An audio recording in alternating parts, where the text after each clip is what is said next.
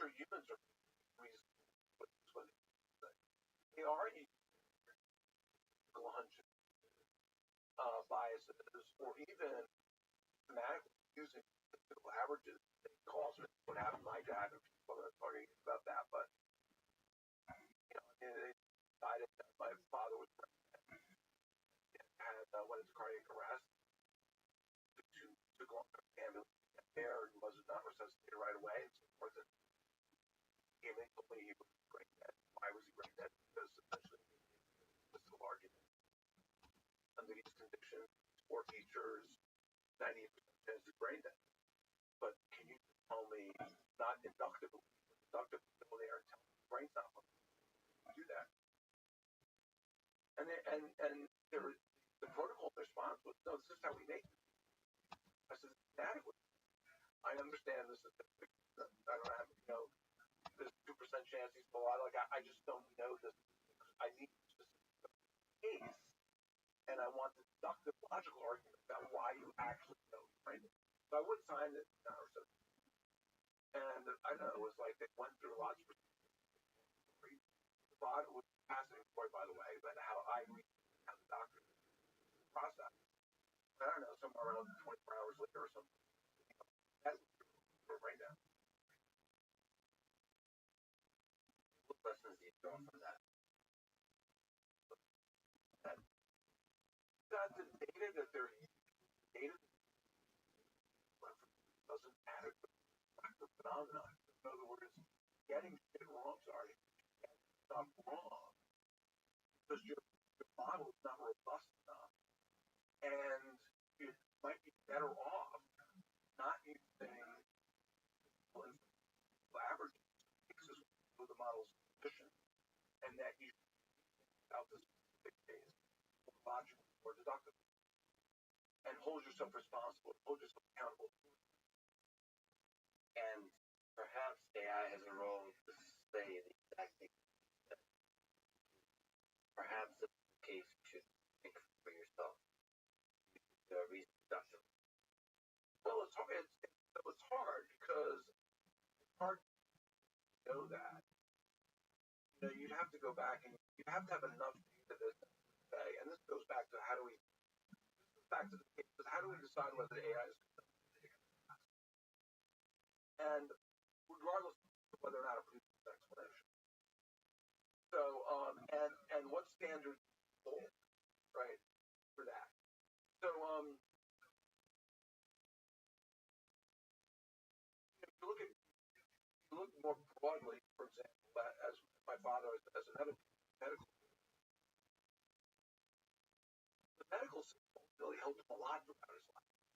Without it, probably would have died. So overall, it sort of worked for him. It would have been that kind of way. Actually, I don't know if that's fair. But maybe not in that particular case. Overall, like the medical system overall. The medical system overall was more good. Another argument. It wasn't for the sake of argument. Let's say let's say that's positive. And I think if now you look at a particular example, have you done enough studies to know how good that prediction really is? And have you done enough studies to compare it to say, well, what if we dug in more direct? Let's get the evidence of the deductive thing and not use this here. How often would that have done better? Right? So you have to do studies to know how good the AI actually is. And it's complicated. And how fast it is. To make decisions super fast, if you have more time, right? But if you're ready to pull the plug, a lot of the argument that I had with a doctor, what's going to happen to him in that room? If you do it my way, he's going to die anyway. So let's do it my way. And you raise this question for our society struggle with father, but also with things like race, gender that are coming into play. Certain judgments are made based on things that are complicated in our society, discourse. And it starts I think I'm safe to say that most of the violent crimes committed by males. So if you discriminate based, with male versus female, saying that male more likely to commit crime. One of my very positive and optimistic views of why the study of artificial intelligence, the process of thinking and saying logically, statistically, and how to combine them is so important for the discourse because it's causing us, regardless of what state AI devices are or not, causing this dialogue to happen. This is one of the most important dialogues that, in my view, the human species have right now, which is how to think about it, how to reason well, how to understand our own cognitive biases and what to do about it. That has got to be one of the most important things we have as a species. Honestly, we've created an incredibly complex society of making abilities to amplify noise faster than amplify signal. We are challenged. We are deeply challenged. We have big segments of the population with enormous amounts of information. Do they know how to do critical? Do they know how to be objective? Understand what they are doing, never mind what their AI is doing. Such a important dialogue we have. And we are fundamentally, our thinking can becomes fundamentally biased. And there are statistics, and we shouldn't blind ourselves, we shouldn't discard, but we should understand the nature of it. As a society, we decide to reject critical inference, to favor understanding and deciding on the individual. We consciously make that choice. So even if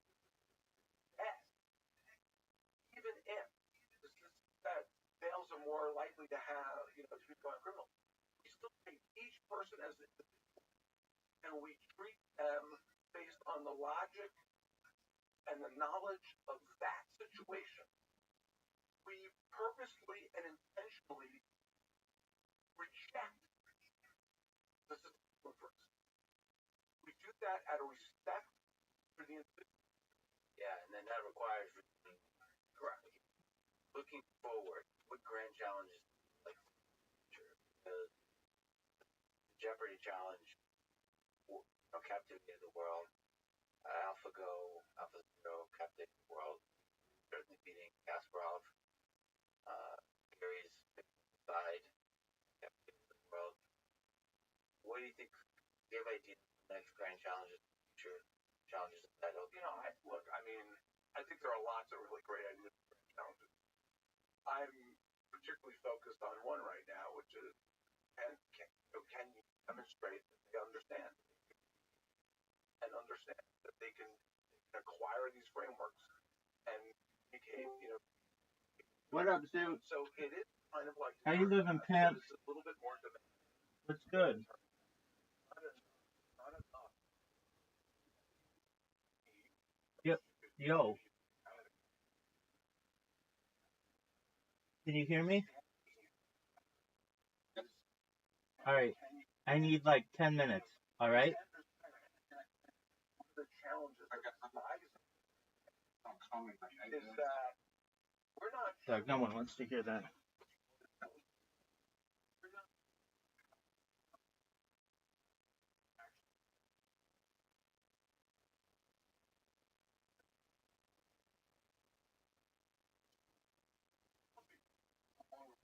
I'll try that on dating.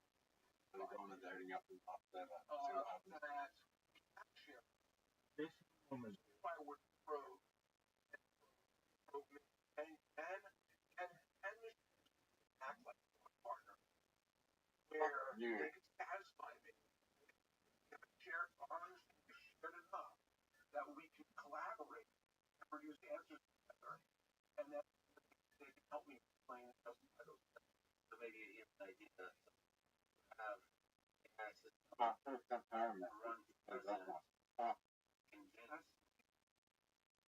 I'm being a bumble. Wait. Wait, wait.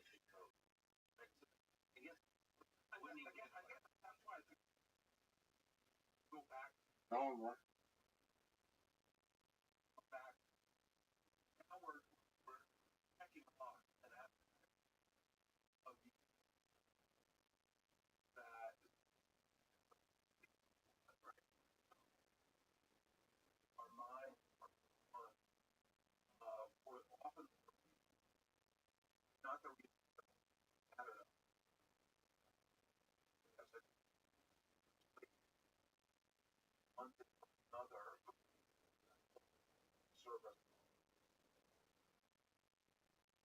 Benchmark should not play with those. I don't think so. And I think that's where we have to set the higher standards for ourselves. Of what back to now require information reason argument for the amount of Muslim. Can you acquire new knowledge? Can you understand? Can you acquire knowledge? Identify where it can you explain that? So I think another way to think that perhaps is kind of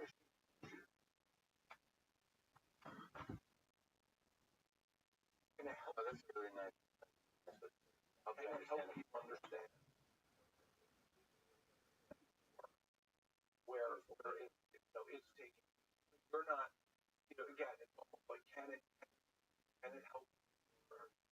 And in an arbitrary space, like an open domain, can you tell them and this borrows from fiction? Dude, I have good news for you. Often learn about this, right? I'd like to understand, and then work with me, help me understand. That's quite brilliant. I got enough rest that I'm going to be able to beat your ass for hours on end.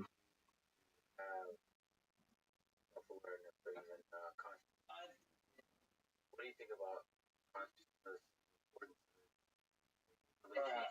Having a body, an hour at the gym, having a presence. an hour, 20 minutes at the gym, and I did an hour back, and then I went to go for 45 minutes. I am fucking body.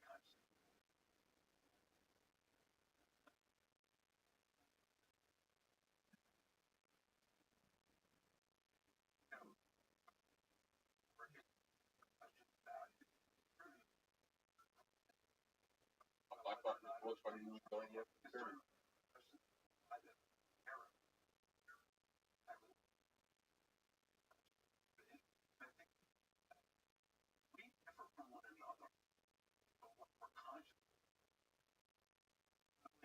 Yes, sure. There's degrees of consciousness. So, there's areas, like it's not just But nevertheless, very simple. Let me even not talk about consciousness. Talk about another really interesting topic of mortality. Fear. Watson are not have a fear of death. certainly not. Most humans consciousness have no element of finiteness. Or and I think people that mentioned survival, that adds to the whole consciousness tied up with that we are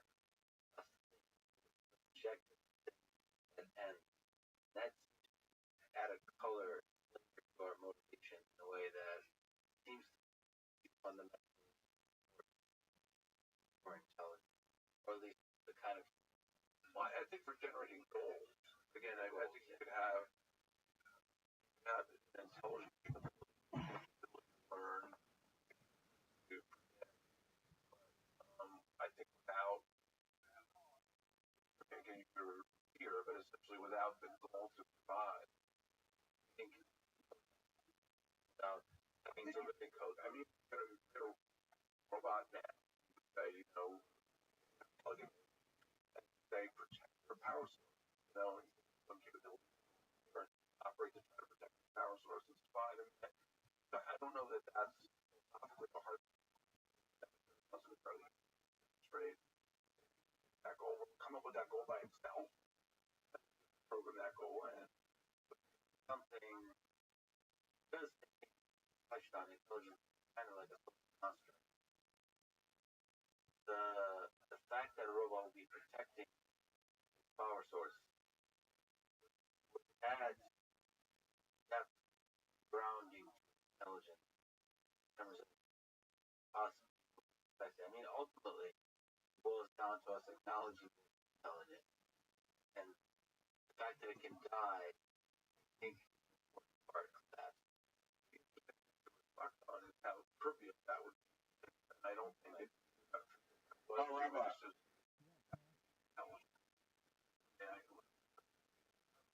I still got a bit on myself, eh? Of course. I'll be with it.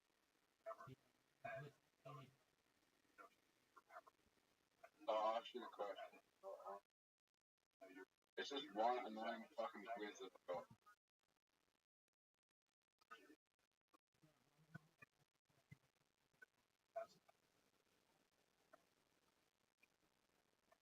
The Grok?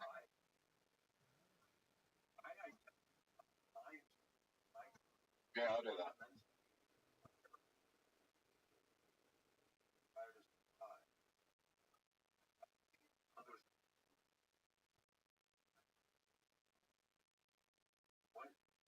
Timeline here, I have a Is Twitter Premium worth it?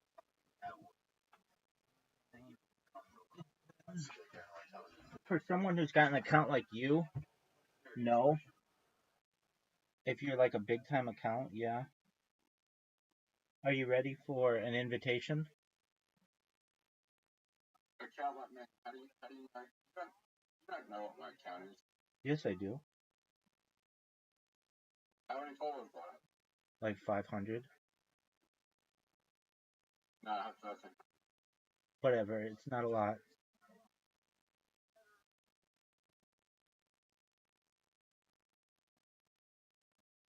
Do you want an invitation?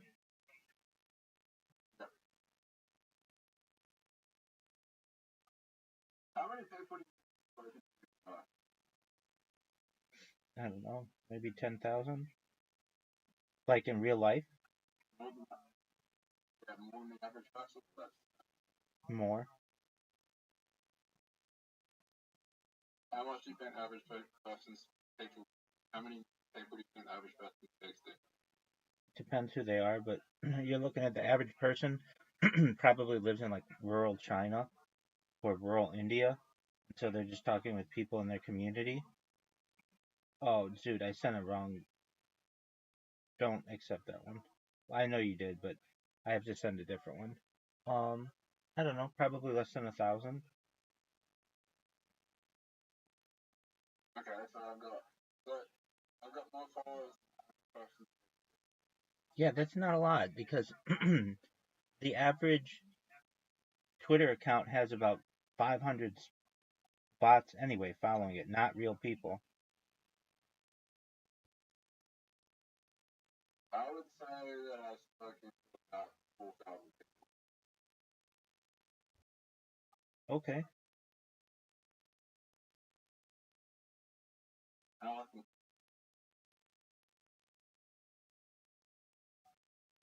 Don't fuck me, dude. Don't fuck me.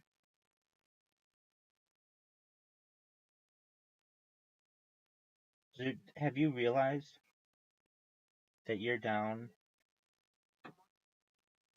one whole month?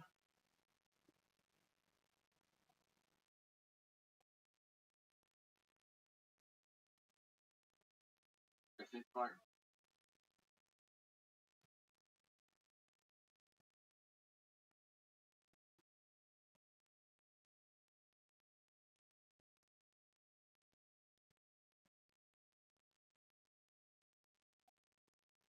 you do heroin, you do heroin, it's going to an increase your chances of becoming heroin. So, you hang around someone that does heroin, it's going to increase your chances of becoming heroin addict.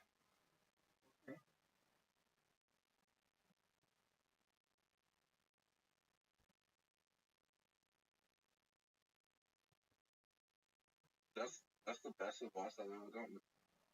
Someone said that to me like a couple months ago. The best advice I've ever gotten is focus on your health. If you can discipline your health, then everything else. Yeah, just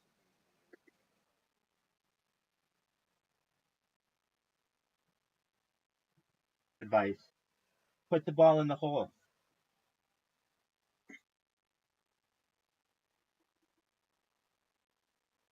You realize that you're down 2 holes to none?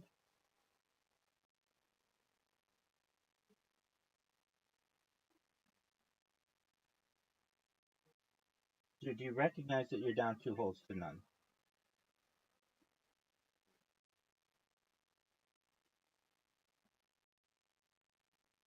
all my water weight. That's cool, Zoot.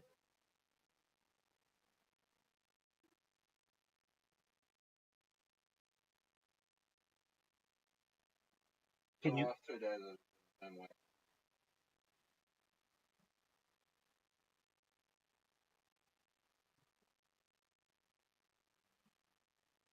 Which means it's going to take me longer to burn that. rank that shot?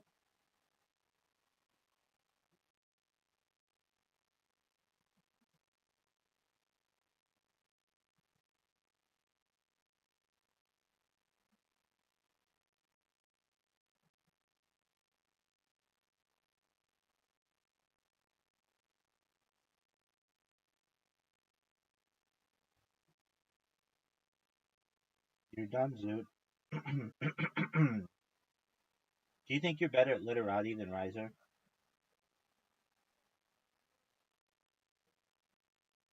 He beat me.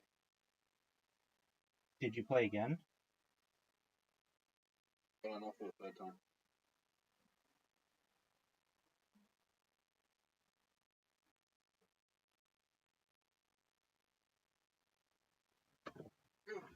Ah, fuck, I fucked it. That's not going to be.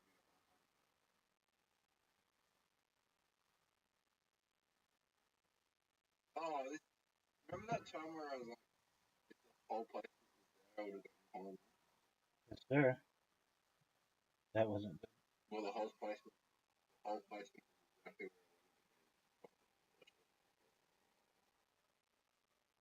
Sure.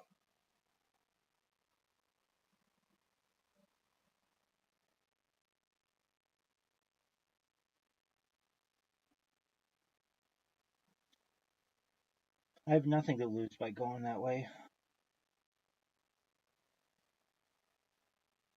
That's such a difficult shot.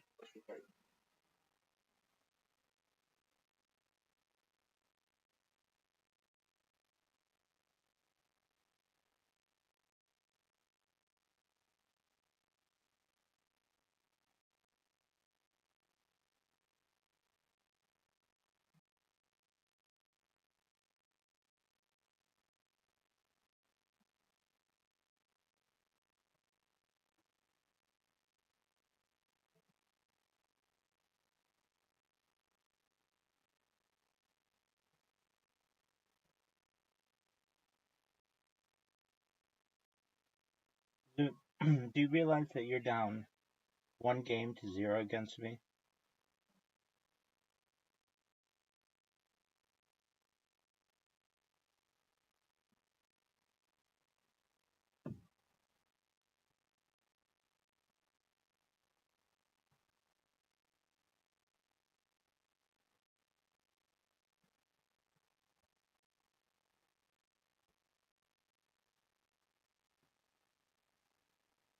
Is it you ready for one of the best shots you've ever seen?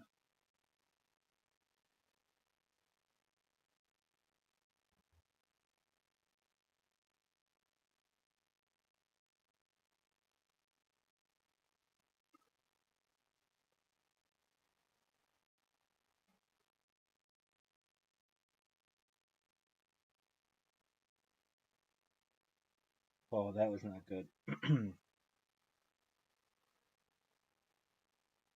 Too bad you got like a. Oh no.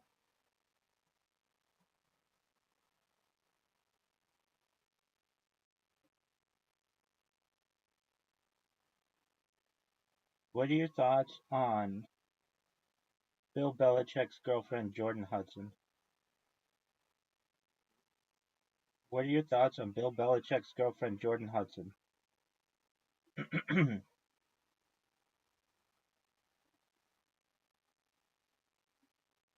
Fuck. She's a smoking hot cheerleader chick. She looks like a Disney villain, but like hot.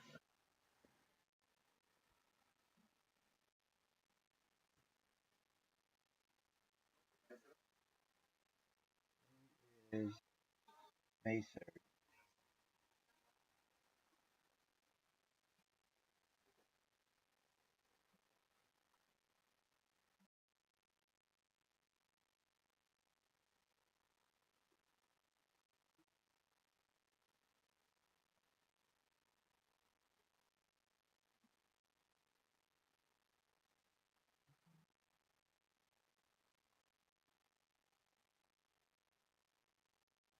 How's Harry Potter Obama Sonic Tenini doing?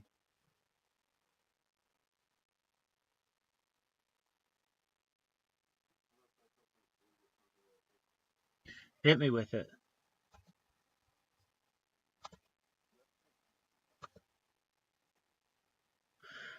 I think you're probably right. Why do you think so?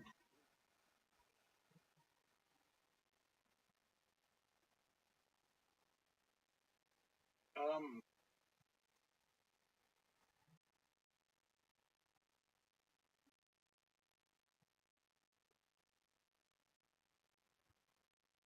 you gonna play? Oh, baby girl. You gonna? Yeah, sure. Um,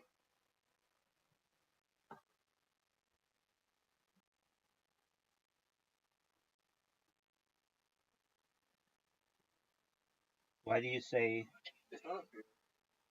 It's not fair. People, the theory itself is done. It can do, and no one gives a shit anymore. Right? And now, Solana came along and had all these meme coins and all this popular. It got really popular because everyone was trading meme coins. And the president even launched his own meme coin on it. And when the president, so everyone's focused on Solana right now. But I have a feeling in the next 3 to 4 months, they won't be, people won't be focused on Ethereum or Solana. They'll be focused on another chain. what chain will that be? It's probably Sui.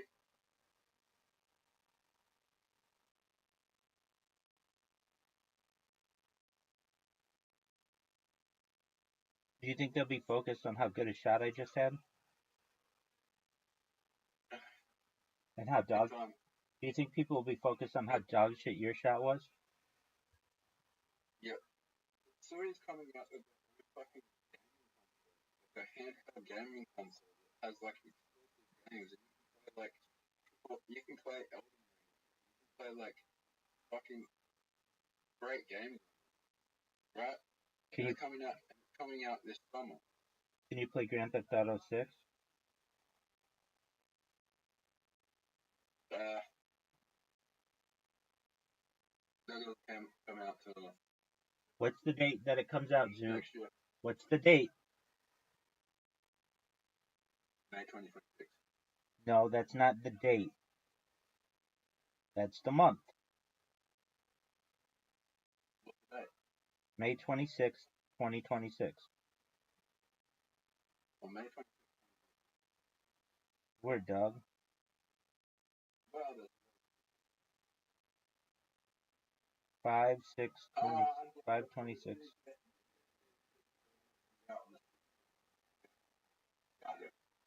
All right. 5/26/26. I didn't.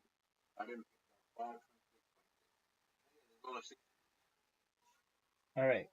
Did you know that you have lost 2 games in a row to me? They should have played it.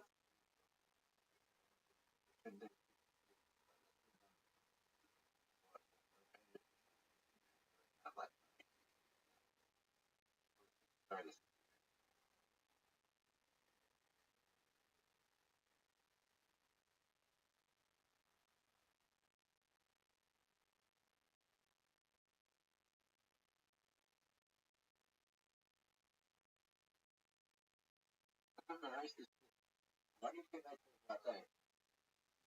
The beginning of the summer, so they can get a lot of money out of people. Like kids will just be ending school and have nothing to do but play that game 24 hours a day. Even though it's an adult game. Oh yeah, they know that probably the majority of people playing it are not going to be of age.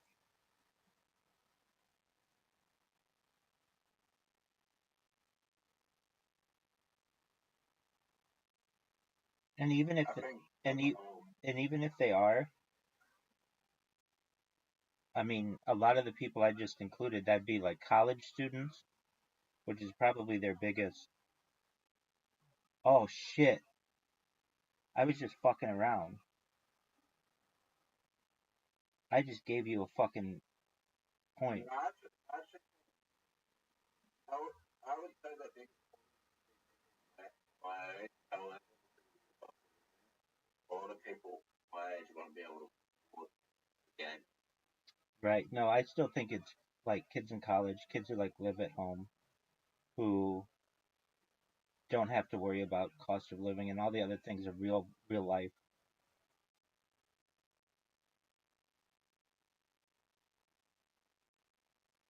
Hit my ball. Perfect, Zoot. That was so helpful. I gave you a point on the last hole. Give me one here. Dude, you have a difficult shot.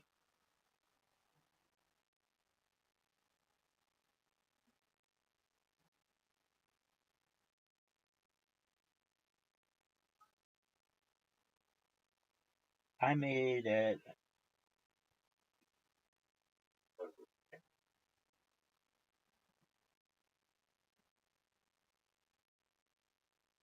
What are your thoughts on this shot?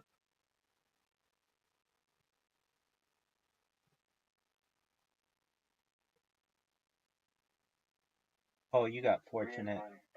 You got fortunate, dog. You got fortunate, Zoot.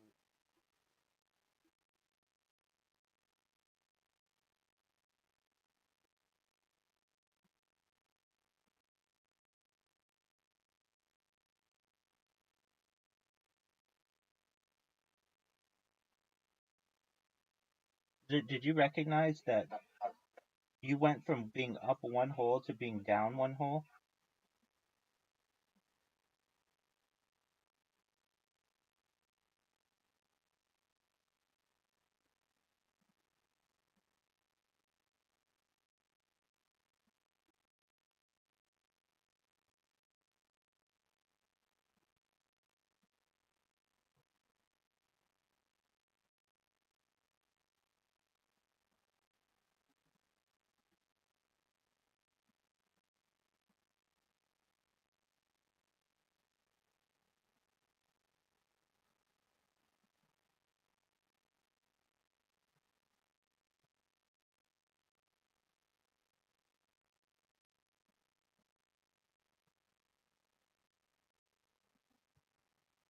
Oh, I just helped you.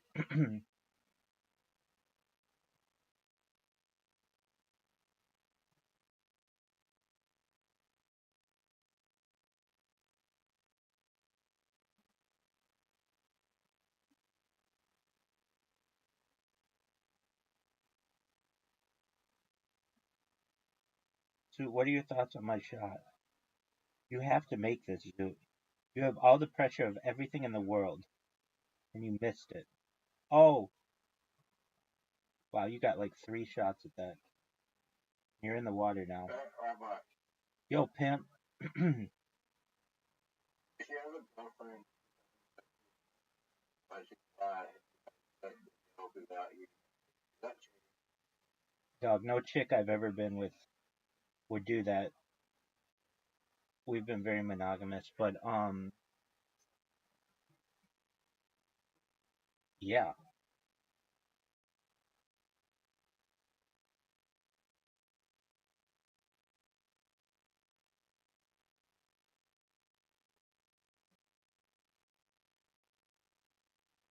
what do you mean? Monogamous means you stay with one person.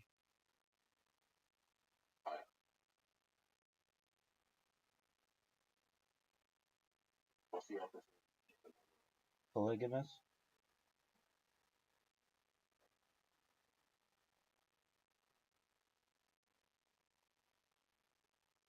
Dude, I'm in the worst spot.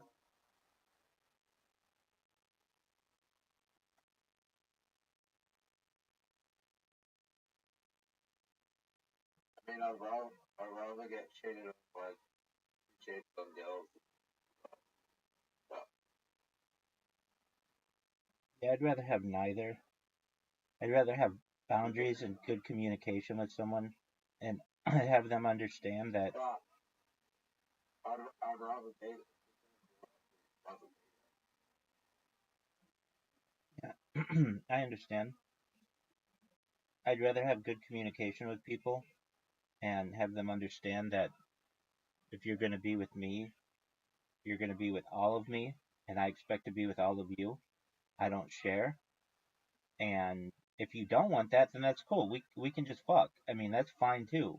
But if you want to put labels on this and define it as a relationship, then I'm with you, you're with me, and that's it.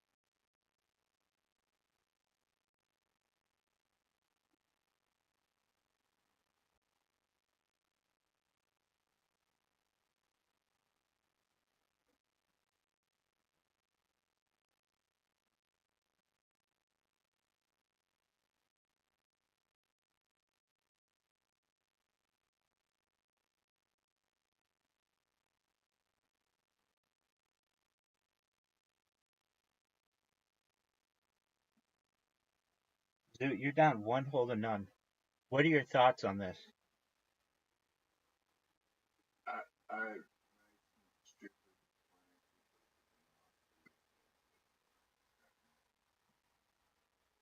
Well, I just made a bad mistake myself.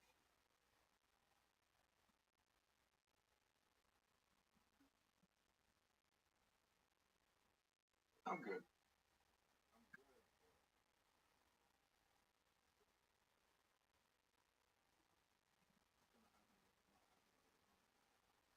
Stop right there. Perfect shot.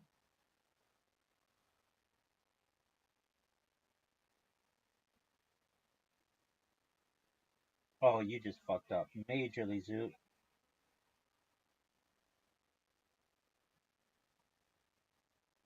Dude, just because of that, I'm going to put you out of your misery very quickly.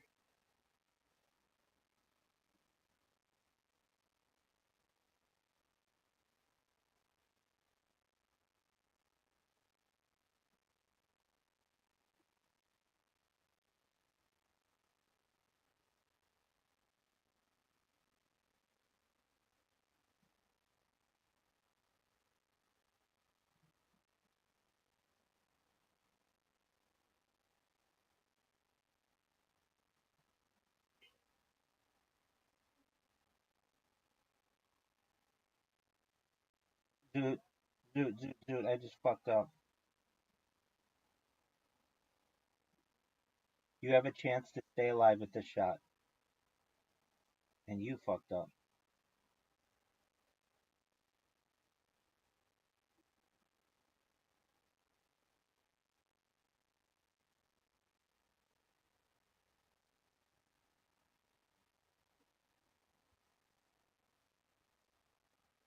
Thanks for the help.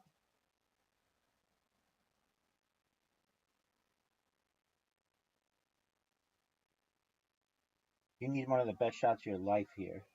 So I went from tying on this hole to winning this hole because of that douche move. I want you to know that. You are losing by 3 holes.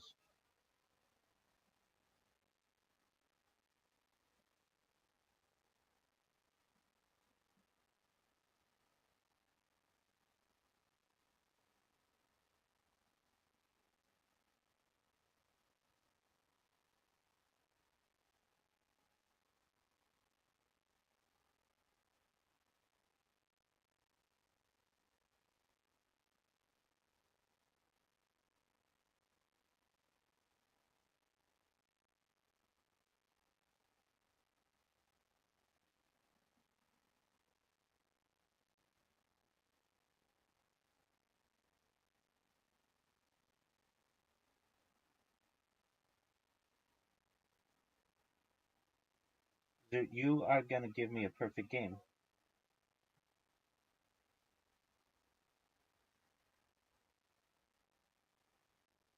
Alright, I'm gonna go.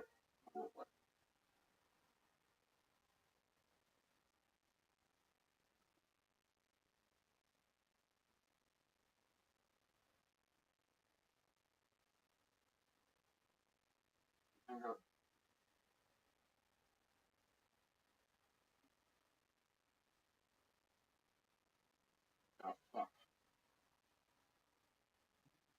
Look how fantastic that shot was.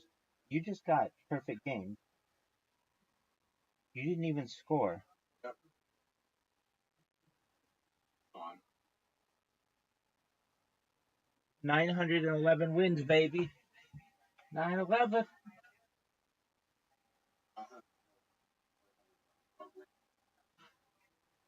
How many games have you played?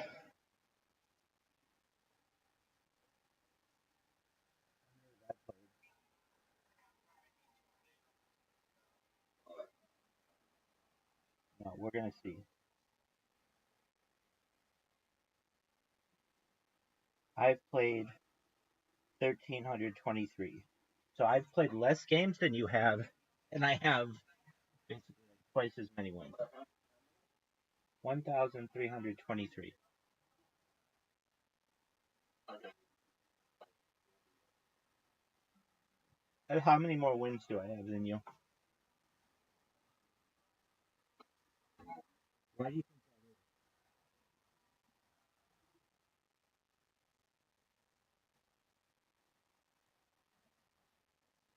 All right, Shit. are you ready to play literati? Can I play top? No, because you're gonna give up. We finished with darts. Darts is a dessert. I like you ending on a win.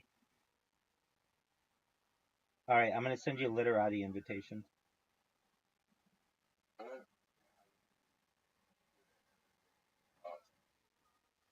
suck at it. I suck at it.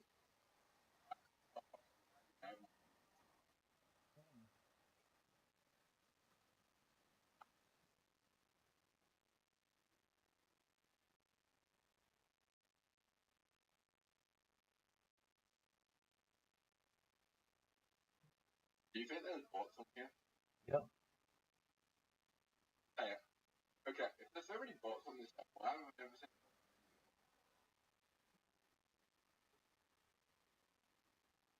Who's to say you haven't? I've never seen a bot on? Who's to say you haven't?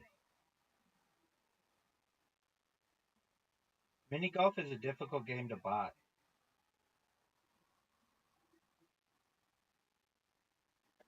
Yeah, because every shot is like a custom shot. It's not like darts where everything is always the same. Or bowling.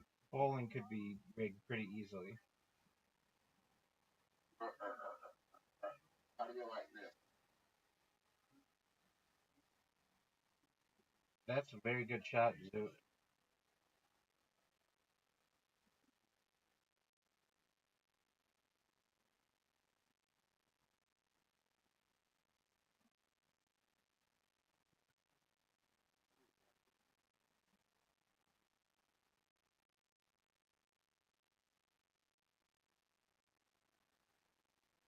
I think you might win this game.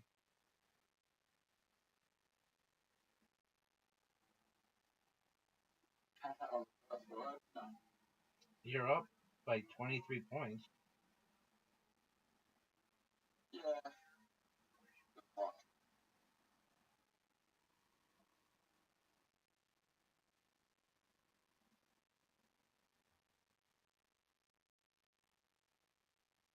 I mean, how often? What are the chances of a team winning a football game after getting first touchdown? They're like astronomically high. Really? After the first touchdown? Yeah.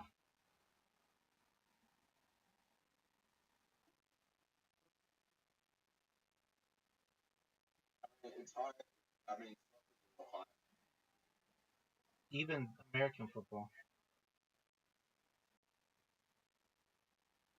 Yeah,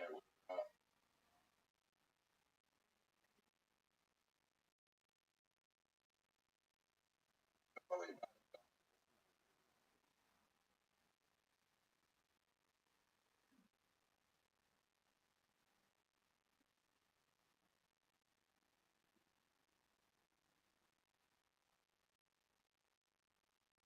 I'm coming back on this one.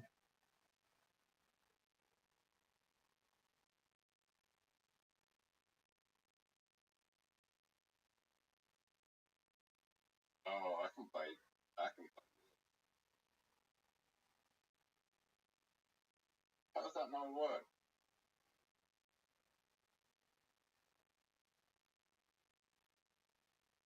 Chill up, chill up, chill up, chill up, chill up, chill up. What about being? Have you thought about?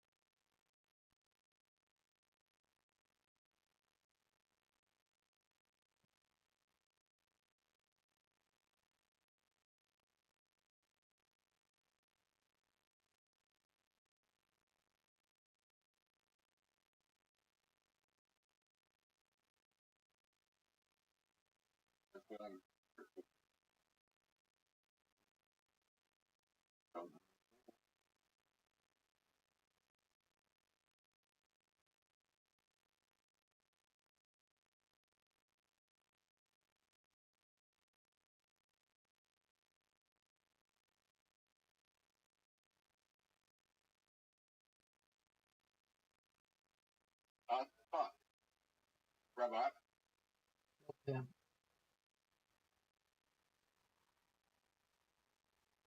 I choked.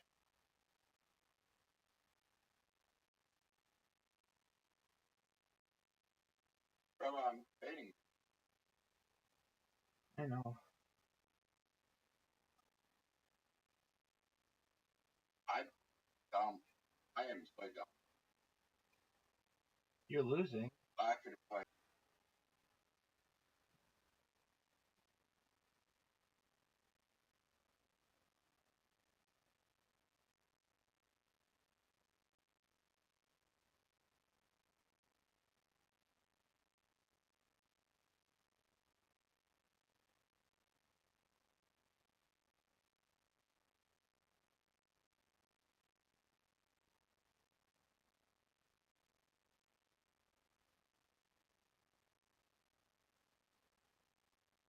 Oh, look at. That's a very good word. I was focused on the wrong place. Don't play. Don't play. Don't play.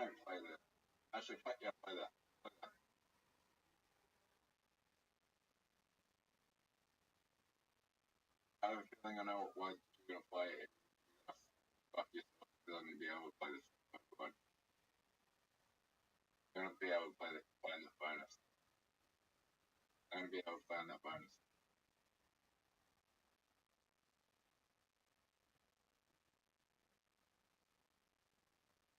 I told you I was going to be able to find that bonus. All right, let's see what you're gonna do.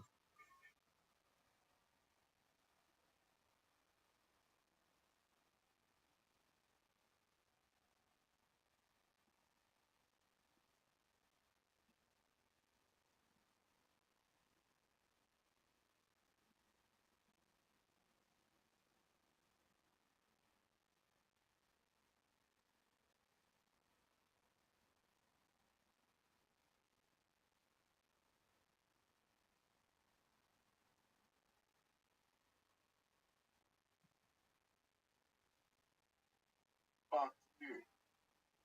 Do you see the scoreboard? Yeah, what? Let's see you Okay. match it. Let's see you do well. I am very well. I'm not actually that far behind you. That was good. But you start first. Yes, sir. Being 5 behind. Being 5 points behind.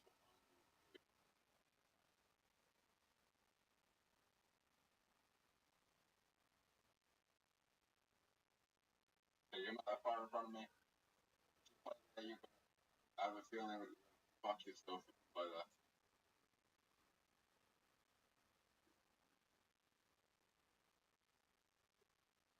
I have a very long word. I actually can't play. What happens when you die?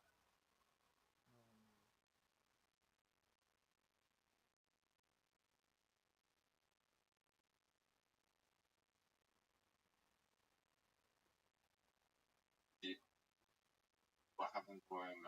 What happens to your body when you die?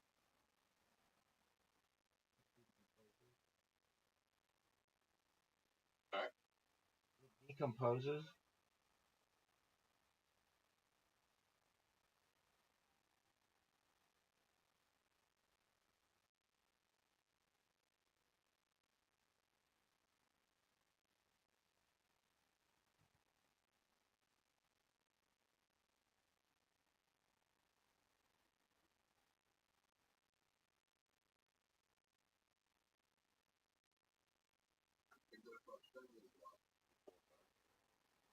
No one knows.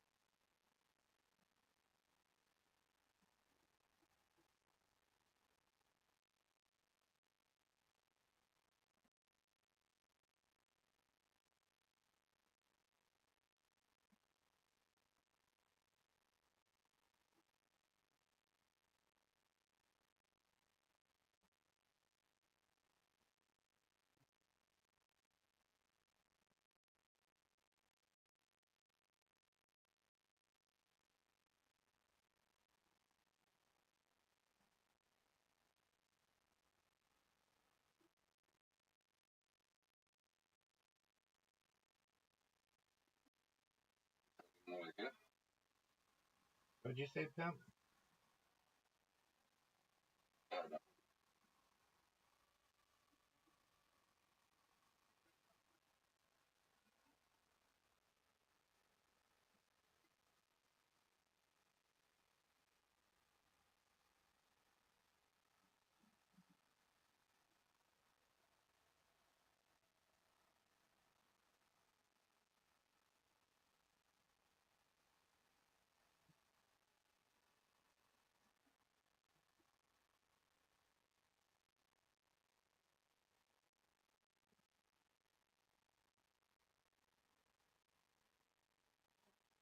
That was good.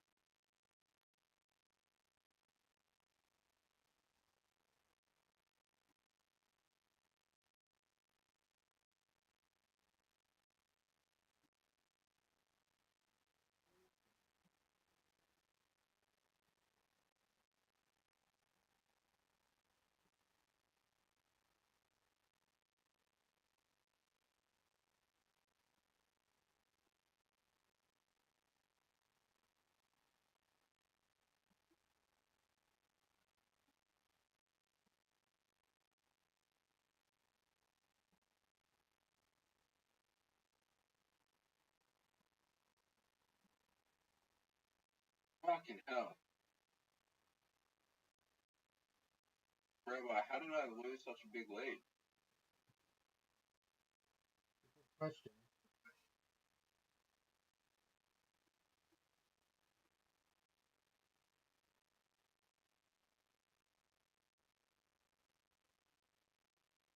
Who point? Wait, is who point penalty? I don't know. You used one as an S. Yeah, you.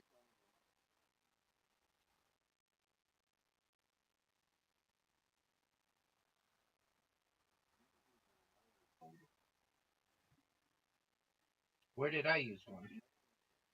Where did I use one? You used Hey, you used it. I wouldn't use it there. That was you. Yeah. what? Yep. Well, you did.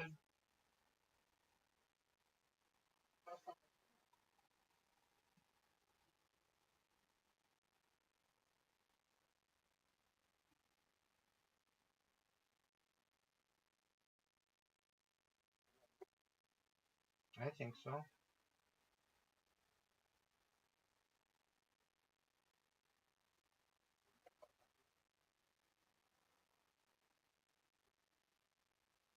No. Fucking hell. Whatever. Help me.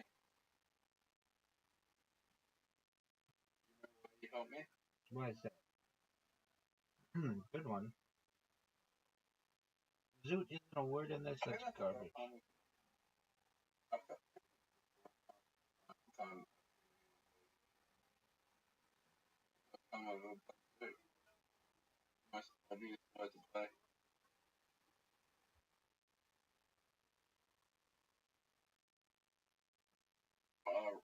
Rabbi, you talking? Look at the score. You talking me? Look at the Well, score. I think I'm gonna win. Okay, let's see it.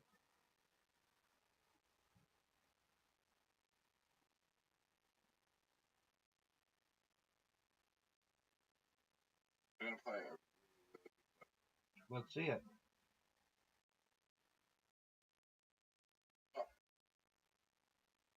Um,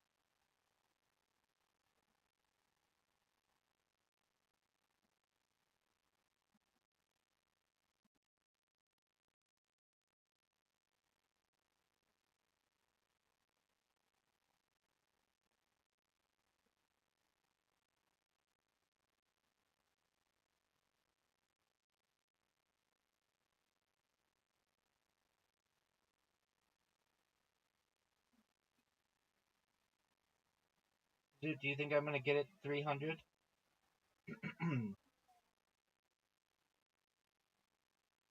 I don't. Maybe. If I get your points. Oh no, I didn't. You ended it. Alright, I got you again. Dude, I've won over 130 games, most of which are against you. How does that make you feel?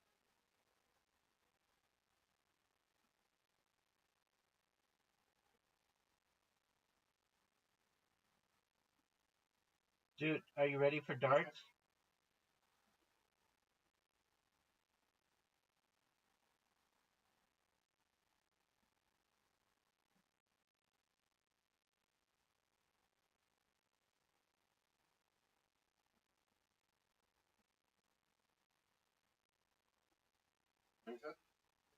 Dude, I gave you an invitation. Are you gonna play?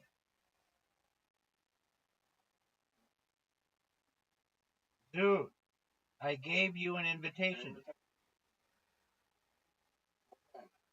Darts.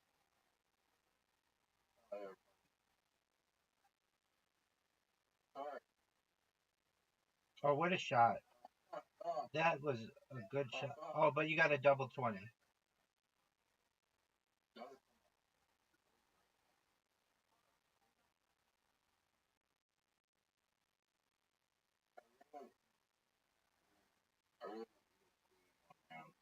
Um, 20.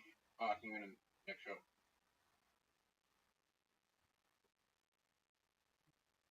Oh, how did I go? Oh, what? That happens so often.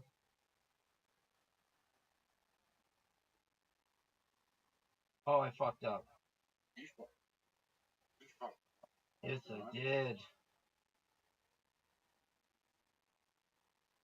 Oh, what? I should have lost it.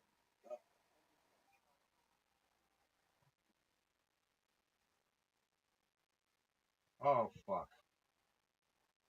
But I actually feel like I should. Yeah, you should have lost. Let's just put it that way. I'm superior at this game than you are. Let's, I Oh, want you to win one. yeah, okay.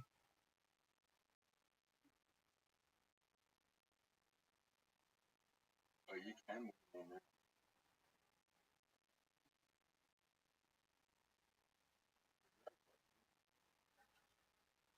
20, 20, 25.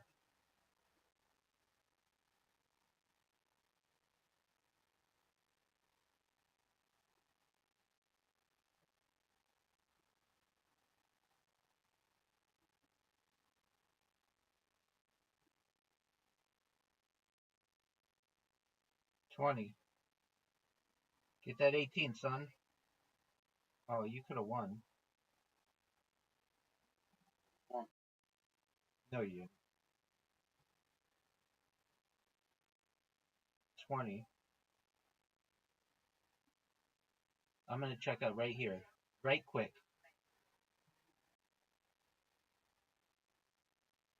Oh, fuck that.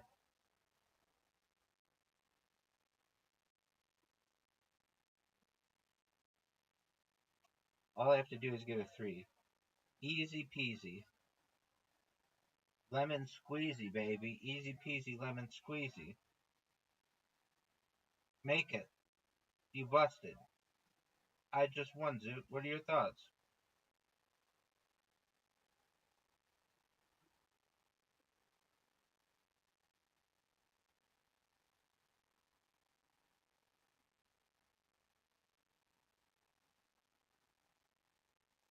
Oh, I almost got it in one thing. I just got 100 points, Zoot. Zoot, you're done. Zoot, you're done. A superior player. Superior player.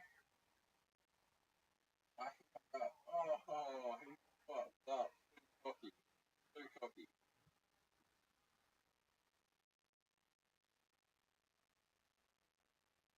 Get that 18. Get that 18. Oh, you were close. Of course, because I'm sexy. Boom. Check out, Zoot. You're done.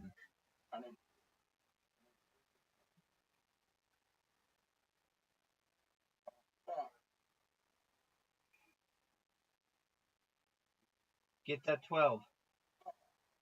Oh, you fucked up. Zoot, you've lost 2 games in a row. What are your thoughts?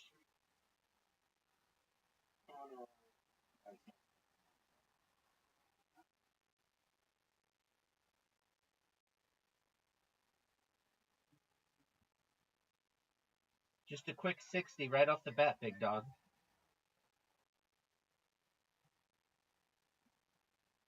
1, 20, 20.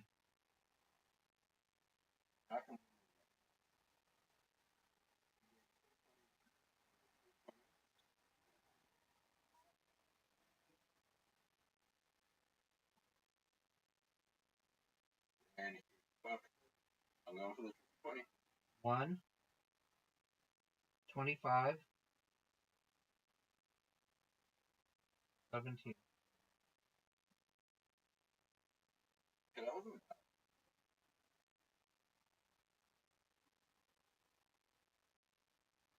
I wanted to win. I wanted us to go to the tiebreak. You love the tie break. Nice checkout. Just a win. Are you proud of yourself? I know.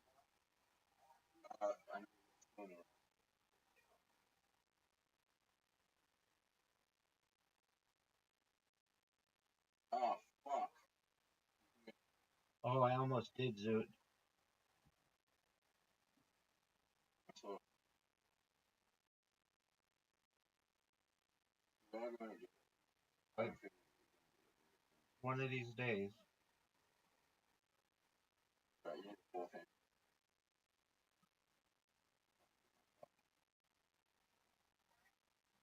What do I need? 220 for 1? Double 20 and a 1. Get that 16. 1. Nice checkout.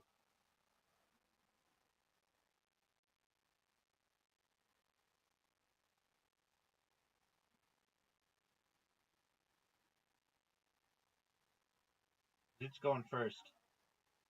That was bad. That was worse. That was good. Yeah, that's really that might come back. 60 and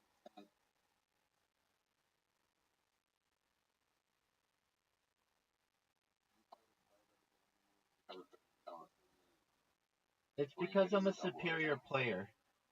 Because I'm better looking, I'm sexier, I'm funnier, I'm more athletic, all of the above. Get that 13 Zoot.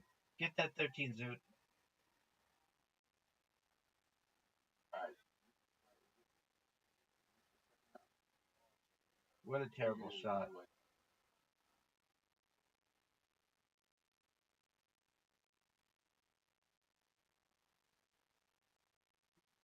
I have a feeling we're gonna go to the tie break.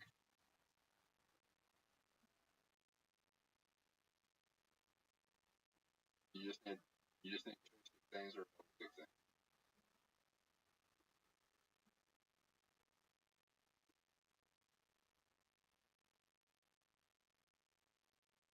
How do you play so bad?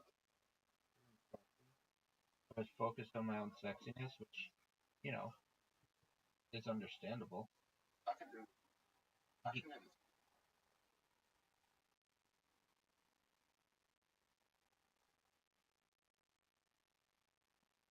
Alright.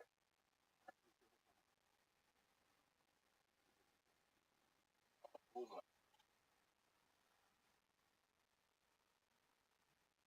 I don't know how you go from bullseye to that. I know. My finger slipped. I don't know how I could do it either. You're lucky.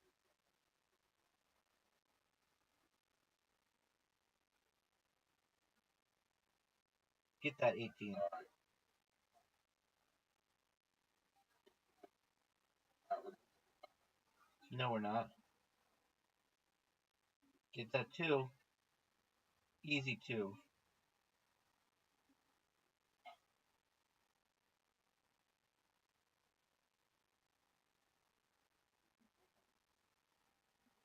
Dude, I keep busting on like triples and doubles.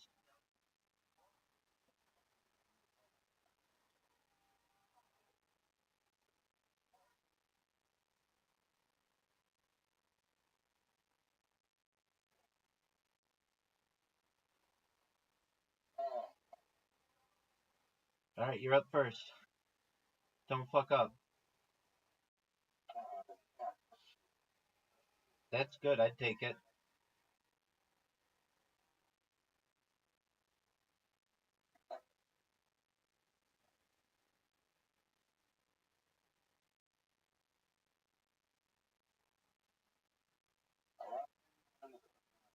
Alright, well, you're going to wait for a long time because I'm not that good.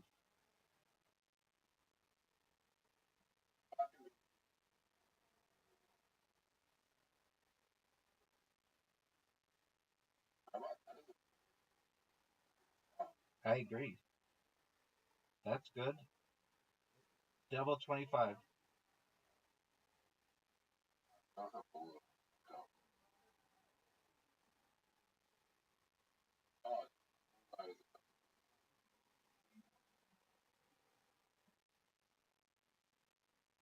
Huh?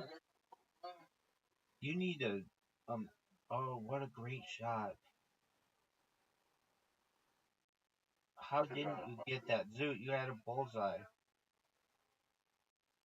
I know.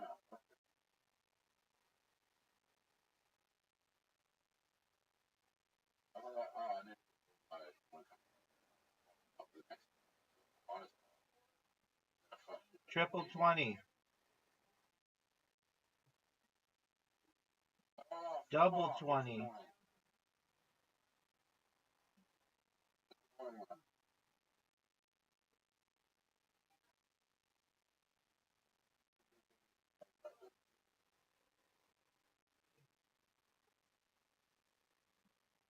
The annoying part is there's only one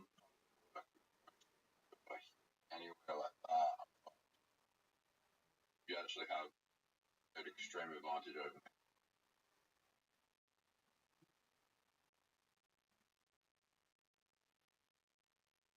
Alright, we're going to play Blitz. How did you back from that? Because I'm sexy. I came back from down 100.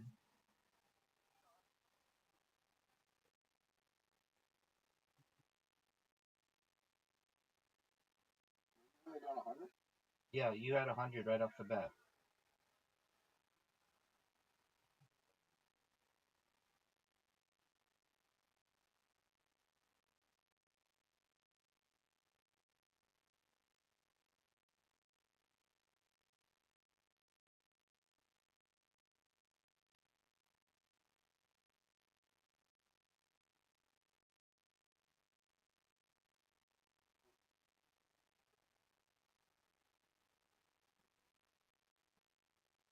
Rabbi, Yo, pimp. possibly play fight to fight with you. This was top. I'm not sexy. Okay.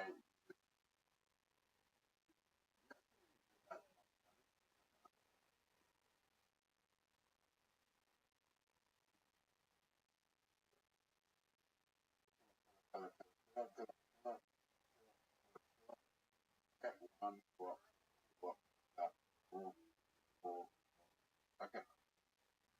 Oh, fuck. Rabbi. Yo, pimp. Fuck. I know. The good news is I'm about to fuck. You're not gonna touch me. Look out. Yeah.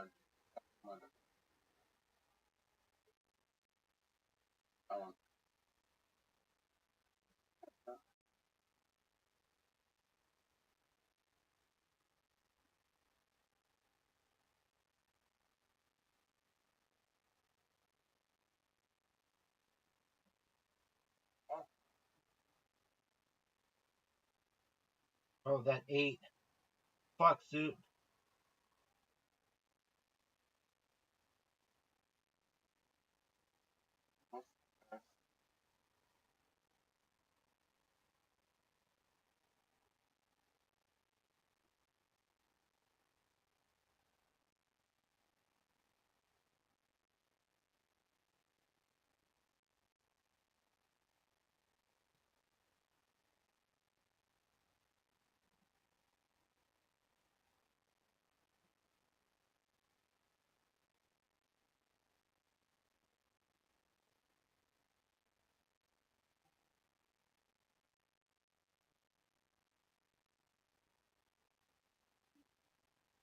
Dude's making a comeback. Get it. What a comeback.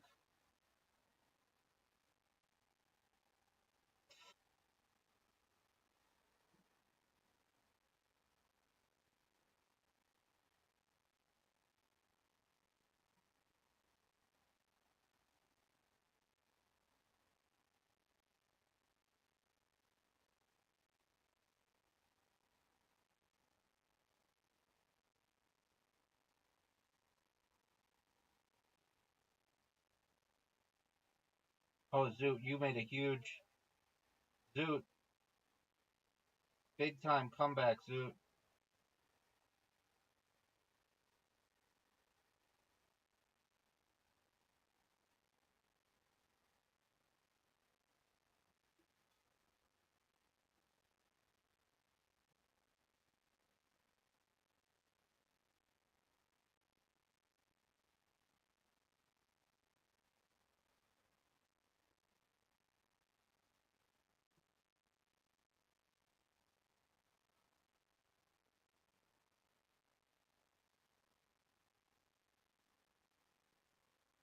Zoot, you're gonna win.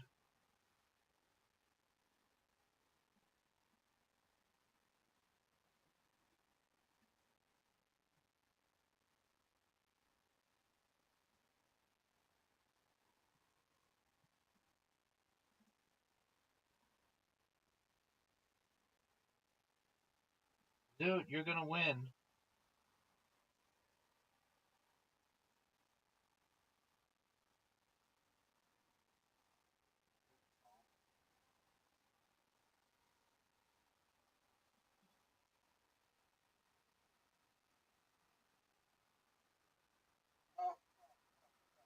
Oh, yeah. That's the. Fuck you. That one was just lost.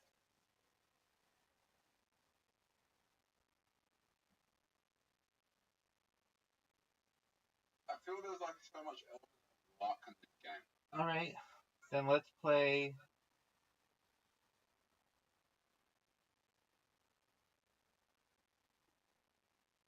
You know it.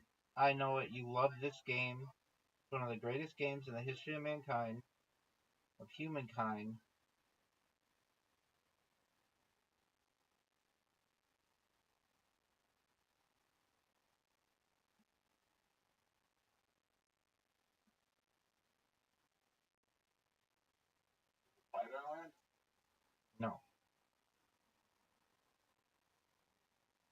How come I never played it, man?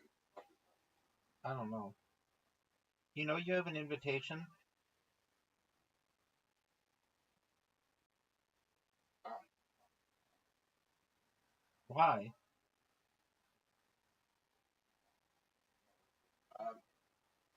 what?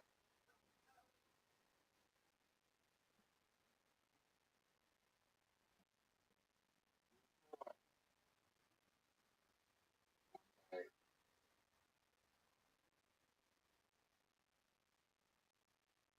I feel like we're gonna come out with a new game on Funko that we call Can't Stop Playing. It's Yeah, not Minigo. yeah, Should we send them a record? yeah. It's called Grand Theft Auto 6.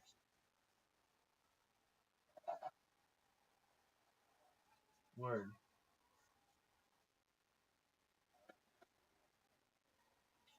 Zoot, you just gave me an open shot. Shot on goal. Do I take it? Psych! Oh no.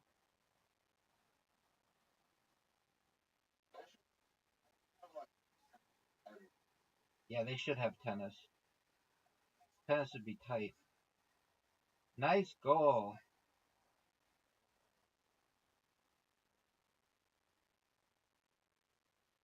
Give me that ball.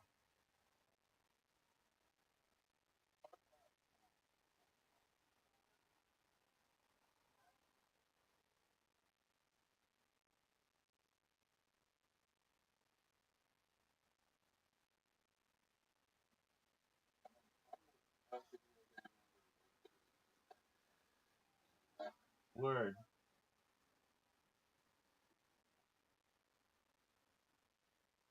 Look at this shot. Your defense is very good. Not now.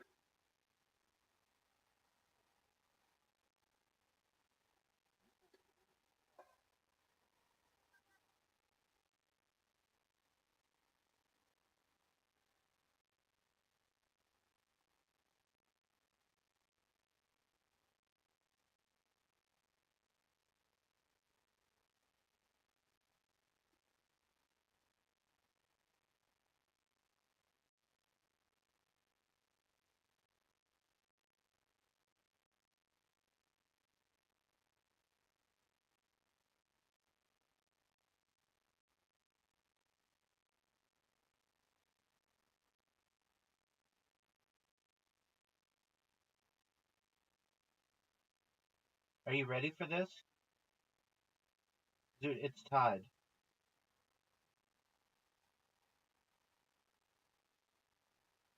Dude, is Bonnie Blue still number 8 or 9?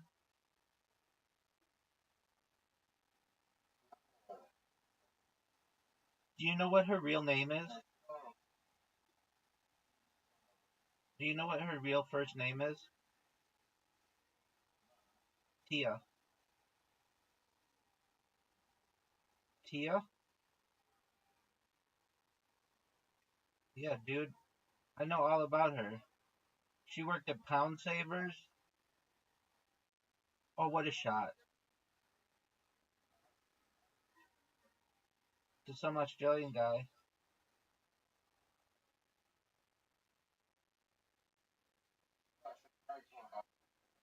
Oh, okay. Well, she moved to Australia with some guy.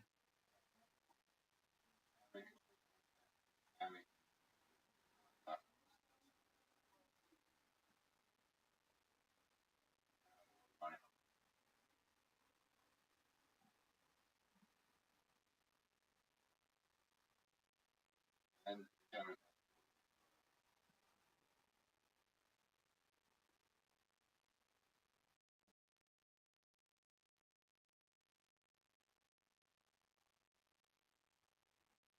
got banned from.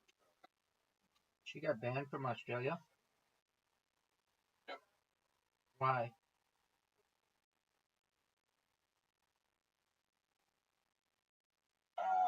It doesn't play.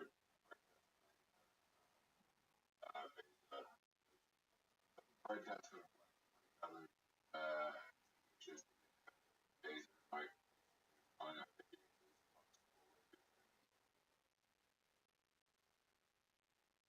like not like with possible.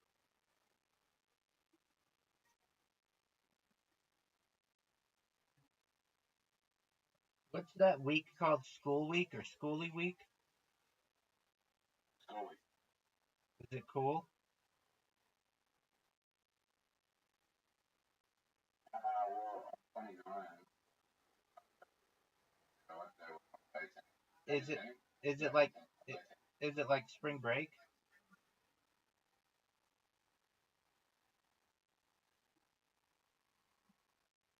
How long was spring break? For example, A week? I think that's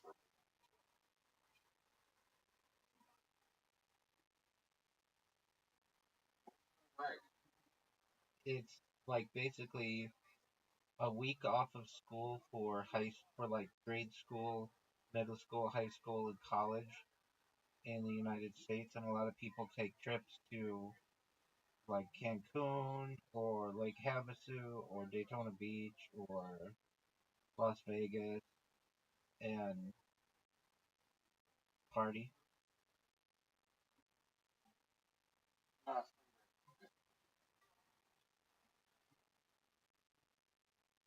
only like it,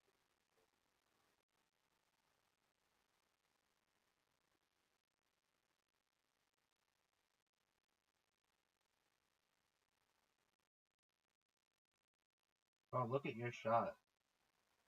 You're gonna win. Dude, you're gonna win this game. Do you know about the dragon attack? Look at this pass. Dude, do you know about the dragon attack? Dude, do you know about the dragon attack?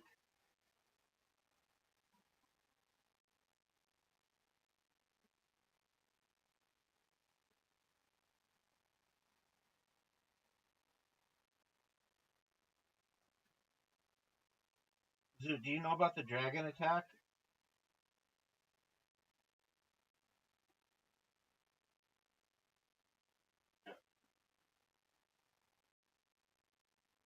Oh, Zoot.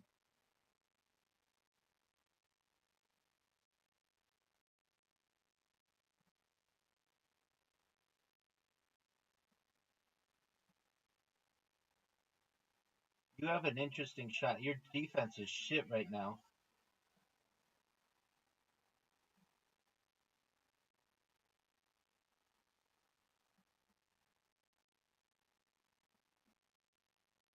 Oh. What are you gonna do, Zoot?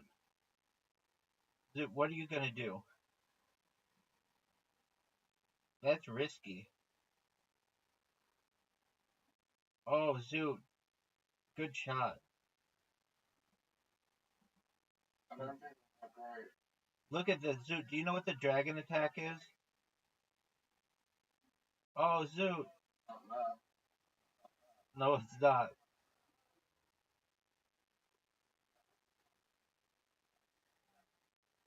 Oh, what? I haven't told enough. Oh, fuck, I fucked up.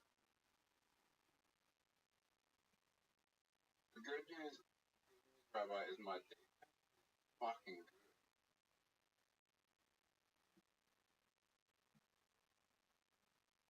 100%. Fuck, I fucked it. Rabbi, your defense is so strong. Thanks, baby. Your offense sucks. Your offense sucks.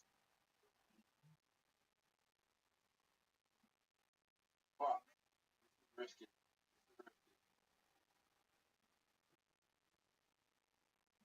Fuck, I fucked it. I fucked it. All right, look at The this good pass. news is, Look at this pass, Zoot.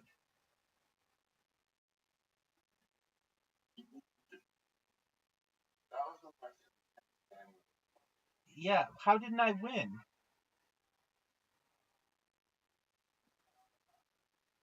It was 4-4. Oh man, I thought it was 4-4. I'm almost certain it was.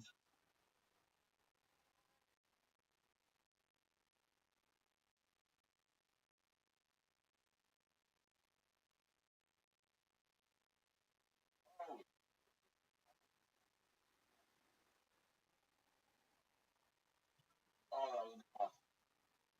Yes, sir.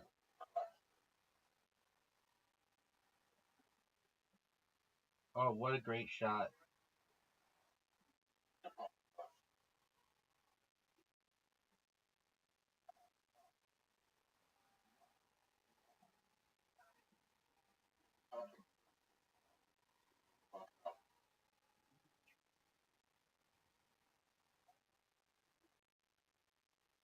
Look at this shot, Zoot. Zoot, do you know what the dragon attack is? Zoot, do you know what the dragon attack is? Zoot, Zoot, do you know what the dragon attack is? Zoot, do you know what the dragon attack is? It's that. It's that.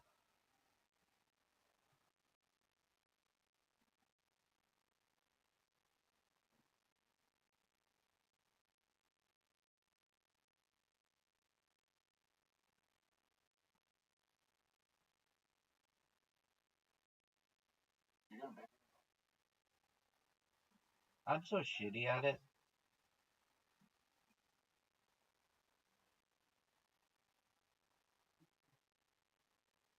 20. 20. Get it again. Triple 20. Okay.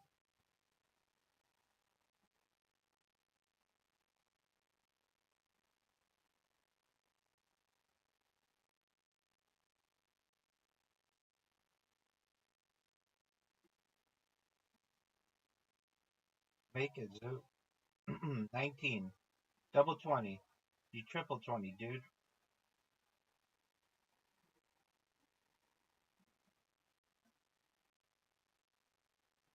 Zoot, did you know that I just checked out?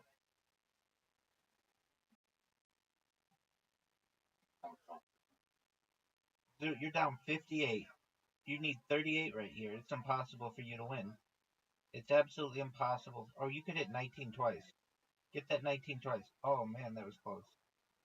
Dude, you know you just lost? I'm coming back on you. I'm getting better.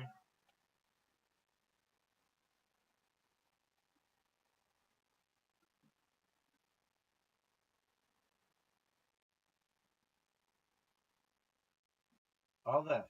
Terrible. Terrible. Dude, I only got 11 points there. Triple 20. Triple 20. Triple 20. I'm going to get triple 20 right here.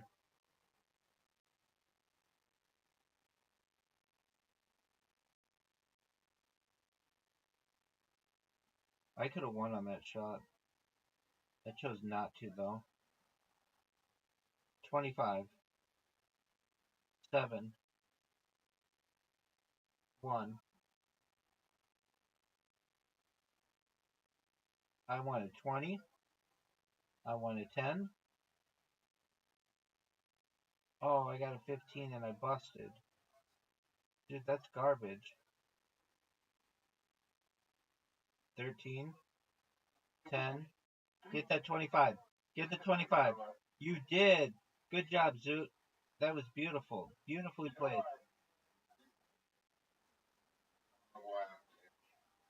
Why?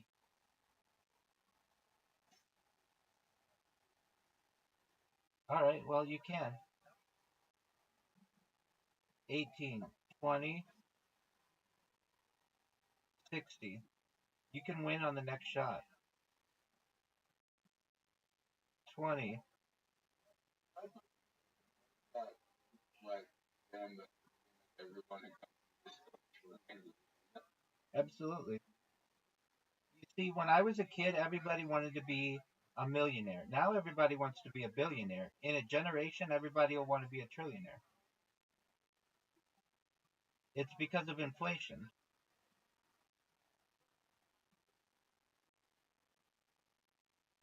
$1 million would buy you a house. Right. But when I was a kid, $1 million was very good, and like a generation before that, that was generational wealth. Nice checkout,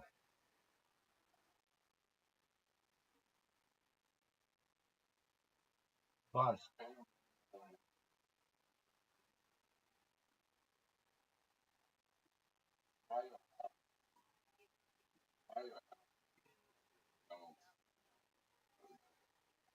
Word dog. 20, 20,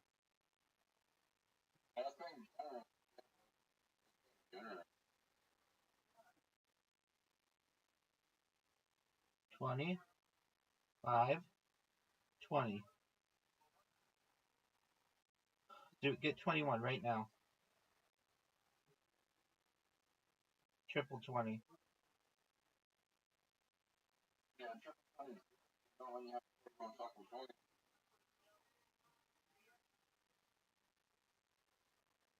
Oh, you nearly busted it. Oh, Yes, I did. 20, all you need is 25. All I need is a bullseye, baby. Oh, I hit it in my second shot.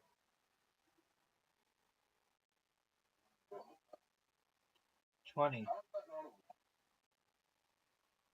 20. Get the one.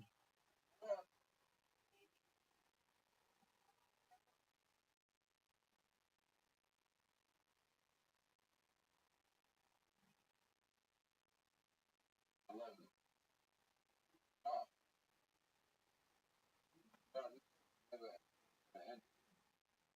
25. Get it. You got it. 11. Bust.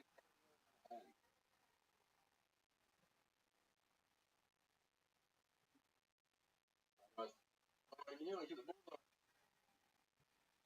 Bust. Did you go? I don't remember. 20, 25. Yeah, you knocked it. We I can come back. Right. Winning the track.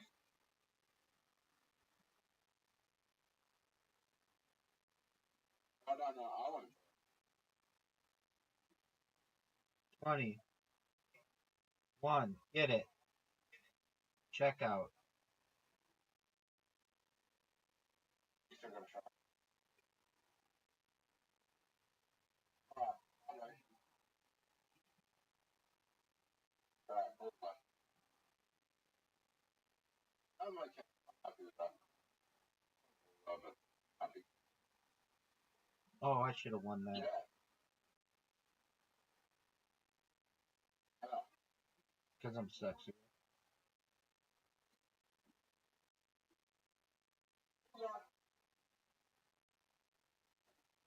Alright. Yes, you did.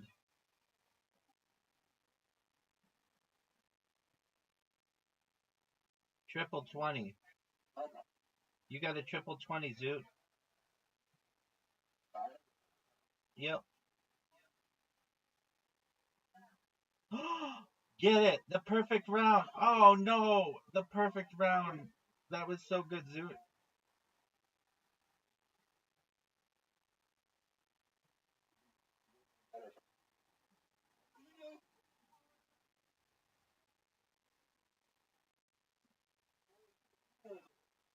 No, dude. I already went, though. Triple 20. 20.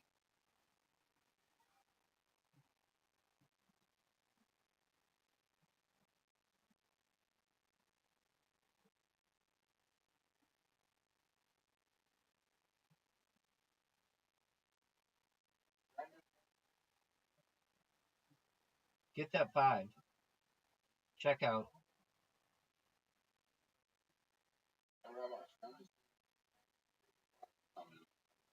You just won your 100th game. Good job.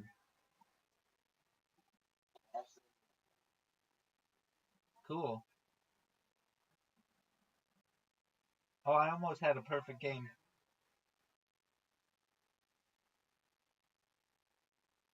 Triple 20. Triple 20. Triple 20.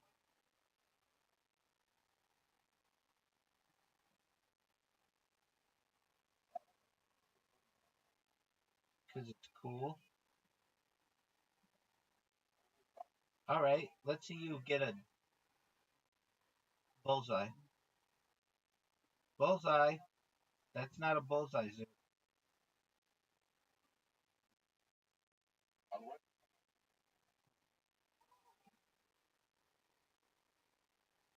You're done.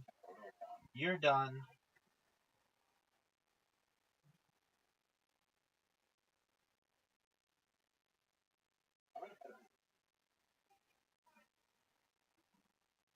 Oh, fuck. I just... Dude, those fucking triples. Fuck me.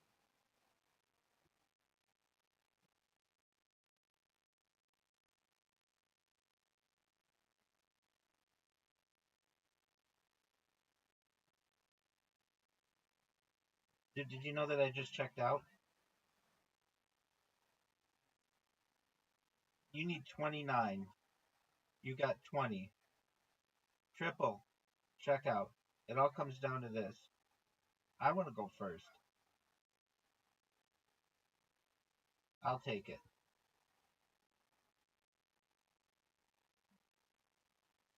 Don't fuck up. Oh, what a good shot.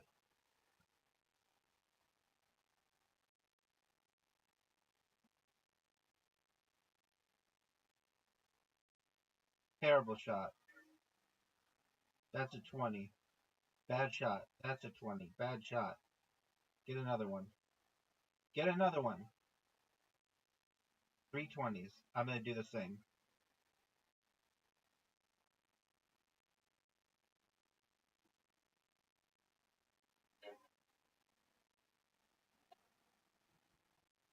Weird dog. 20. Get another 20. And get a 1. Nice checkout.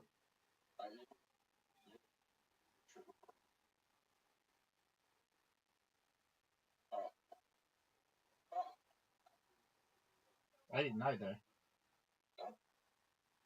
Playoff.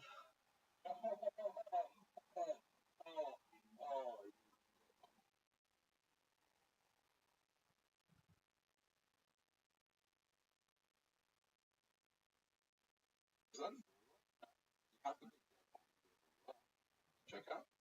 No one knows. I'm going for a look at him.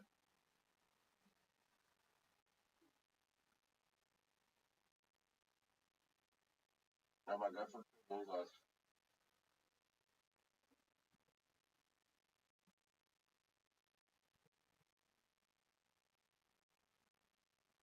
Okay, why is the 20 more than a bullseye? No one knows.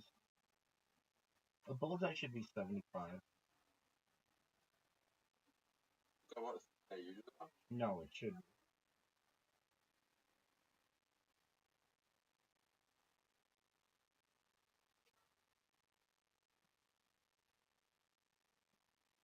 Why isn't the 18 lit up?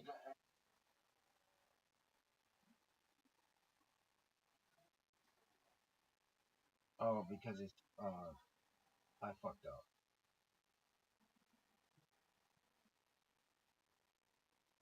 Nice checkout.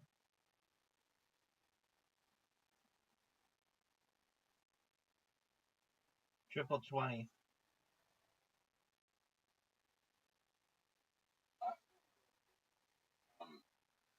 Buzzing on the gym. I think it's tough. Phenomenal, Zoot.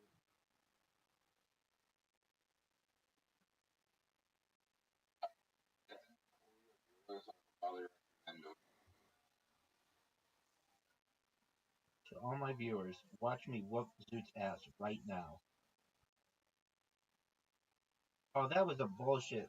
That was bullshit. Dog, you're asking questions I don't know the answer to right now. Zoot, I think you ask more questions per second of your life than any person on earth. What about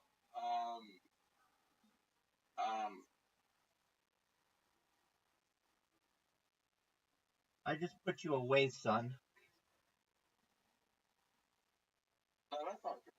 Oh, for sure. You ask so many questions. You're like a 4-year-old.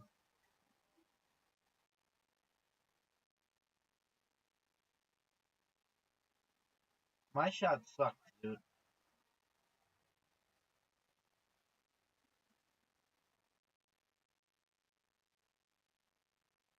Make it.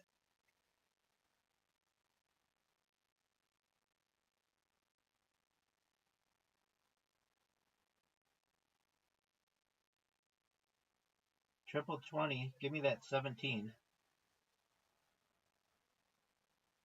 Dude, do you think you can win?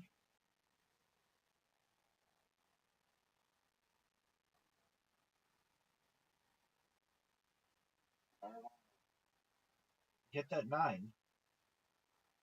Or triple 3. You just did. Nice shot. Alright, I've got you here. Last game. Then I've got robots to program.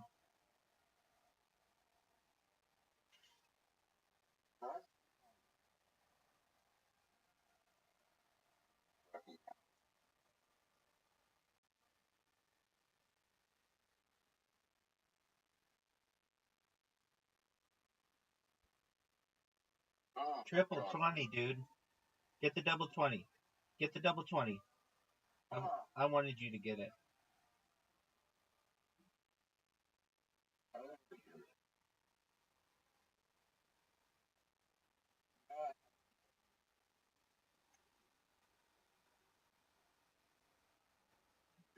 Right, you've always gotten it with like a 7.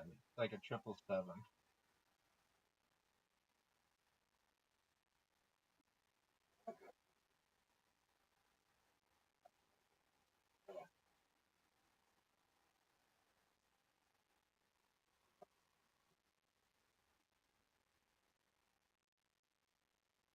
Zoot, checked out. No way you're gonna get it. Impossible. In 2 shots? In 2 shots? Get it, Zoot. 15 and a 20. It's easy. 15 and a 20. What a great comeback.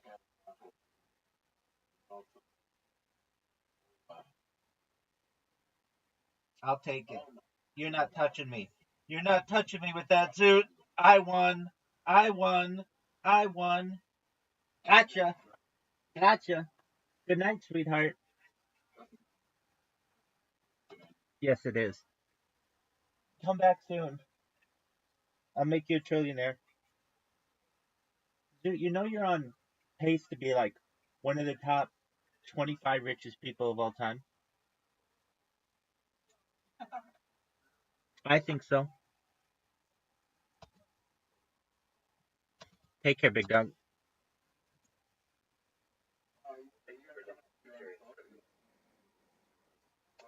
Yep, it's just going to be COCK. The cockstock. Hilarious.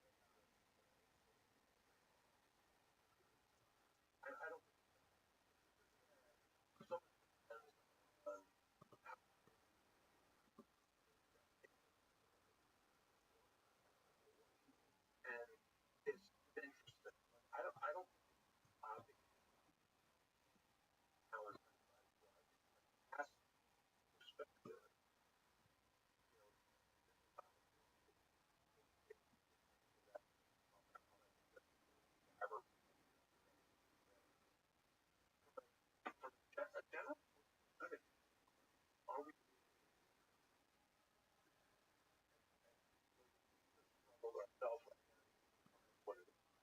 It's hard to emphasize create.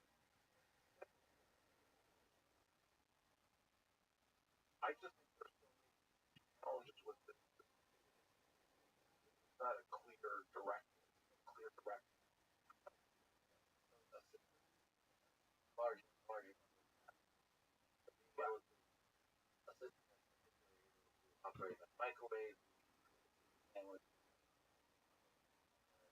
then the facility, then same teaching.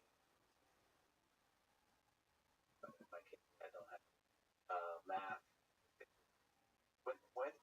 When you get to a general learn it, ask. I want to go back to your body question. Body question. I want to go back to might have you might get. I imagine in that time frame, better and better at learning these kinds of personal on or driving a car. Better and better at words learning communication.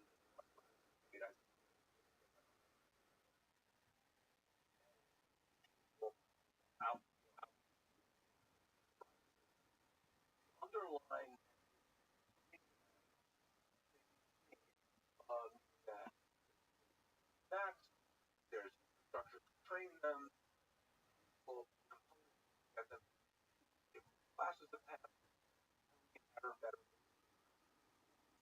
You can see infrastructure in there. It's of a general. What starts getting harder is can we understand there's a part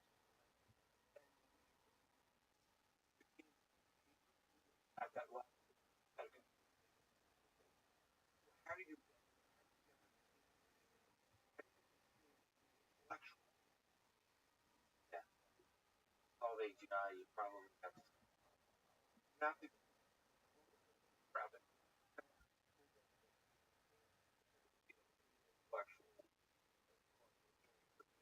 intellectual dialogue.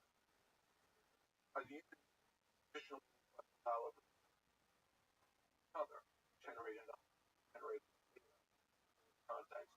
And have every one of those every one of those conversations, intelligent interaction sparks so much prior knowledge that that's the question. And how so I think that's possible when I go back to are we incentivized? I know we're incentivized to perform are we incentivized to ladder on a cognition have that better, you know, to class classify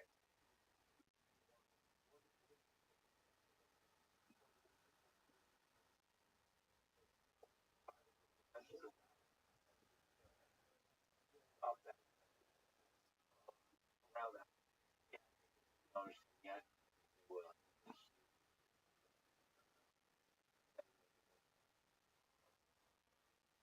I'm a huge fan of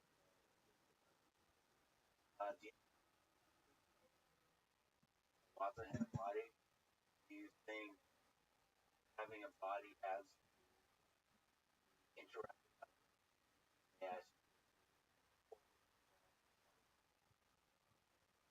I think that share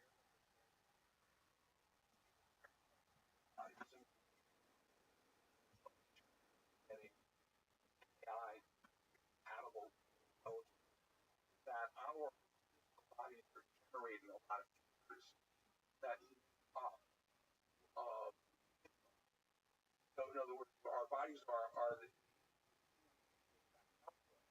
but they're also but our brain generate motion, all these things.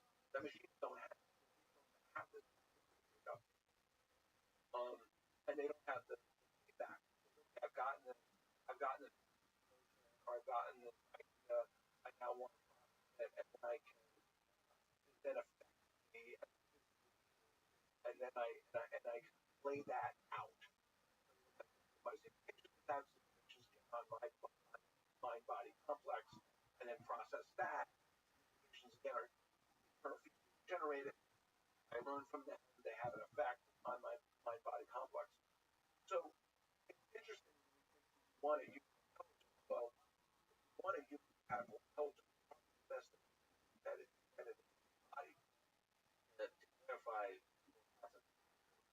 the humanoid robot, robot that look like you, or did you mean actually Elon Musk working with Neuralink, embedding intelligence right along your body? No, I mean riding along is different.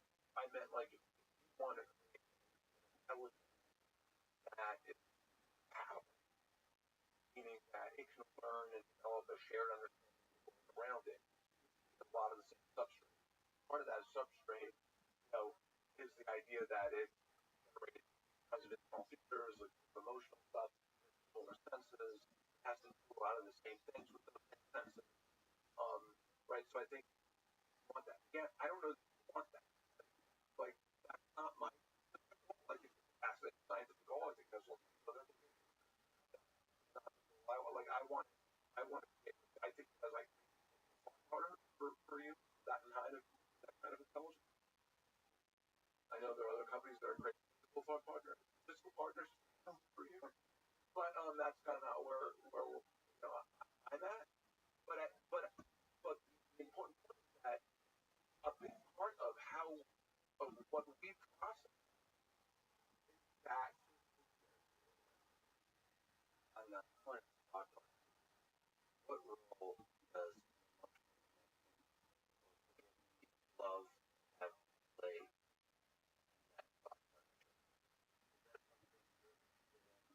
another way of having connection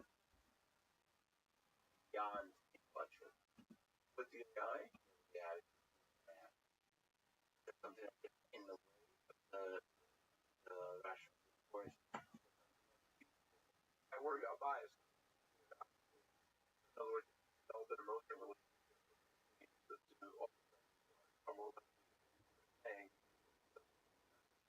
So I work. I think the opportunity is actually an intellectual not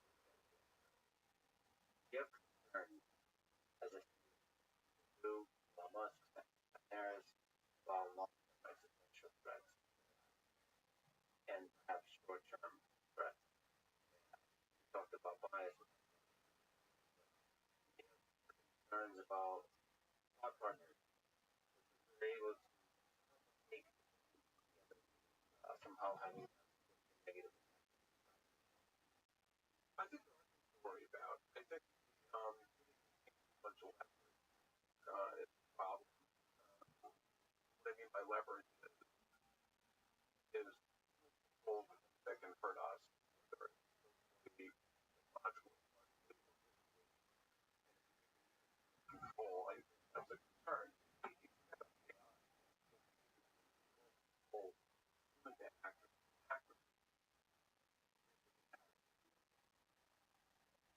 So that's and hackers the driverless car now. All kinds of, but you can also imagine which humans could first one way or the other. Now we have algorithms that we take control over that amplify voice or another. That doesn't mean all the time. Marketing that manage our fears and it's not all when but being like giant megaphone, right? We can amplify it and find control our message. Now very rapidly message to the audience, taking advantage of bias, amplifying them and sway in one direction or another, ways that are not fair, not logical, not objective, not meaningful, and the machine's power.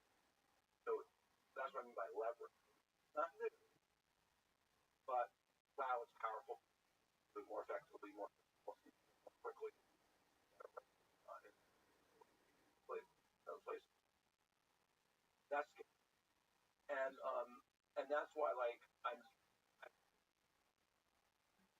that's why I go back to saying one of the most important dialogues we're having is about nature of intelligence and the nature of inference and logic and reason, rationality, and us understanding our own biases, us understanding our own cognitive biases, how they work, and then how machines work, and how do we complement basically so that in the end we have a stronger overall system.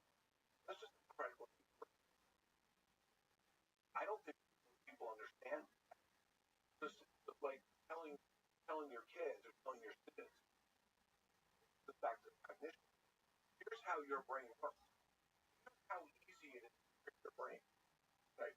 There are fundamental cognitive. You should appreciate different types of and how they work and what you're prone and and what do you prefer and under what conditions does this make sense, does that make sense, and then say here's what AI can do, here's how we can make this worse, and here's how it can make this better.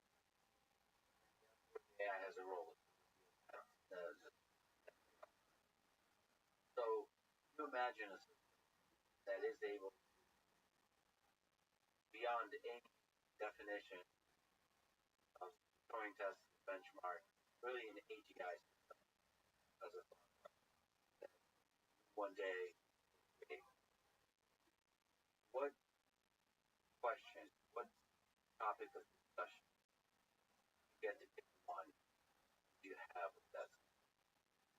What would you ask? You get to find out the truth together. So threw me a little bit with my, but the whole topic. But I think I think what excites me of it is if I really had that, I don't have to pick. So in other words, I can say this is what I care about today, and that's what I like. You go out, do stuff in the next 3 days, and I want to talk to you about. I want to draw analogies. I want to understand how this affects this decision, that decision. What if this were true? What if that were true? What knowledge should I be aware of that could impact my decision? Here's what I'm thinking. Implications. Find that out. Can you give me evidence that supports that? Give me evidence that supports other things. Boy, that would that be incredible. That would be just incredible. Just long distance. Just a part of whether it's a medical diagnosis or whether it's various treatment options, or whether it's a or whether it's a social problem that people are discussing. Like each part of the dialogue, one that holds itself and us accountable for reasoned and objective dialogue. Together, on this record, the longest conversation together. An honor. It was a pleasure. Thanks so much. A lot of fun.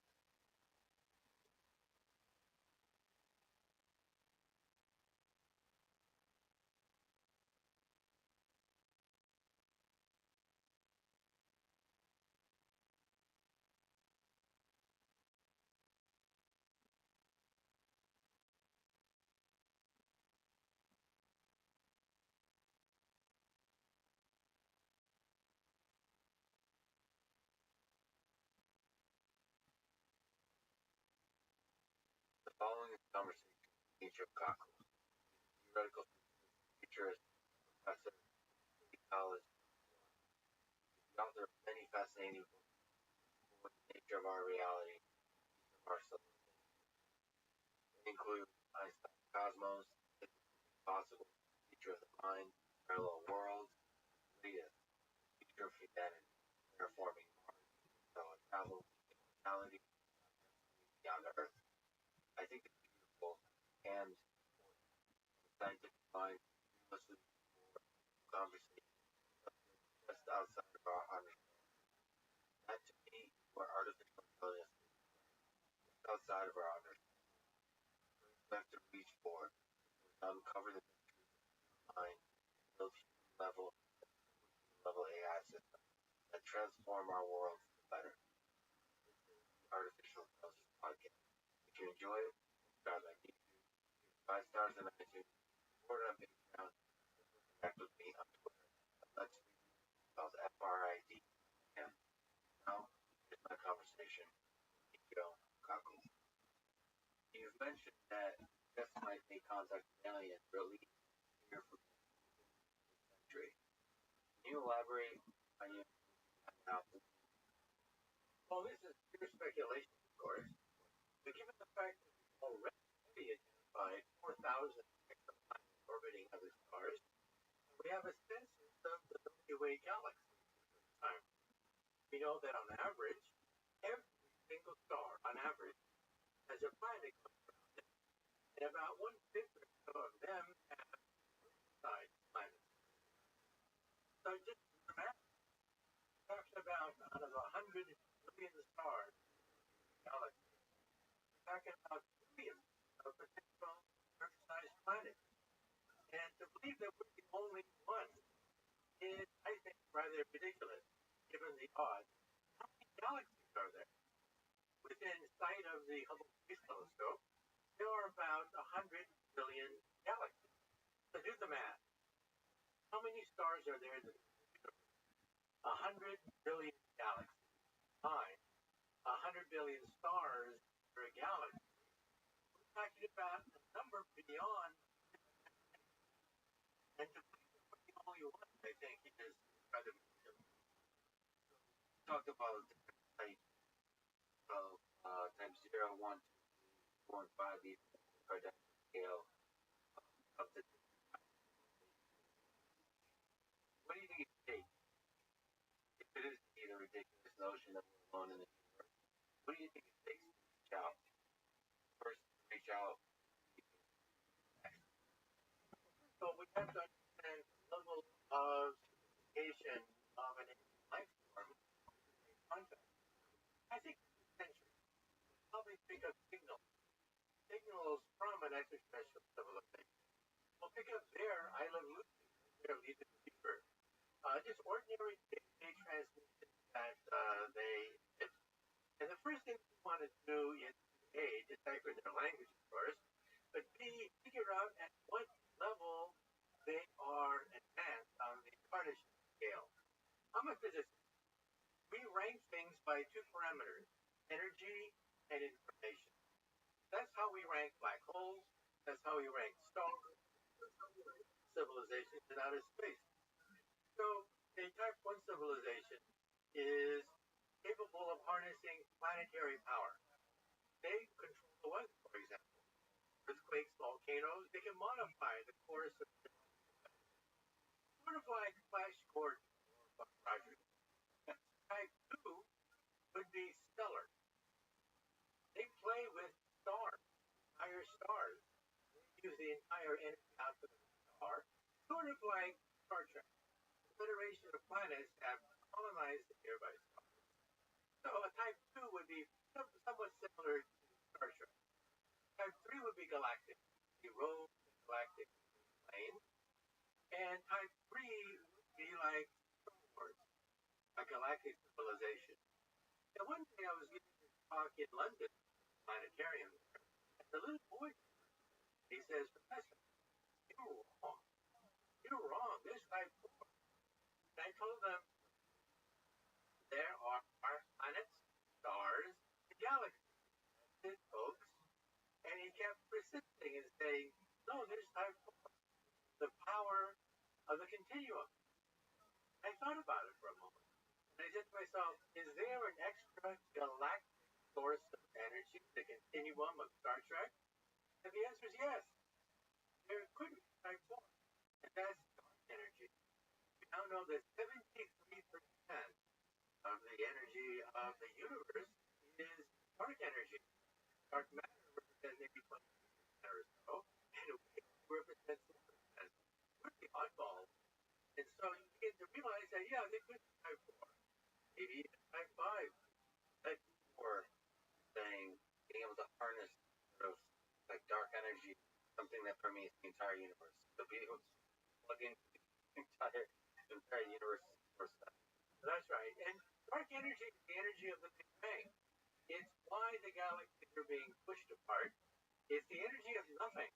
The more nothing you have, the more dark energy that's repulsive. And so the acceleration of the universe is accelerating because the more you have, the more you can have. And that, of course, is by definition an exponential curve. It's called the de Sitter expansion. And that's the current state of the universe. And type 5, would that be able to see energy sources somehow outside of our universe? That would be that amazing. Yeah, type 5 will be the multiverse. Multiverse. I'm a quantum physicist, and we quantum physicists don't believe that the Big Bang happened once. We violate the Heisenberg uncertainty principle. And that means that there could be multiple bangs happening all the time. Even as we speak today, universes are being created. That is the data. The inflationary universe is a quantum theory, so there's a certain finite probability that universes are being created all the time. And for me, this is actually rather aesthetically pleasing, because, I was raised as a Presbyterian, but my parents were Buddhists, and there's two diametrically opposed ideas about the universe. In Buddhism, there's only nirvana. There's no beginning, there's no end, there's only timelessness. But in Christianity, there is the instant when God said, let there be light. In other words, an instant of creation. So I've had these two mutually exclusive ideas in my head, and I now realize that it's possible to meld into a single theory. Either the universe had a beginning or it didn't, right? Wrong. See, our universe had a beginning. Our universe had an instant where somebody might have said that there be light. But there's other bubble universes out there, the bubble bath of universes. And that means that these universes are expanding into a dimension beyond our three-dimensional comprehension. In other words, 11-dimensional nirvana would be this timeless 11-dimensional hyperspace where big bangs are happening all the time. So we can now combine theories. And Stephen Hawking, for example, even in his last book, he made an argument against the existence of God. He said there is no God because there was not enough time for God to create the universe. The Big Bang happened in an instant of time, where there was no time available for him to create the universe. But you see, the multiverse idea means that there was a time before time, and there are multiple times, multiple time. So that could actually be a universe before the beginning of our universe. So if you think of a bubble bath, two bubbles collide, two bubble collision to create a big bubble. That's called the Big Bang. The Big Bang is nothing but the collision of universes or the budding of universes. Or incredibly mysterious. So is that humbling to you? Exciting? Multiverses? I don't even know how to wrap my mind around. It's exciting for me because what I do for a living is that's my day job. Get paid by the city of New York. You see, string theory is a multiverse theory. So people think first about what is string theory. String theory says that all the particles we see in nature, the electrons, the protons, the quarks, what have you, that's the vibrations on a physical string, tiny, tiny little string. J. Robert Oppenheimer, creator of the atomic bomb, was so frustrated in 1950 all these atomic particles created Radha's, but he announced today that the Nobel Prize in physics can go to the physicist who does not discover a new particle. Well, today we think that nothing but musical notes on these tiny vibrating strings. So what is physics? Physics is the harmony right on vibrating strings. What is chemistry? Chemistry is the ability to play on these strings. What is the universe? The universe is a symphony of strings. And what is the mind of God? And Albert Einstein so eloquently wrote about for the last 30 years of his life. The mind of God, the today to 11-dimensional hyperspace. What do you is the mind of Einstein God? The why we could untangle from this universe of strings. Why are we here? What is the meaning of it all? Well, Daniel Weinberg, winner of the Nobel Prize, once said that the more we learn about the universe, the more we learn that it's pointless. Well, I don't know. I don't profess to understand the great secrets of the universe. However, let me say what the giants of physics said about this question. Einstein believed in two types of God.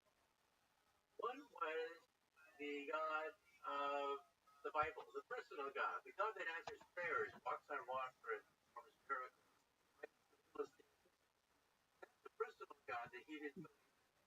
He believed in the God of the God of order, city, harmony, beauty. The universe could have been messy, random, but it's gorgeous. You read this on a single sheet of paper. We can write down all the known laws of the universe. It's amazing. On one sheet of paper, Einstein's equation is 1 inch long. String theory is a lot longer, and so is the standard model. But you can put all these equations on one sheet of paper. It didn't have to be that. It could have been messy. So Einstein thought of himself as a young boy entering this huge library for the first time, being overwhelmed by the simplicity, elegance, beauty of this library. All he could do was read the page of the first volume. Well, that library is the universe, with all sorts of mysterious magic things that we have yet to find. And Galileo was asked about this. Galileo said that the purpose of science is to determine how the heavens are known. The purpose of religion is to determine how to know. So in other words, science is about natural law, and religion is about ethics. How to be a good person, how to go to heaven. As long as we keep these things apart, we're in great shape. The problem occurs when people from the natural sciences begin to pontificate about ethics, and people from religion begin to pontificate about natural law. That's where we get into trouble.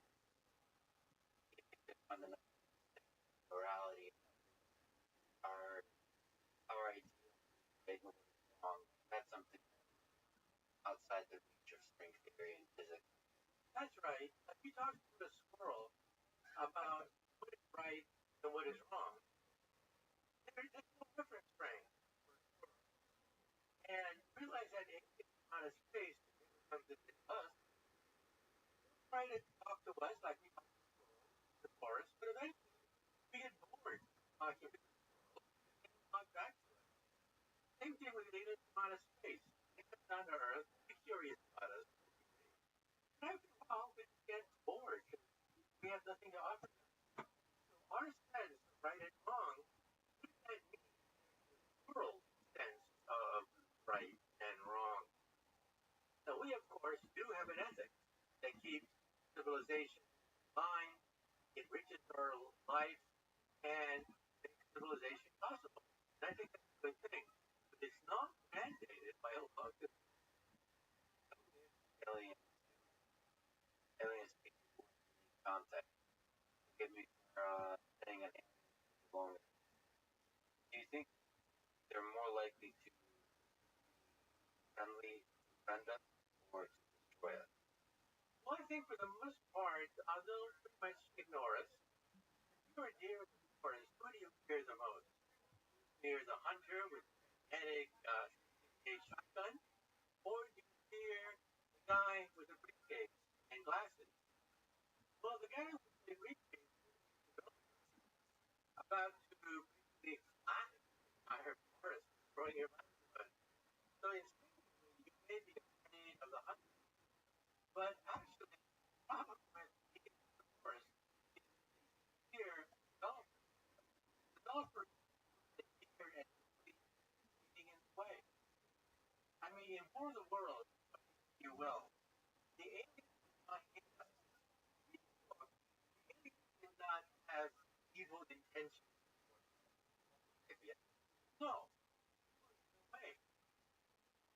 So I think we have to realize that alien civilization was quite differently than in science fiction.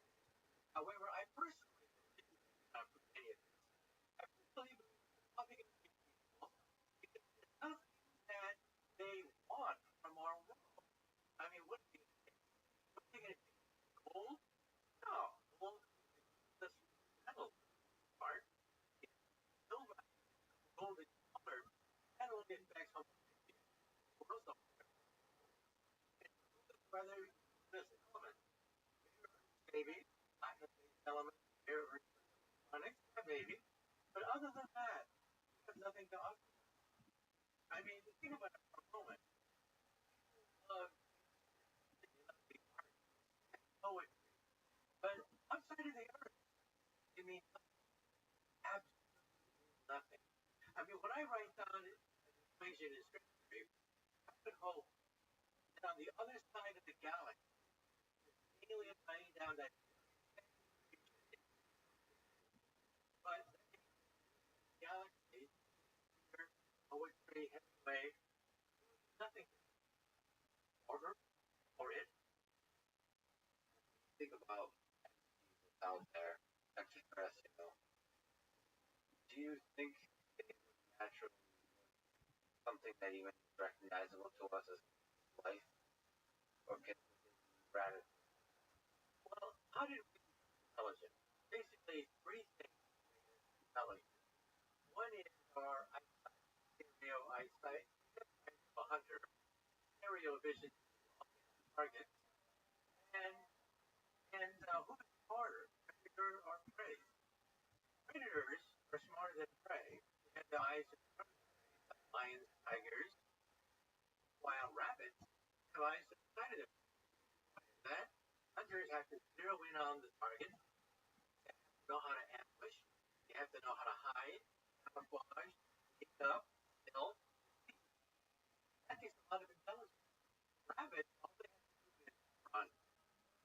So that's the first criterion. Stereo eyesight. Second is the thumb. The opposable thumb of some sort is our tentacle. Hand-eye coordination. Hand-eye coordination is the way we manipulate the environment. And the three, language. Because, mama bear never tells baby bear by themselves. They never hand out information to generation.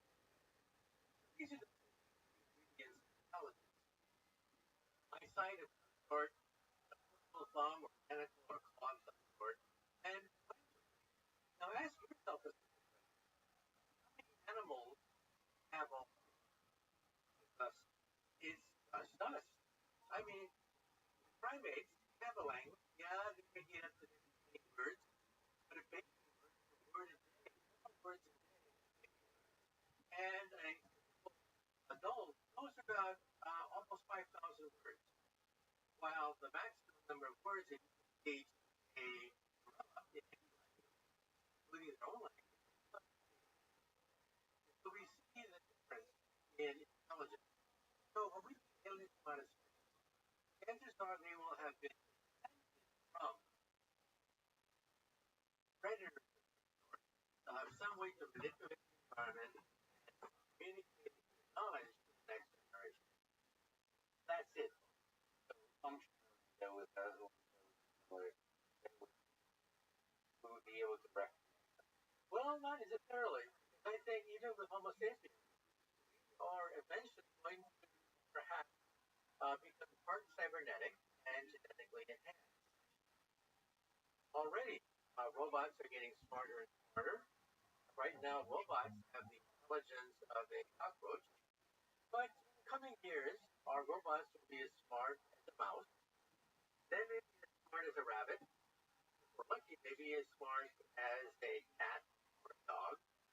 By the end of the century, those our robots will be fully as smart as a monkey. Now, at that point, of course, they could be dangerous. The monkeys are self-aware. They know they are monkeys. They may have a different agenda. While dogs are, you see, dogs think that we are a dog. That we're the top dog. They're the underdogs. That's why they whimper and follow us all the time. We're the top dog. Monkeys, no illusion at all. They know we are not monkeys. And so I think that in the future we'll have to put a chip in their brain to shut them off once our robots have murderous stuff. But that's in 100 years. In 200, the robots will be smart enough to remove that fail-safe chip in their brain. And then, now, at that point, I think rather than compete with our robots, we should become part cybernetic. So I think we need alien life from outer space. They may be genetically and cybernetically enhanced. Genetically and cybernetically. Wow. Let's talk about that full brain. In the near term, 20 years, how promising in the near term, in your view, brain machine space? So it's starting to allow computers to talk directly to the brains. Elon Musk work on that with Neuralink. There's other companies working on this idea. Do you see promise there? Near term. Well, every technology has pluses and minuses. Already, we can record memory. I have a book, of the Mind, where I detail some of these breakthroughs. We can now record simple memories of mice and send these memories on the internet. Eventually, we're going to do this with primates at Wake Forest University and also. And then after that, we'll have a memory chip for Alzheimer's patients. We'll test it out in Alzheimer's patients. Because of course, when Alzheimer's patients their memory, they wander. They create all sorts of havoc, wandering around, oblivious to their surroundings. They'll have a chip. They'll push the button, and memories will come flooding into their hippocampus, telling them where they live and who they are. And so a memory chip is definitely in the cards. And I think this will eventually affect civilization. What is the future of the internet? The future of the internet is BrainNet. BrainNet is to understand emotion, feeling, sensation on the internet. And we will telepathically communicate with other humans in this way. This can affect everything. Look at entertainment. Remember the silent movies? Charlie Chaplin was very famous during the era of silent movies. But when talkies came in, nobody wanted to see Charlie Chaplin anymore because he never talked in the movie.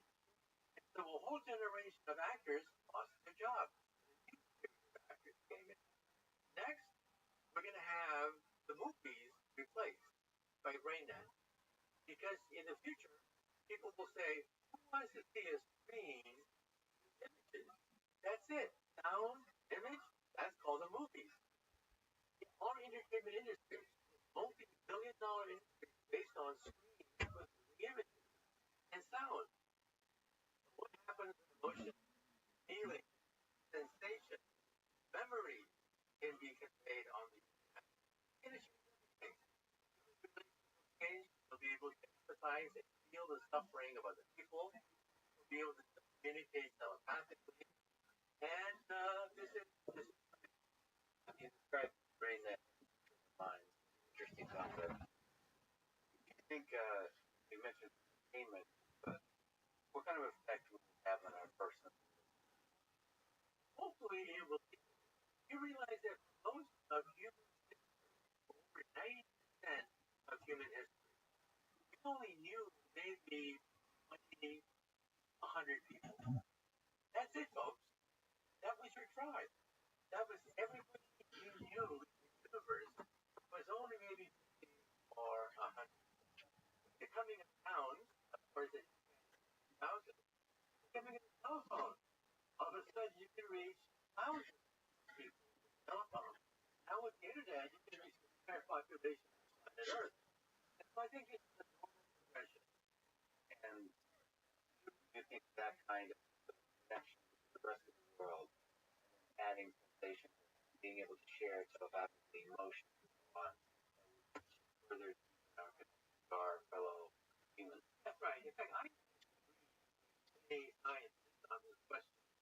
Most scientists would say that technology is stored, one side of the sword is set against people, the other side of the sword can be set against disease.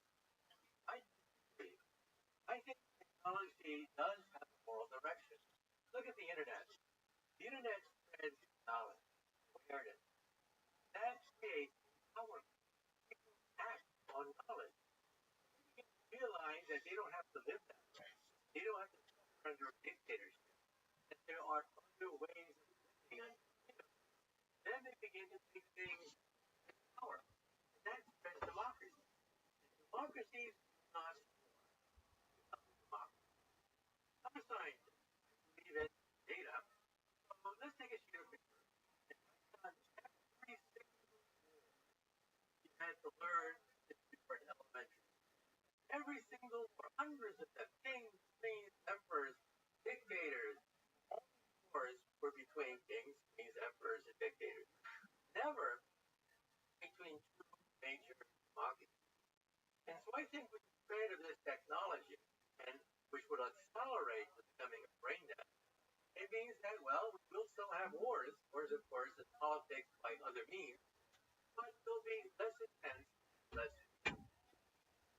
Have worry of longer term existential risk from technology, from AI. So I think that's a wonderful vision of a future where wars, but now there's another agent, somebody else, conflict, create harm, AI system. You have worry about AI. Well, yes, that is an existential risk, but again, I think an existential risk not for this century. I think our grandkids are going to have to confront this question as robots gradually approach the intelligence of a dog, a cat, and finally that of a monkey. However, I think we will digitize ourselves as well. Not only are we going to merge with our technology, we'll also digitize our personality, our memory, our feelings.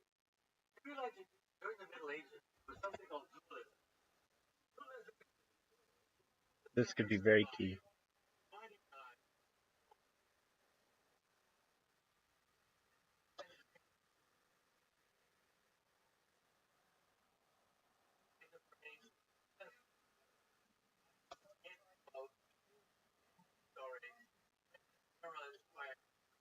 now realize that we digitize human memory, feelings, and create a digital copy of ourselves. And that's called the connector. Millions of to do not just the genome project, the sequence genes, but the connectome project, which is to map the entire connections of the human brain. And even before then, already in Silicon Valley today, at this very moment, contact Silicon Valley companies that are willing to digitize your brain because some people want to talk to their parents. There are unresolved issues with their parents. And one day, yes, firms will digitize people and you'll be able to talk to them a reasonable facsimile. We leave a digital trail. Our ancestors did not. Our ancestors were lucky if they had one line, just one line in a church book saying the date they were baptized, the date they died. That's it. That was their entire digital memory. I mean, their entire digital existence summarized in just a few letters of the alphabet, our whole life. Now we digitize everything. Every time you see it, digitize it, put it on the internet. And so I think that we are going to digitize ourselves and give us digital immortality. We'll not only have biologic, genetic immortality of some sort, but also digital immortality. And what are we going to do with this? I think we should send it into outer space. If you digitize the brain, put it on a laser beam, and shoot it to the moon, you're on the moon in 1 second. Shoot it to Mars, you're on Mars in 20 minutes. Shoot it to Pluto, you're on Pluto in 8 hours. Think about it for a moment. You can have breakfast in New York, and for a morning snack, vacation on the moon, then zap your way to Mars by noontime, journey through the asteroid belt in the afternoon, and then come back for dinner in New York at night. All in a day's work at the speed of light. Now, this means that you don't need booster rockets, you don't need weightlessness problems, you don't need to worry about meteorites. And what's on the moon? On the moon, there is a mainframe that downloads your laser beams information. And where does it download the information into? Avatar. Now, what does an avatar look like? Anything. Think about it for a moment. You could be Superman, Superwoman, on the moon, on Mars, traveling throughout the universe, speed of light, downloading your personality into any vehicle you want. Now, let me stick my neck out. So far, everything I've been saying is well within the laws of physics. Well within the laws of physics. Now, let me go outside the laws of physics. Here we go. I think this already exists. I think outside the Earth, there could be a superhighway, a laser highway of laser pointing. Billions of souls of aliens zapping away across the galaxy. Now, let me ask you a question. Are we smart enough to determine whether such a thing exists or not? No. This could exist right outside the orbit of the planet Earth. And we're too stupid in our technology to even or need on this laser superhighway to help us out. To send us a human interpretable signal. I mean, it ultimately boils down to language. That's an exciting possibility. Actually, the sky is filled with aliens already here, and we're just so oblivious that we're too stupid to know it. See, they don't have to be in alien form with little green men. They could be in any form they want, in an avatar of their creation. Or in fact, they could very well be. They could even look like us. Exactly. We never know. Or one of us could be an alien. You know, with the zoo, did you know that sometimes have zookeepers that imitate animals? We create a fake animal and we put it in so that the animal is not afraid of this fake animal. And of course, these animals' brains, their brain is about as big as a walnut. They accept these dummies as if they were real. So an alien civilization in outer space would say, oh yeah, human brains are so tiny, we could put a dummy on their world, an avatar, and they never know it. That would be an interesting thing to watch from the alien perspective.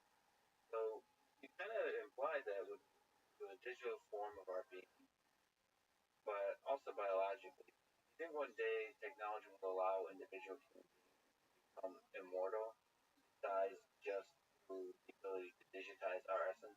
Yeah, I think that artificial intelligence will be the key to genetic immortality.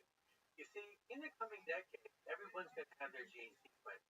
We'll have billions of genomes of old people, billions of genomes of young people. And what are we going to do with it? We're going to run it through an AI machine which has pattern recognition to look for the age gene. In other words, the fountain of youth that emperors, kings, and queens lusted after, the fountain of youth is found by artificial intelligence. Artificial intelligence will identify where these age genes are located. First of all, what is aging?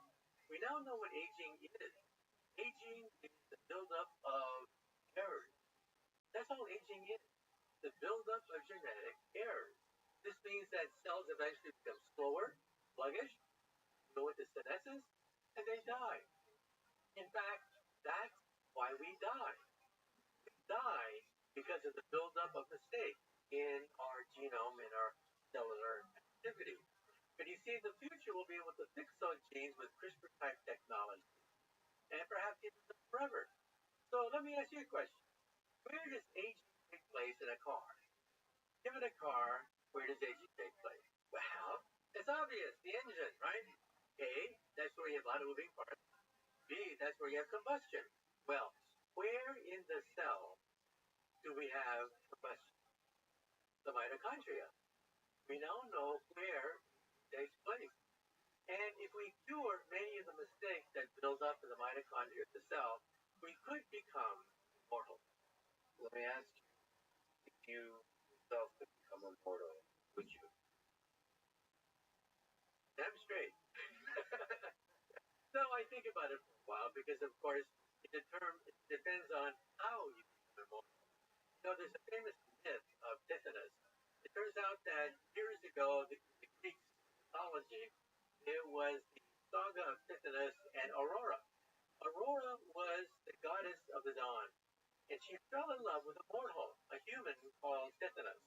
And so Aurora begged Zeus to grant her the gift of immortality to give to her lover. So Zeus took pity on Aurora and made Tithonus immortal. But you see, Aurora made a mistake. She asked for immortality, but she forgot to ask for eternal youth. So poor Tithonus got older and older and older every year, decrepit, a bag of bones, but he could never die. Never die. Quality of life. So I think immortality is a great idea as long as you also have immortal youth as well. Now, I personally believe, and I cannot prove this, I personally believe that our grandkids may have the option of reaching the age of 30 and then stopping. They may like being age 30 to have wisdom, to have all the benefits of age 30, and you still live forever with a healthy body. Or descendants may like being 30. Certain aspects of existence that is meaningful. Well, every waking moment, we don't think about it, but every waking moment, actually, we are aware of our death and our mortality. Think about it for a moment. When you go to college, you realize that you're in a period of time where soon you will be middle age and have a career. And after that, you'll retire and then you'll die. And so, even as a youth, even as a child, without even thinking about it, you are aware of your own death. Because it sets limits to your lifespan. I got to graduate from high school. I got to graduate from college. Why? Because you're going to die. Because unless you graduate from high school, unless you graduate from college, you're not going to have your old age money to retire. And so, yeah, think about it consciously. Because it affects every aspect of your being. The fact that you go to high school, college, get married, have kids, walk, accomplishing even without your permission. You yourself, I mean, there's so much excitement and passion in the way you talk about things, when you talk about technology in the future. Do you yourself meditate on your own mortality? Do you think about this clock ticking? Behavior. In all behavior, you know, talk about it, and then let's talk. And video, I often ask them, think the difference. How old were you? What changed your life? I always say more or less the same thing. Some Nobel Prize winners, directors are made laboratory scientists. I always say, when I was when I was 10, something happened. It was a planetarium. It was a telescope. For Stephen Langford, Nobel Prize, demonstrated for Heinz Field, it was the planetarium. For Isidore Rabi, it was the planet. For Einstein,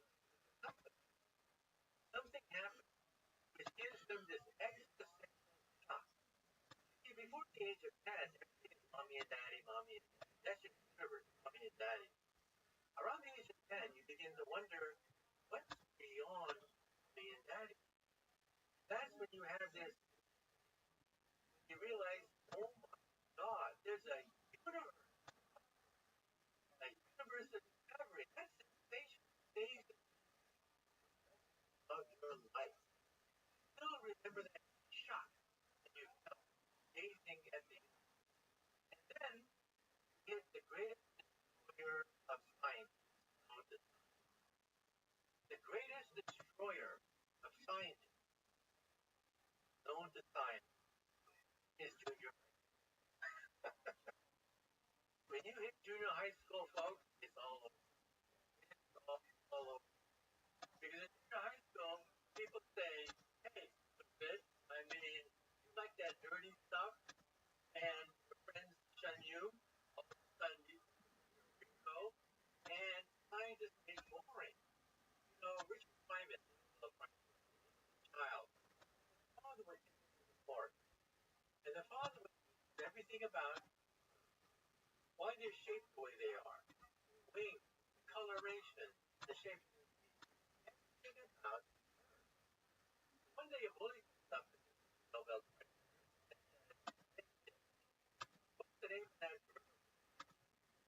Well, he didn't know. He knew everything about that bird except the name. So he said, no. And the bully said, kind of dick, and then in that instant, he got it. He realized that for most people, science is giving names to birds. That's what science is. You know, lots of names for obscure things. You're smart, smart. You know all the names of the dinosaurs. You know all the names of the plants. No, that's not science at all. Science is about principles, concepts, pictures. That's what science is about. My favorite quote of Einstein is that a layman can explain the theory to a child. The theory is probably worth meaning that all great theories are not big words. All great theories are simple concepts, principles, the bigger pictures. Relativity is all about clock, meter stick, rocket ship, and locomotive. Laws of gravity are all about balls and spinning wheels, things like that. That's what physics and science is all about, not memorizing. And that's safe for the rest of your life. I've noticed scientists, in fact, you know, still remember that flush of excitement they felt, that kind of first moment when they, that keeps going. By the way, I should point out that when I was, something happened to me. Well, when I was 8 years old, it was in all the papers. A great scientist had just died, and they put a picture of his desk on the front page. That's it. A picture on the front page of the newspaper of his desk. That desk had a book on it. It was open. The caption said, more or less, this is the unfinished manuscript from the greatest scientist of our time. And I said to myself, well, it's so hard that you can't finish it. You're a great scientist. It's a homework problem, right? You go home, you solve it. Or you ask your mom, why couldn't you solve it? But to me, the version is greater than the invention story. I have to know why the greatest scientist of our time couldn't. And then over the years, I found out the guy had a name, Albert Einstein. That book, the theory, was finished. Well, today I can read that book. I can see all the dead ends, all the starts, and I begin to realize that he lost his way because he didn't have a physical picture to guide him on the third try. On the first try, he talked about clocks and lightning bolts and meter sticks. They gave us special relativity, which gave us the atomic bomb. The second great picture was gravity, with balls rolling on curved surfaces. And that gave us the Big Bang, creation of the universe, black holes. On the third try, had no picture at all. Yeah, in fact, it's the quote I have. He said, I'm still looking for that picture. He never found it. Well, today we think that picture is The string theory can by gravity and serious Einstein's like quantum mechanics couldn't quite get down and make that's right. Mother Nature has two hands, left hand and a right hand. The left hand is the theory of the small, right hand is the big. The theory of the small is quantum theory, the theory of atoms. The theory of the big is relativity, the theory of black holes, Big Bang. The problem is the left hand does not talk to the right. They hate each other. The left hand is based on discrete particles. The right hand is based on surfaces. How do you put these two things together? The great minds of time, minds of time, maybe the only one who can survive the experience. It could be wrong. Now, it's the only game in the thing. I don't believe it. Give me an alternative. I tell them the theory of is the you know fire particles but it's as far as kind of across the universe but some people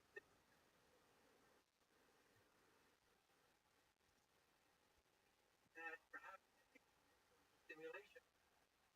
I don't think so. I don't think there is a weak thing on this label simulation. No, even in mechanics says that the weather, how complicated, on trillions of atoms, it cannot be simulated. In other words, the smallest object which can describe the weather and simulate the weather itself. The smallest object that can simulate it is the human itself. And if quantum mechanics becomes almost impossible to simulate it, the quantum mechanics deals with all possible parallel universe, a multiverse. And so the calculation just spirals out of control. Now, there at some point, there's only one way I you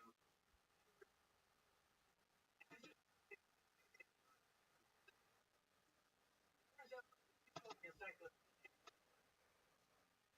is not and the surface of the black hole is finite. In fact, you can calculate the amount of information on a black hole. Finite number. Or not. Now, if you have a black hole, maximum universe, each universe, black hole, has finite. Therefore, so the total amount of information in a universe is finite. This is mind-boggling. This I consider mind-boggling. That all possible universes are countable, and all possible universes can be summarized in a number. A number you can write on a sheet of paper. All possible universes. It's a finite number. Now, it's a number beyond human imagination. What is mind-blowing? But it's a number. So if the computer can ever simulate that number,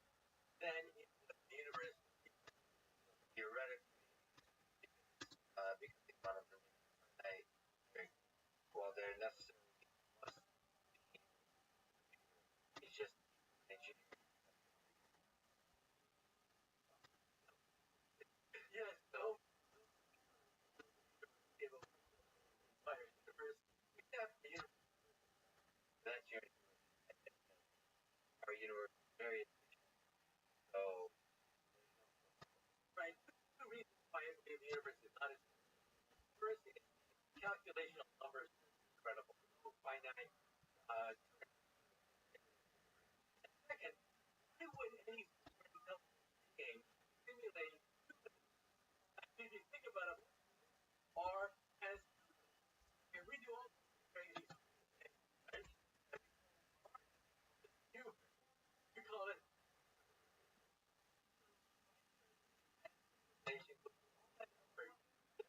simulate saying lives. It's a funny idea. So I think it's possible that the act of creation, not as the initial physical laws, what happens? Launch not necessarily simulating everything, not simulating every in the sense that you predict what's going to happen, but you set the initial conditions, set the laws, see what kind of fun that happens. Well, in some sense, that's how life got started. In the 1950s, Stanley experiment, he put a bunch of hydrogen gas, methane, gas with liquid in a small glass beaker, and then he away came back a few weeks later, and bingo, nothing in chaos. As there for years, molecules were free. That's probably how life got started as a accident. And if it left it there for perhaps a year, DNA might have formed in that beaker. And so we think that, yeah, DNA, life, all that could have been an accident if you wait long enough. And remember, our universe is roughly 13.8 years. That's plenty of time for random things to happen, including life itself. Yeah, little random, and could be nearly a number of throughout the history. Many creatures like us, perhaps are not the epitome.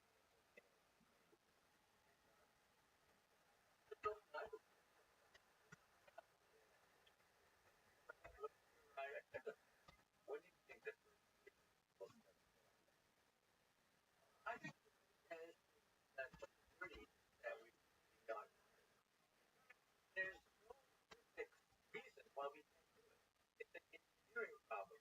It's a very difficult, dangerous engineering problem. But it is an engineering problem. And in my book, Humanity, I even beyond that, that by the end of the century, probably have the first starship. The first starship does not look like the Enterprise at all. So probably small computer chips that are fired by laser. And like what Steve advocated, the great Star Trek program said hit the nearby stars traveling at 20% the speed of light, reaching Alpha Centauri in about 20 years. Beyond that, that fusion power is, in some sense, one of the ultimate forces, but unstable. And we don't have. So why is that? Well, stars form almost for free. Get a bunch of gas, large enough, it becomes a star. I mean, you don't even have to do anything, it becomes a star. Why is it on the Earth? Because they're not in space. Stars are monopoles. They are poles, single poles that are spherically symmetric. And it's very easy to observe the symmetric configuration of gas and the press star. It just happens naturally all by itself. The problem is magnetism is by you have a north pole and a south pole. And it's like trying to squeeze a long balloon. Take a long balloon and try to squeeze it. Squeeze one side and pull it out the other side. Well, that's the problem with fusion machines. We use magnetism for the north pole and south pole, squeeze gas, and all sorts of anomalies and whole configurations take place. Because we're not squeezing something completely like a star. Stars, in some sense, are free. Fusion on the Earth is very difficult. But I think it's inevitable, and will eventually give us unlimited power from seawater.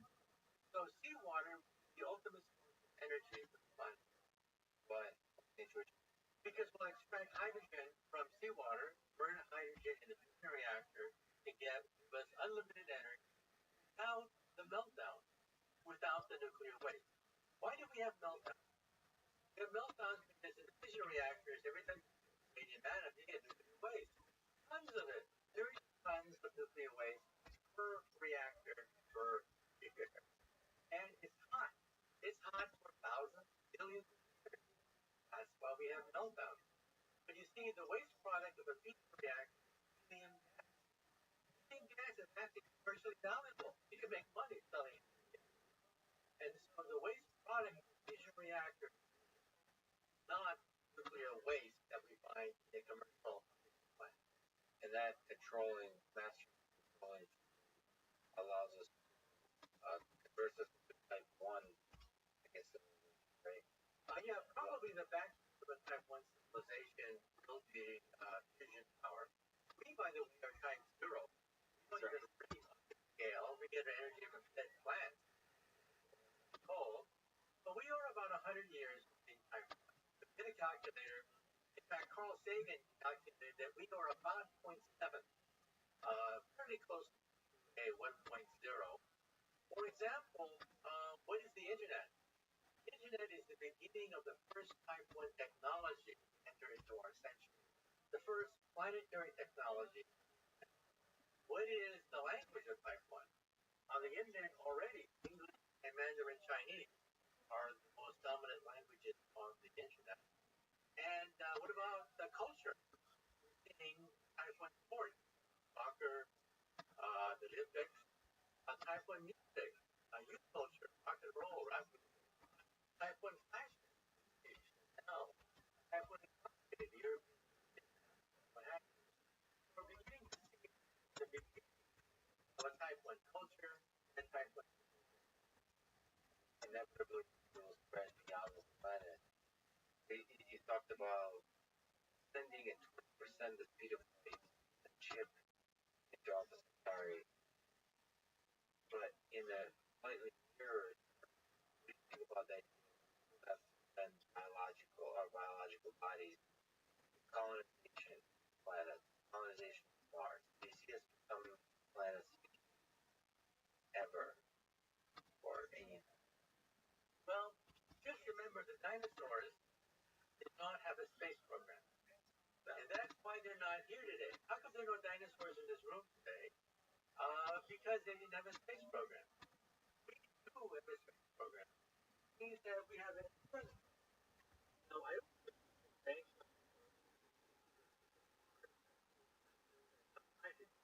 But we need settlement.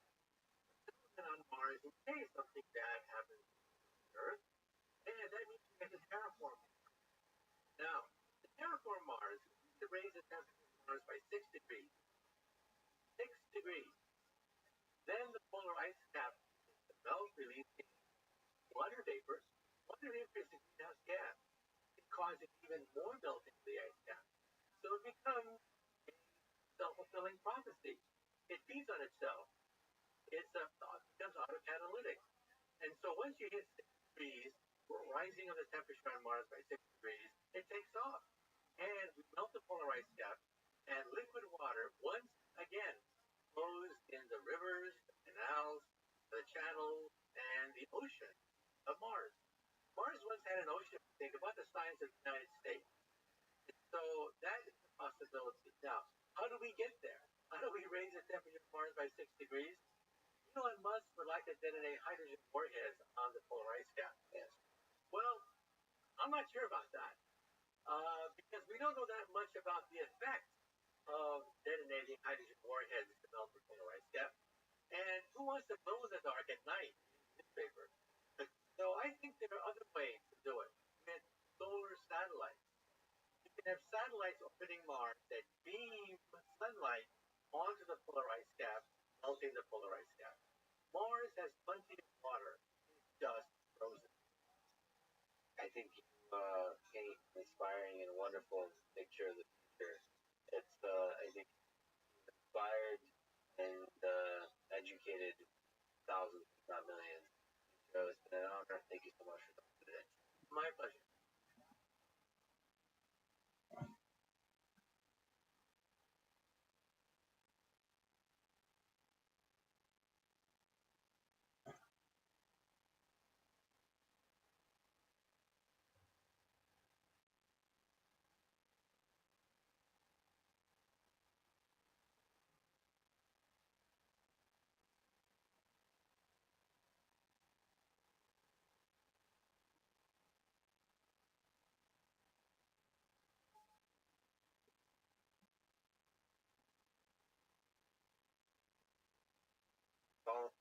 conversation Gary Barlow,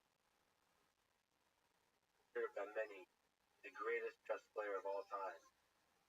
1986, time in 2005, dominated the chess world, making world number one most.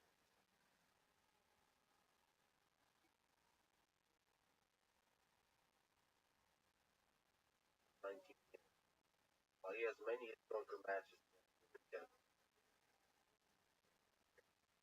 the long arc of history, if you remember his first match against IBM's initial victory, eventual loss to Blue, captivated his imagination of the world.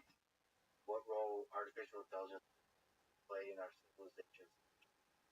That excitement inspired an entire generation of AI, including myself. Again, Gary is also pro-democracy political thinker, fearless human rights activist, and author of several books, including How Life Imitates Chess, his book on strategy and decision making, Winter is Coming, his book Articulating the Opposition Regime Thinking, his book on the role of both artificial intelligence and human intelligence defining our future. This is Artificial Intelligence Podcast. You can enjoy it, subscribe on YouTube, 5 stars on iTunes, support on Patreon, or simply connect with me on Twitter. Lex Friedman, spelled F-R-I-D-M-A-N.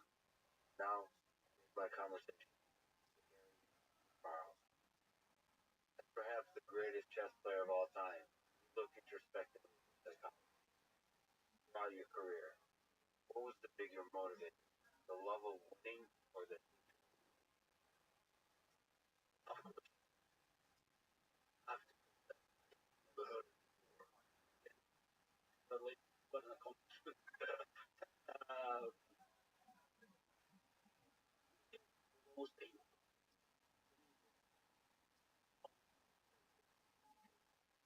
I knew that I lost the game because I made it. I always knew that without the game, had to be decided by more than my play. They say, Aaron, how can you always do that? There's the fear of the mistake. Actually, the fear of mistake guarantees. And the difference between top players is very common. The ability to make it without predictable consequences. You don't know what's happening. Will this square up? And that always has a like you're just the crossroads. Right, you go left, you go straight. You turn and go back.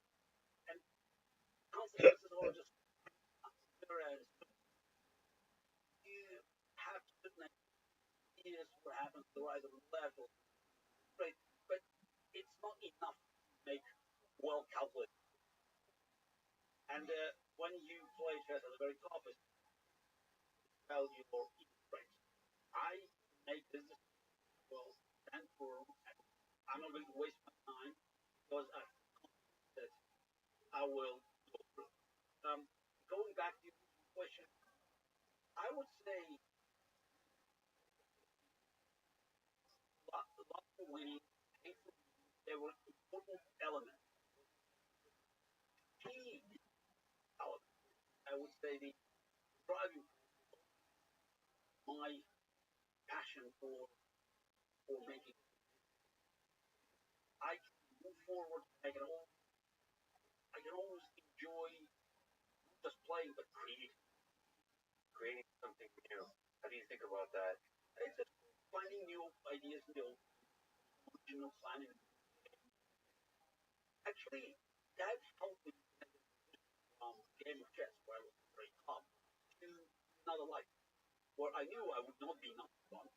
I would not be, but I could be very active and productive by my ability to make a difference, by influencing people and joining democratic movements in Russia or talking to people about international relations. There's so many things where I knew may not be as as is simply enough, help people make their create something new that makes a difference. Well, outside of China. But wait, kind of paint a beautiful picture, motivation. Yes, create something new. Look for those moments. Some, but were you haunted by something?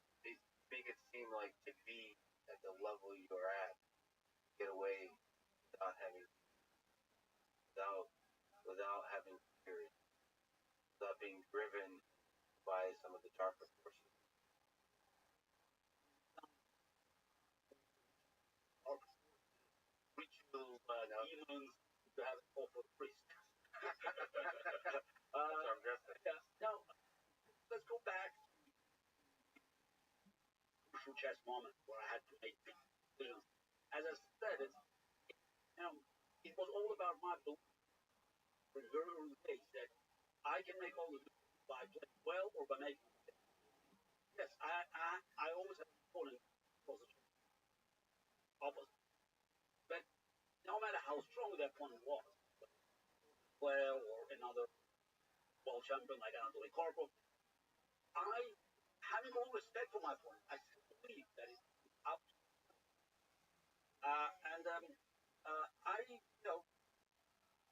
I knew I was not visible. I made mistakes, blunders, you know, age. I made more blunders. I knew it, but it's still, it's very much for me. Besides the fact that even now, look, I just my latest chess experience was horrible. I mean, I played Caruana, Fabi Caruana, number two, number three. All these days, we played this 9-6 Fisher random chess. We shuffled. Yeah, I looked very badly, but it's because I made and I had so many winning positions. 15 years ago, I would have crushed it. So, and it's while I lost, I so much upset. I mean, I know, as I said in my interview, I can fight any opponent, but not my biology. It's fighting time is always a opposite. But even today, at age 56, I knew that I could play a great game. I couldn't finish it because I didn't have energy. I couldn't have concentration. But in some number of games where I completely outplayed, well, I mean, it was some amount of pleasure that is even today. I'm just not long.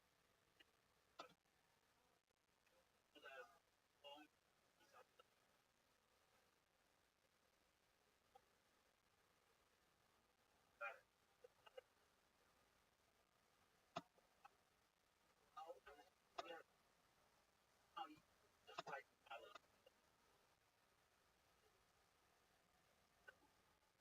chess. It was maybe she didn't just if you could be number well left match, if you could I would get people will say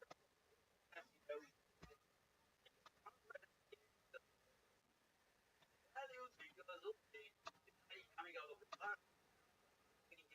They made us didn't follow your logic for superior forces and other things that they felt like somehow play the role in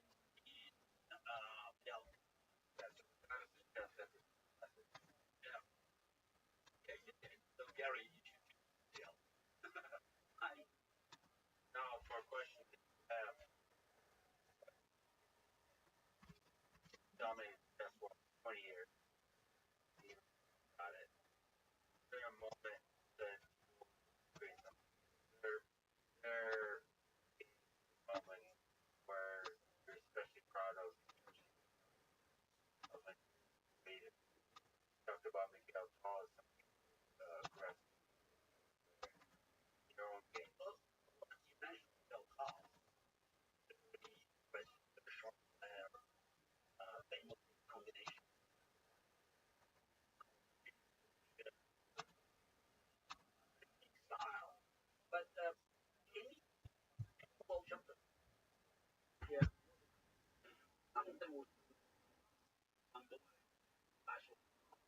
some level, less discerned at the chessboard, like every emotion brought something, and each contribution was pricing. It was just about some amateur enjoyed brilliant games, but sacrifice, no people hanging.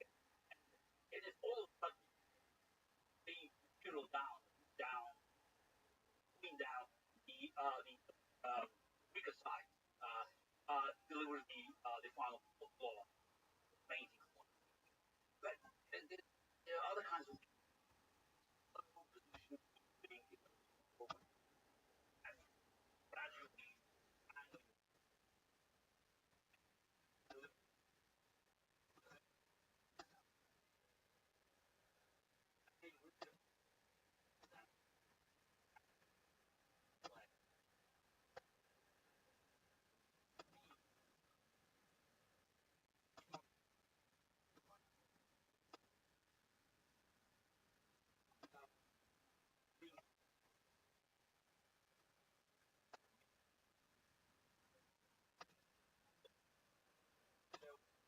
and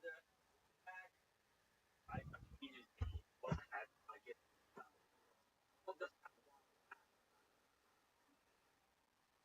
remember that there were these two games four match I won and was number that's way a very hard game and I found a unit that was absolutely new and it became sort of just a typical now. Though this when the move was made at the on the board play, a lot of people thought it was ugly. And another game well, I just managed to out or completely like paralyze army in its own task. Technically, logic.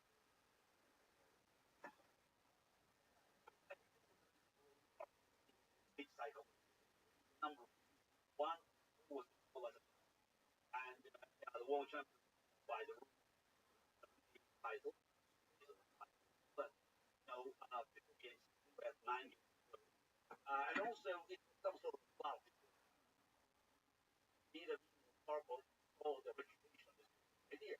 And and I think it's a powerful double blow. It's not just lost the game, it's triple. Lost the brilliant game. I played after just one. And then they discovered that it was so it's the again I didn't know I was not blind. So that's why it happens to some idea. What I found out and it's going back and a lot of times when I say 8, 9, it doesn't have to be everybody immediately doesn't but any of the our analysis 80 90 we're not perfect simply because we're human and they are just analyze the game ideas and then it happens that something is missed because the level of concept and it just one that when you analyze the game and, but somehow you spend a lot of time at just preparing study coach hours and nothing you know function hours I don't know what else it's as if the amount could be transformed to some sort of energy that come up with other great ideas. And when it was no direct connection to the preparation or it was all some sort of invisible the amount of work your dedication to actually be passionate to cover the ideas and your ability during the game at the chessboard when the clock was at 8 o'clock at the time. So brilliant. And I also can mention many games. 90s, so obviously all amateurs got my game. There's a couple of 1999. Again, it was a brilliant game. Black team traveled from its own camp into its white camp across the entire board. Doesn't happen in games of players. players. So that's why visually was one of the most impressive victories. But I could bring the attention. Many other games that were impressive for amateurs, not so beautiful, just sacrifice, sacrifice, and then eventually you have still very few resources left, and you use them just to crush your opponent. You have to make it almost nothing left at your disposal. But I'm there in less and less. Up to the very end, I would even ideas and games that give action. But I think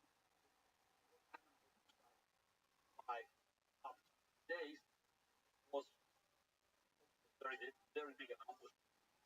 So I had to find myself relocating Channel the creative energy. exactly and find something where I'm confident that my participation still Yes, perhaps really taking a chance and this and in terms of style, brilliance, the moment you start ranking a world you lose something. I think it's not fair because any new generation knows much more about the game. So when people say, "Oh, Gary was the greatest," it's the fact that great players of the past, lost Capablanca, Tokyo. I mean, they used to do Belgium as they standard. Today, you know that few years with his or her knows much more about the game simply just because he had to have access to information and he had been discovered generation.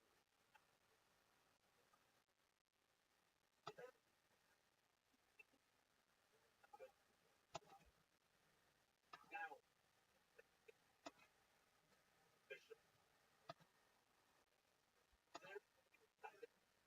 and contact.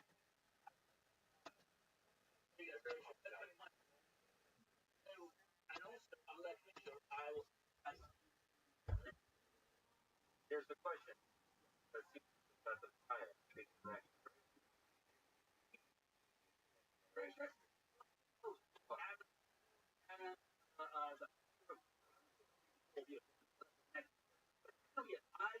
I competed with them, beat most, and I was left.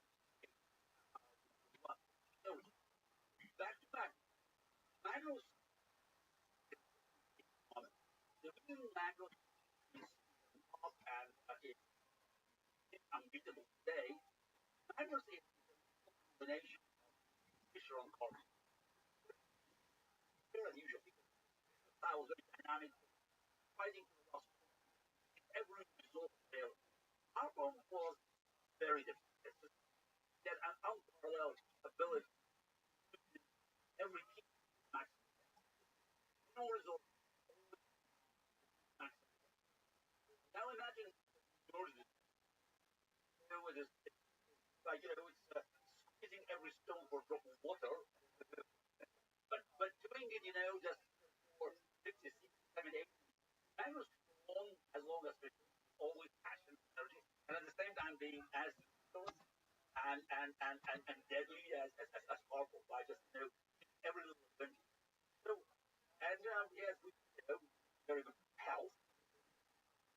Condition, by the way, very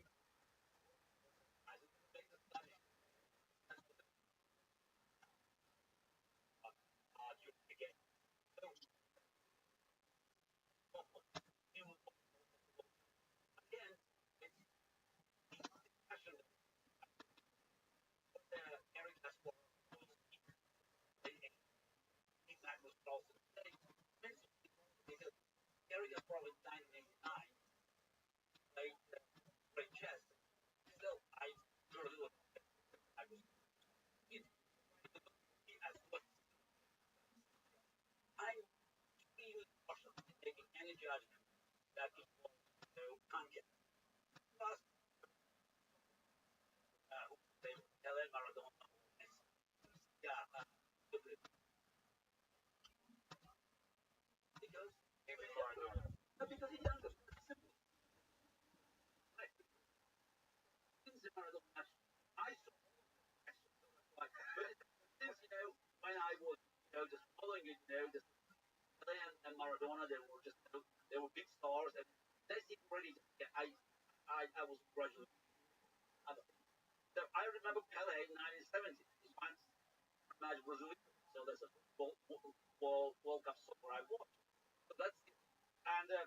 And actually my answer when I just because I was asked this well. So I say that is while it's possible to make choice, I would still Maradona for simple reasons. The Brazilian team in 1970 have won the now. It was absolutely great. Still could have won. Maybe but Argentina in 1980 without Maradona would be so this is and Messi that's You could argue that for an hour, but yeah, you could say if you ask Maradona, if you look in his eyes, especially let's say Gary Kasparov's 1989, he would have said, "I was sure as hell would be Kasparov." just simply The because confidence, fire. simply because they saw me in action. But this, again, it's age factor. Definitely with passion and energy and being a quick all an idea. But again, then you make a very just important assumption that you could power Gary Kasparov for 89 all ideas. That will not be Gary Kasparov. That will be someone. Because again, I belong to 1989. I was way ahead of the field, and I part of several times in Champions matches, and I crossed 2800. By the way, look at the just in rating. Uh, Even today, so this is the rating that I retire. It's still, it's a top three. So that's the Caruana and League is about the same rating now. And I crossed 2800, which is you look at the inflation. When I crossed 2800 in 1990, there was only one player on it getting now we have more than you see this. So if you add inflation, I think my 21 probably could be more value as Magnus 2880 highest. But anyway, yeah, So very hypothetical. we lost to IBM in 1987. In my eyes, that is one of the most seminal moments in history. Again, I apologize for being romanticizing the notion, but in the history of our civilization, humans as a civilization, centuries saw chess, the peak of what man can accomplish with intellectual mastery, right? And that moment when a machine beat a human being was inspiring. The entire anyone who cares about science, innovation, entire generation of AI. Yet, to you that lost, at least the reading your face, was like a tragedy, extremely painful. You said physically painful. Why? Your psychology of that loss. Why was it so painful? Were you not able to the seminal nature of that moment? Or was that exactly why? No, as I already said, losing was painful physically, and the match I lost in 1997 was not the first match I lost. The first match I lost period. And that's Oh wow! Oh wow! yeah, it's Right. yeah, that makes all difference to me. Yes. First time I lost. Now, that makes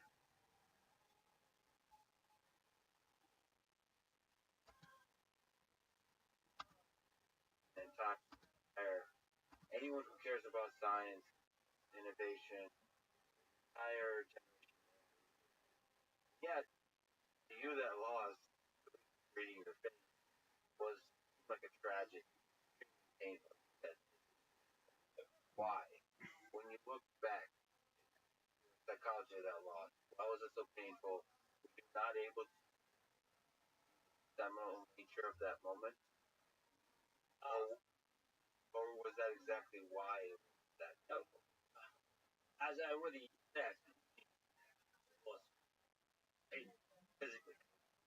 And the match I lost in 1997 was not the first match I lost in machine. The first match I lost period. That's Oh wow. Oh wow. yeah, Right. yeah. That makes all the difference to me. Yes. First time I lost. Now I lost, and the reason I was so angry that I had suspicions that my loss was not just a result of my bad play.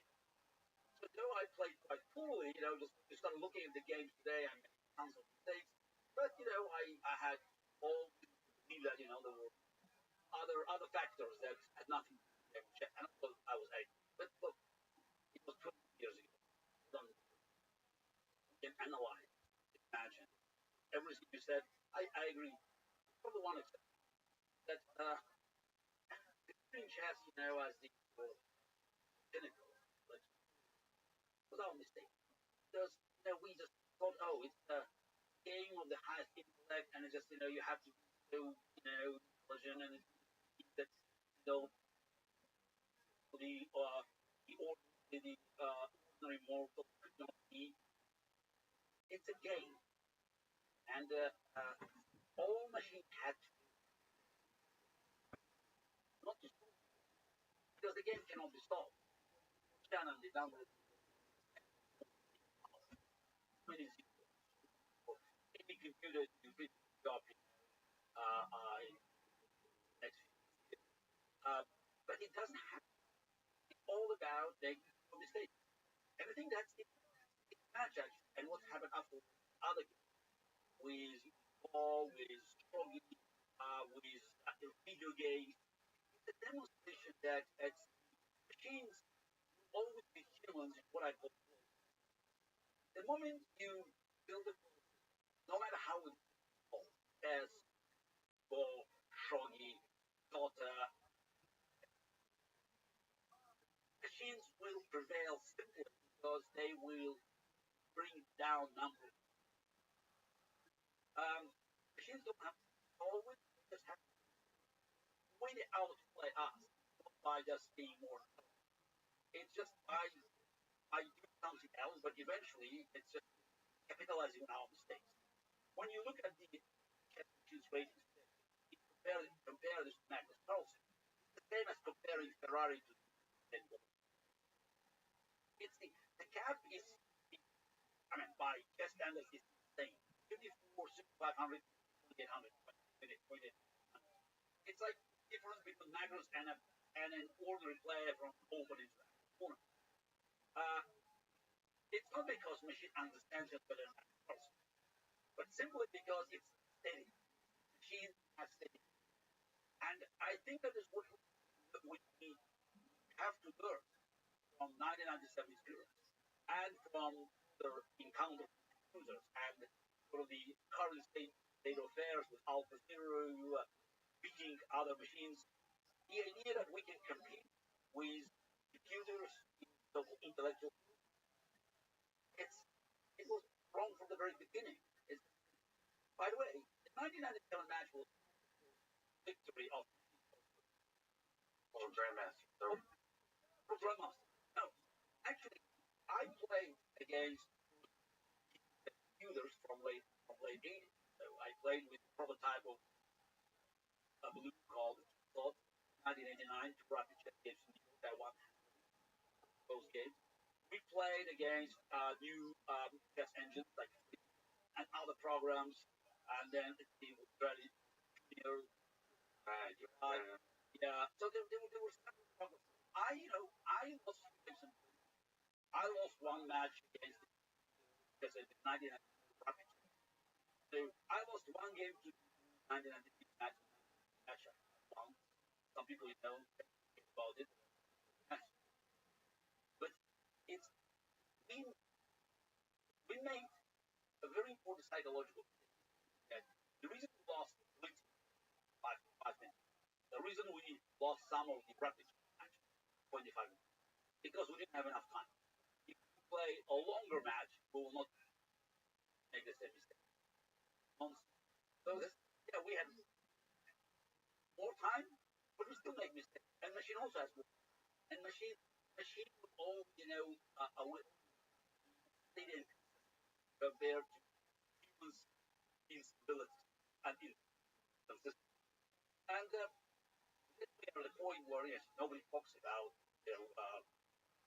humans playing in machines. Machines for handicap. For players still will be favored.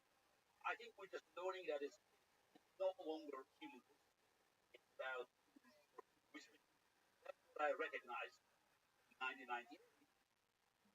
That's not believing my room, spending 1 year ruminating what that match.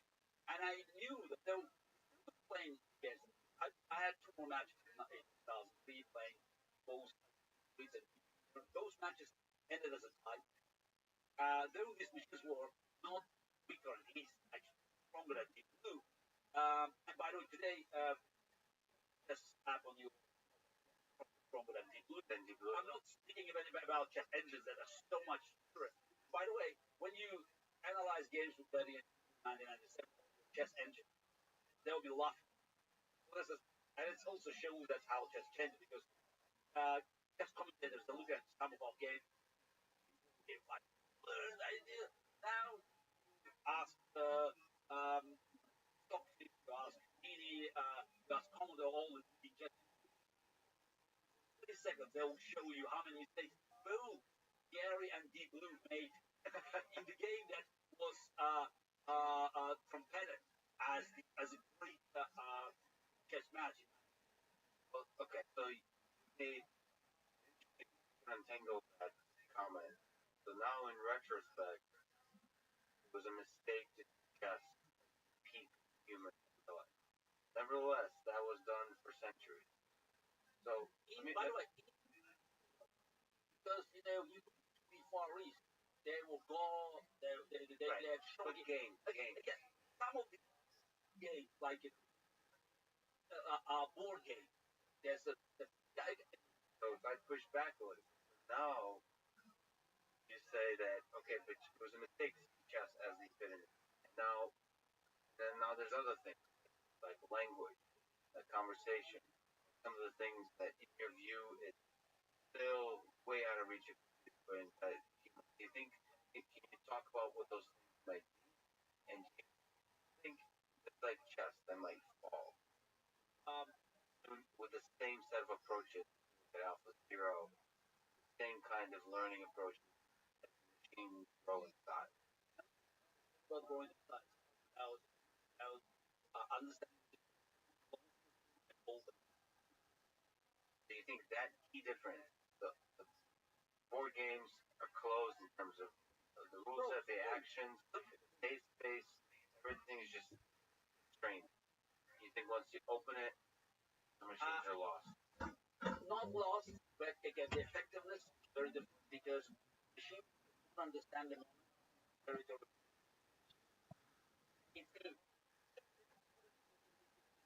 way, it doesn't how fast right. You can ask questions, but it will never listen to problem. So this think about the direction.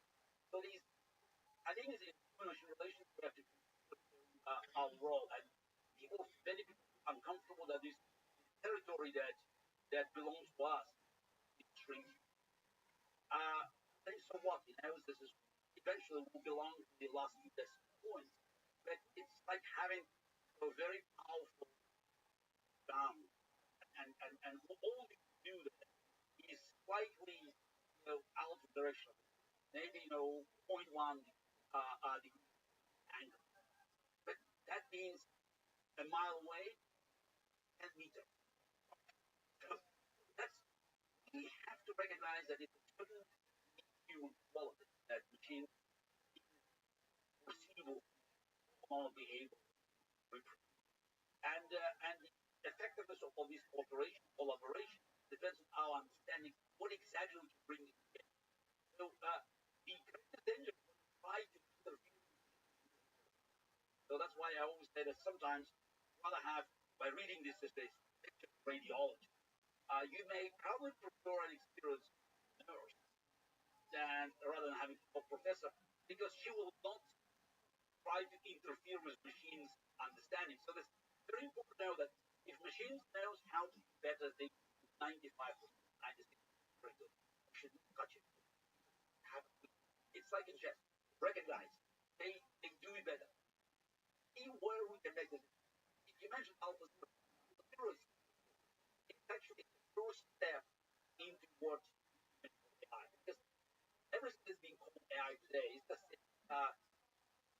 it's one or another variation of what Shannon characterized as type A machine, whether it's deep, whether it's what's the and all these modern technologies that are being treated as AI. It's all they do is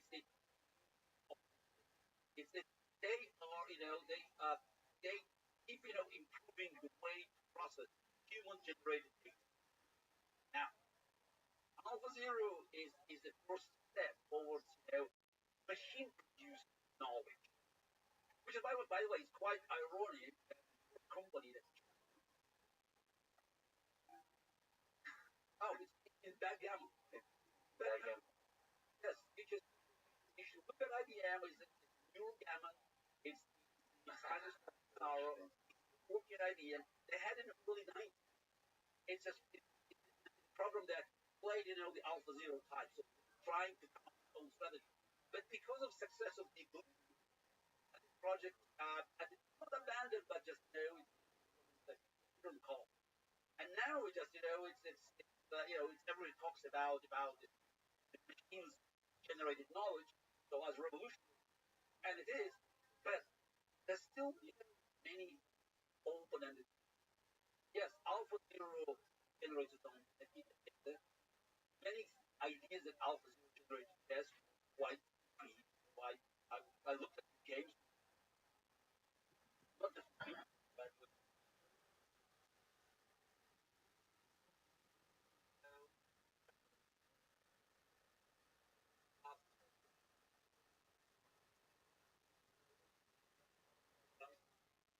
but one of my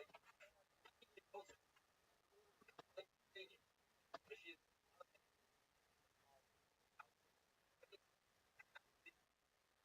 knowledge base after days, almost into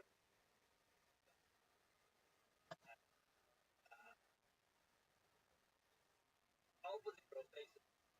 Let's say another user device how it discovers the problem. I studied Alpha Zero. This is a lab. There is obviously, and I know that. Now, it is question: how many games will it take for Alpha Zero to correct? The answer is even if it keeps losing, it's just because the whole system. So it's now imagine so as you can have a human by which human and as long as we recognize where we can most valuable part, help us to understand steps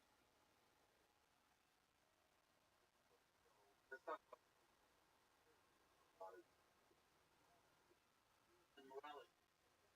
That is our another uh,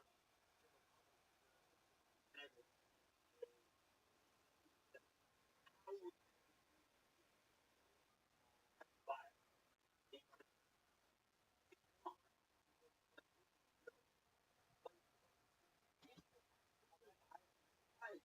machine with like what break it, try to force it.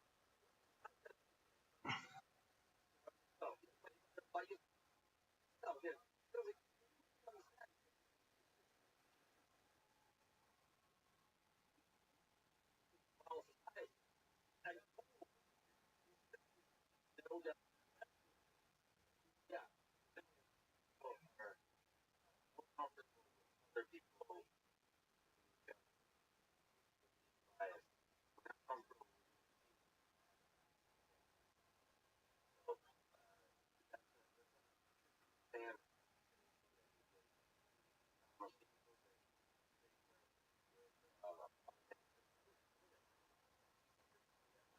that force. Why would force.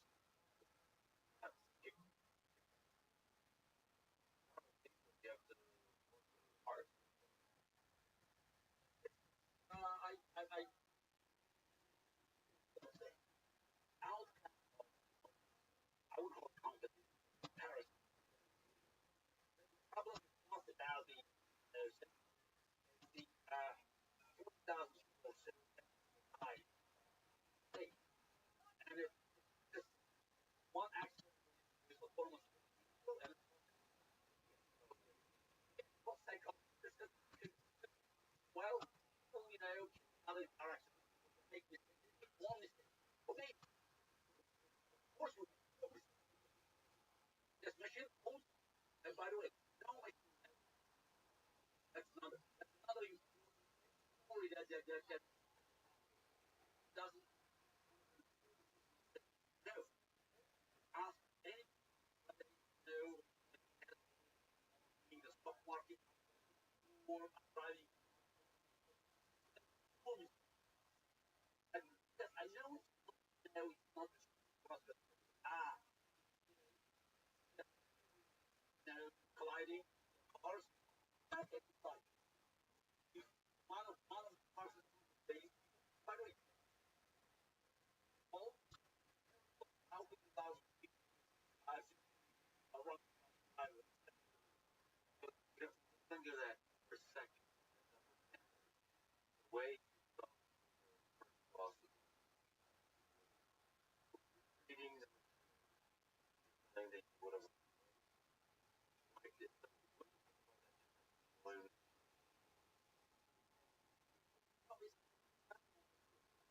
I was angry. Failed was it? I definitely just IBM and another match. Like a rubber.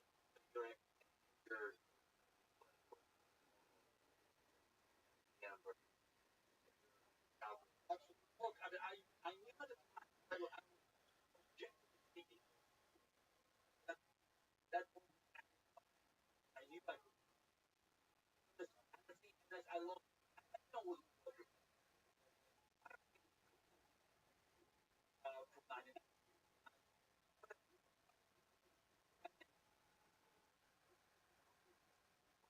Was a match that I underestimated all the brains was stand. Well, no, Well, let me ask. Point. Let's all just look at the nation forward. Look at the long arc country. What way? What do we take away from the lesson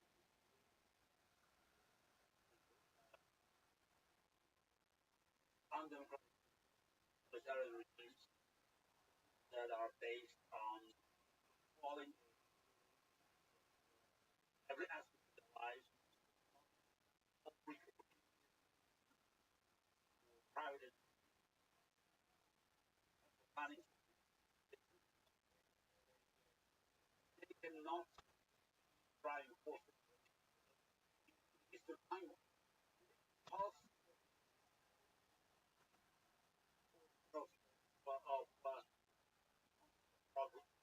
progress. By the way, they call it progress. You know that the damage that they cause, manage, get to measure. But at the end of the day, the tail at the end of the Cold War was the time of Spring War. In terms of Spring War, very, very nice practice, like you mentioned.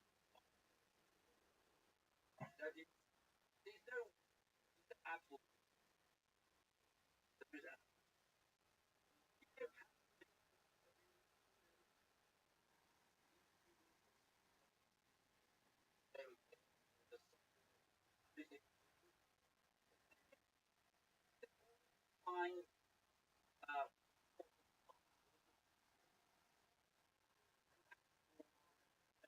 ideas stuff. They're all that and never. But we know that there's it's nobody.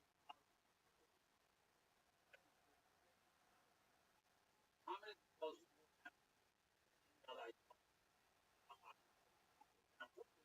while we all know them, that's why we that's the almost highlight a few in connection to Alan and there was a just clarifying thing first time. Yeah. I just as English acts something believe that as must started by signing criminal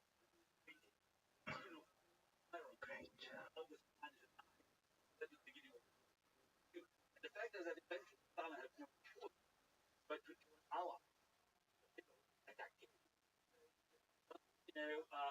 Limited the fact that Stalin and he was one of them by and next and as a result and it and he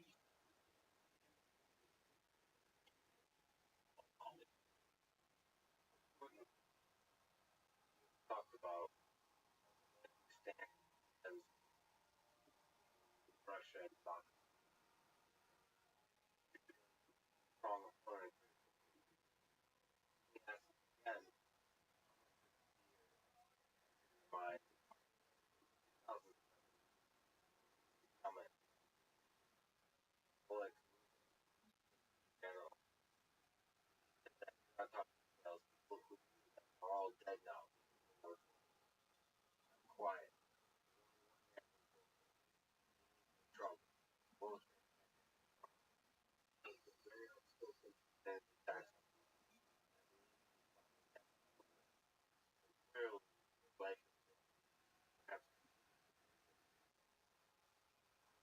Well,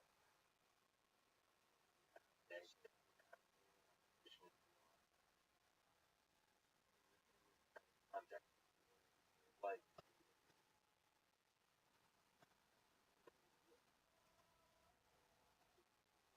choice they know happening. But at the end of the day, I mean, I practice trying to throw away. I can also I grew up family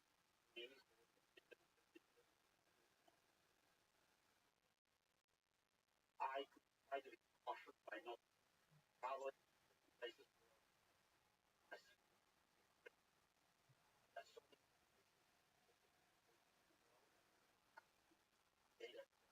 Many now are not friendly, devastating situation, volatility, one life of recognize Russia was the only chance to keep my life relatively and public. whoever or Oh, yes, when but I mean, I think I'm and yeah, I really know know that dictatorships they and sudden on Sunday dictatorship comes police popular on Monday morning. What's the bad news? Bad news is that I don't know when and how news.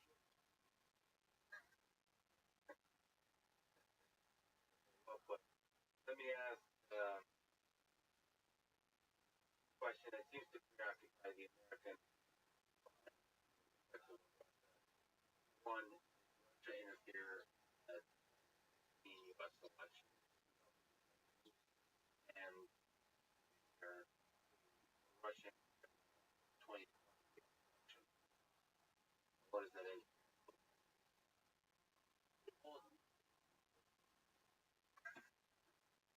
And you are ever So don't chill the entire way. yeah, but something for my what did they do? What did you have to ever I'm not like there is way it is a way.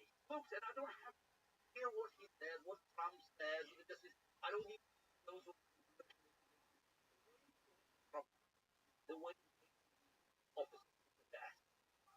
Just and following the 2020, of course they will do everything to help Trump to survive. Because I think the damage that Trump will cause to America and to the world, it's beyond one thing. I think basically Trump is reelected because he's already heading in this direction, but now he's limited by the re-election hurdle. Uh, he's still in the office after November 2020, January 1. I don't think about it. My problem is not just Trump.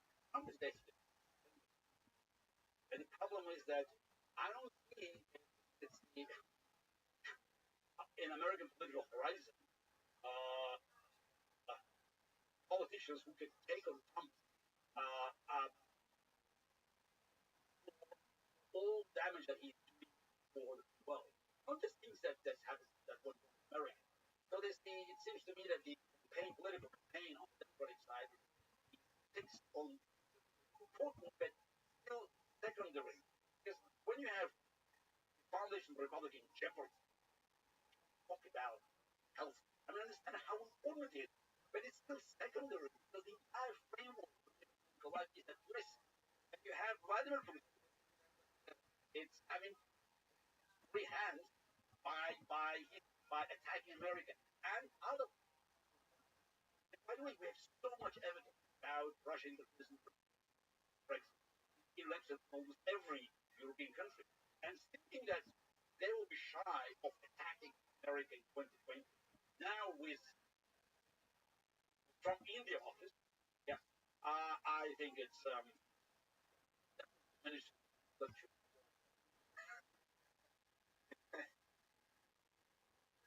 I do what I can. Last question. Go back. Look at the entirety of your life. You accomplished more than most humans will ever do. Go back and relive a single moment in your life. What would that moment be? Uh, um, there are moments in my life when I think about what I've done differently, but No. Experience happiness, joy, and pride. Just to touch no, I once know, again. but I made many. I know that at the end of the day, I believe in the butterfly. I moments where I could now if I'm there at that point in '89, in '93, couple of year, I could improve action by not doing. But then, how do you know that I will have all of that? I just, I'm, I'm afraid that we just have to just follow this call winter before it's gone. Life is, it's a box of chocolate, and you don't know what's inside, but you have to go one by one. So I'm I'm happy with who I am and where I am today, and I am very proud not only with my chess, but that I made this. And since I left chess, I built my own reputation. That has some impact on the game of chess. It's not directly derived. I'm grateful for my wife that helped me. Wife that she married in 2005 was my servant that made me.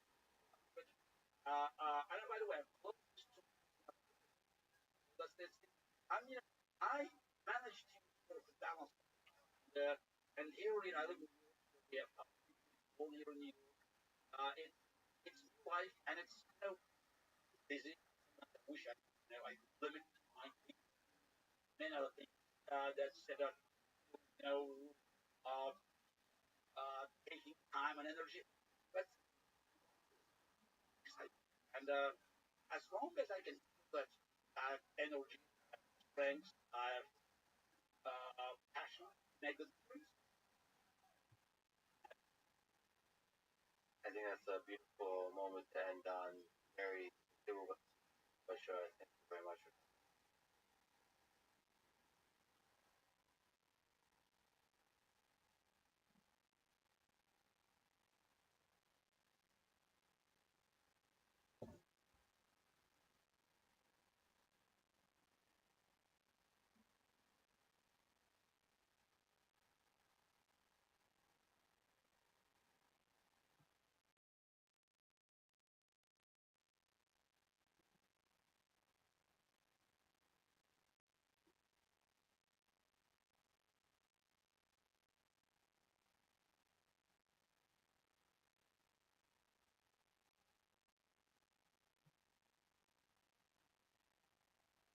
The following conversation with John Carroll, part two. The second time was spoken on the podcast. You can get the link first time description. This time we focus on quantum mechanics, many laws of interpretation, taking details elegantly in his book that hidden. I own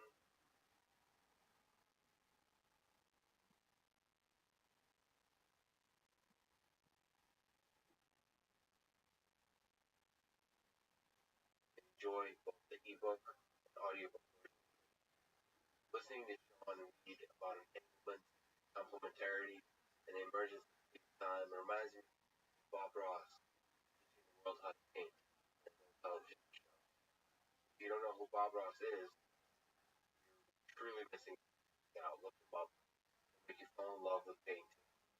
Sean Carroll is Bob Ross, theoretically. He's the author of several popular books, a host of a great podcast called Mindscape, and I now my conversation. Isaac Newton developed what we now call classical mechanics. It's described very nicely because he with a lot of basic concepts and can predict the trajectory of that rock's flight. But we put ourselves back in time.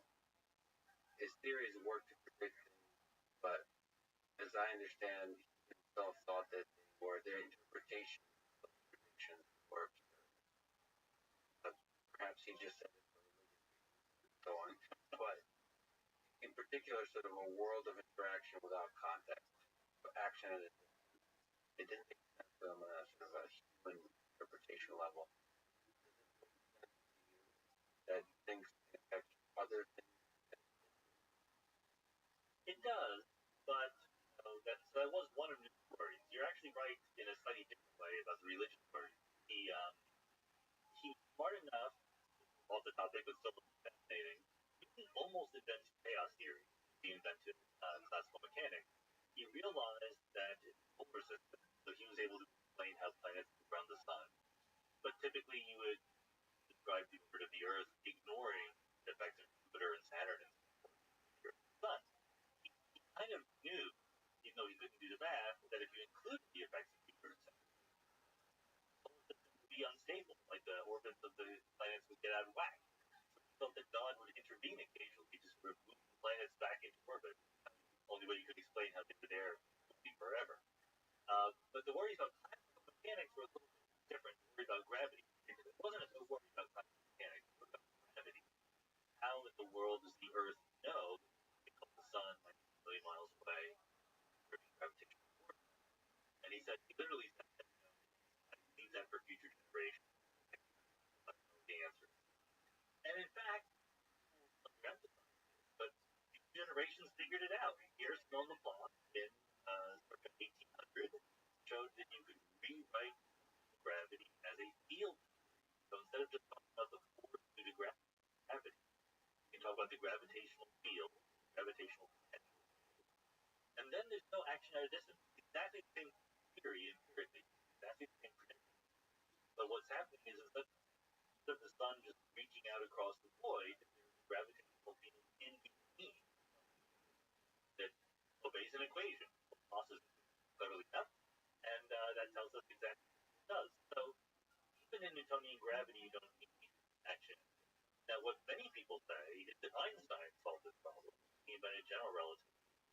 And general relativity, there's certainly a field between the Earth and the Sun, but also there's the speed of light at the limit. In Laplace's theory, which is exactly the theory just in mathematical language, there could be instantaneous action across the universe. Whereas in general relativity, something here is gravitational impulse radiates out at the speed of light. We call that a gravitational wave. So, but I really, it rubs me the wrong way to think that we presume the answer to look one way or the other. Like if it turned out that there was action at a distance in physics, and that was the best way to describe it, I think that I would do it that way. It's actually a very deep question because we don't know what the right laws of physics are. We're guessing at them. We're hypothesizing what they might be. We are often guided by our intuition about what they should be. Einstein was very guided by it. And he did not like the idea of action at a distance. We don't know whether he was right or not. It depends on your interpretation of quantum mechanics, and it depends on even how you talk about quantum mechanics within any one interpretation. If you see every force as a field or any other interpretation of action, just stepping back, thinking, like, do you really sort of understand everywhere? Right? Like, what do you think about? I think so. Is this something that you've been conditioned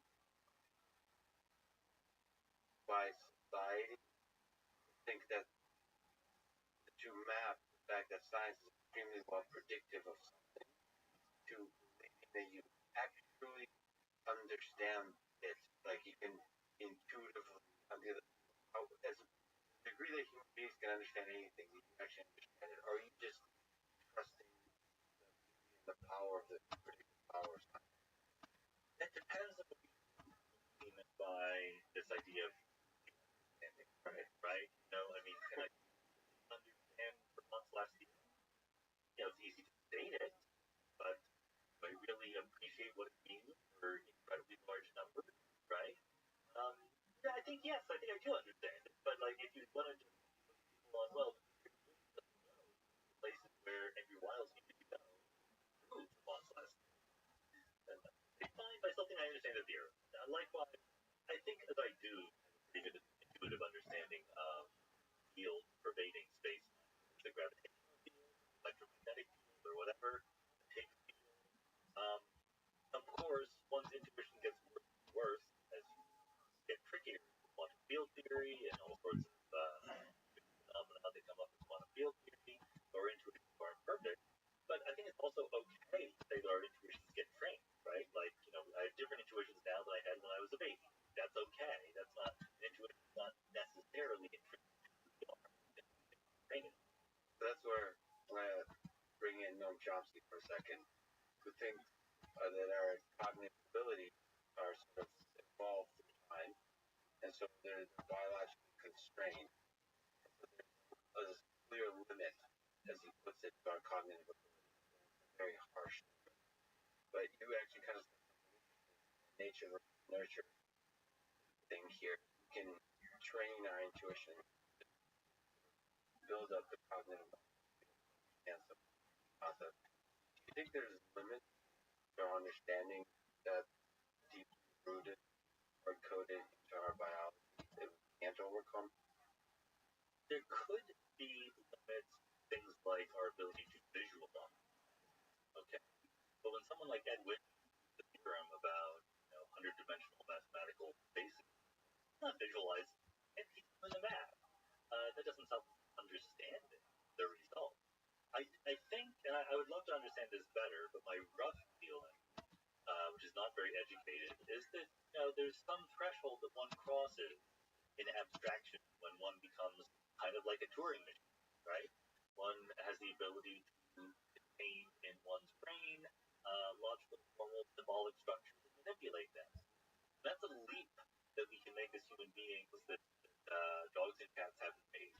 And once you get there, I'm not sure there are any limits to our ability to understand the scientific world at all. Maybe there are. There's certainly limits in our ability to calculate things, right? People are not very good at taking cube roots of million-digit numbers in their head. But that's not an element of understanding. It's certainly not a limit. Of course, the human, you would say, that doesn't limits to our understanding. But, have you thought that the universe is actually a lot simpler than it appears to us, and we just will never be able to take it outside of our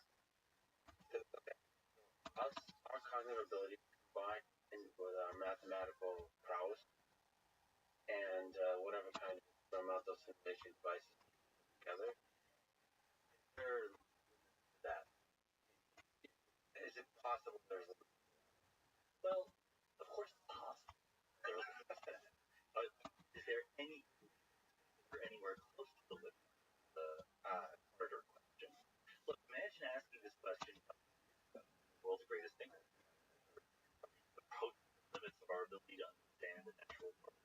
And by definition, there are questions about the natural world that are most interesting to us, and they're the ones we don't quite yet understand, right? So we're always faced with puzzles we don't yet know. And I don't know what they said 500 years ago, but they didn't know about classical quantum mechanics. So they were nowhere close to how well they could do, right? They could do enormously better than they were doing at the time. I see no reason why this is for us today. So of all the worries that mind ability to rationally low. well put? So one interesting philosophical point that quantum mechanics bring up is that you talk about the distinction between the world as it is and the world as we observe it. So staying at the human level for a second, how big is the gap between what our perception system allows us to see and the world as it's outside our mind eye? Not at the quantum mechanical level, but as our these particular tools we have, which is the sense cognitive abilities to process those senses. Well, that last phrase, having the cognitive process, carries a lot, right? There is our sort of intuitive understanding of the world. You don't need to teach people about gravity for them to know that apples fall from trees, right? That's something that we figure out pretty quickly. Object permanence, things like that. The three-dimensionality of space, you don't have the mathematical language to say that, we can assume that it's true. On the other hand, no one realized atoms, right? Or molecules, or cells, for that matter. Forget about quantum mechanics. So, but we got there. We got to understanding that there are atoms and cells using the combination of our senses and our cognitive capacity.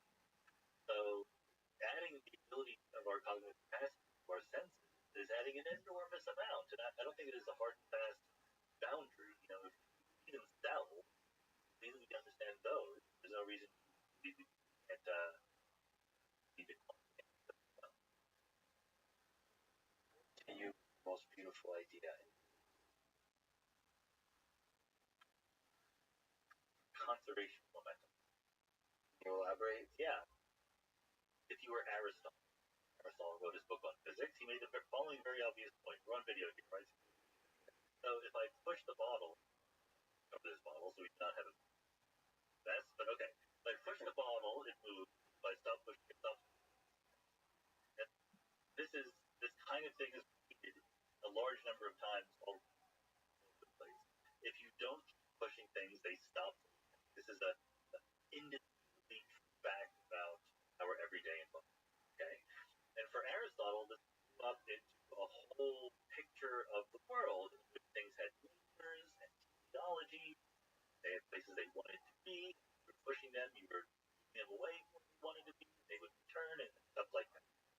And it took 1,000 years or 1,500 years to say, actually, if it weren't for things like dissipation and Aries friction, the natural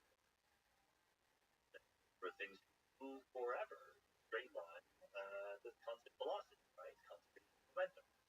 And that is the reason why I think that's the most beautiful idea in physics is because it shifts us from a view of natures and teleology to a view of patterns in the world.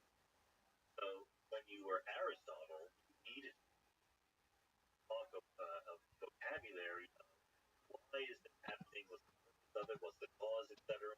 Because nature does or does not want to do that. Whereas once you believe in conservation momentum, things just happen. They just follow the pattern.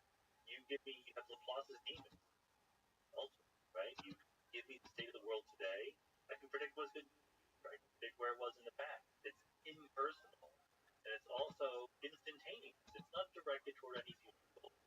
It's just doing what it does, given the current state of the universe.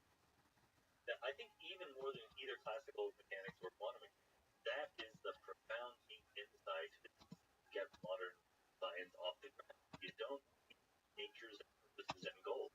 You just need a pattern. The moment in our understanding of the way the universe works, where you branch from physical space to kind of the space of ideas.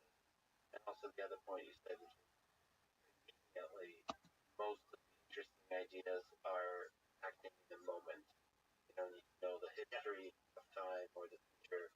Of course, it took a long time to get there, right? I mean, the conservation momentum itself, it's weird. Like, someone would say something interesting, and then the next interesting thing would be said, like 150 or 200 years later, right? And then we're talking to each other 50 years later.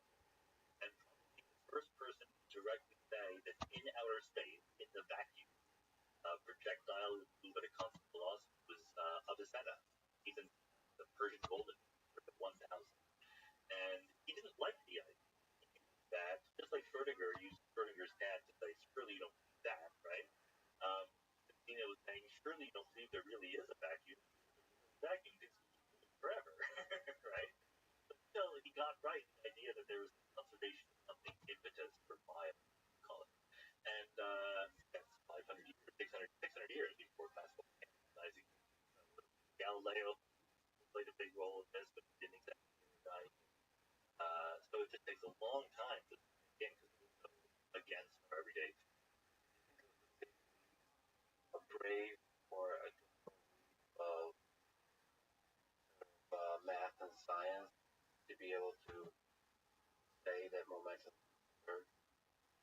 I do. I think it's an example of human reason in action. You know, even Aristotle's theory acted because you fire an arrow and a long way for it to stop. So if his theory was things just automatically stop, what's going on? And he had this elaborate story for this story, but the arrow would push the air in front of it away. Molecules of air would run around and back to the arrow and push it again. And like, anyone reading this, really, that's what he thought.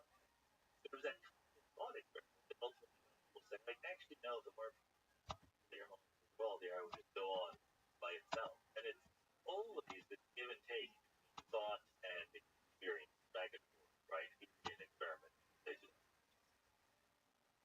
Another big question that I think comes up certainly with quantum mechanics. What's the difference between math and physics? You know, very, very roughly, math is about the logical structure of all possible worlds.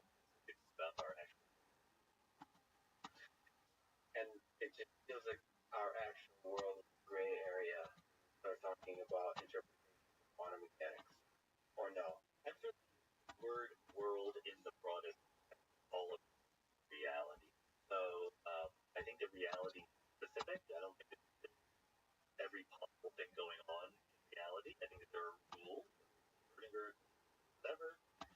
I think, I think this is a sensible notion of the set of all possible worlds. One of the world that we're talking about might be a multi-world. Mechanics might be bigger than the world of our experience, but it's still one physically contiguous world. But so if you look at the overlap of math, it feels like when physics tries to reach our understanding of our world, it uses math to sort of reach beyond the limit of our current understanding. What do you think of that process of sort of using math to start maybe with intuition, or you might start with the math and build up an intuition, or but just kind of reaching into the dark mystery of the world with math?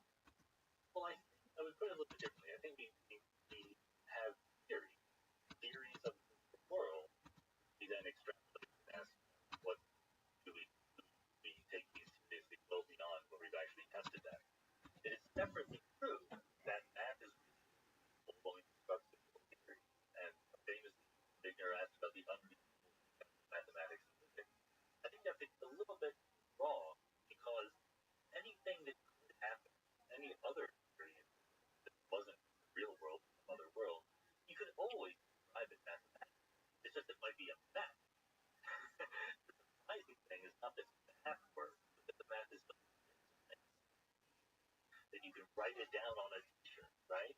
That's what's amazing. That's an enormous compression of information to be valid in the real world. So that's an interesting fact about our world. Maybe we could explain, take it a proof fact, I don't know. But once you have that, you know, it's indelible math and physics. But philosophically, it's separate. What we extrapolate, we don't extrapolate math. There's a whole bunch of wrong math. It doesn't apply to our world, right? We extrapolate the physical theory that's the best explains our world. Again, an unanswerable question. Why do you think our world is so easily compressible into full equation? Yeah, I mean, like I just said, I don't know if there's an answer. There could be. What would an answer look like? Well, an answer could look like shows there was something about our world that maximized something. You know, the the meaning of the simplicity and the power of the laws of or with just generic. What would look like, right? Like I don't really know. I tend to think not. I tend to think that there's something specific and rock bottom about the facts of our world, but don't have the fact that the world exists at all. And for the specific laws of physics, I think in some sense, at some level, and that's how it is. I can't explain anything. I don't know how anywhere close to right now. Possible.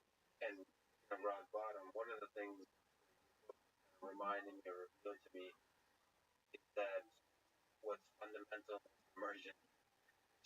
Like I don't even know anymore what's fundamental in physics. If there's anything. It feels like everything, especially quantum mechanics, is revealing to us is that most things that I would, as a limited human, would think are fundamental, are can actually be explained as emergent from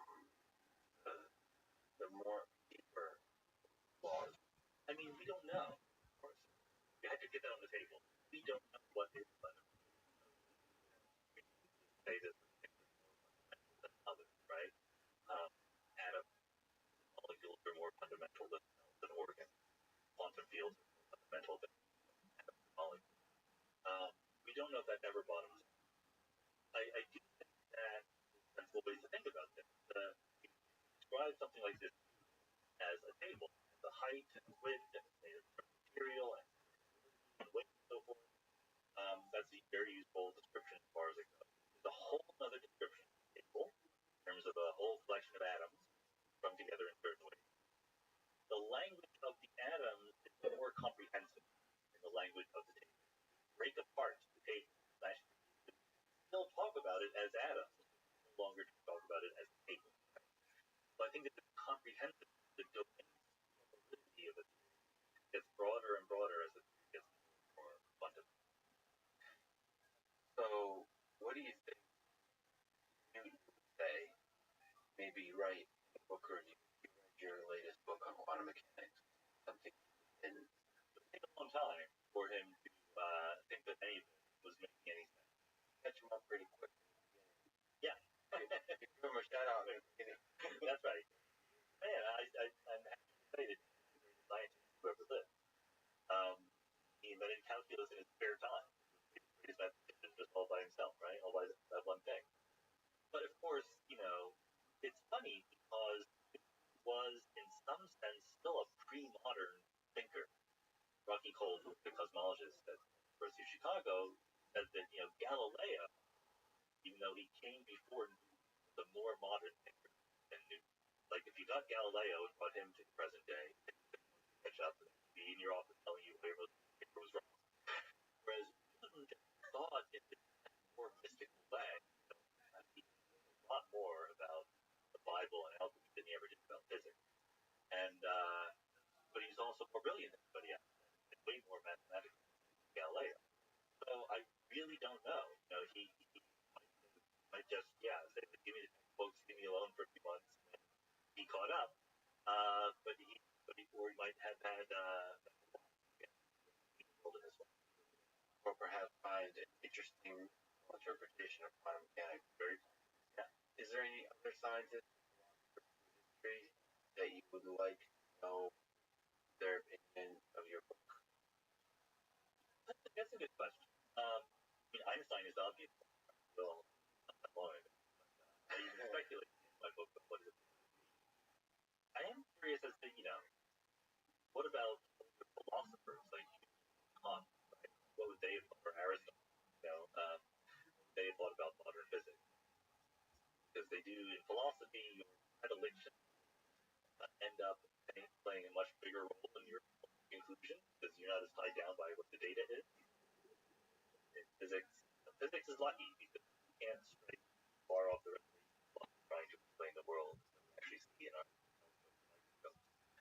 But it's just not fair to play that game because if we're thinking about a whole bunch of things we know, right? Like we lived through a lot they didn't live through. So by the time we got them caught up, they'd be different people. So let me ask a bunch of basic questions. I think it would be interesting for people not familiar, but even for people who are well familiar. Let's start with what is quantum mechanics? Quantum mechanics is a paradigm of physics that came into being in the early part of the 20th century that replaced classical. And it replaced classical mechanics in a weird way that we're still coming to terms with. So in classical mechanics, you have an object that has a location, has a velocity, the location, velocity of everything in the world, you can say what everything is. Quantum mechanics has an aspect of it that is kind of on the same lines. It's something called the quantum state or the wave function. And there's an equation governing what the quantum state does. So it's very much like classical mechanics. The wave function is different. It's sort of a wave, it's a vector in a dimensional vector space rather than dimensional velocity. But okay, that's the equation, Schrödinger equation, flaws, but okay, again, where quantum mechanics really becomes weird and different is that there's a whole other set of rules in our textbook formulation of quantum mechanics, in addition to saying that there's a quantum state and it evolves. And all these new rules have to do with what happens when you look at this measure. In classical mechanics, there were no rules about observing. Look at it, see what's going on. But that was it, right? In quantum mechanics, the way we teach it, there's something profoundly fundamental about the act of measuring your observation, and the system dramatically changes state, even though it has a wave function. Like the electron in an atom is not orbiting in a circle or spread out in a cloud. When you look at it, you don't see that cloud. Look at it, it looks like a particle. But it dramatically changes state right away. And the effects of that change can be instantly seen in what the electron does next. So that's we need to be careful because we don't agree on what quantum mechanics is. That's why I say, like, in the textbook view, right? But in the textbook view, mechanics, unlike any other theory of physics, gives a fundamental role to the act. Maybe even more basic. What is an atom? What is an electron? Sure, this all came together, in a few years around the turn of the last century, right, around the year 1900. Atom predated that. Of course, the word atom goes back to the ancient Greek, but it was the chemists in the 1800s that really got experimental evidence for atoms. They realized, that there were two different types of tin, and in oxide, it's exactly twice as much oxygen in one type. Like, why is that? Why is it never 1.5, right? And so Dalton said, well, it's because there are tin atoms and oxygen atoms. One form of tin oxide is one atom of tin and one atom of oxygen. The other is one atom of tin and two atoms. And on the basis of this, speculation, theory, right, a hypothesis. But then on the basis of that, another prediction. Chemists came quick that the atoms were real. The physicists took a lot longer to catch on, but eventually they did. And I mean, Boltzmann, who believed in atoms, had a really tough time his whole life. He worked in Germany where atoms were not popular. They were popular, but not in Germany. And there, in general, the idea of atoms is the smallest block of the universe for them. That's the kind of how they That was thought a about Greek idea, but the chemist in the 1800s jumps the gun a little bit.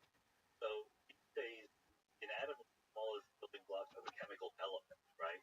Hydrogen, tin, oxygen, carbon, whatever. So we know that atoms can be broken up further than that. That's what physicists discovered in the early 1900s. Rutherford, especially, and his colleagues. So the atom that we think about now, the cartoon, is that picture you've always seen of the nucleus and then electrons orbiting it like a little solar system. Now know that the nucleus is made of protons. So the weight of the atom, the mass, almost all in its nucleus, protons and neutrons are something like 1,800 times as heavy as electrons are. Electrons are much lighter, but because they're lighter, they give all of the life to the atom. So when atoms get together, combine chemically, when electricity flows through a system, all the electrons are doing all the work. And quantum mechanics steps in, as you mentioned, with position or velocity, classical mechanics. Quantum mechanics is modeling the behavior of the electron. You can model the behavior of anything. The electron, because that's where the fun is. The electron was the biggest challenge right from the start. What's the wave function? That is interesting detail. Yeah. But in any interpretation, what is the wave function of quantum mechanics? Well, we had this idea from Rutherford that atoms look like little bubbles. But people very quickly realized that an electron orbiting in a crystal give off light. All the light that we have comes from electrons down. Electromagnetic waves are. You can calculate how long would it take for the electrons to spiral into the end of 11 seconds. Okay, 100 billionth of a second. So that's not right. Meanwhile, people had realized that light, wave, had properties that were similar to that of particles. Einstein and Planck and stuff like that.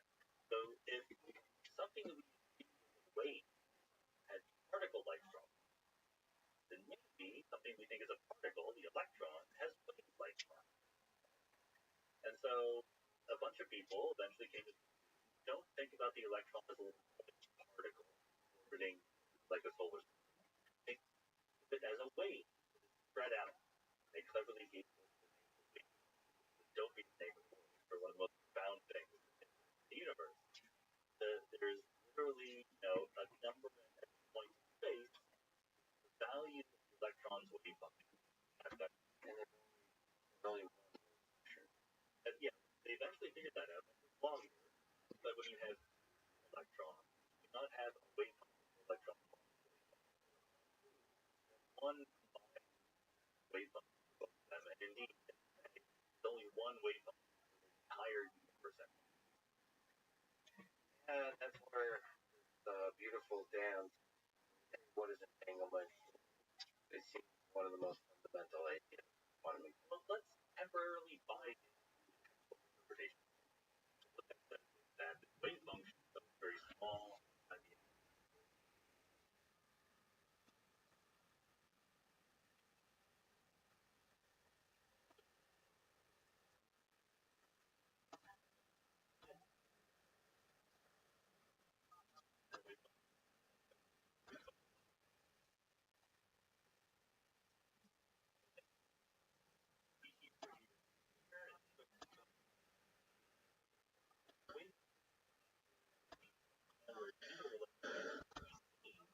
So we know the most BC in like so we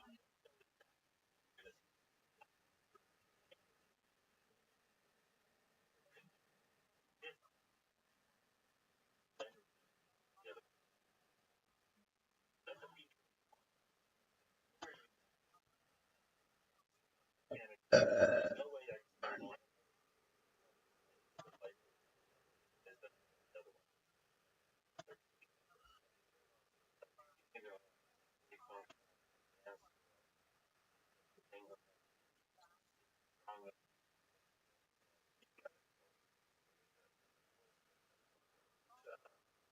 there's another tool.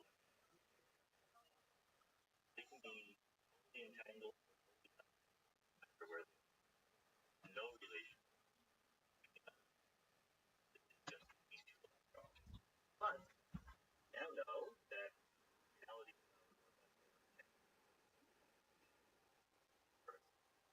even gravity parts of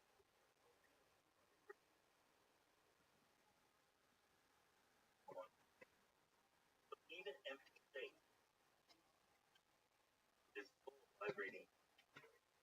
And those quantum fields in empty space are tangled with each other in exactly the way they're nearby, but vibrating quantum fields are nearby, and they'll be highly entangled. They're far away, they will not be. Quantum fields in a vacuum, like empty space. They're like empty space. It's as empty as it can be. But there's it's just what is nothing? And right here, this location in space, there's a gravitation taxed by dropping. And if I don't see it, there it is. So we got a little bit of idea of entanglement. Now, what is Hilbert space and Euclidean space? Yeah, you know, I think that people are very welcome to go through their lives not knowing what Hilbert space is. But if you want to dig into a little bit more into quantum mechanics, now, the English language was invented long before quantum mechanics or various forms of higher mathematics. So we use space to mean different things. Of course, most of us think of space as a three-dimensional world in which I mean, some of us just think of it as outer space. Okay, but space around us is a three-dimensional location of things. But mathematicians use any generic, abstract collection of elements as a space. Okay, a space of possibilities, momentum space, etc. So Hilbert space is the space of all possible quantum wave functions. Therefore, the universe or some specific system. And it could be an infinite dimensional space, or it could be this really, really large dimensional finite. We don't know. We don't know the final theory of everything. But this abstract Hilbert space is really, really big. No immediate connection to the dimensional space. What do dimension Hilbert space mean? You know, it's just a way of mathematically representing how much information is contained in the state of numbers do you have to give to specify what the thing is. So in classical mechanics, I give you the location of something. I give you three numbers, right? Up, down, left, x, y, z coordinates. But then I might want to give its entire state. State means both position and also its velocity. The velocity also has so its state something called phase, which is six dimensions, velocity. And then it also has an orientation. provide more and more information about the system. Abstract mathematical space has more and more numbers. Those numbers mentioned. So, in terms of amount of information, what is entropy? A mystical word in mathematics, but has a in context. Sadly, it has more than one very specific meaning. This is the reason why it is hard. Entropy means different things. One way of thinking about it is a measure of how much we don't know about the state of matter, right? So if I have a bottle of water molecules, and I know that, okay, there's a certain number of water molecules, I could weigh it, I can figure out. I know the volume of it, I know the temperature and pressure, things like that. I certainly don't know the exact position and velocity of the water molecule, right? So there's a certain amount of information I know, a certain amount that I don't know, that is part of the complete state of matter. And that's what the entropy characterizes, how much unknown information there is, different between what I do know about the system and its full exact state. So, when we try to describe a quantum mechanical system, is it infinite or finite but very large? Yeah, we don't know. That's the system. It's easy to mathematically write down a system that would have a potentially infinite dimensional Hilbert space. So let's go back a little bit. We said that the Hilbert space is the space in which wave functions live for different systems that would be different sizes. So that's the number of numbers, the number of pieces of information actually give you about the system. So the bigger Hilbert space, the bigger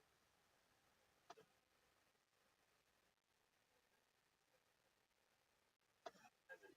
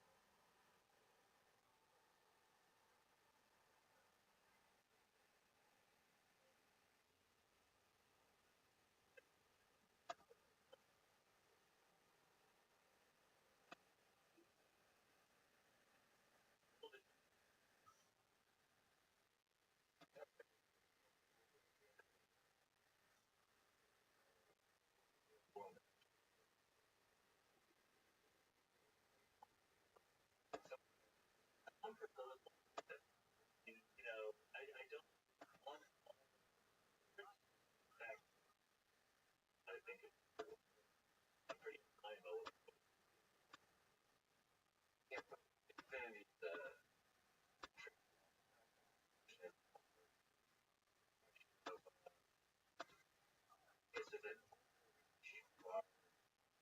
intuition, convenient, almost like feels like passion.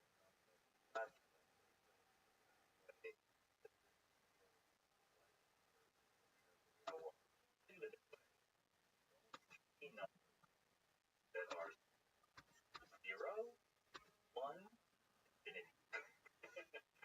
Number like is just that's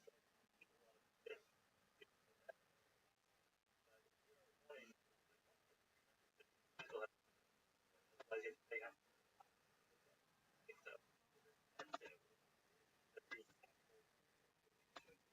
so true. How things things get things get very large.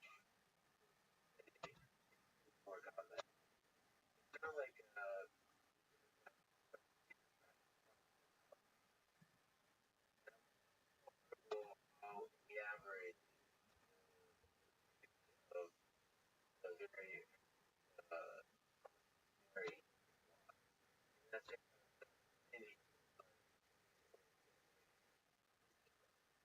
let's see whether you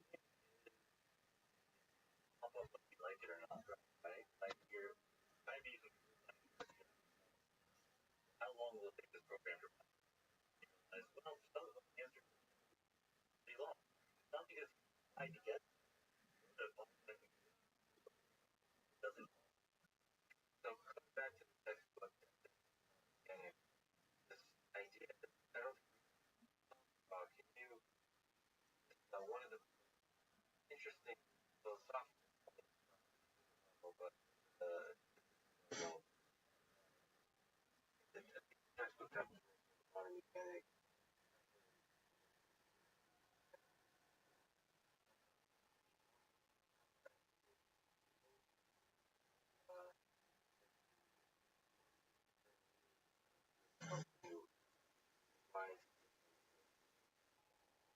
I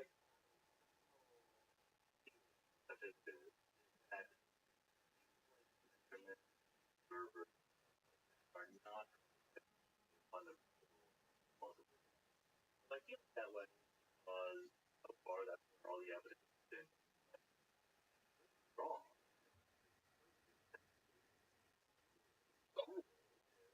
Somehow, or mental logic, but I don't think so. And I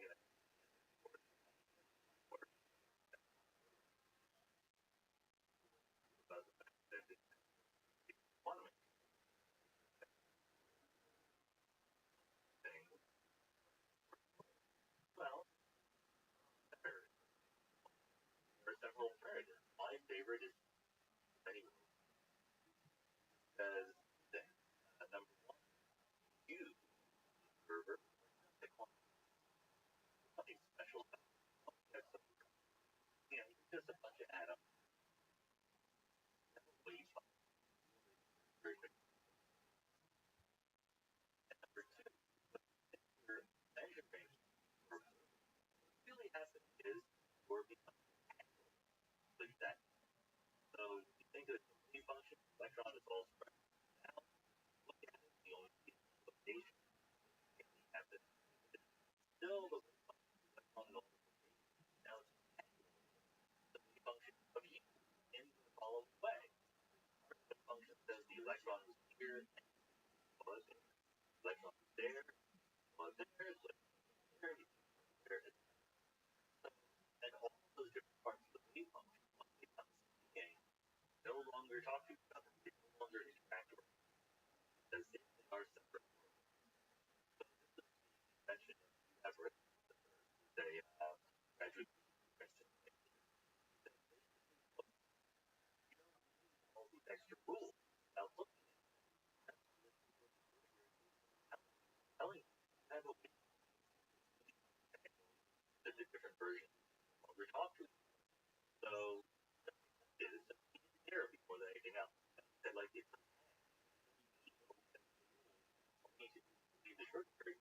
the cost is a whole bunch of the world. So the world's being created, whether there's a server or not. The world's created anytime a quantum what's that world? Let's back down here. Whenever it really says this theory, it functions in the universe, it obeys the perfect. That's it. The full theory. That's all of the work is how in the world that's reality. Part of it is part of the world. Look, frankly, hold up. Another part is systems and environment. Environment is the all the things going on in the world that you don't keep track of. Again, in a bottle of water, track of water volume, you don't keep track of additional velocity, track of photons and air molecules. That's the track of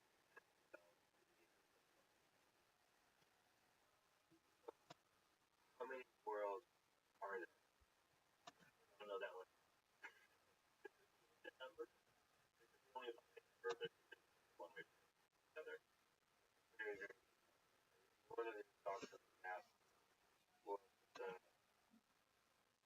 is finite. Actually, I'm not sure exactly finite. Is there going to overlap the world that you return to? So you mentioned I love elaborate the idea that the world that finite over time and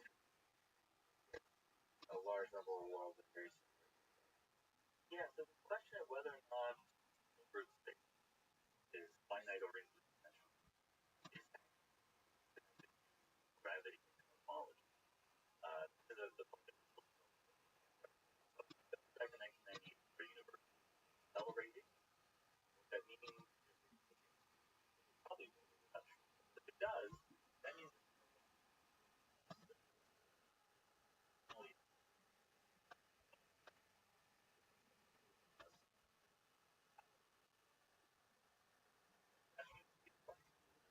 that makes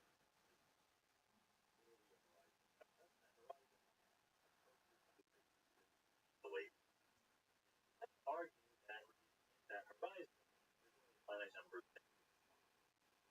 finite difference. At least it had a guess is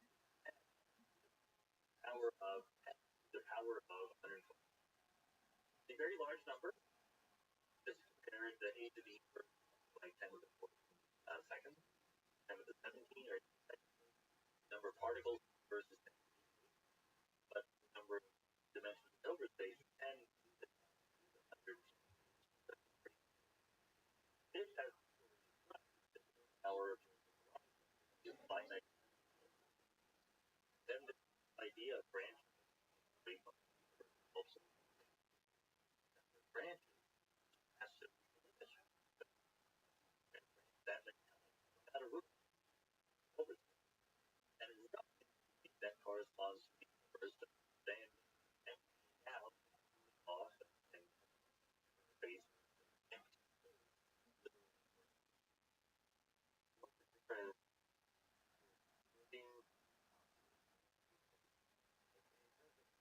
a lot of this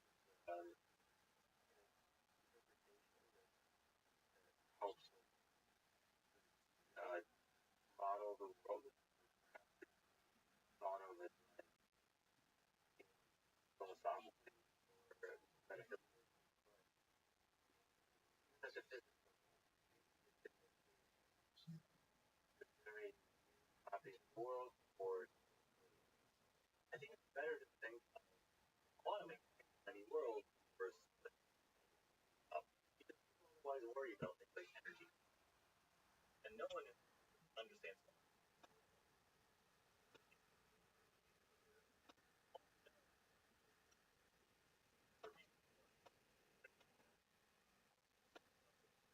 pre-existing mathematics, just like black neutral vector, like yeah, you can write that vector like one some long one over I write one arrow as there's a conservation arrow, like a static just drive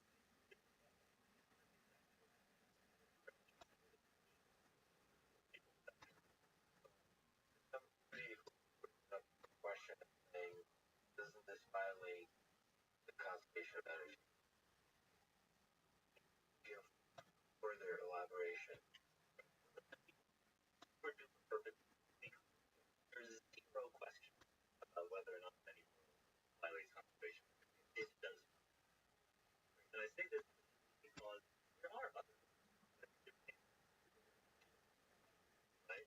Ability like that. We know the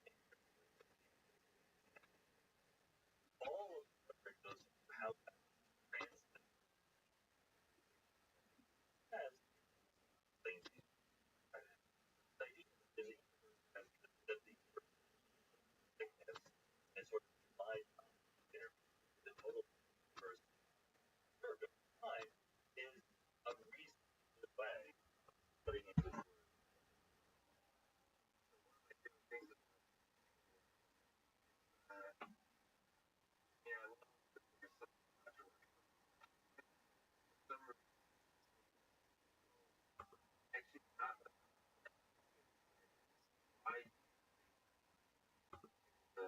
or should I? There's a lot of, actually, one of the cleanest ways to think about biomechanics. Why do you think there's a comfort amongst certain? That I both between two different kinds of simplicity theory. In the theory itself, right? How we describe what's going on according to bias and rights. And we're mathematically normal. Map it onto the world, right? And sometimes, like for pretty obvious, like okay, here's a bottle and it has center mass, like that. Sometimes it's a little bit harder with general relativity, curve, space time, with graph. Quantum mechanics is very hard to map on what your language talking waves things like onto reality. And many versions of mechanics where it is hardest maps on underlying reality. So that's where the lack of simplicity comes in. Not in the theory, but in how you map onto reality. Okay, in fact, all we're elaborating the world of quantum mechanics is in the effort to map it on.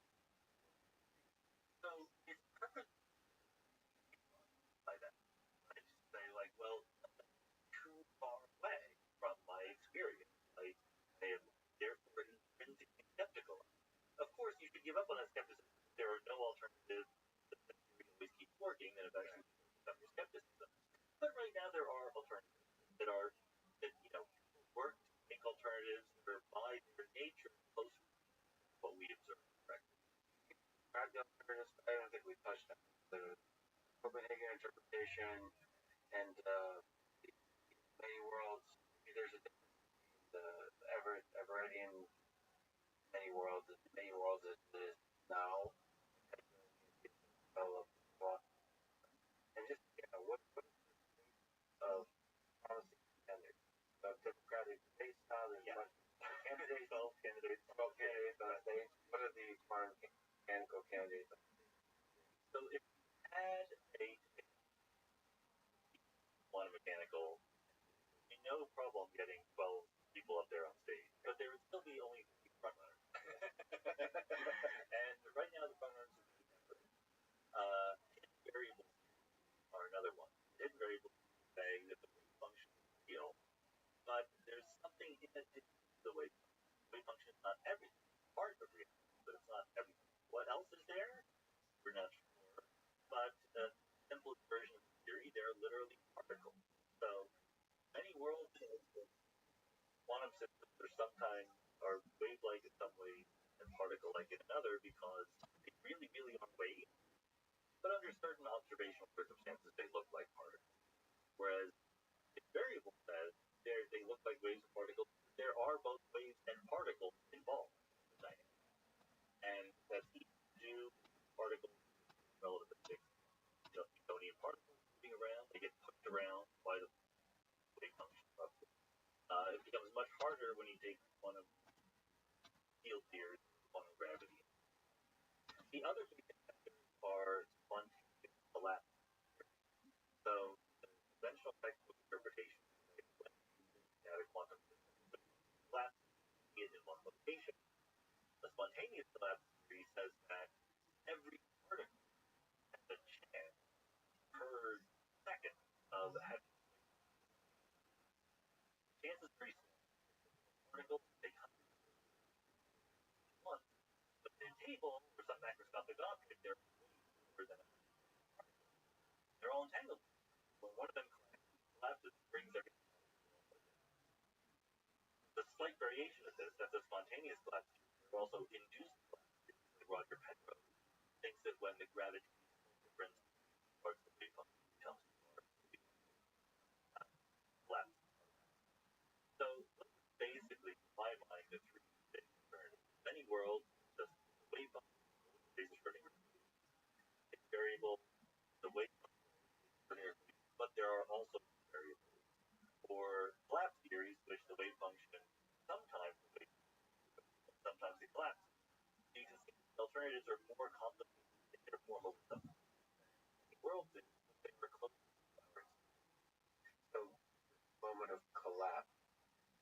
it as this wave function fundamentally sort of probabilistic description of the world. Collapse of that part of the world is something deterministic.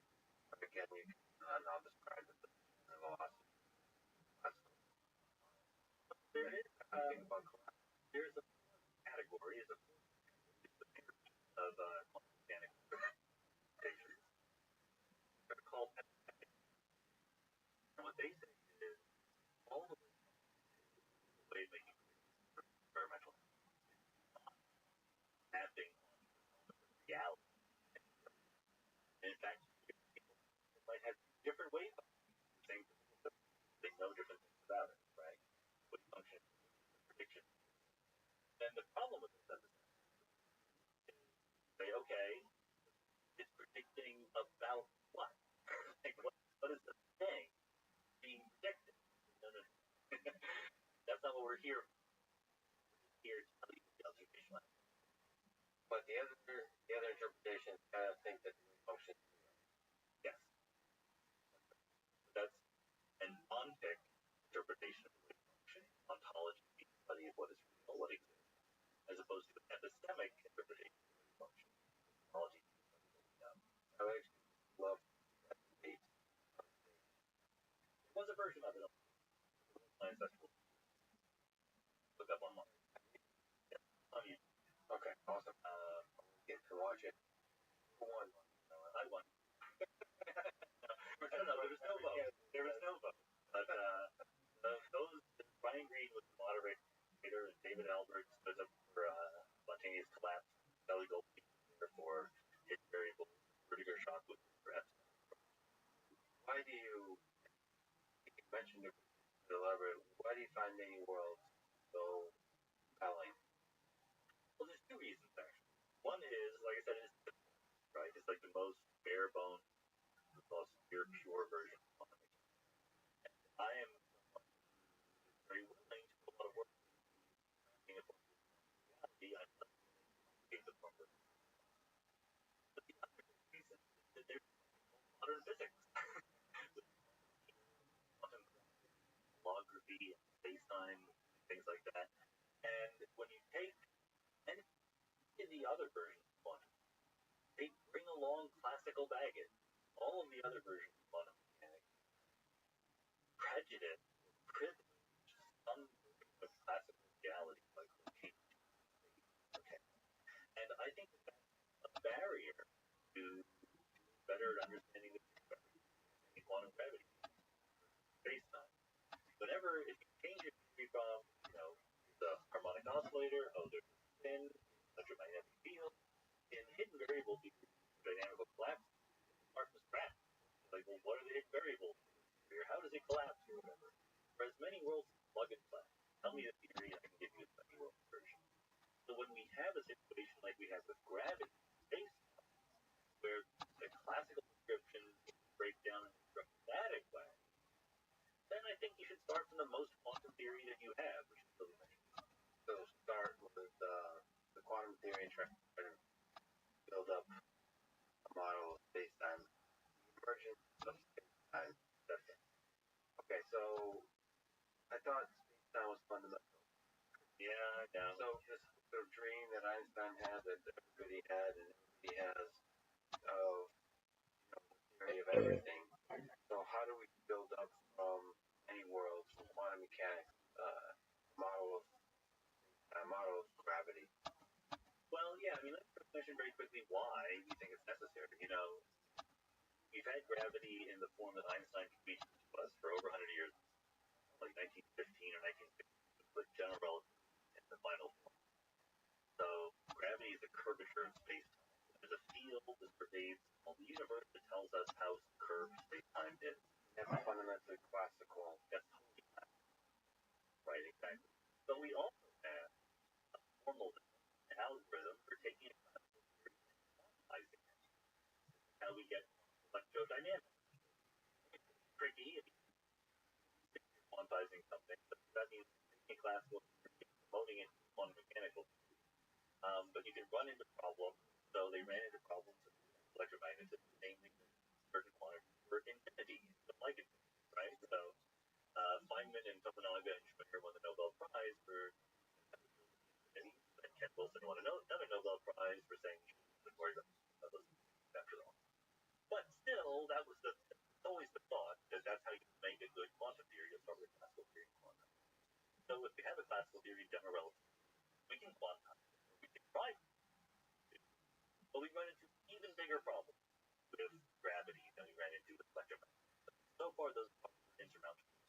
not been able to get a successful gravity, quantum gravity, starting with classical.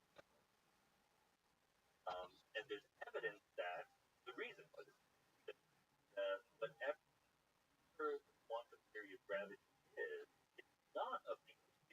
It's something that has weird non-local to it. You don't understand. You get this idea from black hole and radiation information, conservation, a bunch of other ideas that talk about this.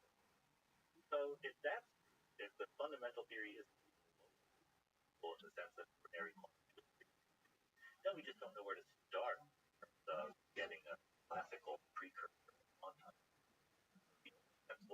There's at least the next obvious we just have to go to start in quantum or backward the classical limit. The idea of locality, the fact that locality is not fundamental, Marx, sort of, I guess in that sense, modeling does stuff that goes by, interacts, stuff that's far away doesn't. What's locality and why is it not fundamental? How is that even possible? Yeah, locality is the question that Isaac Newton was worried about back at the beginning of our conversation, right? How can the Earth know what the gravitation of the sun is? And the answer, spelled out by the laws of others, there's a field in between. The way a field works is that what's happening at this point in space directly on what's happening right next. What's happening at those points and what's happening right next to them, right? As you can build up and cross space, only local interaction. That's what locality means. What happens here is only affected by what's happening right next. That's locality. The idea of locality is built into everything. General relativity, classical. It seems to break down about black holes. Hawking taught us in the 1970s that black holes radiate, give off, eventually evaporate away, not completely black, when we take quantum mechanics into account. And we think, I don't know for sure, but most of us think that if you make a black hole out of certain stuff, then like Lass's taught us, you should be able to predict what that black hole will turn into. Just obeying the rules. That's true. There are good arguments that can't happen while preserving their information spread out non-locally. Interesting. And people should talk about holography with the Leonard Susskind on your Minus K podcast. Oh yes, I have a podcast. I didn't even mention that. I'm terrible. No, I'm gonna ask you questions about that. Okay, I've been not shutting up about it. It's my favorite science podcast, though, or not. It's not even a science podcast. It's like the scientist podcast. That's what it is. Absolutely. Yeah. Anyway. So holography is this idea you have a black hole. And a black hole is a region of space inside of which gravity is so strong that you can't see it. There's this weird feature of black holes.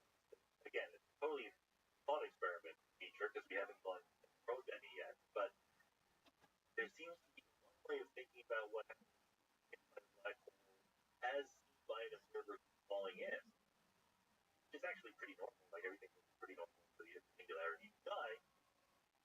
But from the point of view of the outside observer, it looks like all the information that fell in is actually smeared over the horizon in a non-local way.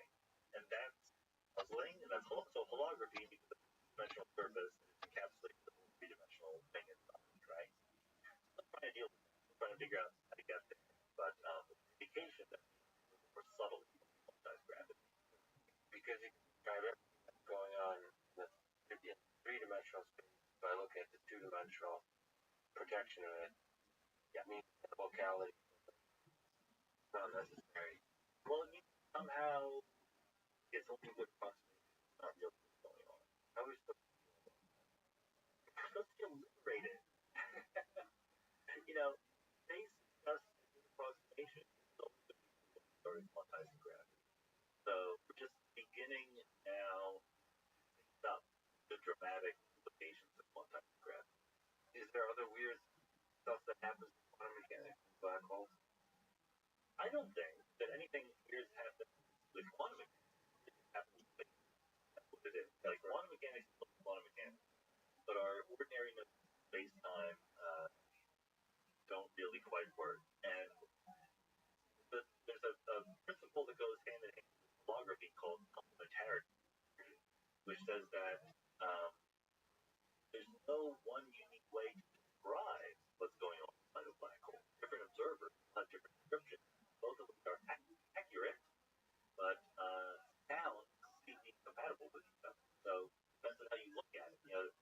word complementarity in this context is borrowed from Niels Bohr, who points out you can measure the position, we can measure the momentum, can't measure both at the same time in quantity. A couple of questions on many worlds. How does many worlds help us understand our particular branch of reality? So, okay, that's fine and good, that is everything splitting, but we're just traveling down a single branch. So, how does it help us understand our little branch? But that's a great question, but that's the point. That we didn't invent many worlds because we thought it was cool, much world, right? We invented it because we were trying to account for what we observe here in our world. What we observe here in our world are wave functions collapsing. Okay, we do have a situation where the electrons seem to spread out, but look at it, we locate. So what's going on? That's the measurement problem. Quantum mechanics, that's what we have to face up to. So many worlds does a proposed solution to that problem. The answer is nothing special is happening. Well, just a Schrodinger equation. But you have a wave function. And that's a different answer than given hidden variable or dynamical collapse theories or whatever. So the entire point of many worlds is to explain what we observe, but it tries to explain what we already have observed, right? It's not trying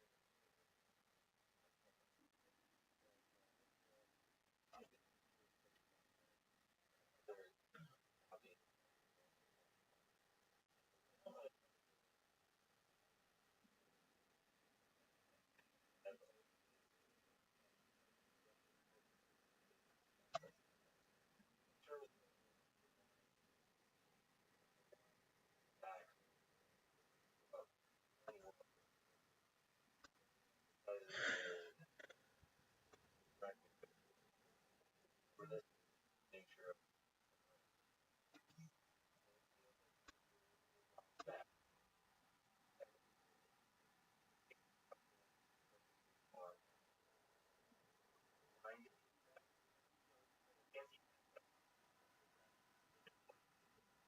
that you're not over also just this is a blind glass cup. Be lucky enough that every molecule of wine would into the glass. And guess what's not going to happen? And the quantum wave function is that possible principle on everything, perfect knowledge, entire way in practice. So, time travel. No, mechanics has no help. What about memory? Does it use the memory of itself, or in not time travel, but time? So, Well, that is, fundamental law of physics. Means that so if you have all the stuff in the world right now, also you can, but none of it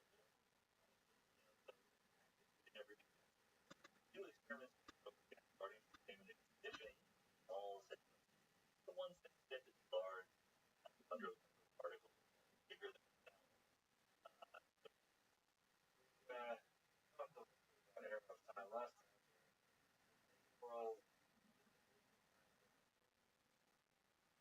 five. Uh,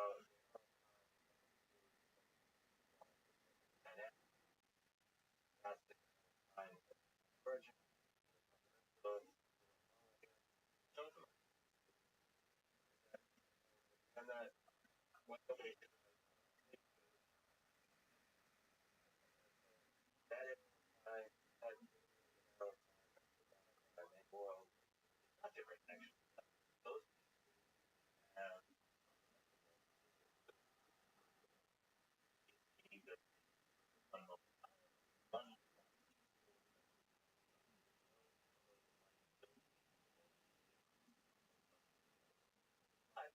we do are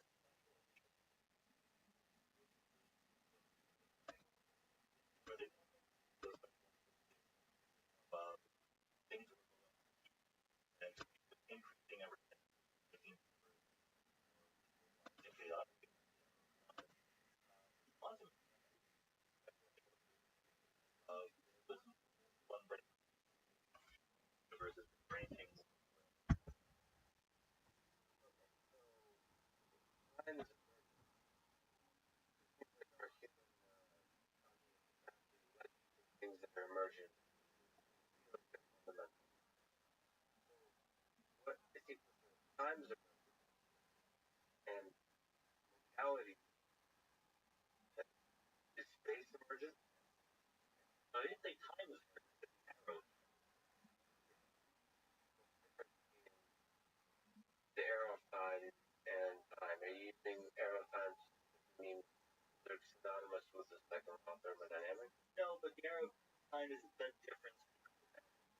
So Right. there's space, but there's no arrow. You don't feel that space has an arrow, right? You could live in thermodynamics, but arrow time difference now. Possibly. Okay. Nothing changes the time. Well, things can even change. Like if the whole universe consisted of the Earth going around the sun, okay, it would just go in circles, ellipses, right? Things will change. It's not increasing it. There's no arrow. It could be back. Never know. The arrow time can point in a direction briefly. To the extent that it points in different directions, it's not a very good arrow. The arrow of time in the microscopic world is so powerful that there's no chance of that. When you get down to tiny systems with 3 or 4 moving parts, then entropy can fluctuate up and down. What does it mean for space to be an emergent phenomenon? It means that the fundamental description of the world is not a Hilbert space. It'll be something like a vector in Hilbert space, right? You have to say, well, why is there a good approximate description which involves 3-dimensional space and stuff inside? Okay, so time and space are emergent. We kind of mentioned in the beginning. Can you elaborate? What do you feel hope is fundamental in our universe? A wave function doesn't get A wave function in Hilbert space that we can't intellectualize or visualize, really. You can't visualize and intellectualize it very easily. Like, well, how do you think about it's a vector in a 10 to the 10 to the 122-dimensional vector space. The complex vector, unit, norm, falls according to the Schrodinger equation. Got it. When you put it that way, What's so hard, really? Yep. Quantum computers. There's some excitement, actually a lot of excitement with people that it will allow us to simulate quantum mechanical. What kind of questions about quantum mechanics, about the things we've been talking about, do you think you hope to answer quantum simulation? Well, I think that there are the whole fascinating frontier of things. Those practical things, photography, money, nothing, sorting things, simulating. So it's a broader question, maybe even outside of quantum computers. Some of the theories that we've been talking about, what's your hope? What's most promising to test these theories? What are kind of experiments you can conduct, whether it's simulation or the world, that would validate, prove, or expand these theories? Well, I think for the parts of that question, one is many worlds, the other one is sort of emergent space. For many worlds, there are experiments ongoing to test whether or not wave functions spontaneously collapse. And if they do, that rules out many worlds. That's falsified. But if there are hidden variables, theorem indicate that predictions will always be many worlds. I'm a little skeptical of this theorem. I haven't internalized it. I made it part of my intuitive view of the world yet. So there might be loopholes to that theorem. I'm not sure about that. Part of me thinks that there should be different experimental predictions. There are hidden variables, but I'm not sure. But otherwise, it's just quantum mechanics all the way down. So there's this cottage industry in science journalism of writing breathless articles that say quantum mechanics shown to be more astonishing than ever before thought. It's really the same quantum mechanics we've been doing since 1926. Whereas with the emergent space-time stuff, we know a lot less about what the theory is. Very primitive theory. We don't even really have a safely written down, respectable, honest theory yet. But there could very well be experimental predictions we just don't know about yet. That's one of the things that we're trying to figure out. But for emergent space-time, big stuff, right? Well, or really fast stuff, really energetic stuff. We don't know. That's the thing. So there could be violations of the speed of light if you have emergency. Not going faster than the speed of light, but the speed of light could be different from light at different wavelengths, right? That would be a dramatic violation of physics as we know it, but it could be. Or not. I mean, it's not an absolute prediction. That's the problem. It's not well developed. Is there anything that quantum mechanics teaches about nature, the human mind? Think about consciousness and these kinds of topics. It's certainly excessively used to point out. The word quantum is used for everything besides quantum mechanics. But in more serious, there's something that goes to the human level and can help us understand our mind. Not really is a short answer. Minds are pretty classical. I don't think, we don't know this for sure, but I don't think that phenomena like entanglement are crucial. What about consciousness? You mentioned early on in the conversation that it would be unlikely but incredible if the observer is somehow a fundamental part. Yeah. The observer at the romanticize the notion of the idea of consciousness. So consciousness is panpsychism is fundamental to the universe. Is that possible? That's impossible. Just like Joe Rogan likes to say, it's entirely possible. But okay, but it's on a spectrum of crazy there. How, statistically speaking, how often do you ponder the possibility that consciousness is fundamental, or the observer is fundamental to? Personally, not at all. There are people who do. I'm a thorough physicalist when it comes to consciousness. I do not think that there are any separate mental states or mental properties. I think they're all emergent, just like space-time is. And space-time is hard enough to understand. So the fact that we don't yet understand consciousness is not at all surprising. As we mentioned, have an amazing podcast, Mindscape. As I said, one of my favorite podcasts. Sort of both for your explanation of physics, a lot of people love, and when you venture out into things that are beyond your expertise. But he's just a really smart person exploring even questions like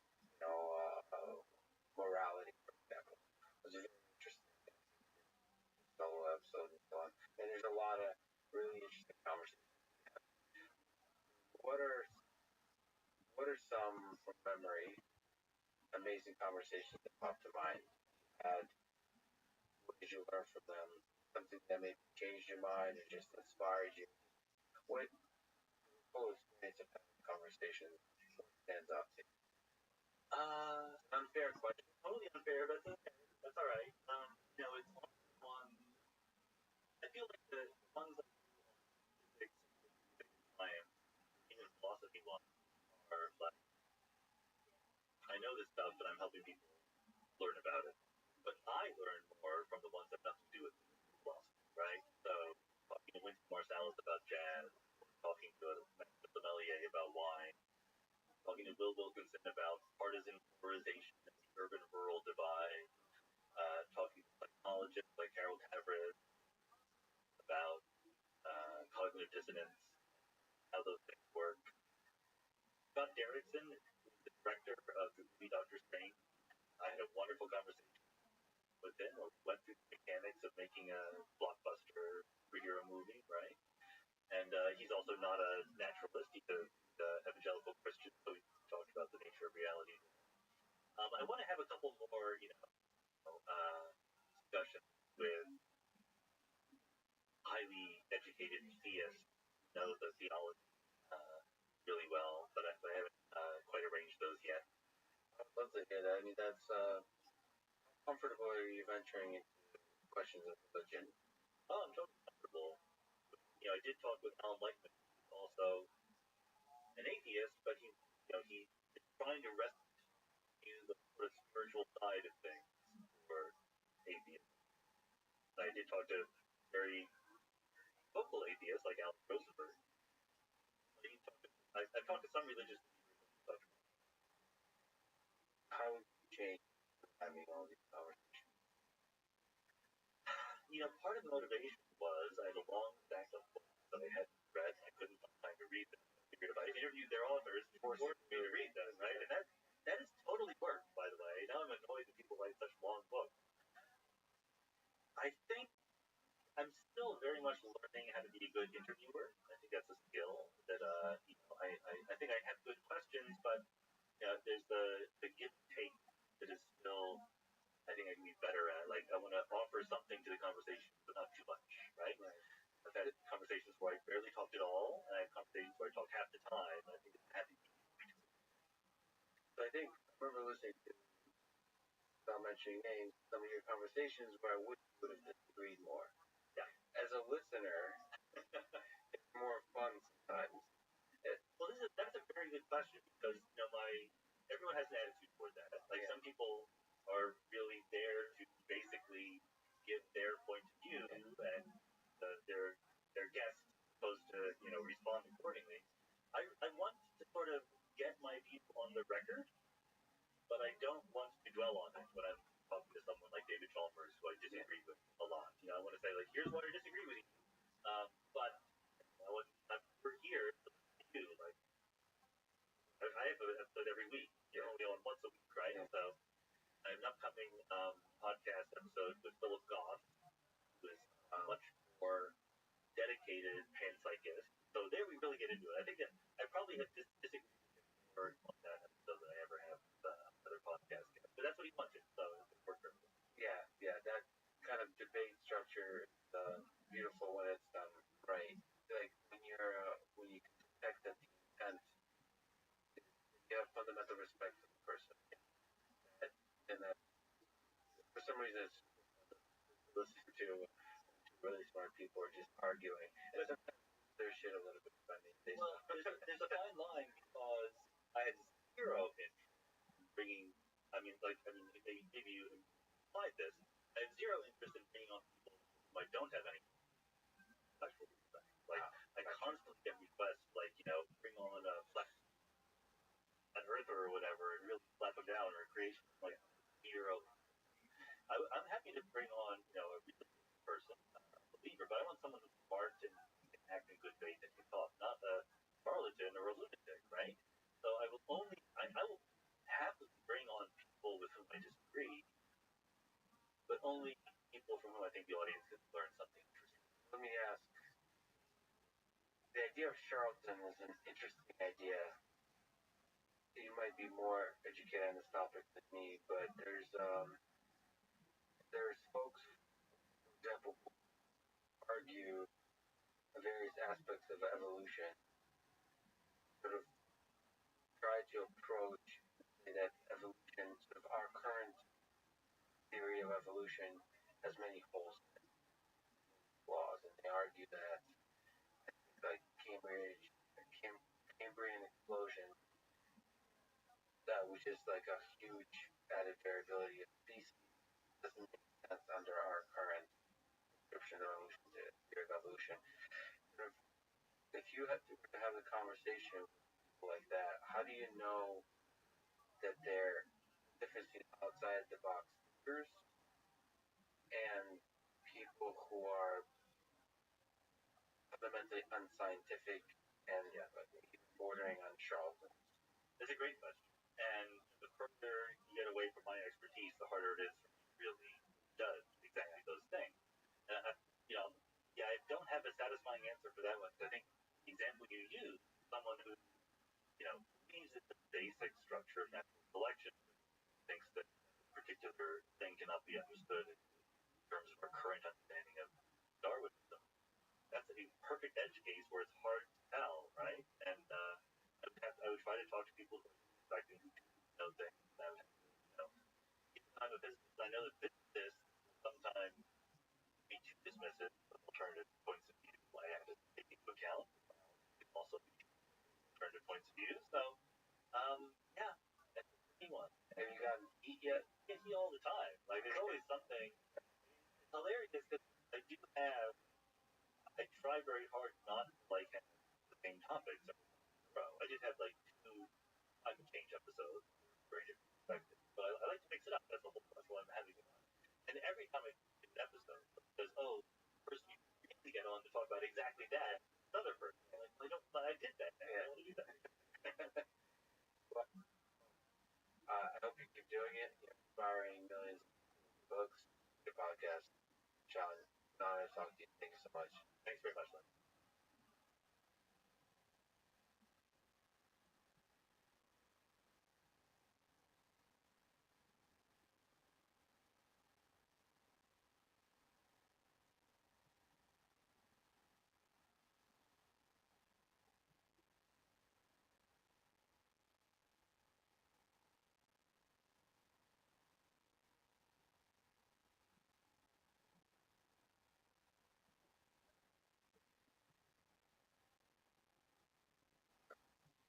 Creator of C++, programming language that after 40 years is still one of the most popular, powerful, in the world, come to rely on us in society.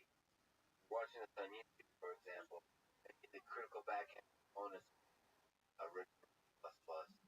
Same goes for Google, Facebook, Amazon, Twitter, most Microsoft applications, Adobe applications, most databases, and most systems that operate cars, robots, rockets, and launches. And one day, land us on Mars. C++ also happens to be a language that I use more than any other in my life. I've written several 100,000 lines of C++ source code. Of course, lines of source code don't mean much, but they do give hints of my personal journey in the world of software. I've enjoyed watching the development of C++ programming language leading up to the big update standard in 2011 and those that followed in and plus 20 standard coming out next year. This is our podcast. Go ahead. Stars and I Patreon on Twitter. Let's spelled FRI. Now, my conversation. What was the program? Remember? I studied first science and technically did and connect points from primitive star patterns wedding paper printer. I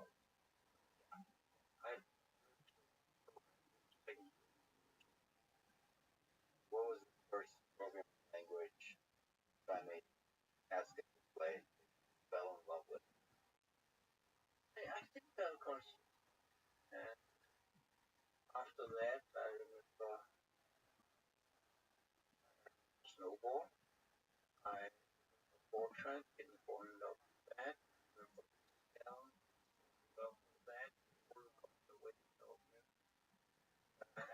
discovered a center, and that was much more fun. And from there, I went to micro. Micro, we were drawn from level. But I went a lot of language. There was significant time. That was sort of really profitable. That came to my master. And I discovered Stimulant, which was absolutely great. Stimulant was the extension of Albert, done primarily for simulation. It ended up programming and inheritance and runtime implementation while and that was the language that have the sort of the problems of a program grow, the size of the program, how square size of the program. That is, you can actually modularize very nicely, and that was a surprise to me. It was also a surprise to me that a stricter type system, Pascal, was helpful, whereas Pascal's type system got in my way all the time. You need a strong type system to organize your code well, but it has to be extended a little bit. To remember what kind of type system did Pascal have? Basically, Pascal was sort of the simplest language that Niklas had defined that served Niklas at that time, and it has sort of a highly moral tone. It's Pascal is good that you can't get possible, whereas Stimulant allows you basically to build your own system. So instead of trying to yourself Niklaus's world, basically Gore's language, or Johan Dahl's language, allowed you to build your own sort of close to the original idea of language. As a matter of fact, what you build instead of type, relations among type, allows you to express something that's type. Stuff you're saying has echoes of objects. Yeah, so class type. Direct English.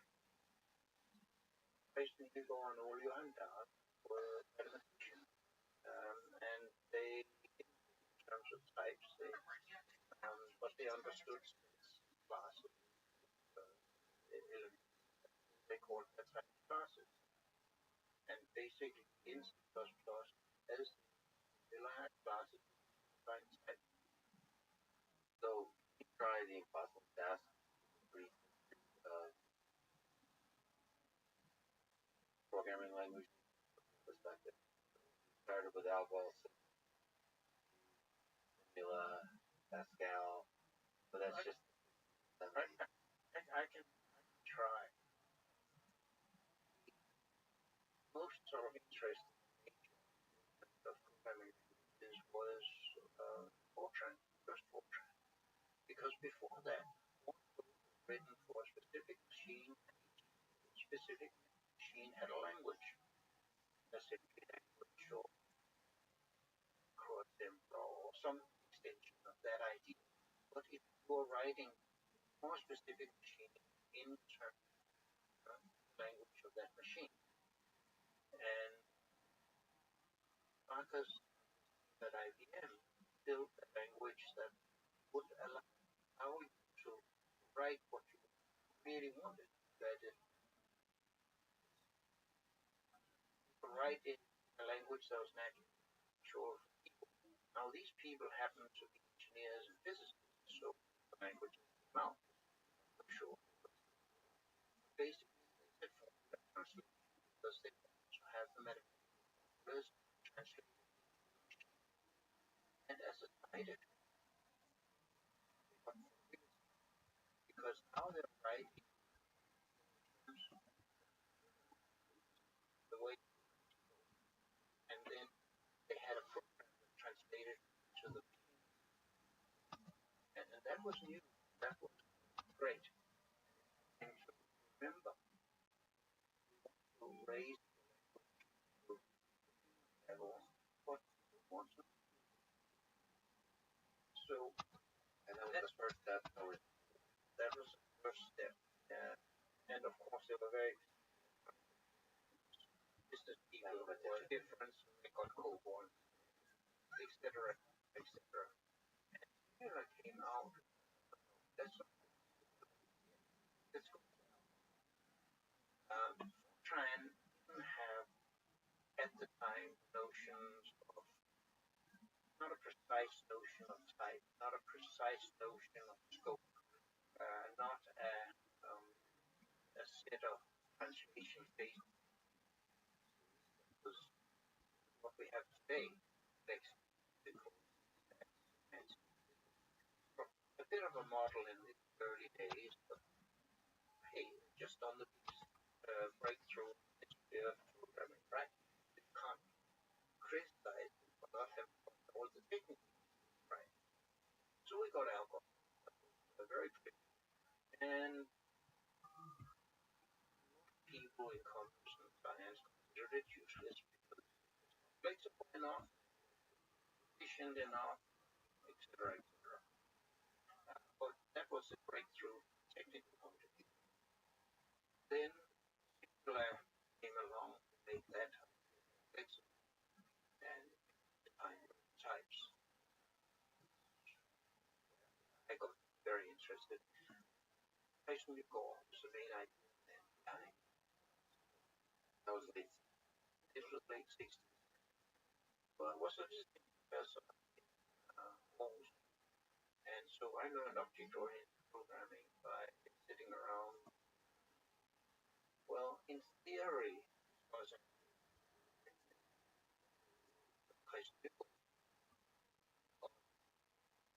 based once you get started, full flow, it's very hard to get a edge with. It was great. I learned it from. Not to romanticize the notion, but it seems like a big model object oriented. It's really a leap of abstraction. Yes. Was that as big and beautiful a leap in from retrospect? Was it obvious? Well, yes. And many people have tried something like that. Most people come up with something that's wonderful formula. Their PhDs and made their careers out of forgetting about singular or never known. For me, the idea is basically I can make my own types. And that's the idea that goes further into C++, where I can get better types, traceable types, efficient types. But still the fundamental idea when I want to write a program, write it with my types. Appropriate to my problem. And strange, I wonder where's where environment, etc. Picked up on hierarchy, function, inheritance, and that was only part. It was an interest in the part, the one the part or graphic stuff, but it was not the most fundamental. It was that you wanted to relate one type to another, you want to be independent. The classic example is don't actually want to write an information where you say, well, if it's a bicycle, write the bicycle to the normal parts, write the normal way, the fire engine, the triad, you get these big statements, functions, if statements, such that tell the base class, that's vehicle stage run left the way you want. And this is actually a real example. They used it to simulate and optimize emergency, the emergency when pregnancy. Wow. This was one of the early examples of why you need inheritance and did a runtime polymorphism, because you wanted to handle a set of vehicles in a manageable way. You can't just rewrite your code each time a new kind of vehicle comes along. Yeah, that's a beautiful, powerful idea. And of course, it stretches through your work, plus that we'll talk about. But I think you structured it nicely. What other breakthroughs in your program? If we were to tell the history that way, Obviously, that's the part of the history that the path I'm on, supposed to form the path. yeah, you skipped the hippie John McCarthy and Lisp, my favorite language. But Lisp is not one of my favorite. Obviously important, obviously interesting, lots of write code in it. And then they rewrite it into C++ when they want to go to production. It's the world I'm in, constrained by performance, reliability, deployability, cost of hardware. I don't like things to be dynamic. It is really hard to write a piece of code that's perfectly flexible, that you can also deploy on a small computer, and that you can also put into a switch buckets up. What's the chance to get an error and you find yourself debugger that the telephone switch buckets on late Sunday night as a program? The chance is zero. So a lot of things I think most about can't afford that risk. I'm quite aware that maybe 80% of all code are not under the kind of constraints I'm interested in. But somebody has the job I'm doing because you have to get from these high level flexibilities to the hardware. The stuff that lasts for 10, 20, 30 years is robust, operates under very constrained conditions. Yes, absolutely. That's right. And it's fascinating and beautiful in its own way. C++ is one of my favorite languages. And those lists, I can embody to as a programmer. I understand why it's popular, and I can see similarly the small all the as relevant, it's not as relevant in my world. By the way, I distinguish between those and functional languages where I go ML, Haskell, different kind of languages, different kind of functions. They're very interesting. I try to learn from all the languages I encounter. What is there that would make working on the kind of problems I'm interested in, the kind of constraints that I'm interested in? What can actually be done? Surely do. you said that it's good for you to know these 5 languages, about a variety of languages you can inspiration from. And you've listed yours time, C++, obviously, Java, Python, Ruby, JavaScript. Can you, first of all, update that list, modify it? You don't have to be constrained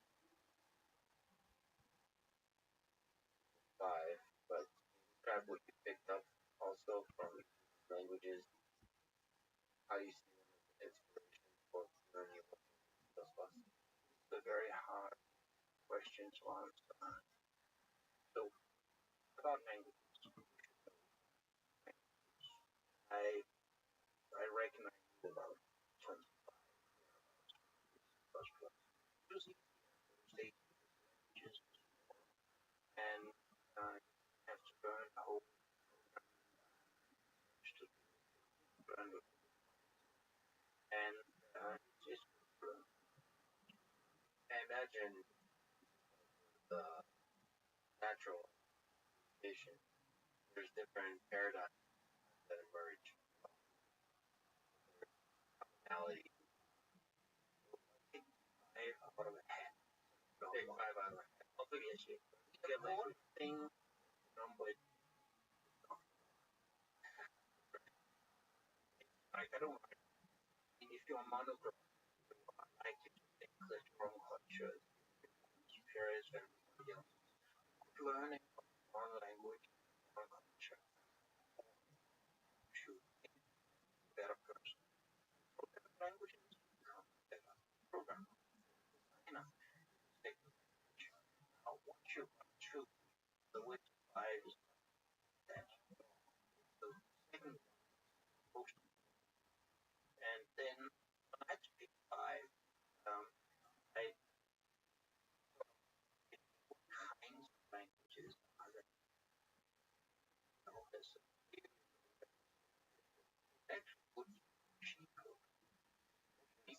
Sorry, Here today, that the C++ optimizers like that are machine code. I don't think I could appreciate them if I actually didn't understand machine code. You know, at least in my position, I have to mess up the connection or performance by shouldn't be there. Interest in the performance, the size of so I used to make low level, not actually performance. I think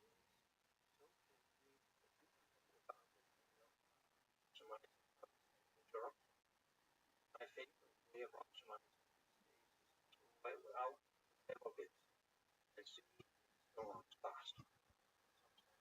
Faster. So I need the abstraction right? Compact code. Those are note by Jason Kern. Peak on a couple of years ago. I did he was going to program on Motorola 600. Well, it's relevant. It looks like a microcontroller. It's visualized there. It's not there. It's really slow. And so it shows in real time how he writes starting fairly straightforward low level stuff, abstractions, writing stuff. And it translates to 6 plus, which can do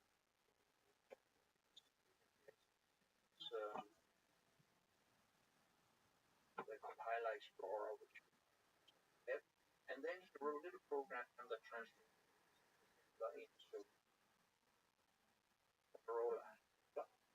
And so I real time, well, you real time, you can't read. Code gets better, code the abstraction level uses plus plus definitely work better. Code gets not get them in the string.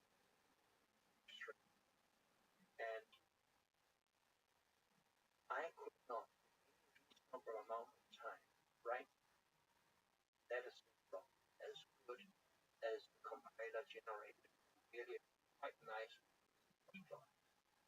And I'll go as far as to say that the thing that looked like was significantly uglier and smaller when it became and larger when it became machine code. So what abstractions that we optimized are important. I would love that kind of visualization, larger code bases. Yeah, that might be but beautiful. you can't show a larger code base on our talk and have it on screen. Right. That's the If you go with my two languages, machine code and plus, and then I think learn a lot from the functional languages. So Pig, Haskell, IML, I don't care which. I think actually you learn the same lesson of expressing, especially mathematical functions, really clear, and having types really strict. And then you should probably have a language for churning out something. Pig JavaScript, you could Pig Python, Ruby, big of JavaScript in general. You're talking in the phonics, good at philosophy, design it. There's also a large design languages that in a way it wasn't really designed for. That's right. JavaScript is way beyond that probably. Let me say, when you build a tool, you do not know how to use it. You try to improve the tool by looking at how it's being used. The thing is all and stuff that's happening. But clearly you have no control. So I'm very, very happy and proud of those who use that. And some of the things by which Bitcoin mining, my favorite example, such for energy.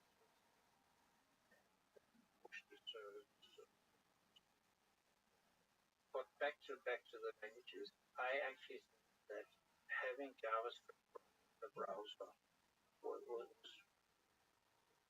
an enabling thing for a lot of things. Yes, you could have done it better.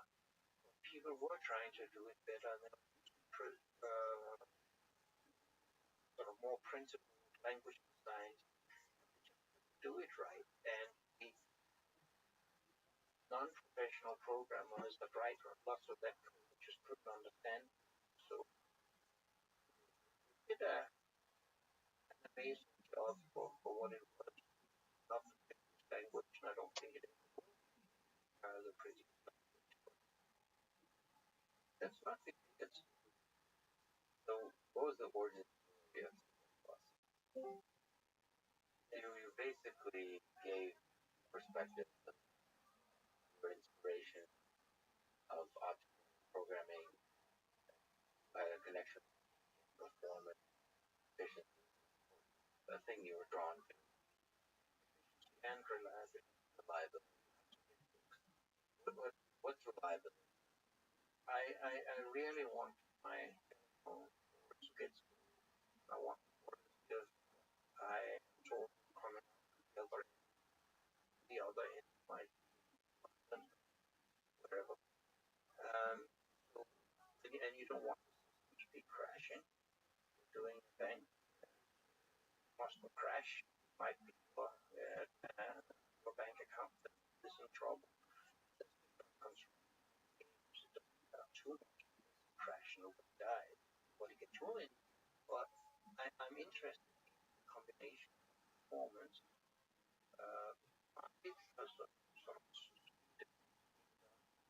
part of people's that is necessary to have reliability of larger systems.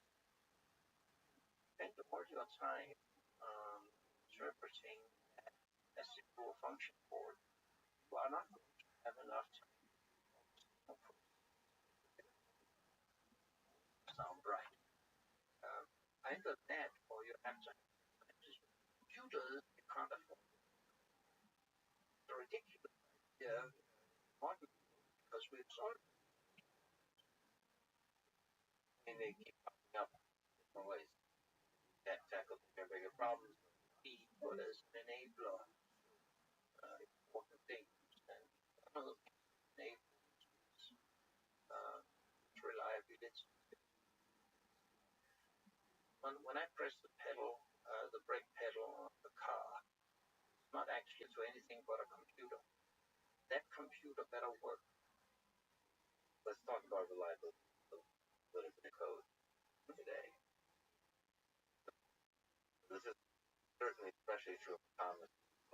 Some of the aspects of control of drivers steer the car to keep it in lanes going. So how do you think, I talked to regulators from the government who are very nervous about safety of software. Ultimately software that makes decisions that could be fatalities. So how do we test software? First of all, safety, like security systems problems. People get to look at one part of system at a time and saying something like, I don't want to do that. Yeah, that piece of code is secure. I'll buy your operator. If you want to have reliability, if you want performance, security, you have to look at what you do then. I'm dealing with one part of the system, what my part is really good. I know it's not the whole system. Furthermore, if making an individual part perfect may actually not be the best way of getting the highest degree of reliability and performance. As people say, it's not safe, you can break it. Or I can break anything that runs on a computer. I may not go through your type system. If I wanted to break into your computer, I'll probably try SQL injection. It's very true. If you think about safety or even reliability at the level, especially when being is involved, it starts becoming hopeful pretty quickly in terms of proving that something is safe at that level. So many variables, it's so complex. Well, let's get back to something we can solve and actually make some progress.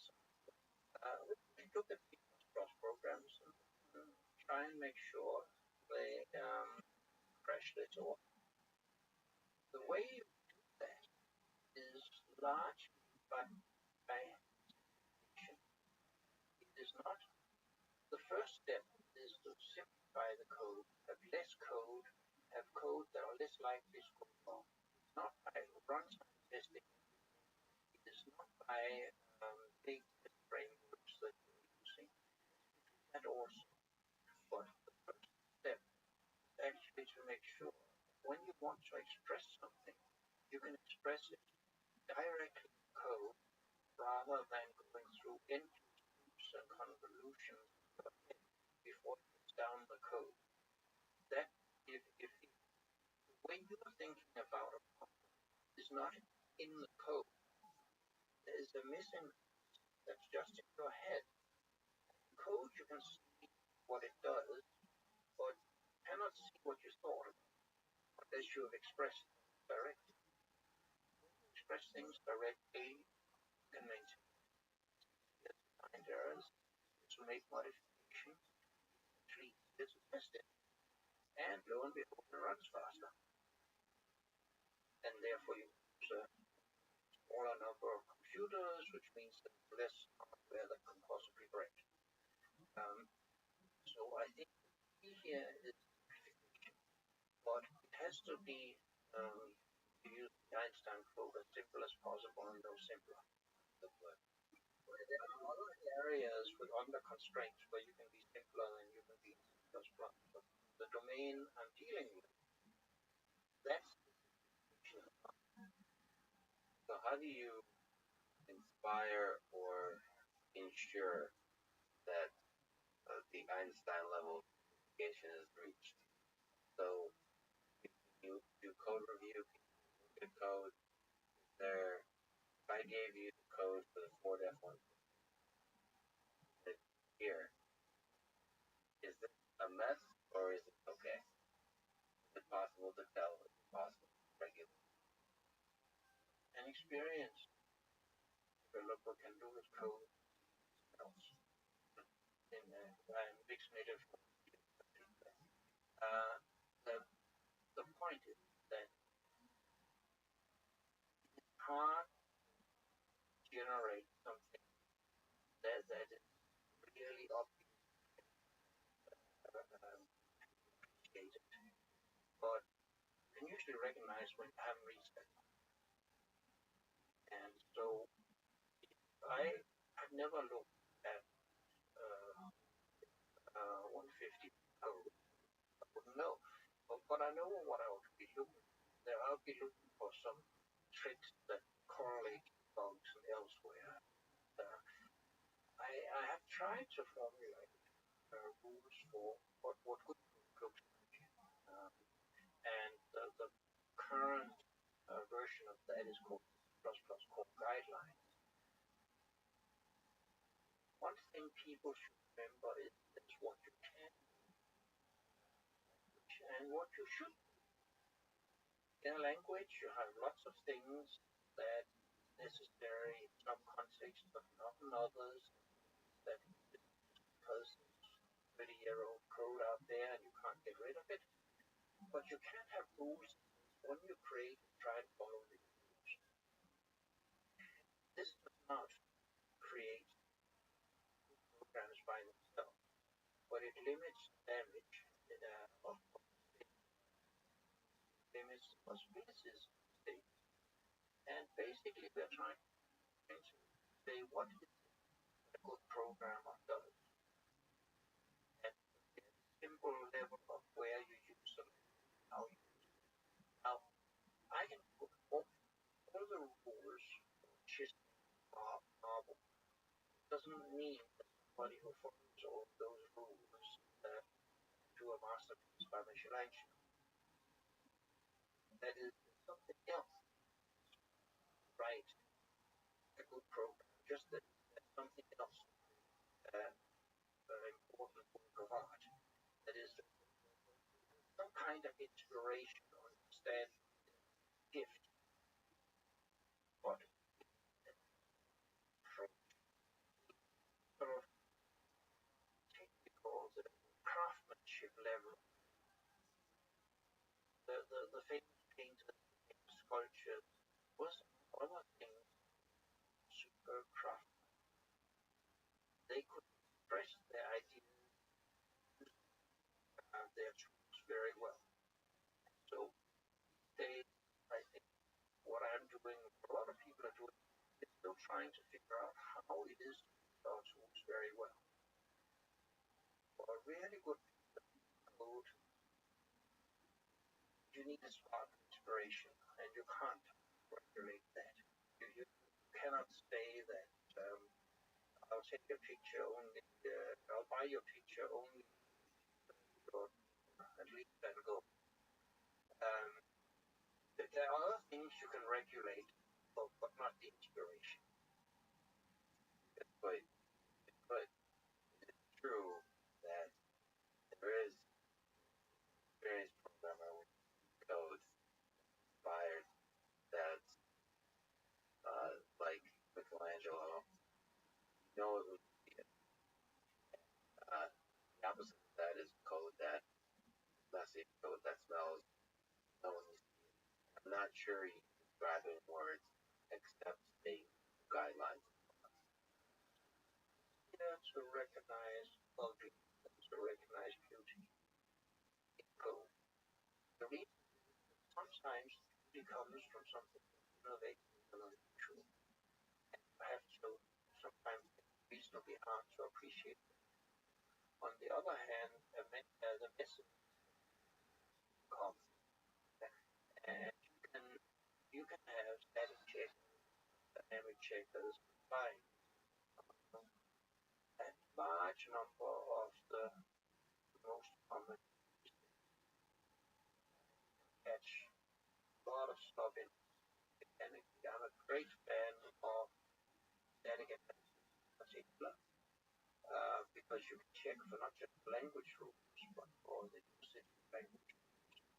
I think we'll see much more static analysis coming Drive with static analysis. represent piece of code so that you can write a program that goes over that representation and look for things that are right. You can analyze a program to see if resources are leaked. That's one of my favorite problems. It's not actually all that hard in one plus plus, but do it. If you're writing level, you have to have a malloc and a free, and they have to match. You have them very easy.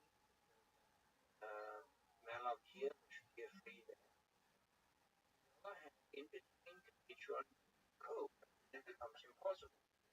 If you pass that pointer to the memory out of a function, then want to make sure that the free is done somewhere else. Now it gets really difficult. So static analysis runs through a program, and you can try and figure out if there's any leak. And what you will probably find is that you'll find some leaks, and you'll find quite a few places where analysis can't be. It might depend on runtime, it might depend on the cleverness of your analyzer. It might take time. These programs for a long time. But if you combine such analysis with a set of rules how to use it, you can actually see why the rules are violated. And that stops you from getting into impossible complexity. You want to solve the holding problem. The static analysis is looking at the code without writing the code. And thereby it's almost not a production code, but it's almost like an education tool of how the language should be used. Guides you, like it at its best, right? It guides you in how you write future code as well, and you learn together. So basically, you need a set of rules how to use the language. Static analysis that catches your mistakes when you violate the rules or when your code ends up doing things that it shouldn't, despite the rules. And again, it's back to my idea that I'd much rather find errors before I start running the code. Nothing else. Once the code runs, if it catches an error at runtime, so I have to have an error handler. One of the hardest things to write code is error handling code, because you know something went wrong. Do you know really exactly what went wrong? Actually not. How can you recover when you don't know what the problem was? You can't be 100% sure of what the problem was in many, many cases. And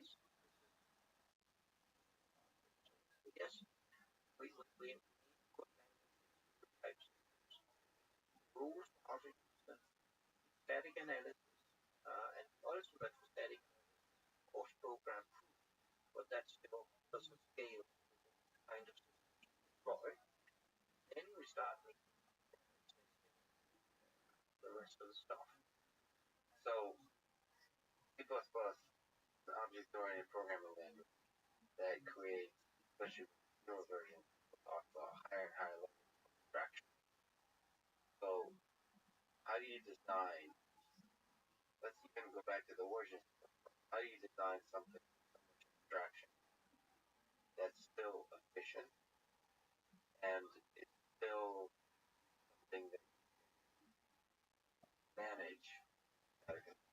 process on, you trains on, have all those things. Very slight, slight tension, high level abstraction, efficiency. Having trying to answer it. Yes, between efficiency, but also the interest in the best efficiency out of this abstraction. And my main tool for efficiency actually is abstraction. So let's go back to how Rothschild got there. He said it was computer-oriented programming. Always, but I never did. Was computer-oriented programming, but and other. And that's important. I think that this solution to complex, interesting problems require ideas, techniques, things that has been called object-oriented, data abstraction, functional, traditional C-style code. All of the above. So now I realized I could just add features. If you just add what looks pretty or what people ask for or what you think is good, one by one, you're not going to get a coherent output. What you need is a set of guidelines that the guy should this feature be in or should be out.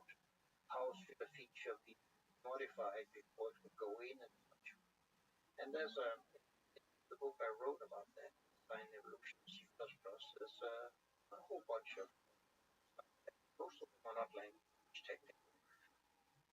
They're things like don't violate static types. I like static types. For the obvious reason that I like things to be reliable on reasonable amounts of hardware. But one of the zero overhead principle. So we're going to put a zero overhead.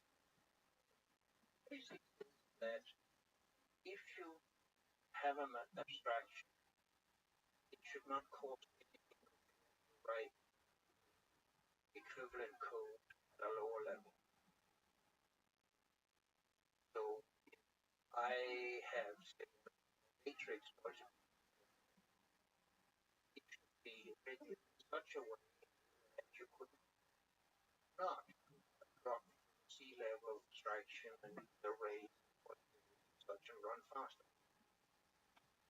And so people have written such matrix multiplication. They've actually gotten code that ran faster than Fortran because once you have the right abstraction, you can eliminate words, loop function, and other good stuff like that. That's quite hard to do by hand, lower level language, and that's really nice to that. And the key here is that matrix multiplication, matrix abstraction, allows you to write code that's simple and easy with that language. C++ has the features that you can also have this thing run faster than if you hand coded. People have given that lecture many times, I and others, and a very common question after the talk have demonstrated that you can output Fortran or dense matrix multiplication. Often say, yeah, but there's C++. I really much faster. Right. The answer is much slower. It happened the first time, actually back in the 80s. A friend of mine called Doug McElroy demonstrated exactly that. The principle should give programmers so that the abstractions can follow the principle.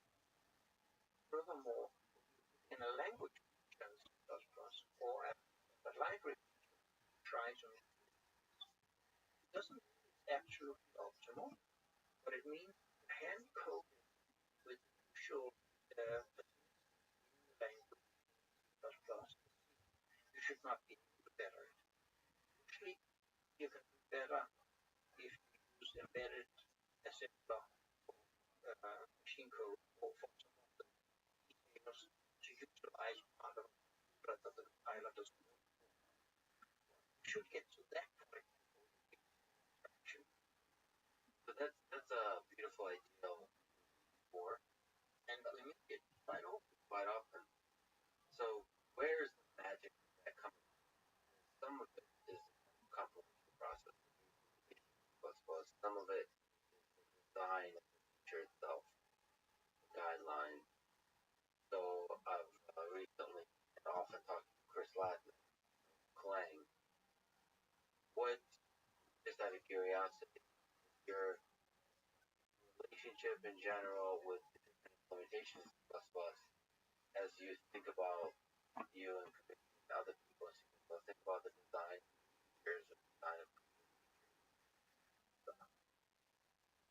in trying to reach the ideal of your overhead, does the magic come from the design guidelines or from And not all.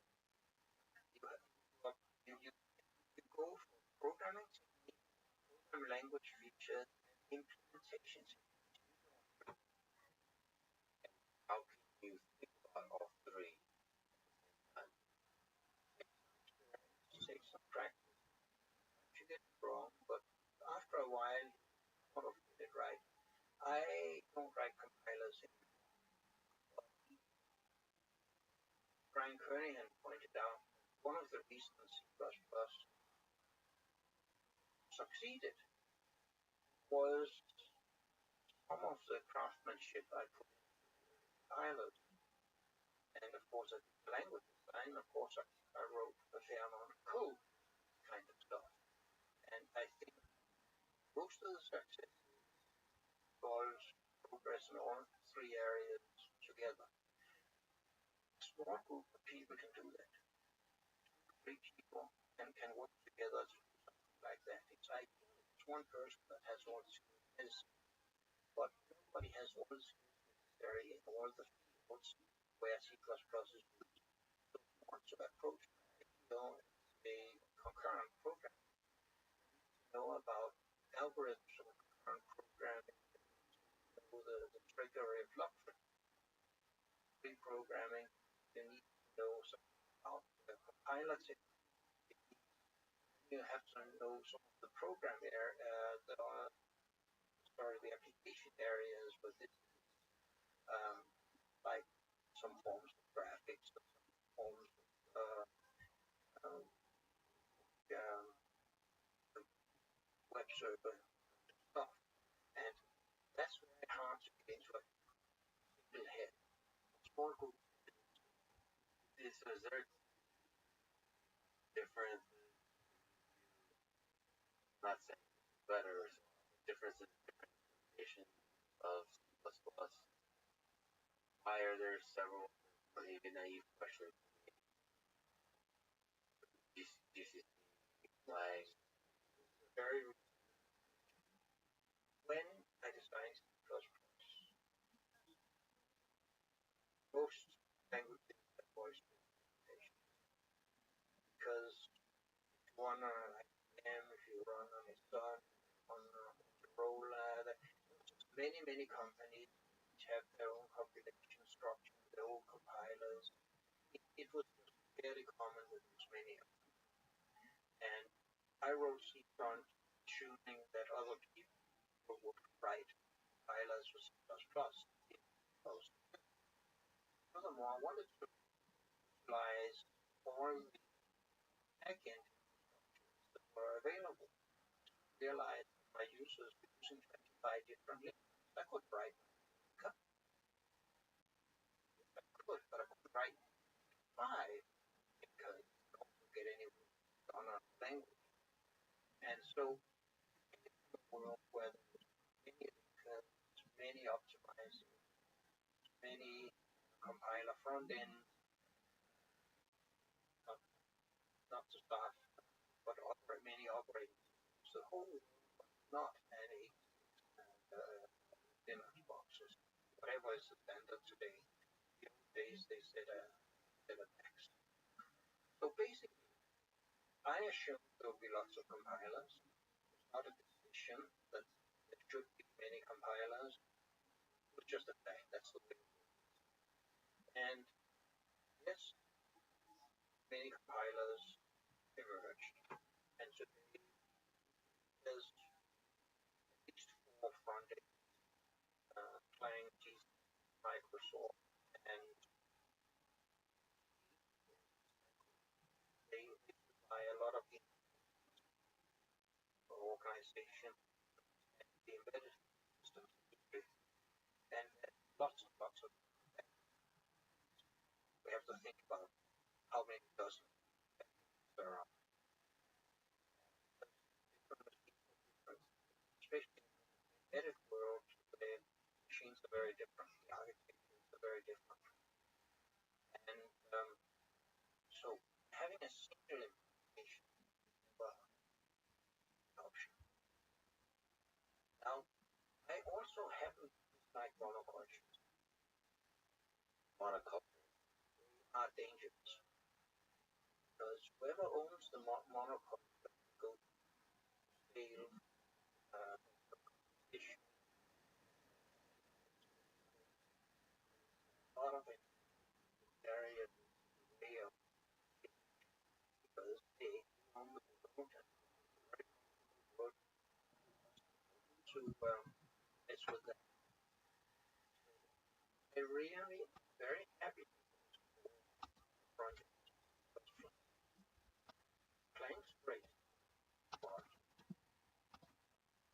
seems great. But when it comes to time, long, and it's much better now. Competition. Microsoft is much better now. So at least a low number of front end, puts a lot of pressure on standards compliance, but also on performance, error messages, compile time speed, all this good stuff that we want. You think, crazy question, it might come along, you hope it might come along, implementation of C++ written, given all its history, scratch. So written today, scratch. Well, and LLVM was written from scratch. But since C++ 11, 14, 17, 20, you know, there's been a lot of... Sooner or later, somebody is going to there has been attempts to write C++ compilers. Some of them has been used, and some of them have been absorbed into others. What happened? So, what are the key features of C++?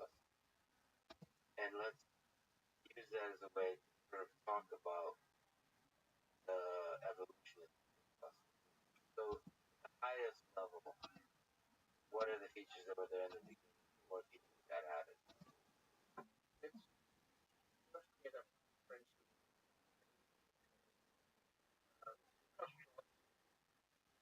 People want to use hardware really well and then manage the through abstraction.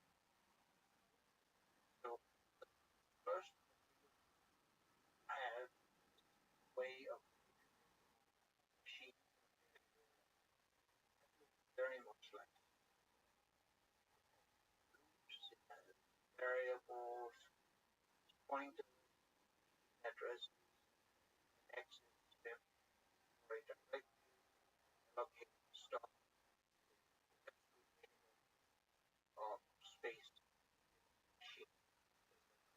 Space and time C++ is roughly as C++ could be and like if I did like C, I wouldn't have built on it.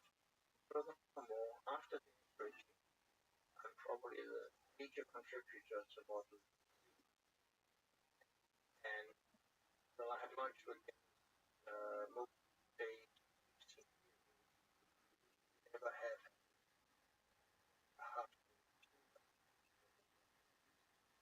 versus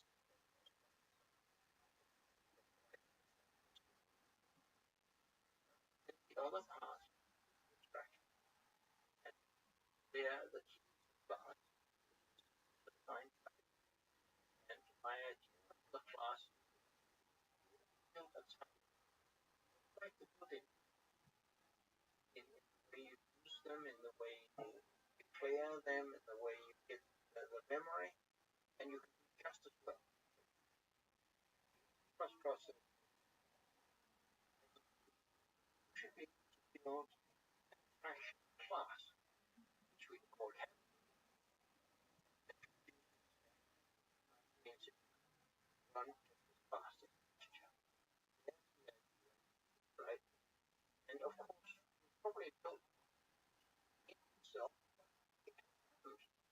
I wanted is that were relationships, so growth, very like for marine large ships.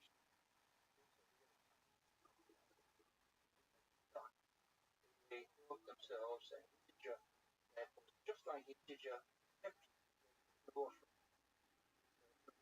you they built more interesting types. Traits to graphics.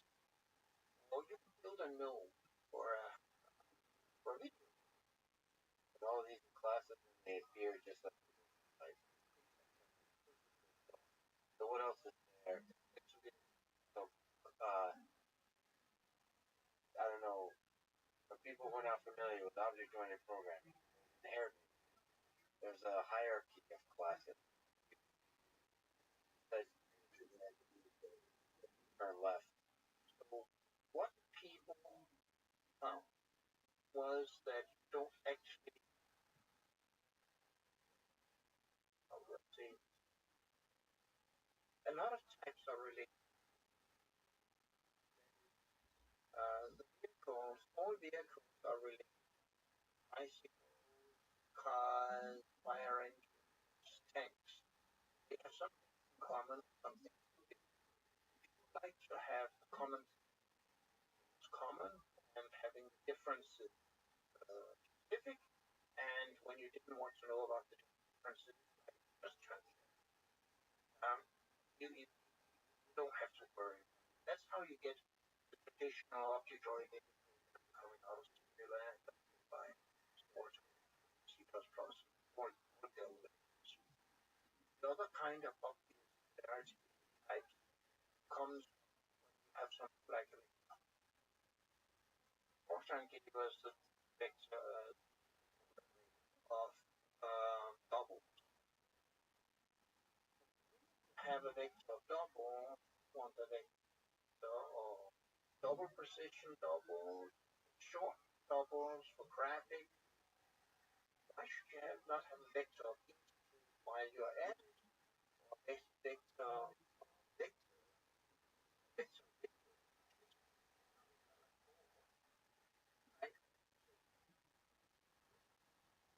stress the commonality, the idea of a vector, the variations come from a certain fundamental narrative of type. Comparison as a parameterization, object-oriented programming, generic. The template, generic programming. Yeah. So you presented it very nicely, but now you have to make all that happen and make it. So generic programming, template, there's all kinds of magic going on. So they help catch up on, but it feels like he can do way more than what you do that template. Start doing kind of meta programming. I didn't do meta programming. I didn't go there and explain. we're trying to be very basic. But go back on to implementation.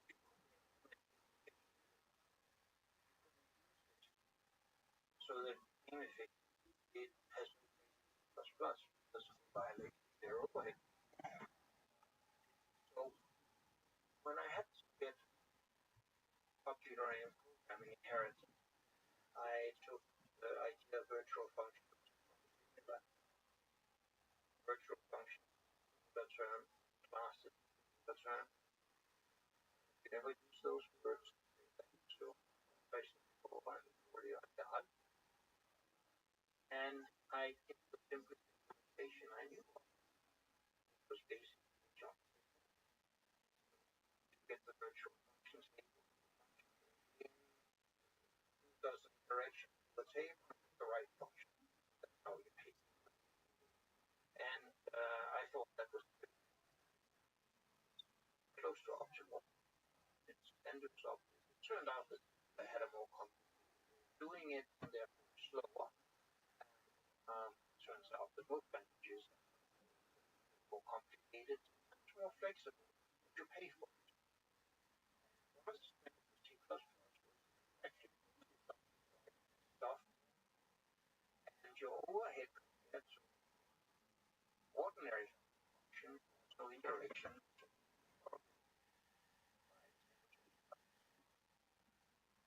just the gets down there. And that means you can afford. Furthermore, in C++, you have a virtual function and a non-virtual function. You don't want any overhead. You don't need direction. That gives you the flexibility of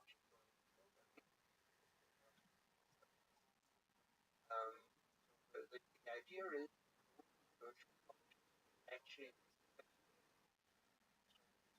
zero overhead. Zero overhead compared to any other way of achieving. Now, towards parameterization. Basically, the compiler looks at the template,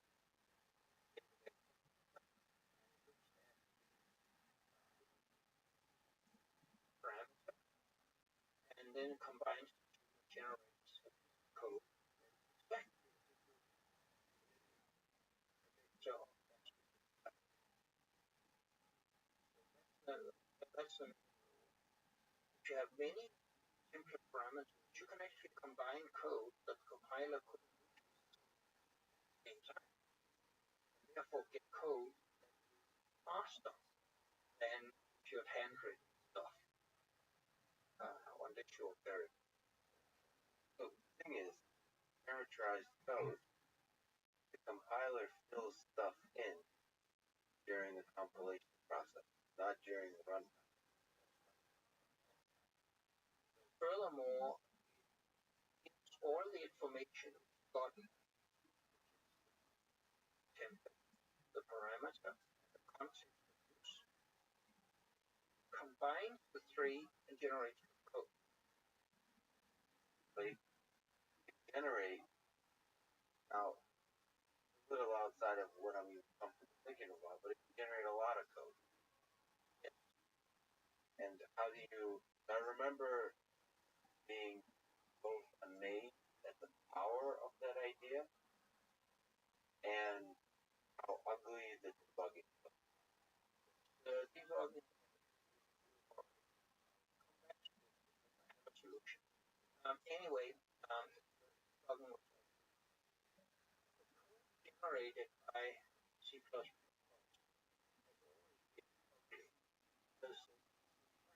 optimization, C++ compiler, front-end, middle, and back-end optimizations.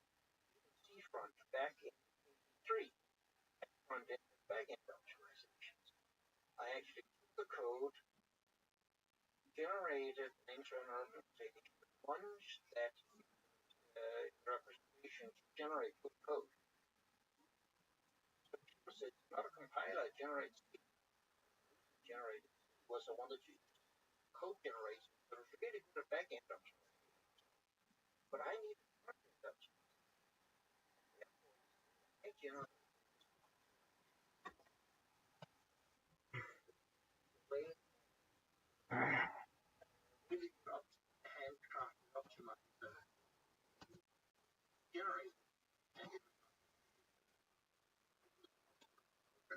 much wood.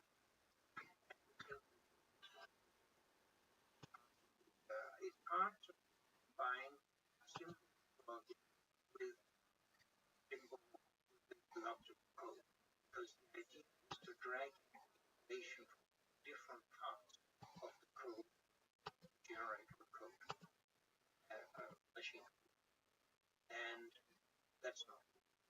So what people do is they turn the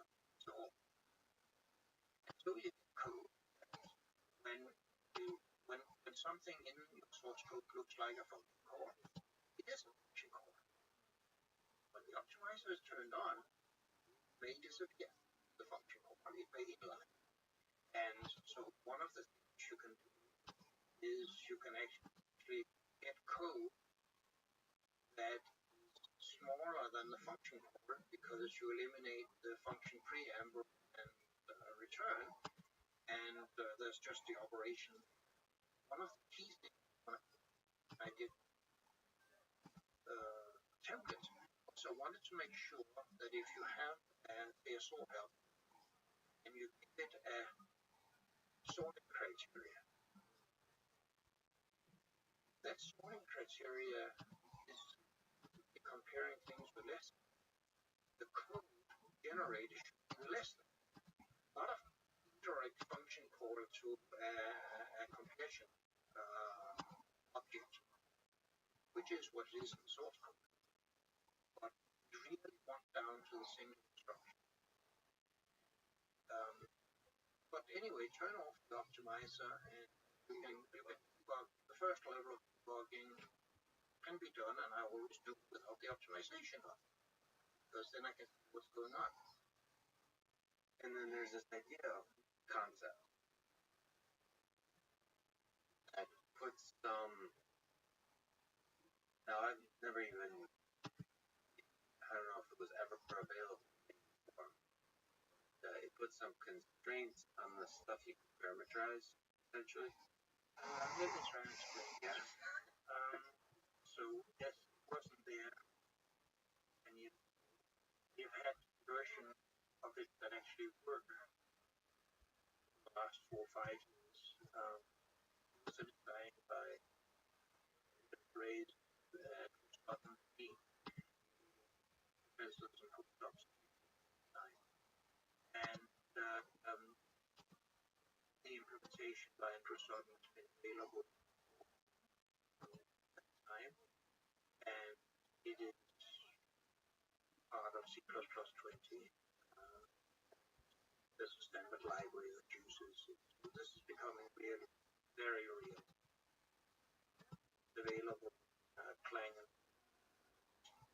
GCC, GCC for a couple of years.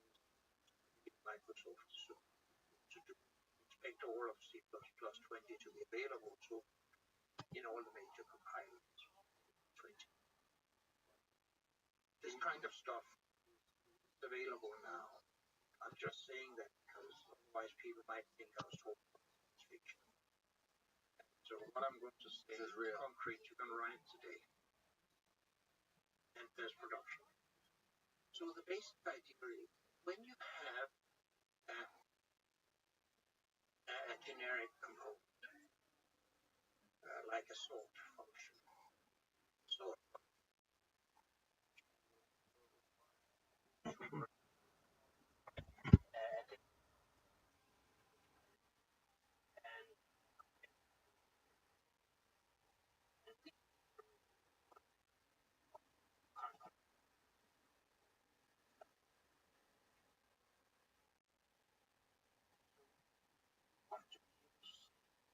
I'm not just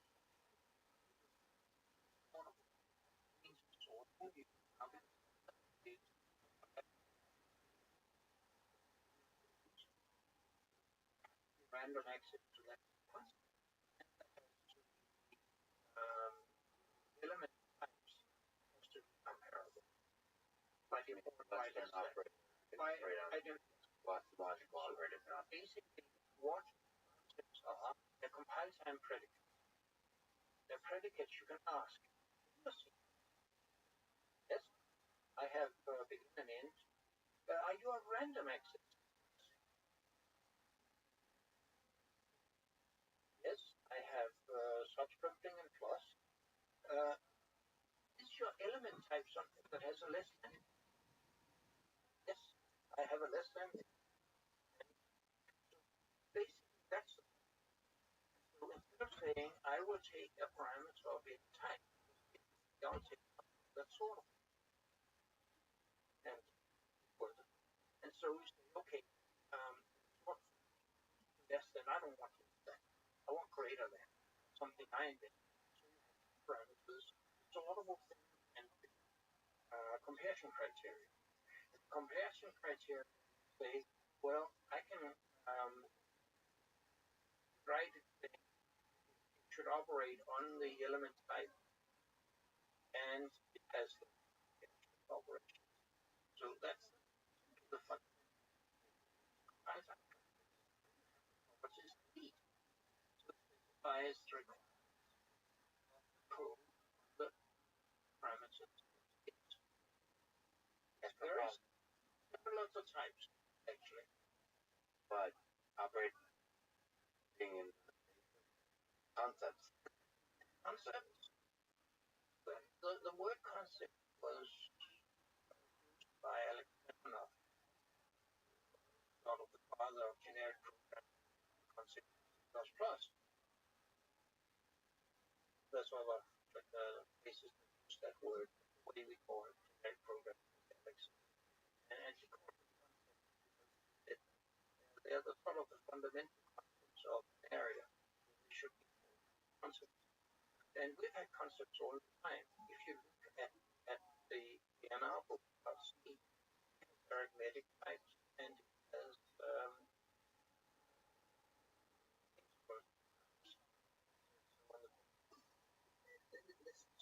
what they are. They have certain properties. The difference today, actually right, a type. Are you going to have the properties necessary to be an integral type? You have plus. So maybe story of concepts, because I thought it might be part of C++ 11 plus OX, whatever it was at the time. What was why did, what, like, what, we'll talk a little bit about this fascinating process. I think it's interesting for people, but why did it take so long? What idea of concept take? What were the challenges? Back in 7 or thereabouts, I was 1987 or thereabouts, when I was designing objects, I wanted to express the notion of what is required by a object architect. So I looked basically for templates, I wanted to be properties. I wanted to be very flexible. And so able to express things like because I know I can't imagine everything suffering from language trying to constrain you to only do what the designer thought didn't want to do.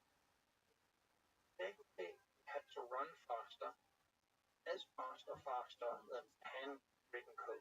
So basically, if I have a vector of t and I take a vector of char, it should run as fast as a vector of char itself. Translation. And thirdly, I wanted to be able to express the constraints of the arguments by prototyping of the and neither I nor anybody else at the time knew how to get over it.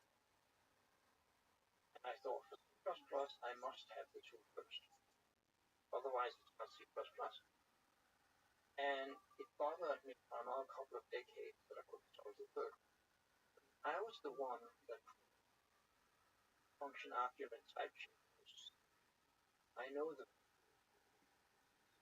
that idea is very common, but I didn't. And I wanted to for templates, of course,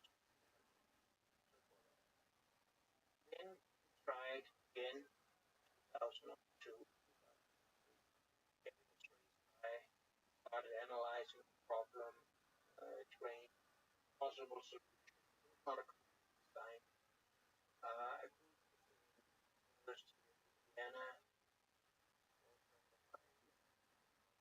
they started a project at Vienna, and thought we could another country that would have made C++, 11, C++, 06, 07. Well, it turns out that I think we got a lot of the fundamental ideas wrong. They were too conventional. They didn't quite fit because didn't serve conversions very well, serve type computations very well. A lot of stuff came out of the functional team, and that community deal with multiple types of clusters and more constraints on what you could express, performance requirements. We tried very hard, but it just wasn't. Didn't compile fast enough. It was too hard to run fast enough. And so the optimizers that was beyond state of the art. We had to do basically the idea that a set of parameters defines a set of operations, directions for virtual functions, and you try to optimize direction away and we just couldn't. But get back to the standardized on the so very process in requirements for Start to develop C++, and there's what was the first standard established? What is that like? The ISO standard referring to shows a group of people. What's that like? How often do you meet? Was it trying so sometime early 1999, two people, one from HP, in my office, and like to this was a new idea to me about wasn't yet, wasn't standardized. Really wanted our organizations to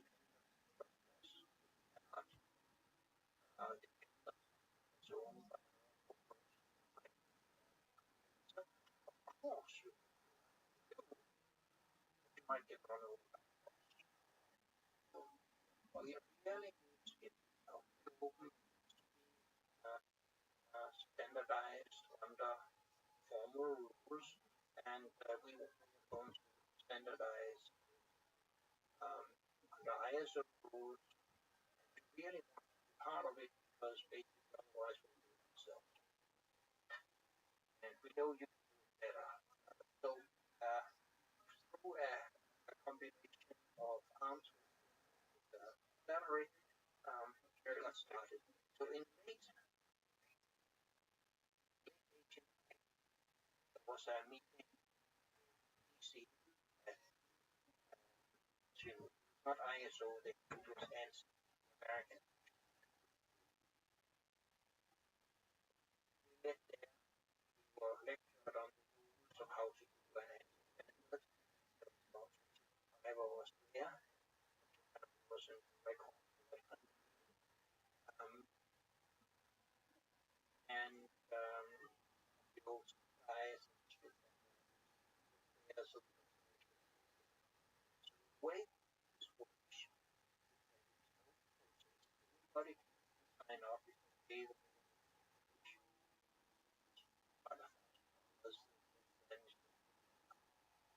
and 100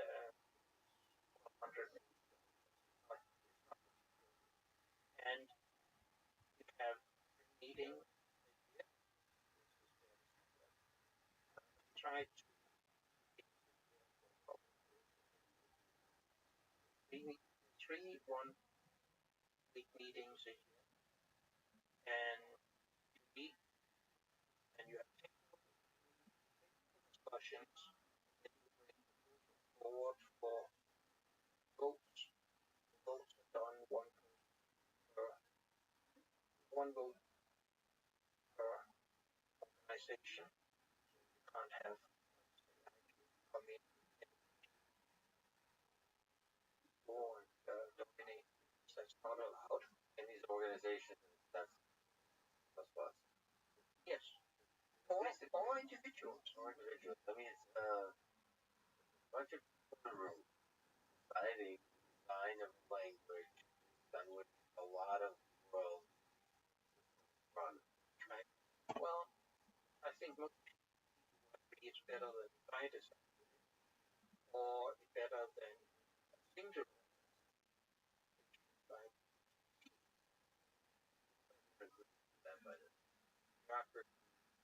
Have their Yes, then there's standardization and it's not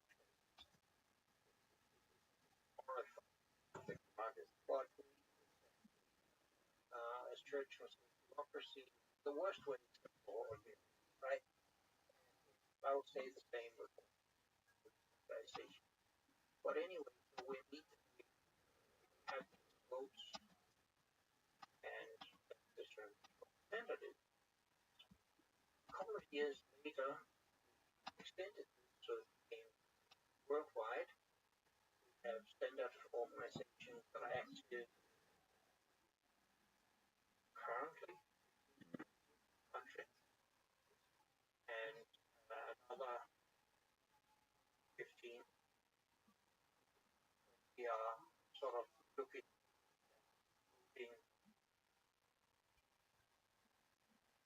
on the rest of the planet and 3 times a year. Next week I'll be in Germany, a week organization rolled out draft plus 20 which goes to the national standards committees for comments and requests for changes, improvements. Then we do that as a second set of votes where hopefully everybody votes. It happens several times. First time we finished, we started, the first technical meeting was 1990. The last was 98. Voted it out, that was the standard that people 11, it was past 11. And it was an international standard. All the countries voted. It took longer with 11. Mention why, but all the nations failed. And we work on the basis of consensus. That is, we do not want something that passes 40 because we're getting dialects, no movements, too much. They won't complain too much, but basically it has no real effect. It's been working many compilers with computers. And so the first traditional ISO standard should take 10 years. We did the first one in 8. And so we're going to do the next one in 6 because we're good at it. Yeah, it was named OX. It was named something that you not. I thought the phrase, the confidence, right? It was sort of like a effect that is only so it was much better, but more ambitious. And furthermore, there is and because it's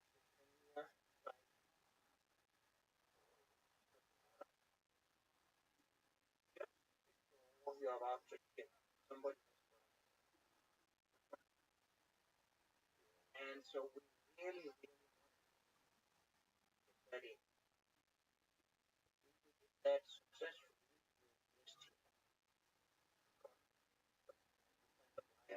gives us more else of that is and they tried all our things well they got it wasn't a dramatic and longer and so after plus 11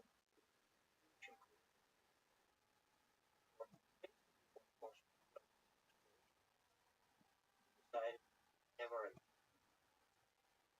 And so how to avoid downgrade more so that if you have a on the linear cycle, by the time you know it's a that now with a 3-year cycle, there is about 4 years like way feature freeze and shipping always get 1 or 2 years more. We shipped 14 on time, we shipped 17 on time, and we will ship 20 on time. We don't have it. Furthermore, it gives us predictability that allows implementers, timeline like implementers, they have a target and they move on. 11 years for most compilers, 14 most compilers are actually getting good. 14, 7 ship. Well, we are going to have almost everybody ship almost, and I know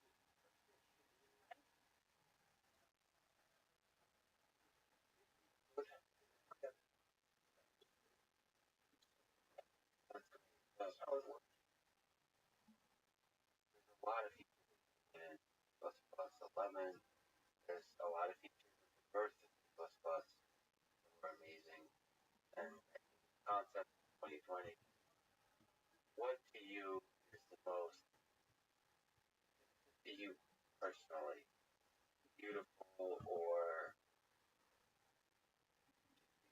back is that wow, that's a clean feature. I have written 2 papers for the history of programming conference, which basically ask such questions.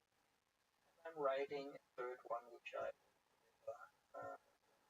history of programming conference in London. So I've been thinking about that. There is one way a constructor establish environment for the use of a type or object, and the constructor trains of messages at the end. That is the key. That's why we have to use garbage collection. That's how we get predictable performance. That's how you minimal or get it really types. It's the idea of structured sometimes comes up under the RIAI, resource acquisition utilization, which is the idea of grab resources, structure and structure.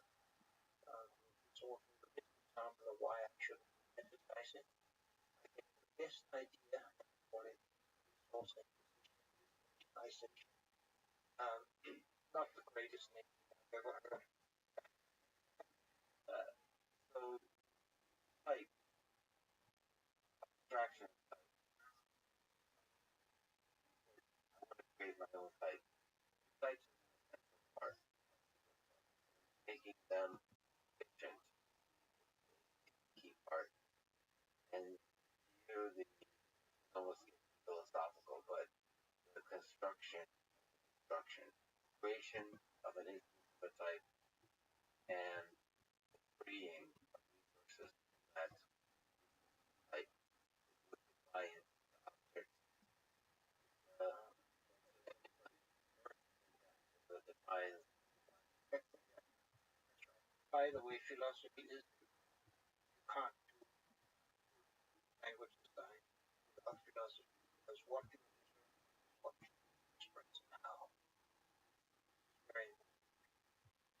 By the way, constructors came in plus plus 9. About the second week of my work, what was that course? It's the fundamental idea. Next comes effectively to control copy. Because once you control, as you said earlier, you have to control copy, which is another way of an object. And finally, that's being around operations. That's the set of operations you can define.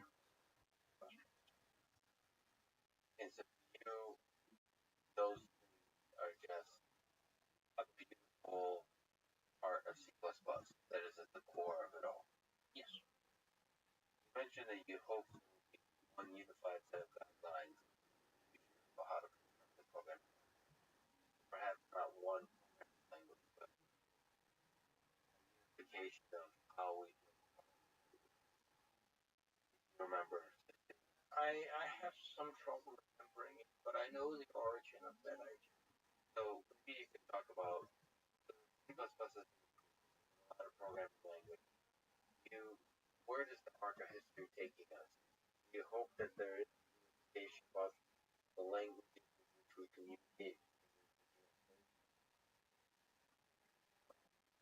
I think that language is designed by proper language features and slightly versions of what idea, what the creation of a set of principles, thumbs, whatever you call it.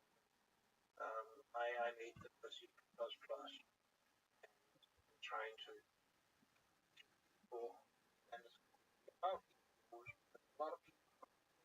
I've got a great idea. Let's put it in the language. You have to ask the language, but in another language, not here, or maybe it here, not there. So you have to work and one example that I sometimes remember some of the design comments and we were talking about language obviously about it. Well, this was not C++ and I said, but suddenly we started making progress. I had this problem and I developed it according to the idea. Why had that problem? Different problem. We developed it kind of principles. And so we worked through large chunks of C++. Now, similar sets of principles of how to do it. Our design.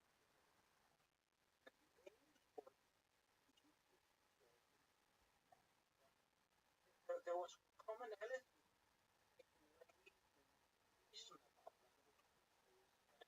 fundamental Awesome.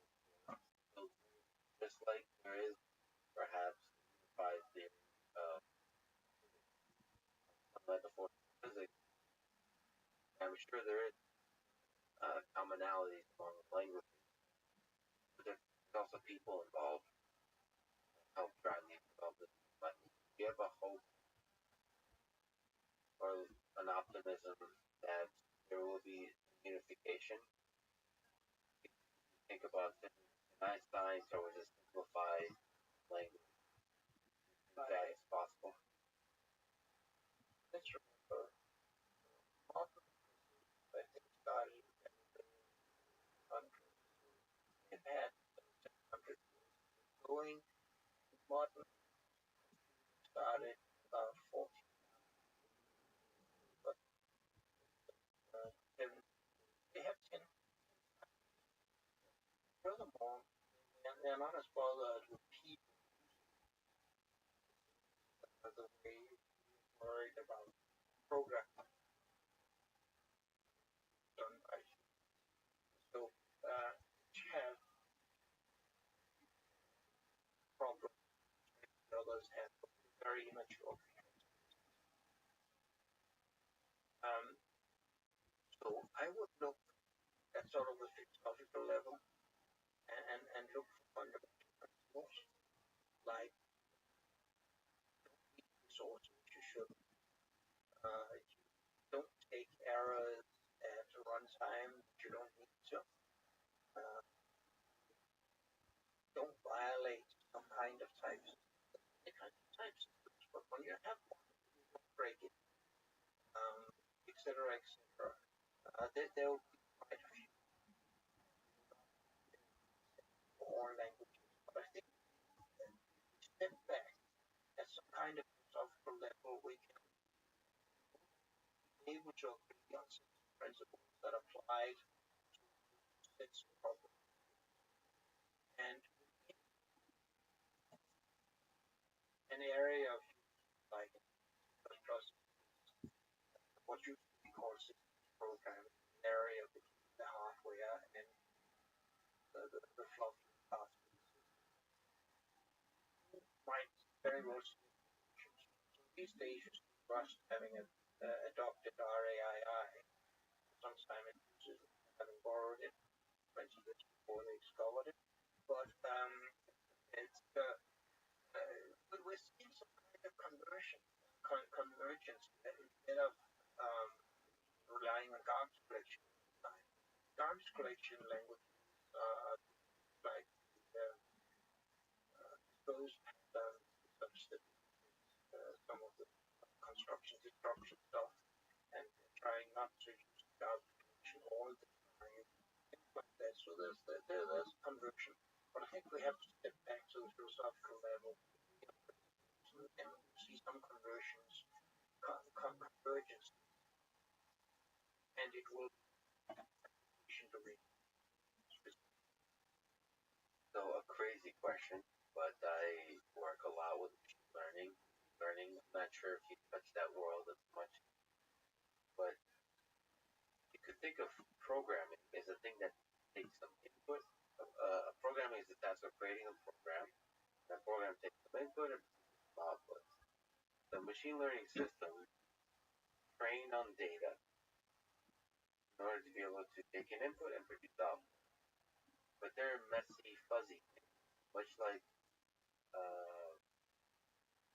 we as children grow up. We get some input, we take some output, but we're noisy, mess up a lot, definitely not reliable. Biological system right try at best.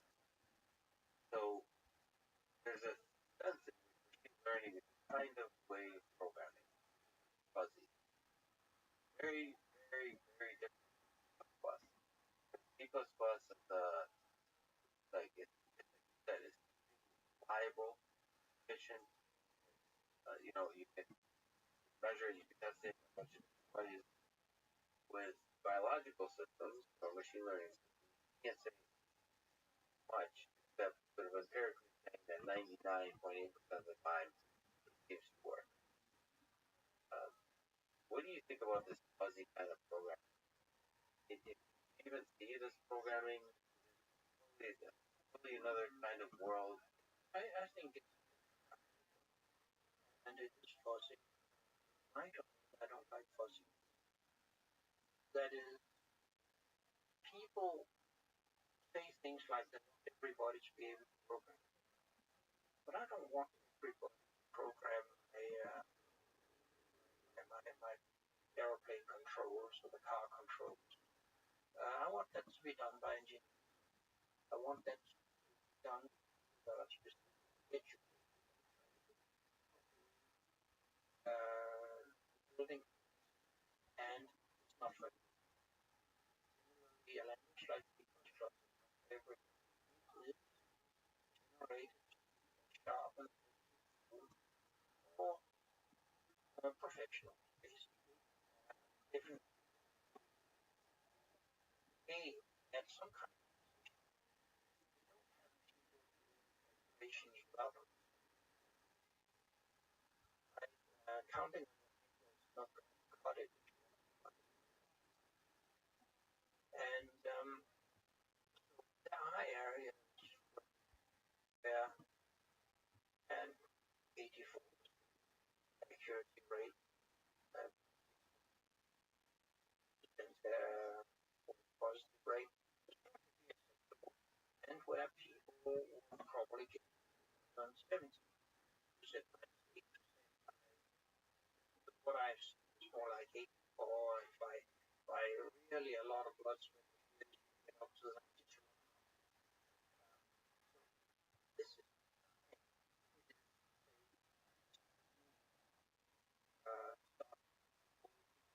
okay. It's not good enough for life threat. So there are some areas where the person is perfectly capable, good, better than not the kind of engineering stuff.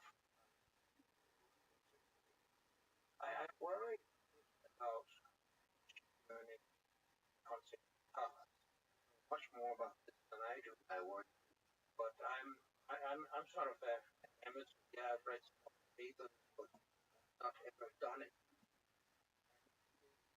The idea is one I have heard, and I don't know how common it is, that you have this AI system, this machine learning, all of these trained neural nets,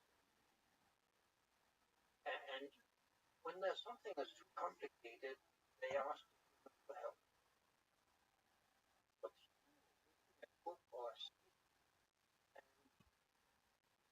has 30 seconds or 3 seconds to figure out what the problem was, I could handle and do the right thing. I mean, how do you cut what machine very, very difficult, and for the designer of one of the most reliable, efficient, powerful programming languages, plus, I can understand why some of the feeling is from me is extremely appealing because we don't know how to get that interaction right. Very, very hard. And stating the problem, that is crucial. I mean, I would much rather never rely on a reactor if you're or an autonomous vehicle. Much better to design plus never ask for help. Let's just what effect all of the AI stuff help answering us. So that's one reason I have whether I have what's going on there. I will never become an expert.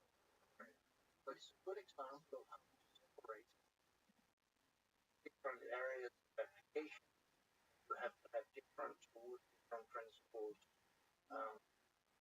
then they interact. No major today's room. Yeah. When you look back at your life work, what is a moment? What is the event creation that you're proud of? Say, damn, philosophy as the creation of plus plus. So yes, I've spent a lot of time plus plus combination of idea, a lot of hard work and a lot of luck. And I've tried to get away from it a few times, but I get dragged in again, partly because I'm most effective in this area, partly because what I do has much more impact if I do C++. I half the people that pick it up tomorrow if I get it right. If I did it in another field, I have to start learning the map.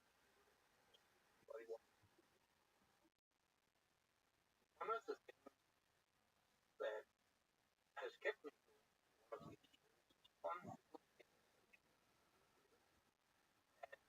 interesting they do.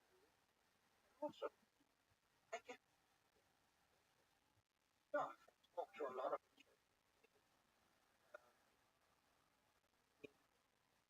if it had just been statements on paper, I don't think it's going to get going. But I get to see actually how Ford cars, what's JPL and the controllers, so much cool stuff going on. Like really nice people. It's just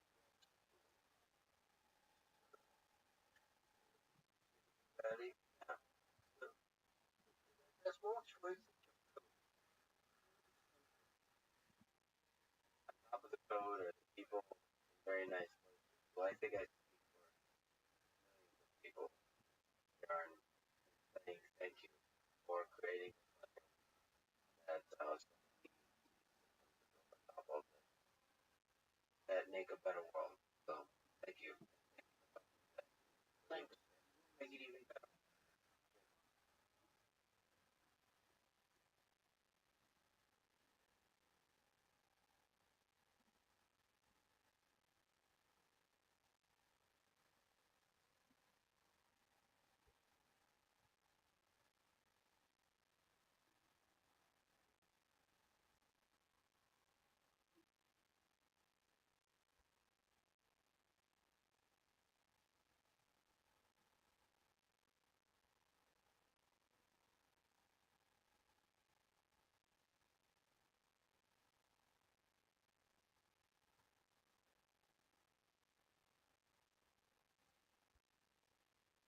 Following conversation Elon Musk, part second time spoke on the podcast.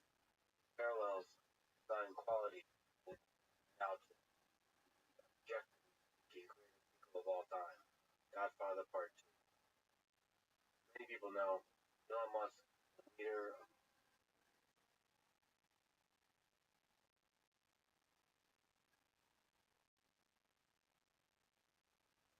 Tesla, SpaceX, Neuralink, and the Boring Company. Maybe less known, world-class engineer, constantly emphasizing first principles, taking on big engineering problems that many before him. Scientists, engineers, most of them don't question what done. Follow the momentum of the crowd. Revolutionary ideas that change the world, small, large scales, happen, turns the fundamentals and asks for a better way. This conversation focuses on incredible engineering and innovation done rank of Neuralink. This work promises to help treat biological diseases, help us further understand the connection between neurons, the high-level function of the human brain, and finally, one day capacity of the brain, computational devices, internet, artificial intelligence. This is artificial intelligence. Subscribe by YouTube, podcast, Spotify, Patreon. Connect with me, Lex Friedman, spelled F-R-I-M-A-N. Now, anonymous commenter refer to our previous conversation. The quote, historical video of two robots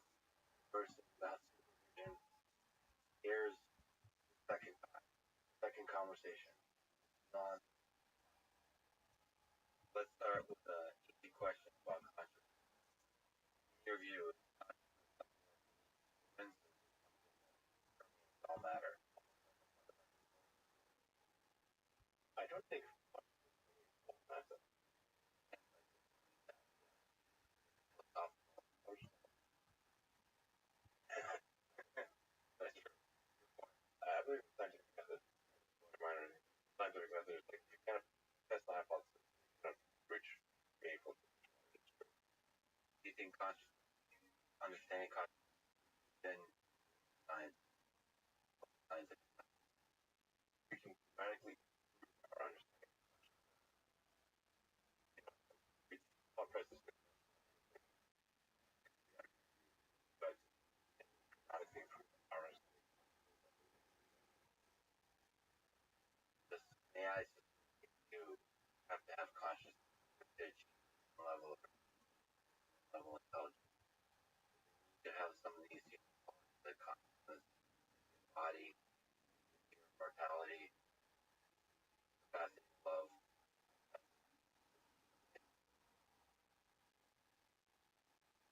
But there's this scientific method which I don't believe in, where something is proved that it is, and otherwise really just thinking about preferences or untestable beliefs.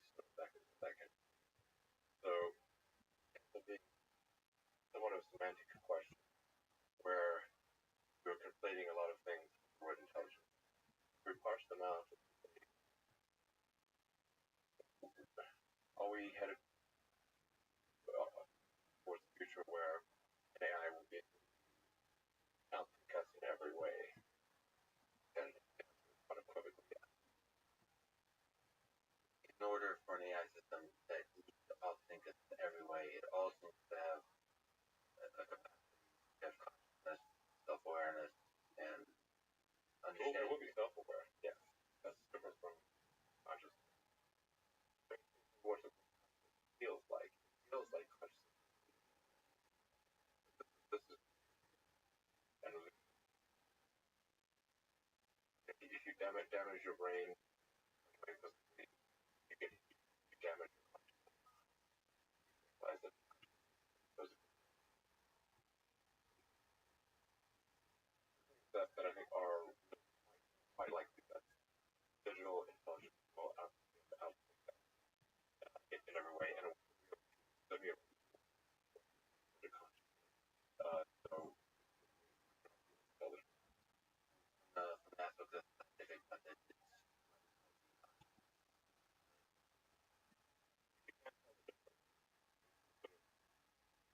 the very think of mass motion. If you're talking to a digital super and tell that it's a computer or like let's say you're having a conversation or a video conference where you're talking to that person all of the right inflection movements and all subtlety that constitutes a human like human like a human like and you tell is are you video conference person or might as well. as well? So, on a darker topic, the press is concerned about existential threats of AI. Perhaps one of the greatest challenges, but I would say kind of an optimistic than the debate. Perhaps we can find several paths to escaping harm of AI. Giving you three options. You can come up with which you think is most promising. One is scaling up efforts on AI beneficial AI research, hope of finding algorithms, making policy solutions to becoming a multi-planetary species as possible. Three is merging with AI and riding that what do you think is most promising as a civilization? I think there's a lot of tremendous going on in AI where there's a lack of investment in maybe government that oversees not representing public. Just as there is a regulatory authority for drug administration for automotive they were trying to come to that important to have government referee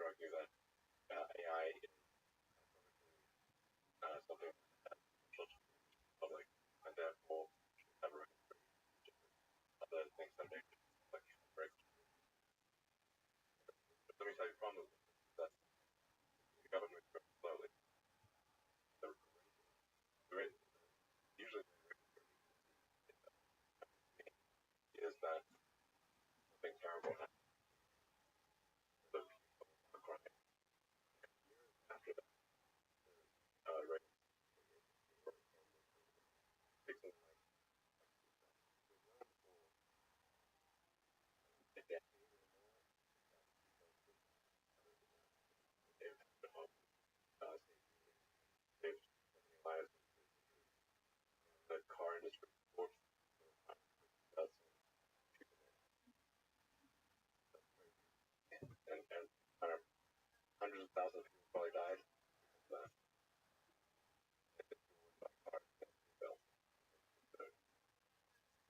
or look at the bad tobacco industry, how long they forced any about smoking.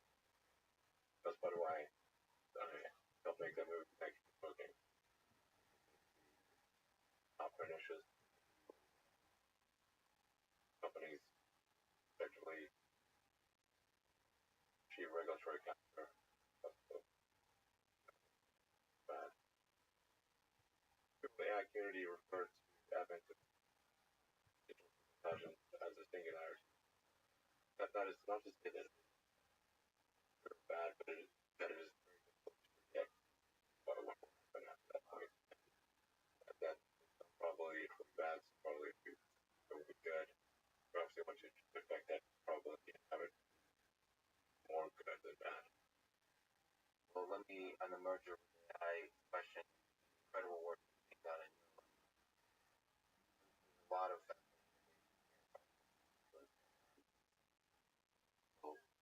wires that are about its own machine, across the brain, everything around on. Currently understand very little about the human brain. We also know that the work will help us understand more about about the human mind, about the brain. Yeah, I think working really shed a lot of insight into how brains work. Right now, just the data we have regarding how the brain works is very limited. But fMRI, which is that's kind of like putting a stethoscope on the outside of a factory wall, and then putting it on the factory wall. You hear the sounds. You don't know what machines are doing. You can infer a few things. It's very more frustrating. In order to really know what's going on in the brain, you have hypersensitive sensors for this response. You figure out your own. How do you social? You can basically just getting close to the brain, being able to touch the brain, because there's the door. Being able to have hypersensitive that tell me what neurons are doing. Trigger response.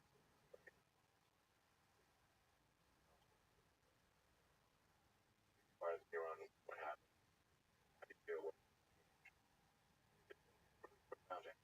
How does it change? Food, so you better, you're better, or and drop.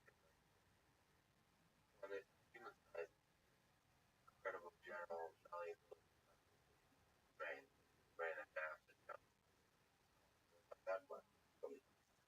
There's a firm structure, but there's some plasticity in the open question. If I could ask a question, how much that be utilized on the human side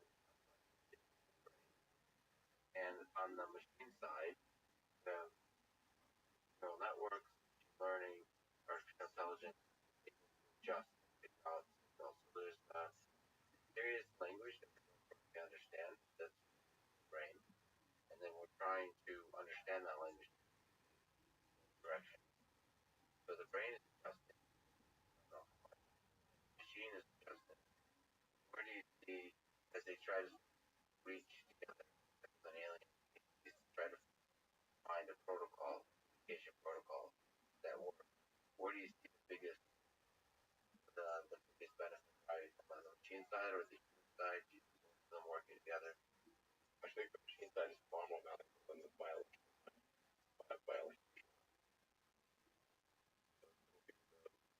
Machine that adapts to the brain, it has possible the brain adapt that well.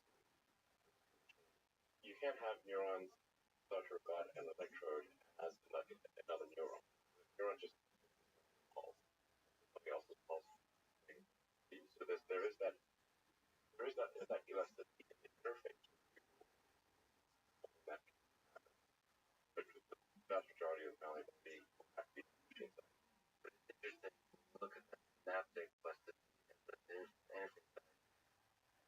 like an emergent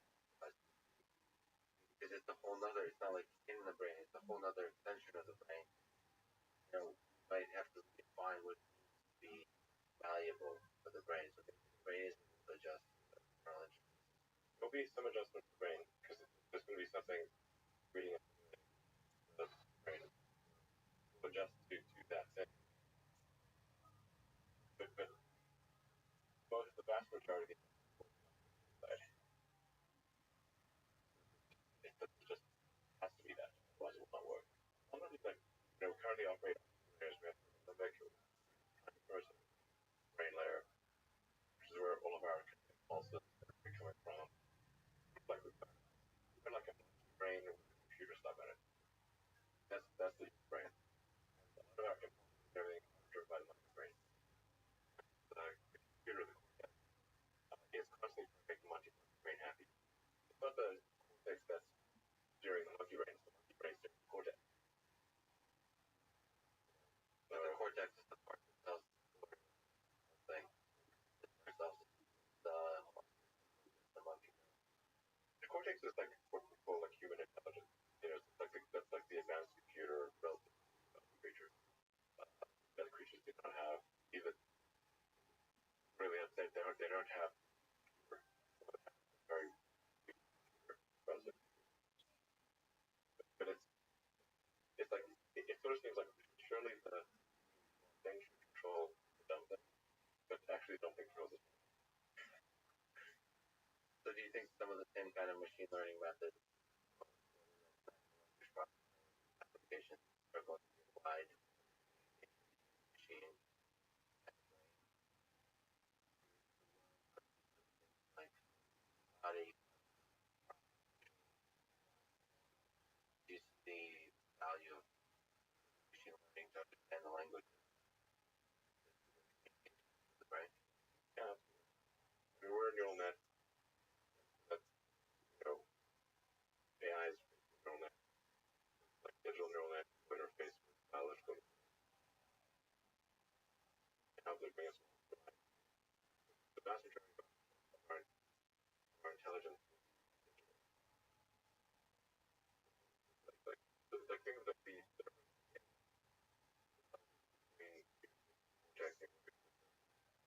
gigantic. If you really has no comprehension of what the hell the cortex is doing. It's just literally hungry or angry. Just and then it's that impulse. The cortex. A great deal of like a vast amount of thinking, like truly has gone in without procreation, which is actually quite silly action in the absence of procreation. It's been silly. So why you do it? Because you make limits. That's why. But it's pretty absurd. Well, the whole system is pretty absurd. But I mean, this is a lot of computation has gone into how can I do more of that? Procreation not even being a factor. I think a very Arab research plan is Any agency that should a lot of funding.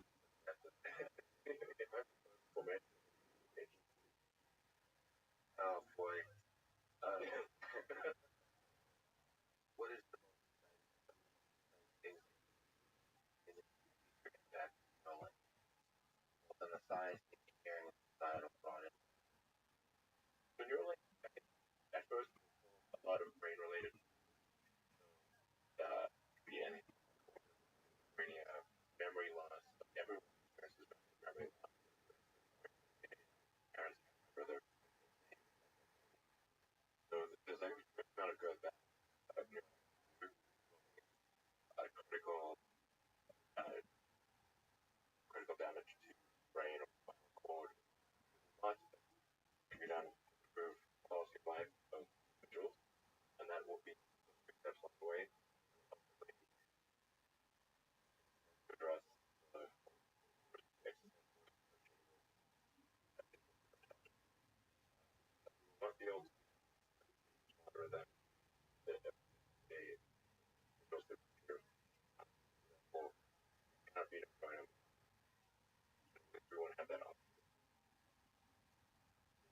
have hope that really a kind of connection to allow us to ride the wave. I think the chance of this non-zero, there's a chance. What if yeah. So I'm saying this chance, saying 1 in a billion or 1 in a million, whatever. What if maybe 1 in a million, maybe 1,000, rate of Neuralink and how fast we're able to do stuff people quite brilliant. Yeah, I think it's like fundamentally good. You know, if we're giving somebody back full motor control after they have a spinal injury, you know, restoring brain functionality after solving developing, getting genetic origin brain is all incredibly great. And these good neurons fire the right neuron to read the right and effectively create a circuit to replace what's broken with the them. And we develop a tertiary layer, like limbic system, primary layer, cortex, second layer, and the cortex is vastly more intelligent. But people generally like the fact that they have a anyone like, okay, I'll keep on the sort of money. You generally don't cortex either. I still like having the added limbic system. Yeah. And the tertiary layer, which feeds into super intelligence. I think root of optimism if the cortex is very intelligent. Perhaps they could be a tertiary layer where digital super intelligence. That's fascinating.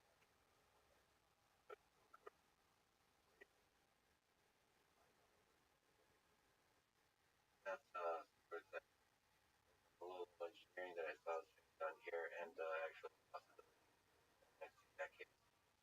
It's important that sooner rather than later, because the point at which we have digital super intelligence, that's where we have clarity and experience. The best of clarity is extremely stable. So we want to have an interface before the singularity, or at least not long after it, minimize existence for humanity. So there's a lot of fascinating actual engineering problems. And yeah, quite exciting. Large material science, electrical engineering, software, chemical engineering, microfabrication, engineering, essentially. That's what it comes down to. You have to have an electrode, those neuron, that is going to last for as long as the person is going to last for decades. Then you've got to take that signal, you've got to process that signal at low power. So a lot of chip design engineers that are processing. So very efficient way that we're going to heat the brain up. We're going to take those signals, we're going to do something. We're going to relate it back to bidirectional communication. So it's always good at material science, software, chemical engineering, electrical engineering, microfabrication. That's what the good at material science. You can have tiny electrodes that last a long time. Fun thing with the controls, you're trying to read a signal electrically in an electrically active area. Your brain is very electrically active, but electrochemically active. So how do you have a coating of the electrode that doesn't dissolve over time and is safe in the brain? That's a very hard problem.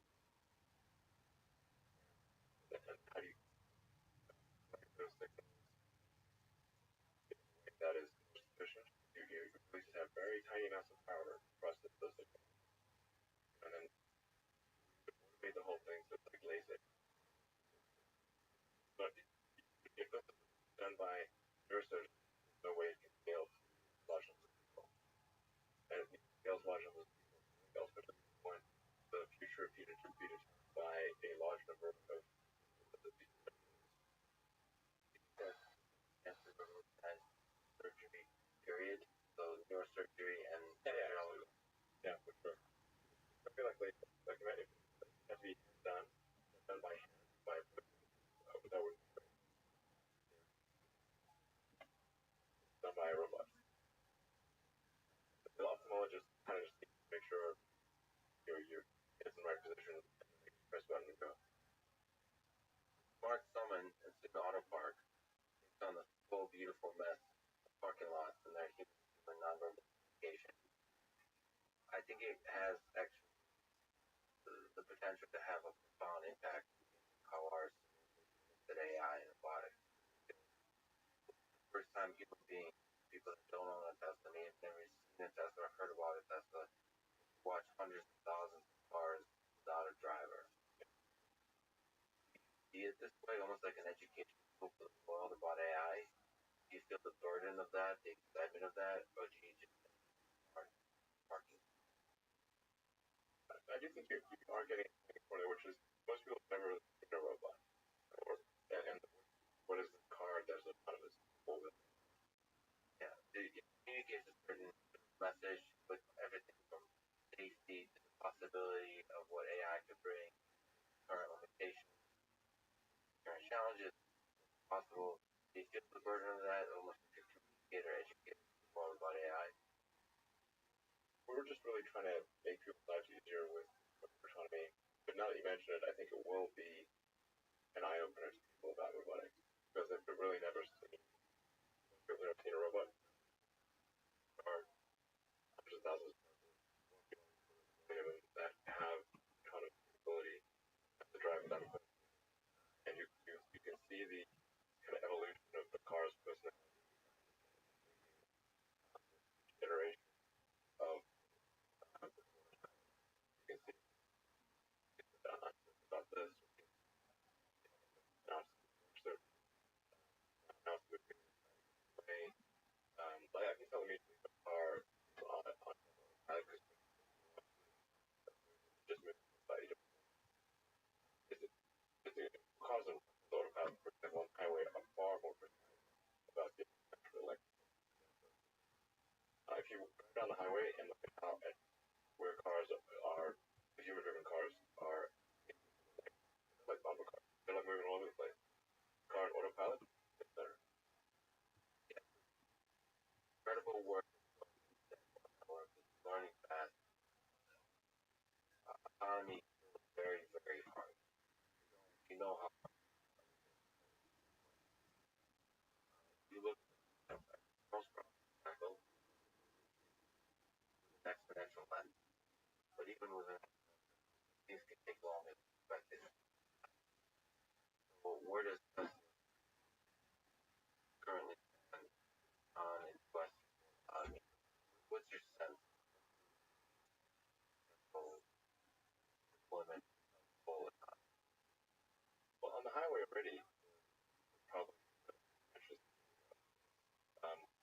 So for highway autonomy,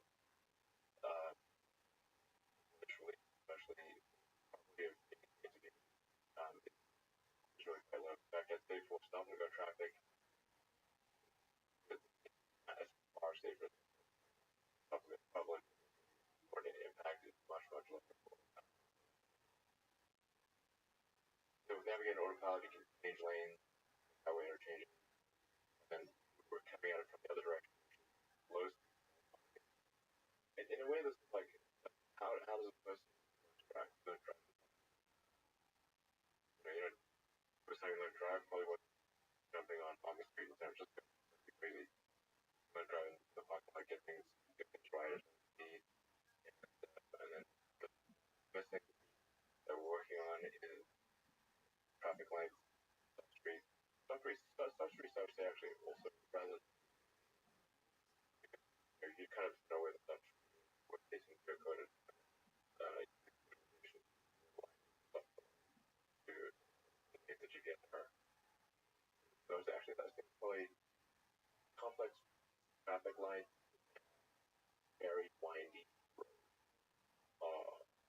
You get so What's harder, perception or control?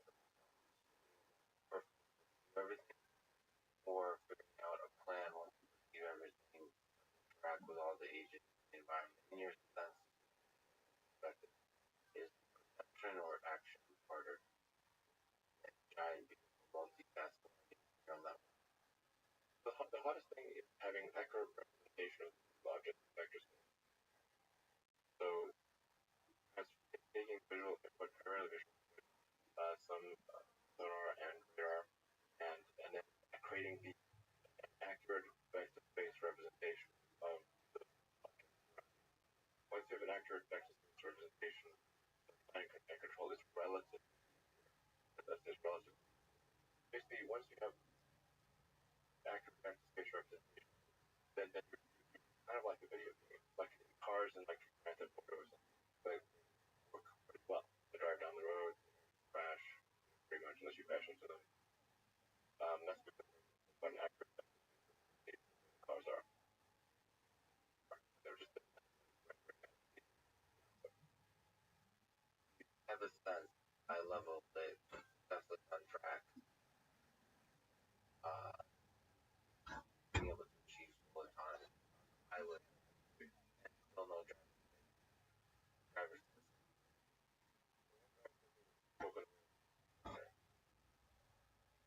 By the way, quick comment. Curious.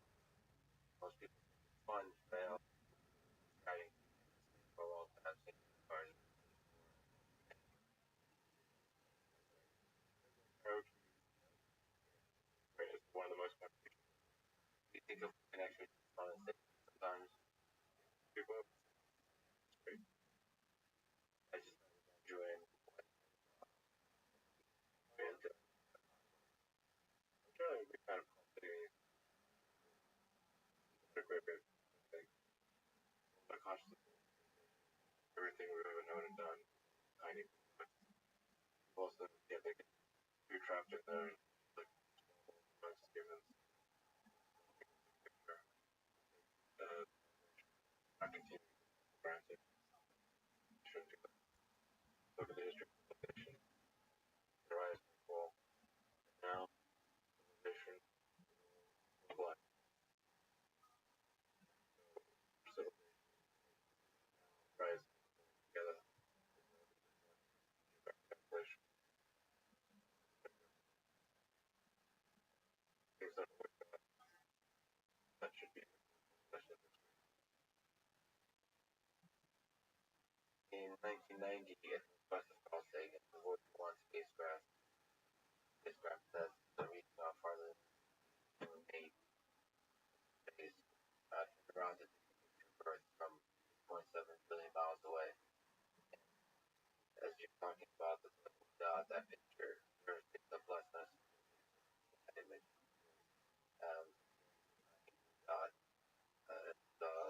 The blue data called it spoke about that of ours in 1994, and last as you can read the word describing just it's funny like the universe is 6.8 billion years old, like 1.5 billion years old. Another half billion years old, the sun will expand, probably evaporate the ocean, and make life impossible on Earth. Taking consciousness and longer to evolve, but never falls at all. And longer. I wonder how many dead one planet are out there in the cosmos that never made it to the other planet. Themselves destroyed by benefactors. Probably it's only just possible to travel to barely. And some more. Really. FG was 10% lower. From always as well.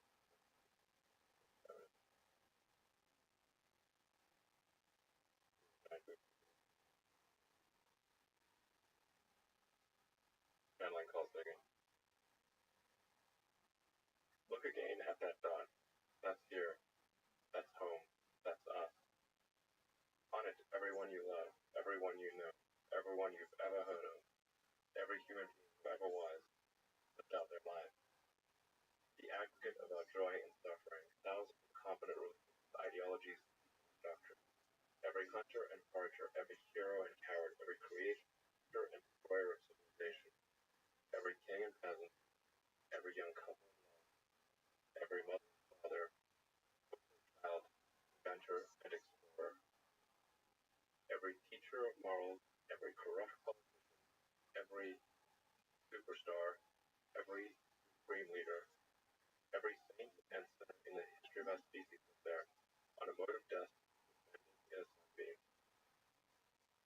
Our planet is lonely speck in the great enveloping cosmic dark. In our obscurity, in all the vastness, there is no hint that help will come from elsewhere to save us from ourselves.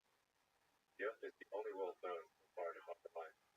There is nowhere else, at least in the near future, to which our species migrate. Not true. Well, smart. And I think Carl's saying I agree with that. Couldn't even imagine it at that time. So thank you for the world dream, and thank you for talking, David. Appreciate it.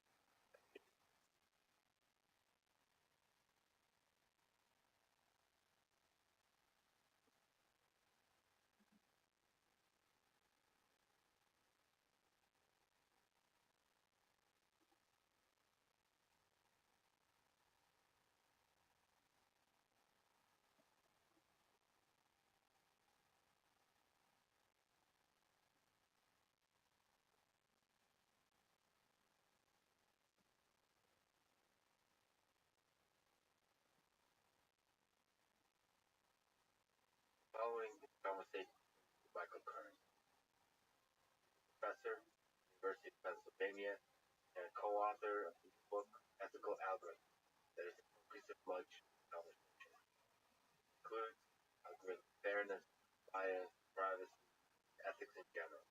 That is just one of many fields that Michael is a world-class researcher in, some of which we touch on quickly: learning theory, or the theoretical foundation, game theory, quantitative finance, computational science, and more. But on a personal note, when I was an undergrad, early on, I worked with Michael on an algorithmic trading project in competition with. That's when I first fell in love with algorithmic trading.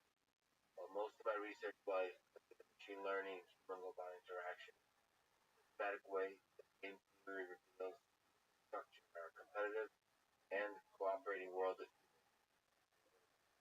inspiration. But for that, the other thing, I'm deeply thankful. I really enjoyed having this conversation again in person that you took.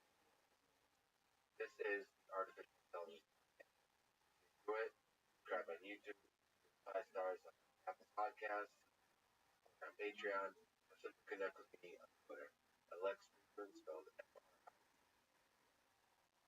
This episode is supported by the Radio Podcast Testament Archive. Jason, the host of the show, reached out to me with the podcast, so I listened to it. Check it out. By listening, I mean I went through it Netflix style, 5 episodes in a row. It's not one of my favorite podcasts, and I think it's one of the top podcasts in the world. It's a history show about why people resist. Each episode looks at a moment in history when something new was introduced, something that today we think of as commonplace. Umbrellas, bicycles, cars, chess, coffee, the elevator. The show explores why it freaked everyone out.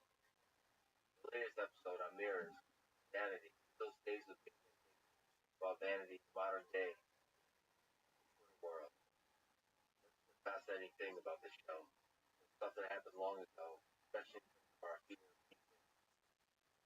itself in the modern day. So it has many lessons for us to think about, such as human psychology, the role of technology in our society. Anyway, you should subscribe and listen to the message. Highly recommended. Now, here's my conversation with Michael Kern. You mentioned reading Fear and Loathing in Las Vegas in high school and having more, or a bit more of a literary mind. So, what books, non-technical, non-computer science, had the biggest impact?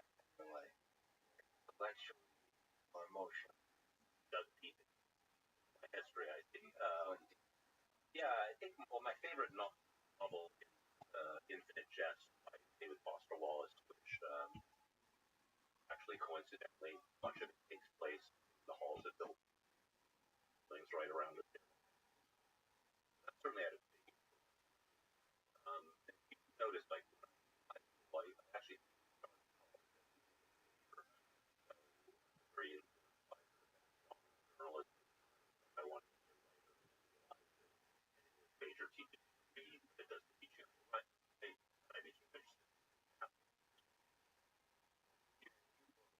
algorithm sneak up algorithmic perspective on these deep, profound, philosophical questions of fairness,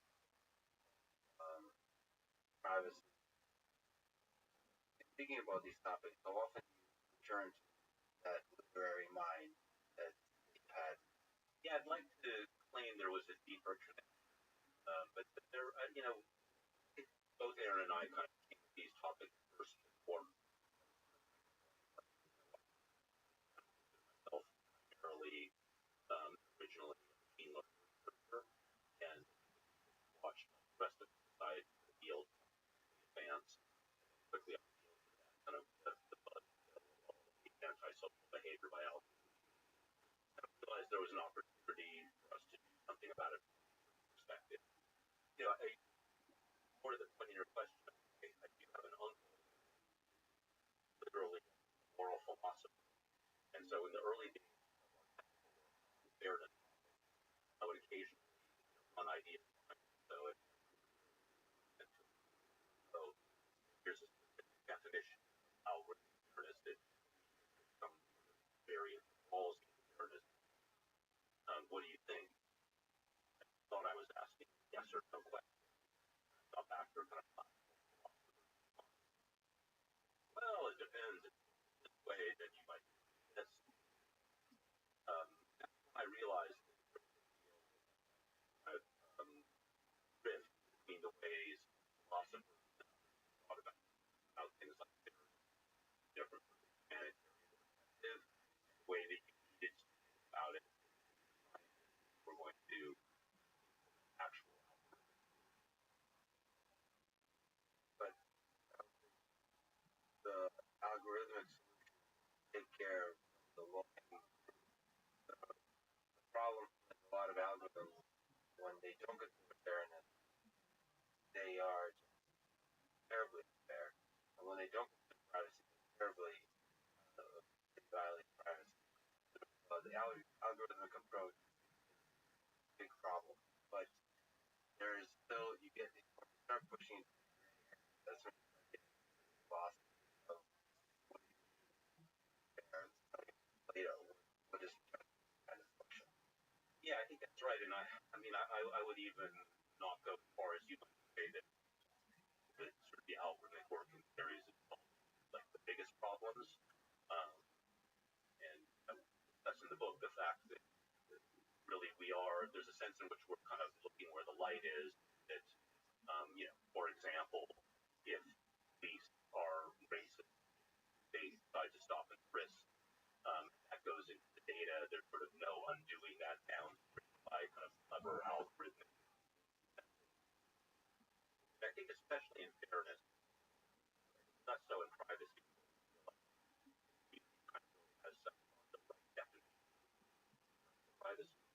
If you just look at the algorithmic fairness already, you can see much more of that. You've got these theorems saying here are some entirely reasonable, desirable of fairness, and not have all three of them. So I think we know that algorithmic fairness, there's kind of a harder problem, and it will have to revisit thought about by generations of scholars before us. Very early days of fairness. Before we get into privacy,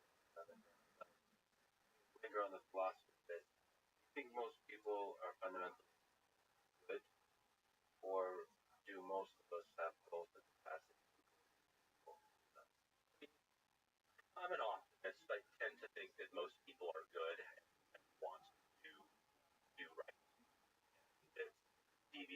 from that are usually sort of not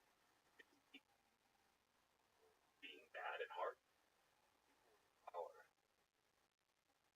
are the heads of governments, the heads of maybe About power corrupts absolutely. Having spent a lot of time on Wall Street, also very, very different from Wall Street academia.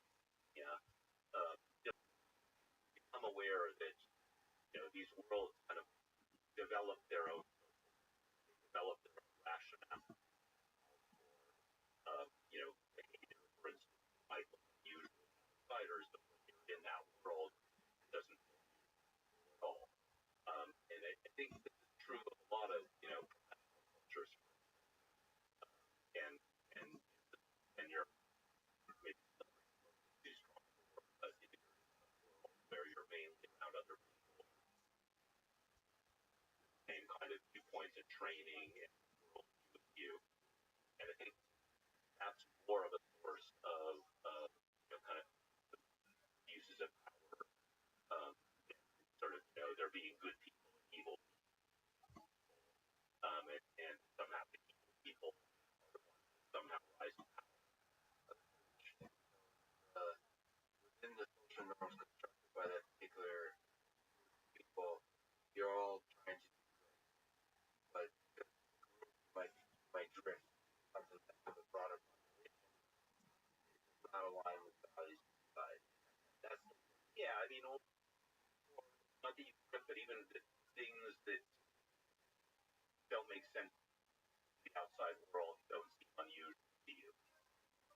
It's not sort of like a good or a bad thing, but So, for instance, world of finance, right? There's a lot of complicated types of activity. If you are not immersed in that, you cannot see why the purpose of that activity exists at all. It just seems like completely useless, and people just like pushing money around. And when you're in that world, right, and you learn more, your view does become more nuanced, right? You realize, okay, there is actually a function to this activity, and in some cases you would that actually magically we could eradicate this activity tomorrow, it would come back because it actually is serving some useful purpose. It's just a useful purpose that's very difficult for outsiders to see. And so I think lots of professional environments or cultures, as I might put it, kind of have these social norms that don't make sense to the outside world. Academia, I mean, lots of people look at academia and say, what the hell are all you doing? Why are you paid so much? In some cases, the taxpayer expenses to published papers that nobody reads. But when you're in that world, you come to see the value for it, but you might not be able to explain it to the person in the street. Right. And in the case of financial sector, like credit might not make sense. Like it's a good example of something that does pop up, which is the power of markets, capital. Yeah, in finance, I think the primary example I would give is leverage, right? So being allowed to borrow, sort of use 10 times as much money as you've actually borrowed, right? So that's an example of something that before I had any experience in financial markets, I might have looked at and said, well, what is the purpose of that? That seems very dangerous, and it is dangerous.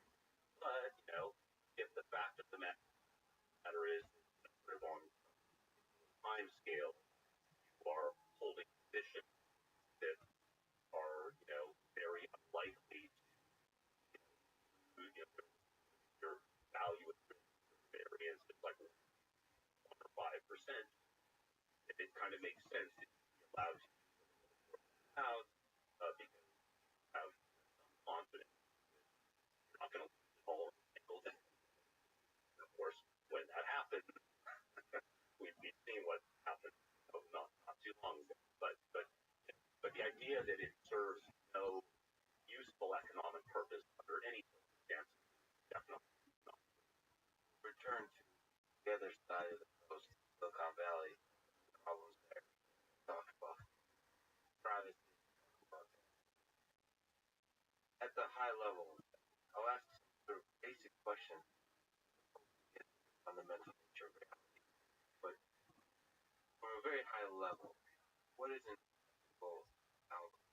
So I can say that an algorithm has a running time of go notation again. I can say that learning algorithm classify cat versus dog. So do you think there will one day be a way to measure sort of same compelling way of notation? This algorithm, 97%. First of all, let me riff for a second on your specific and log n example.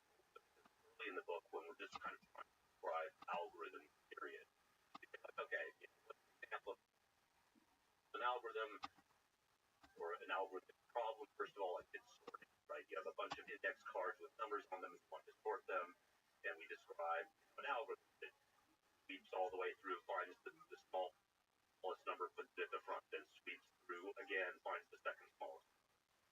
So we make the point that this algorithm is also a bad algorithm. You know, it's quadratic rather than n log n, which we know is optimal for sorting. And we make the point that sort of like, so even within the confines of a very precisely specified problem, there's, there might be many, many different algorithms for the same problem with different properties. Like some might be faster in terms of running time, some might use memory, some might have, a better distributed implementation. And so the point is that already we're used to, in science, thinking about trade-offs between different types of quantities of resources. There be better and worse algorithms. And our book is about that part of algorithmic ethics that we know how to kind of put on that same kind of quantitative footing now. So just to say something that our book is not about. Our book is not about kind of broad, fuzzy notions of fairness. It's about very specific notions of fairness. There's more than one of them. There are tensions between them, right? But if you pick one of them, you can do something akin to saying that this algorithm is 97% ethical. You can say, for instance, for this lending model, the false rejection rate on black people and white people is within 3%, right? So we might call that just a 97% ethical algorithm and a 100% ethical algorithm. That difference is zero. In that case, fairness specifies groups, however they're defined. That's right. So and then you can sort of mathematically start describing the algorithm. But nevertheless, the part where unlike running time, we don't in science talk about how fast an algorithm feels like when it runs. True. We measure it, and ethical starts getting. So, for example, an algorithm runs, if it runs in the background, it doesn't disturb the performance of my system. It feels like I'll be okay with it. Over will feel unpleasant. In that same way, ethics, there's a feeling of how socially acceptable it is. How does it represent the moral standard of our society today? So, in that sense, sorry to move on that high-level philosophical question. Do you have a sense we'll be able to measure how ethical the algorithm? First of all, I certainly didn't mean to give the impression that you can kind of measure memory speed trade-offs, and there's a complete, mapping from that on to kind of fairness, for instance, for ethics and type of fairness definitions that are largely the object of study today and starting to be deployed. You need to make them hard to do before you get to the point of designing fair algorithms. One of them, for instance, is deciding who it is that you're worried about protecting. You're worried about being harmed by, for instance, some notion of discrimination or unfairness. And then you need to also decide what constitutes harm. So, for instance, in a lending application, maybe you decide that falsely rejecting a creditworthy individual, sort of a false negative, is real harm, and that false positive, i.e., not creditworthy or are not going to repay your loan, to get a loan, you might think of them as lucky. So that's not a harm, although it's not clear that if you don't have to repay a loan, that being in the loan is not also a harm. So the literature is more limited. Say, who do you want to protect? Constitute that. And you ask questions like, well, how would people have one way in which they want to protect that I'm describing? You are an individual who falsely denied a loan, incorrectly denied a loan. All of these definitions basically say, well, your compensation knowledge are also falsely denying loans to other people and other groups at the same rate that we're doing to you. And so there is actually this interesting, even technical tension in the field right now between these sort of group notions of fairness and notions of fairness that might actually feel like real fairness to individuals, right? They might really feel like their particular interests are being protected or thought about by the algorithm rather than just, groups that they happen to be members of. There are parallels to big application of worst case analysis. Is it important that the worst violation of fairness for an individual is important to minimize that one individual? Worst case analysis? Is that something you think about, or I mean, I think we're not even at the point where we can think about that. So first of all, we're talking here both about fairness applied at the group level, which is a relatively weak thing, but it's better than nothing. And also the more ambitious thing of trying to get some individual. But even that incorporates, I think, something that you're hinting at here is what it's called objective fairness, right? So a lot of the definitions, all of the definitions of the outward fairness literature are what I would kind of call received wisdom definitions. Or, somebody like me around and things like, okay, I think here's a technical definition of fairness that I think people should want, or that they should think of as some notion of fairness, maybe not the only one, maybe not the best one, maybe not the last one. But we really actually don't know from a subjective standpoint, like what people really think is fair. We just started doing a work in our group that really has to do with kind of human subject experiments, in which we, ask people about, we ask them questions about fairness, survey them, show them pairs of individuals, let's say a criminal recidivist prediction setting, and we ask them, do you think these two individuals should be treated the same as a matter of fairness? To my knowledge, there's not a large literature in which ordinary people are asked about, they have sort of notions of their subjective fairness from them.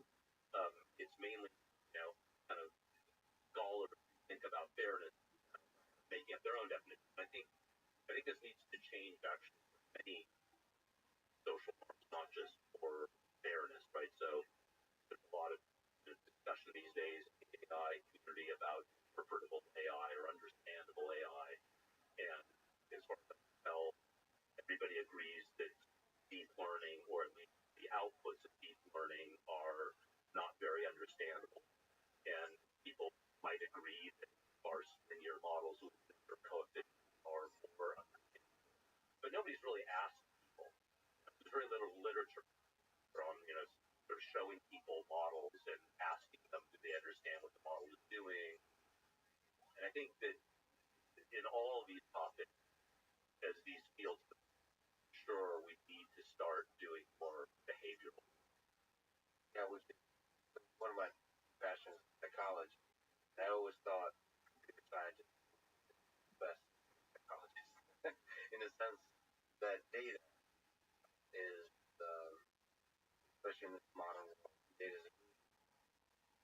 way to understand studies. And you've explored that with the theory side of work. Yeah, I'd like to think that what you say is true about computer scientists and psychology from my own limited wandering in human subject experiments. We have a great deal to not just computer science, but AI and machine learning more specifically. I kind of think of materialist research communities that, kind of like physicists in earlier generation. Computer scientists kind of don't think of any scientific topic that's off limits. Freely wander into areas that others have been about for decades or longer, and we usually tend to embarrass ourselves in those efforts for some amount of time. Like, I think reinforcement learning is a good example, right? So a lot of the early work in reinforcement learning, I have complete sympathy for the control theorists that looked at this and said, like, okay, are reinventing stuff known since the 40s, right? But, in my view, eventually computer scientists have made significant contributions to that field, even though we kind of embarrassed ourselves for the first decade. So I think if computer scientists are going to start engaging in kind of psychology subject type of research, we should expect to be embarrassing ourselves for a good 10 years or so, and then hope that it turns out as well as some other areas. You kind of mentioned this, linger on the idea of an ethical algorithm, the idea of group thinking and individual. And we're struggling that. One of the amazing things about algorithms, book, so the study is, it gets us to ask, like, forcing machines, converting ideas into algorithms is forcing us to ask questions of ourselves. So there's a lot of people now in public discourse doing thinking like particular sets of discriminating and so on.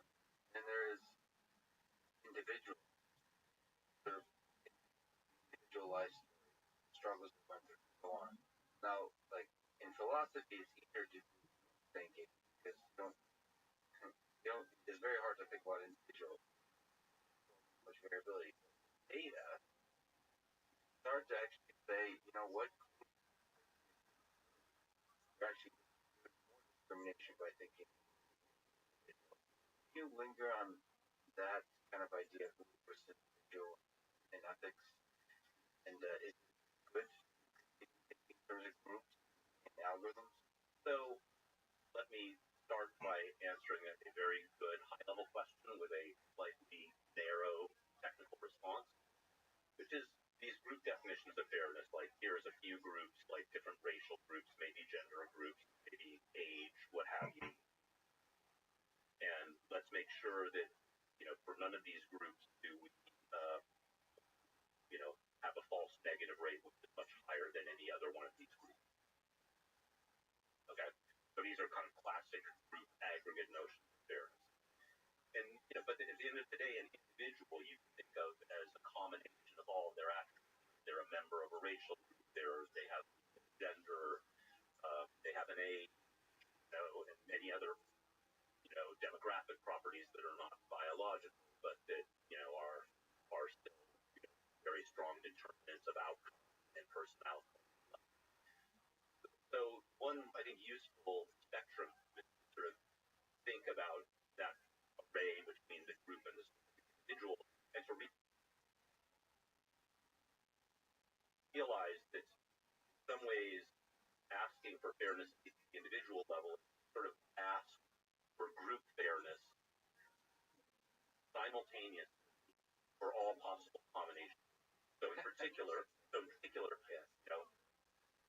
if I build a predictive model that meets some definition of fairness by race, by gender, by what have you, marginally, to get slightly technical, I shouldn't expect that model to not discriminate against disabled, Hispanic, women over age 55, making less than $1,000 a year annually, even though I might have protected those attributes marginally.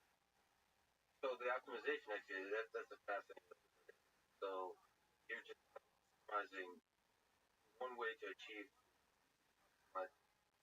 fairness for individuals is just add more and more definitions that belong. So, you know, at the end of the day, we could think of all of ourselves as size.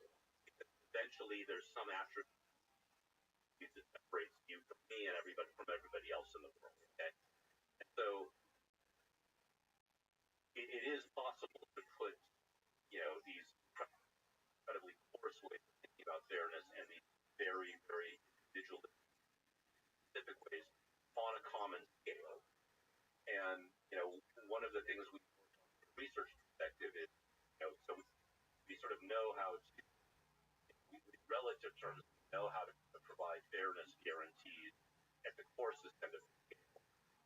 We don't know how to provide kind of sensible, practical, realistic fairness guarantees at the individual level, but maybe we could start creeping towards that by dealing with more, you know, refined subgroups. I mean, we gave a name to this phenomenon where, you know, you protect, you for some definition of fairness for a bunch of marginal attributes or features, but then you find yourself discriminating against a combination of them. We call that fairness gerrymandering, because like political gerrymandering, you know, you're giving some guarantee at the aggregate level, but when you kind of look in a more granular way at what's going on, you realize that you're achieving that aggregate guarantee by sort of favoring some discriminating.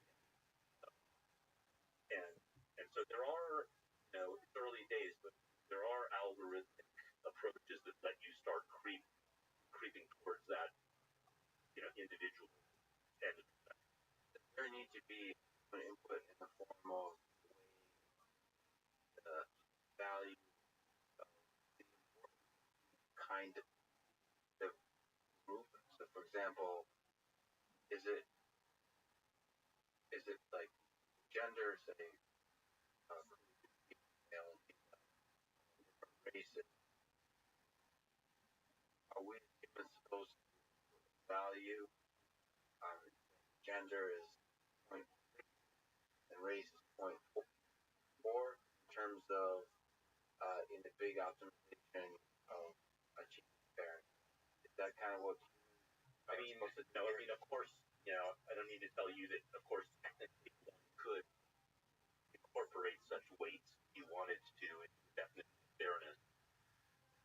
You know, fairness is an interesting topic that, having worked in the book being about fairness, privacy, and many others.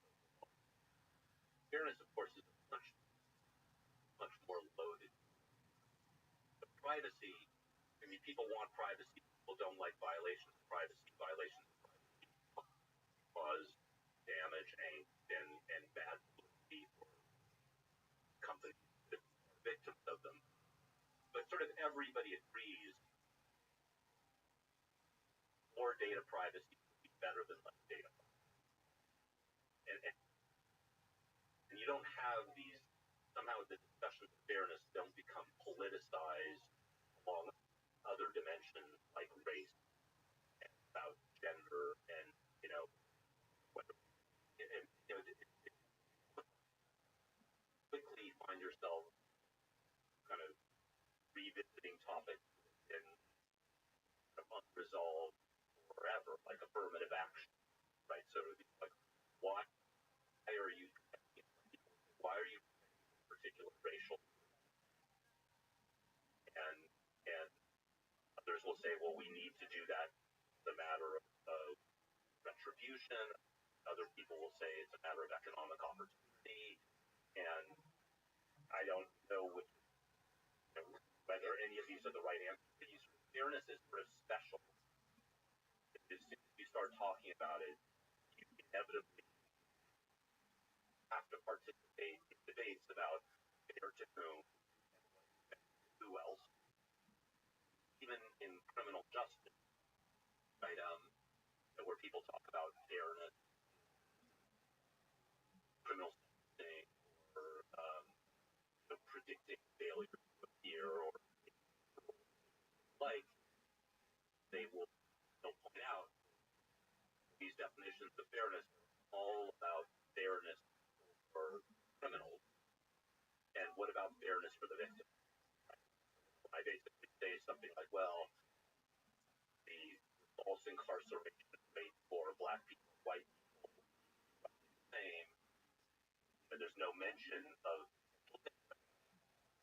criminals in such a fairness. And that's the ground of, I should actually recommend Intelligence Square's debate, the U.S. edition, at they have the structure with old Oxford style, or whatever they're called, debate, do it. Talked about affirmative action.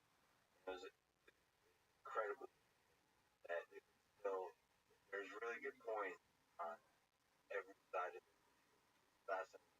Yeah, I agree. And so it's interesting to see a researcher trying to, for the most part, technical algorithmic work, but Aaron and I both learn not do that and go out and talk about it seriously. You're unwilling to engage broader debates that are entirely algorithms. They're not about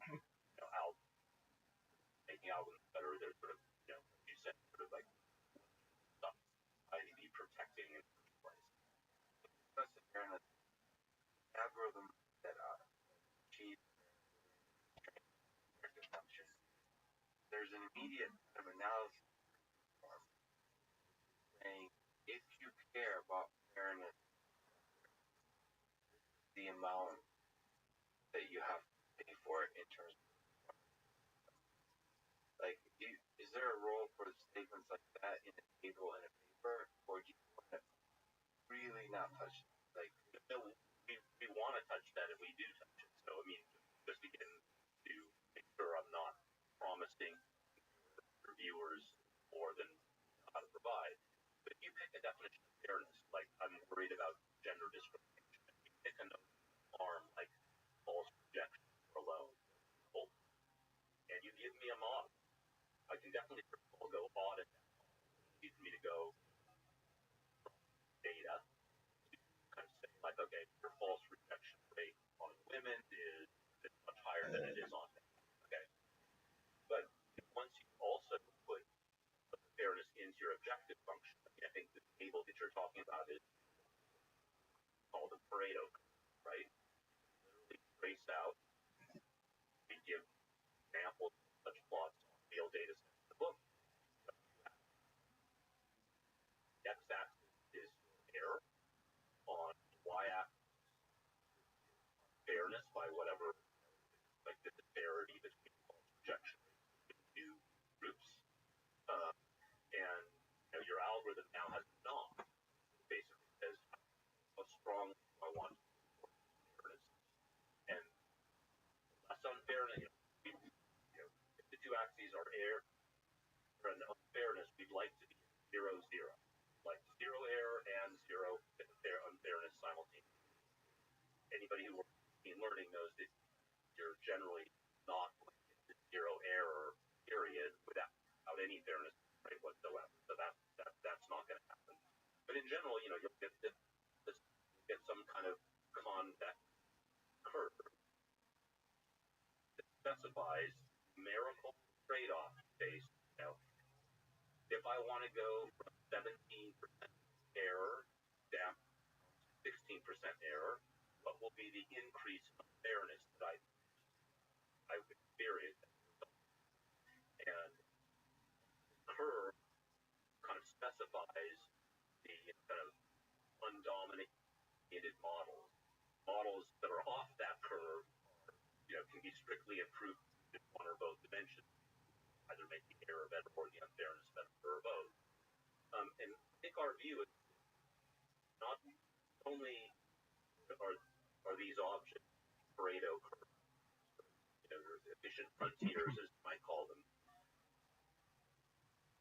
Not only are they valuable scientific objects, I actually think that they, in the near term, might need to be interfaced between researchers working and stakeholders involved. So you could really imagine telling a criminal jurisdiction, they're about racial fairness. They're also concerned about accuracy. Want to release on parole people that are not going to commit a violent crime, and you don't want to are. But that's accuracy. But if you also care about the mistakes you make not be racial, you can show this curve, hoping that in the near future it will be possible to explain these curves to non-technical people that they're the ones that have to make the decision. Where do we want to be on this? What are the relative merit or value of having lower error versus lower unfairness? That's not something computer scientists should be deciding for society. That's the people in the field, so to speak, policymakers, the regulators, that's who should be making these decisions. But I think and hope that they can be made to understand that these trade-offs generally exist, and that you need to pick a point, and ignoring the trade-off, you're implicitly picking a point anyway. Right? Right. You just don't know it, and you're not admitting it. Looking at the point of trade-off, I think that's a really important thing to sort of think about. I think when we start to talk about fairness, almost always most trade-off. What's the trade-off? To clarify it, with some technical terms thrown around, but sort of a perfectly fair world. Why is that? Why will somebody be upset about that? The specific trade-off I talked about, just in order to make things very concrete, was between numerical error and some numerical measure of unfairness. What is numerical error? Like say predictiveness, probability or frequency with which you release somebody on parole that goes on to recommit a violent crime, or keep incarcerated somebody who would not have committed a violent crime. So in the case of awarding somebody parole, giving somebody parole, or letting them out parole, don't want them to commit a crime. Fails in prediction if they have committed a crime. Okay, so that's one. Right. And what's the fairness axis? So then the fairness axis might be the difference between racial groups in the kind of false positive prediction, namely people that I kept incarcerated, predicting that they would recommit a violent crime, when in fact they would. The unfairness of that, and allow me to eloquently try to describe why that's unfair, why unfairness is there. The unfairness you want to get rid of is in the judge's mind, the bias of having being brought up by the slight racial bias, the racism that exists in society. You want to remove that from the system. Another way to debate it is the equality of opportunity versus equality of outcome. And there's a clear dance there that's really difficult to write. We don't with affirmative action. Right, and then it also quickly, leads into questions like, well, maybe if one group really does recommit crimes at a higher rate, the reason for that is that at some earlier point in the pipeline or earlier in their lives, they didn't receive the same resources that the other group did. And so, there's always in kind of fairness discussions the possibility that the real injustice came earlier, right? Earlier in this individual's life, earlier in this group's history, et cetera, et cetera. And so a lot of the fairness discussions almost, the goal is for it to be a corrective mechanism to account for justice earlier. By some definitions of fairness or some theories of fairness, yeah. Others would say, look, it's not to correct that injustice, it's just to kind of level the playing field right now and not incorporate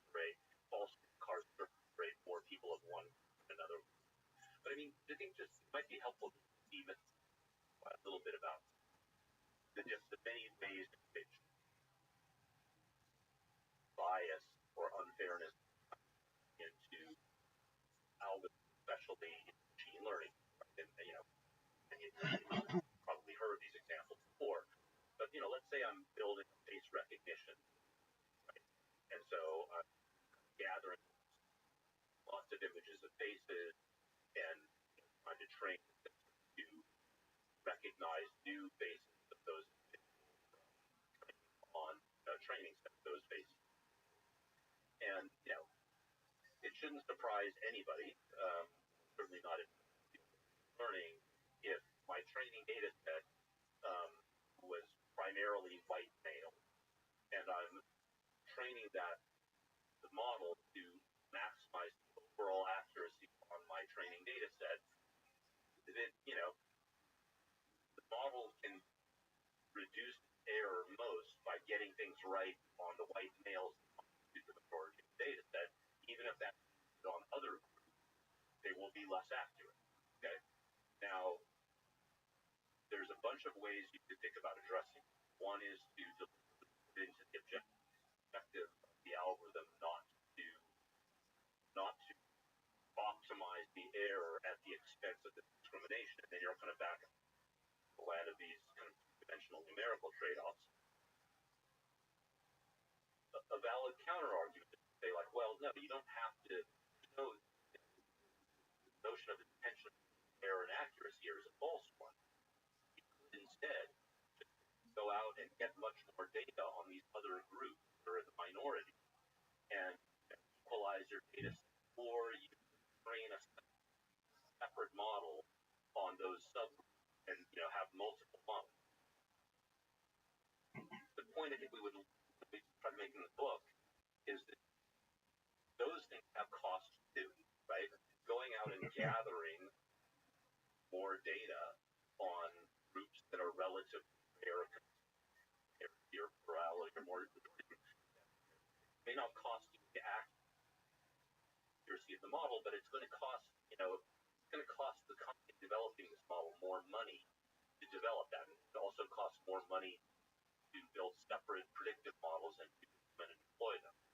So even if you can find a way to avoid the tension between error and accuracy in the model, you might push the cost somewhere else, like money, like development time, research time, and the like. There are fundamentally difficult philosophical questions in fairness. And we live in a very divisive political climate, outrage culture. The alt-right folks on 4chan troll. There's social justice warriors on Twitter. There's very divisive outrage folks on all sides of every kind of system. How do we as engineers build ethical algorithms in such divisive culture? Do you think they could be disjoint? The human has to inject values, optimize values. But there are times when we start actually applying these things get a little bit challenging. How do you? Yeah, I mean, for the most part, well, we try to take something is that we don't view ourselves, people like us, as being in the position of deciding for society what the right social norms are, what the right definition of fairness are. Our main point is to show that if society or relevant stakeholders in a particular domain come to agreement on those sorts of things, there's a way of encoding that into algorithms in many cases, not in all cases.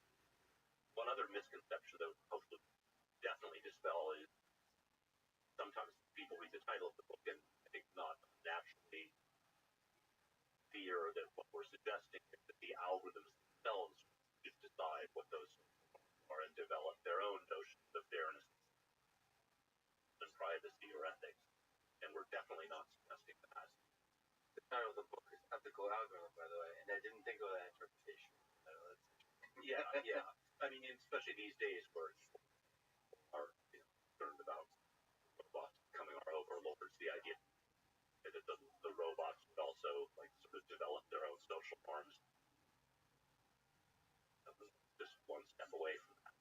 But I do think, obviously, despite the disclaimer that people like us shouldn't be making those decisions for society, we are kind of living in a world where, in many ways, computer scientists have made some decisions that have fundamentally changed the nature of our society and democracy and sort of civil discourse and deliberation in ways that I think most people generally feel are bad these days, right?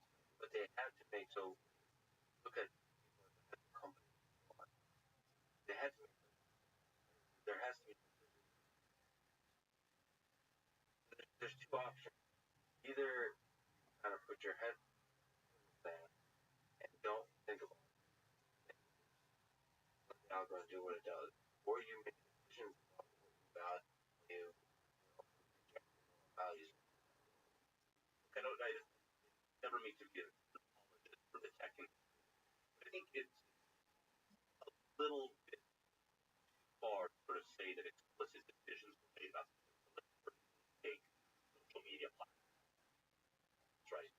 So like many inventions in technology and computer science, a lot of these platforms that we now use regularly started as curiosity.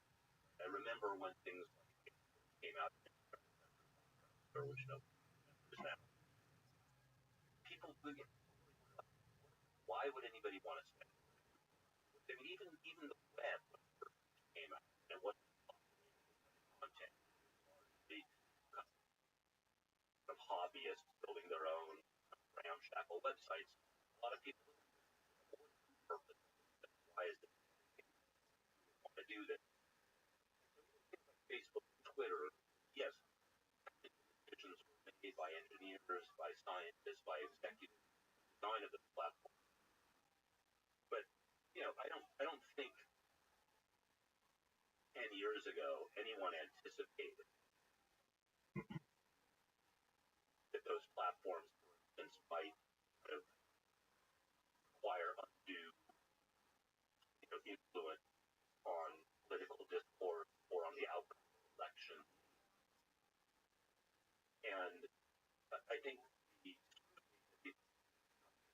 now entirely appropriate, but I think it's a little too harsh to kind of look at history and sort of say like, oh, you should have been able to anticipate this platform.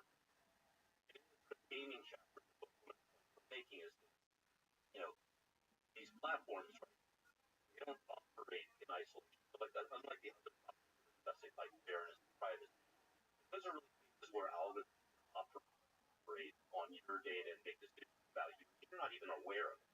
Okay, things like Facebook and Twitter, these are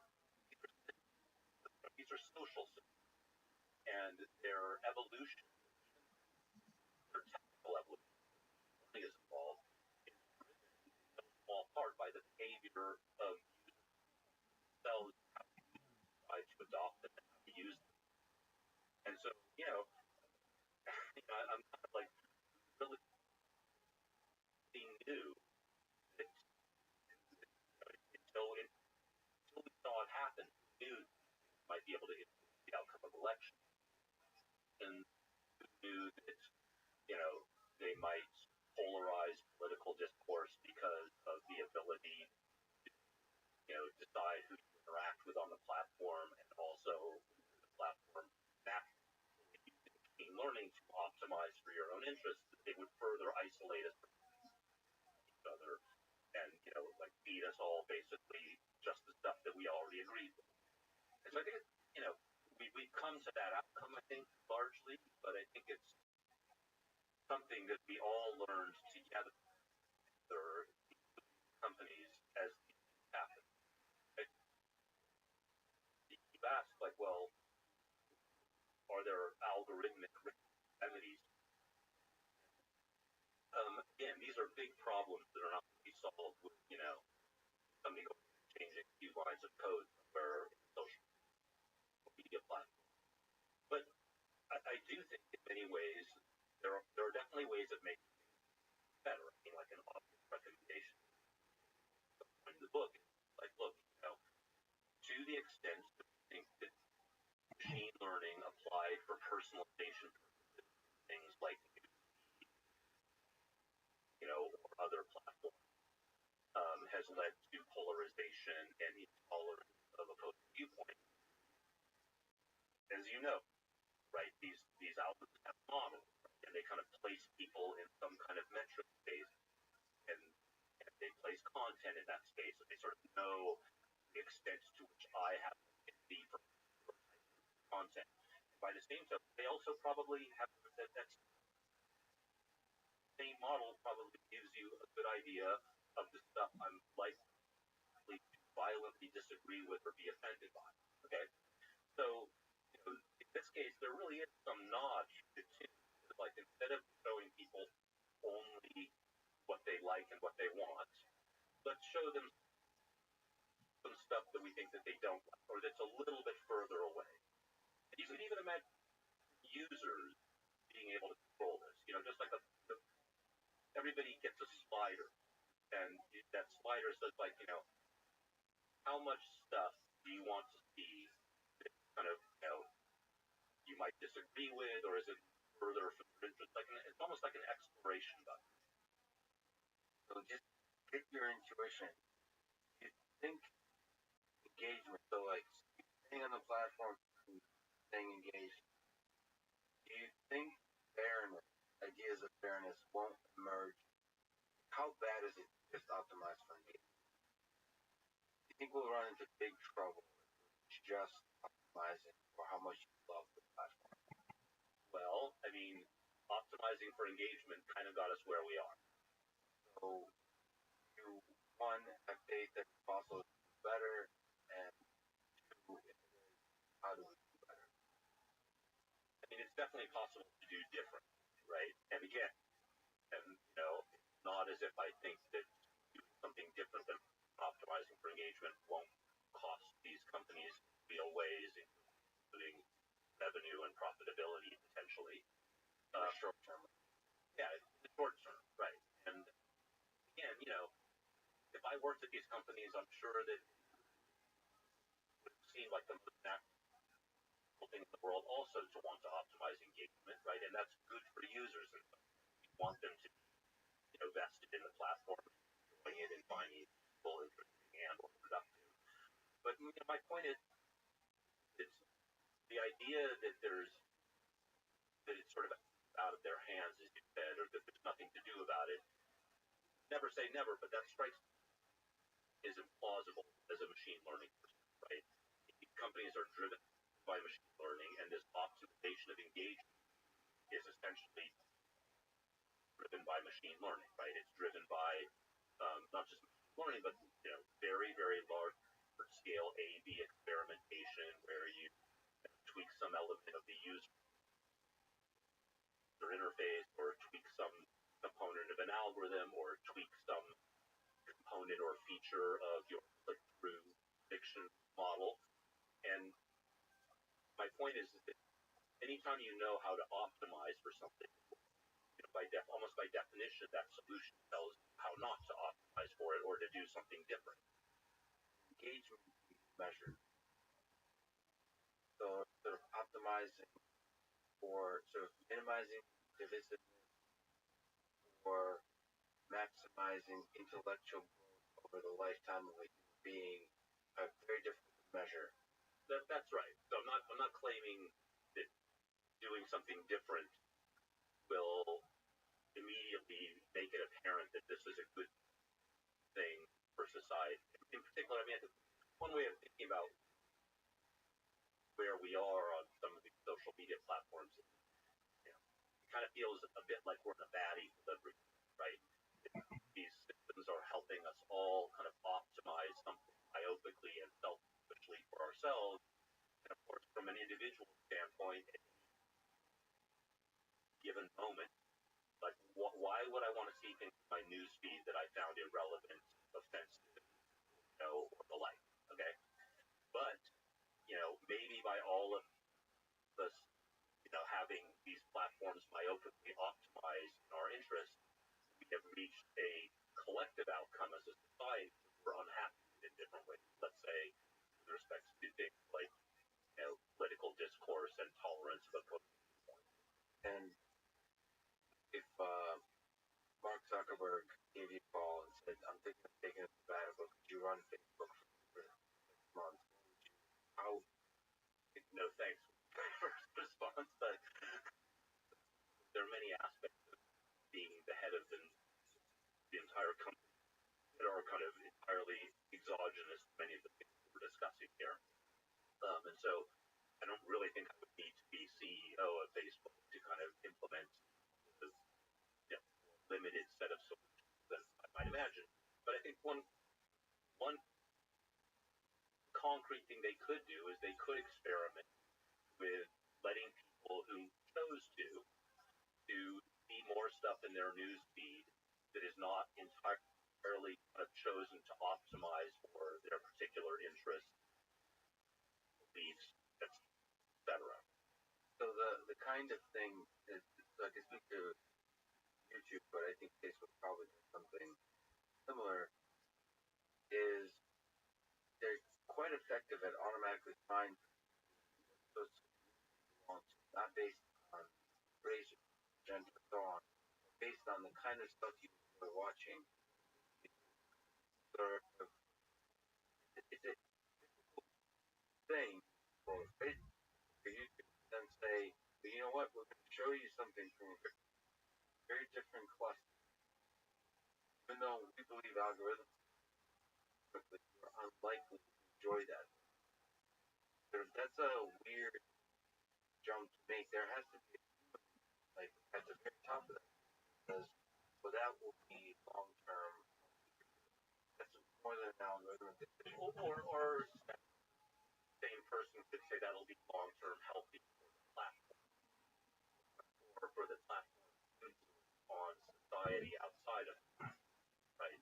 And again, it's me to sit here and say these things, but actually, I do not think that these are totally, or they shouldn't be kind of completely alien ideas. Right? You could try things like this, and it wouldn't be, you wouldn't have to invent entirely the science to do it.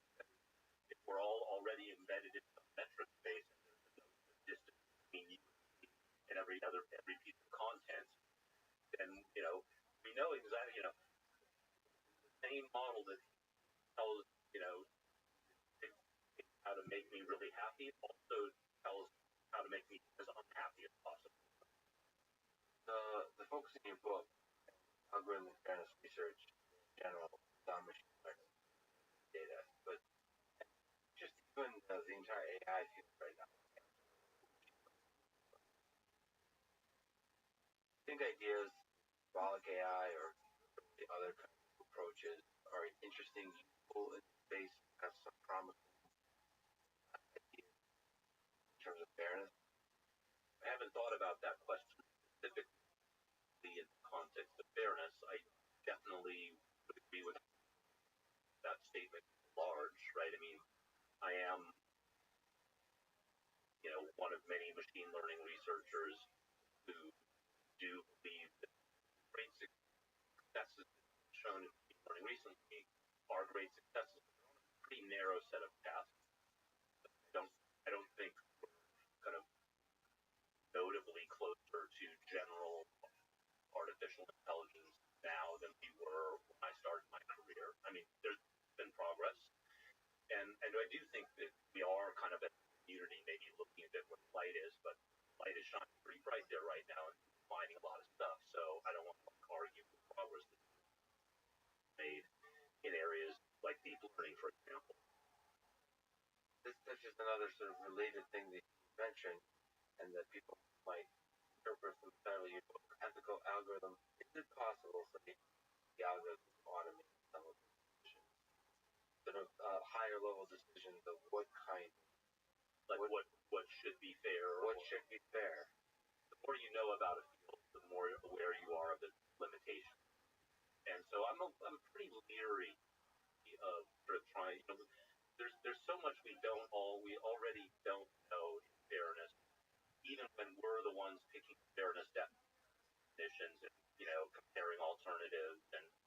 about that actually different definitions. But the idea of kind of letting the algorithm start exploring, well, I definitely think, this is a much narrower statement. I definitely think that kind of algorithmic auditing different types of unfairness, gerrymandering example, where I might want to prevent not just discrimination against very broad categories, but against combinations of broad categories, quickly get to a point where there's a lot of categories, combinations of features, and you can use algorithmic techniques to sort of try to find stuff on which you're able to fix that. That's actually kind of the form of one of the algorithms developed for. But I'm partly because of our technology, sort of our scientific ignorance on these topics right now, and also partly loaded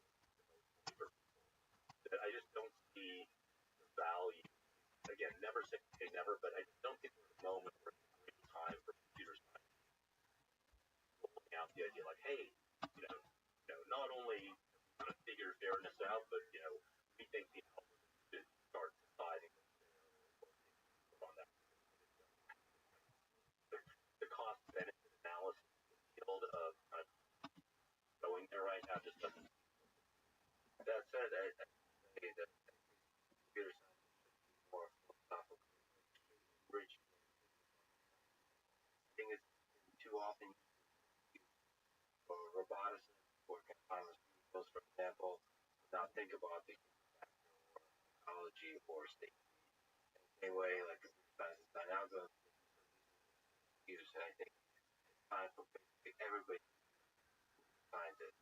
I was about to agree with everything you said at that last point. I think that the other way of looking at it is that I think computer science is, and many of us are, but we need to wade out into the world. Just the influence of computer science and therefore computer science has had on society at large, just like exponentially magnified in the last 10 or 20 years or so. And, before when we were just bickering around amongst ourselves and it didn't matter that much, there was no need for sort of computer scientists of the world broadly. And I think those days need to be over very, very fast. I'm not saying everybody needs to do it, but to me, like the right way of doing it is not to sort of think that everybody else is becoming a computer scientist, but I think people are becoming more sophisticated about computer science, lay people. And I think one of the reasons we decided to write this book is we thought 10 years ago I tried this because I just didn't think sort of people's awareness of algorithms and machine learning, the general population would have been high, and then we would have had to first write one of the many books kind of just explicating that topic to a lay audience first. Now I think we're Growing up where gang like signs lots like of a people pimp. without any all know enough about algorithms. Like,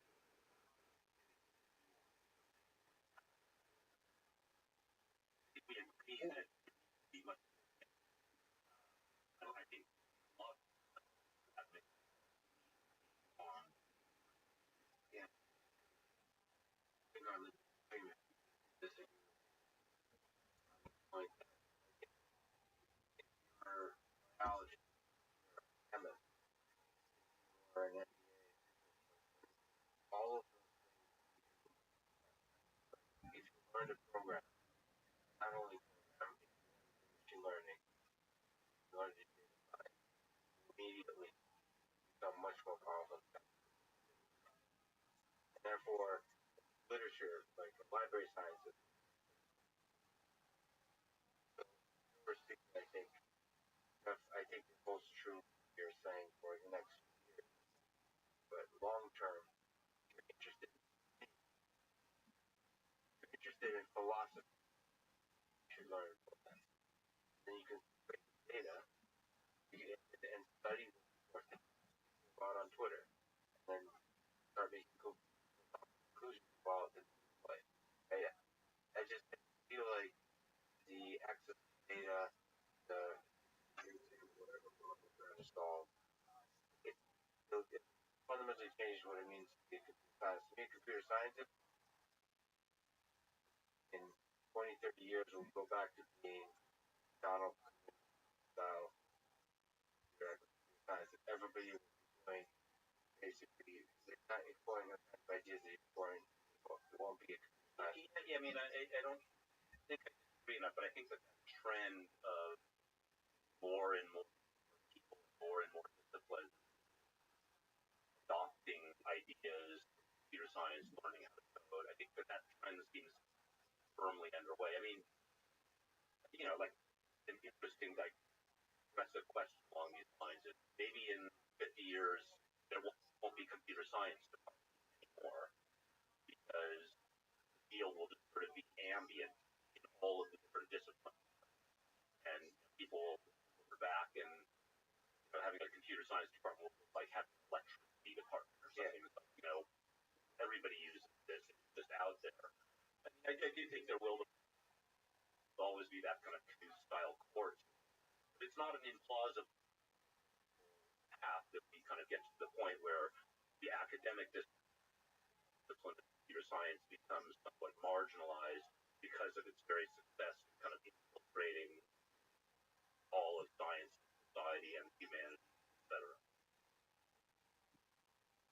What is differential privacy, or more broadly, algorithmic privacy?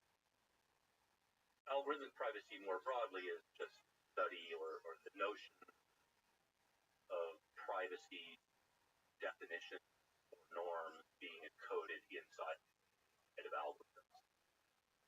And so, I think we count among this body of work just, the literature and practice of things like data anonymization, which we kind of at the beginning of our discussion of privacy say like, okay, this is sort of a notion of algorithmic privacy. It kind of tells you, something to go do with data. But our view is that, I think is now quite widespread, that it's, despite the fact that those notions of anonymization, kind of redacting, worsening, are the most widely adopted technical solutions for data privacy, they are like deeply fundamentally flawed. And so your first question, what is differential privacy? Differential privacy seems to be a much, much better notion of privacy that kind of avoids a lot of the weaknesses of anonymization notion while still letting us do useful stuff with data. Anonymization. So by anonymization, I'm kind of referring to techniques like I have a database. The rows of that database are, let's say, individual people's medical records. Okay, and I want to let people use that data. Maybe I want to let researchers access that data to build basic models for disease, but I'm worried that that will sensitive information about specific people. So anonymization broadly refers to okay, I'm first going to delete the column with people's names. I'm going to not put, so that would be like a redaction. Just redacting that. I am going to, I'm not going to say your exact age. I'm going to say whether you're 0 to 10, 10 to 20, 30. I might put the first 3 digits of your zip code, but not the last 2, et cetera, et cetera. So the idea is that through some series of operations like this data, I anonymize it.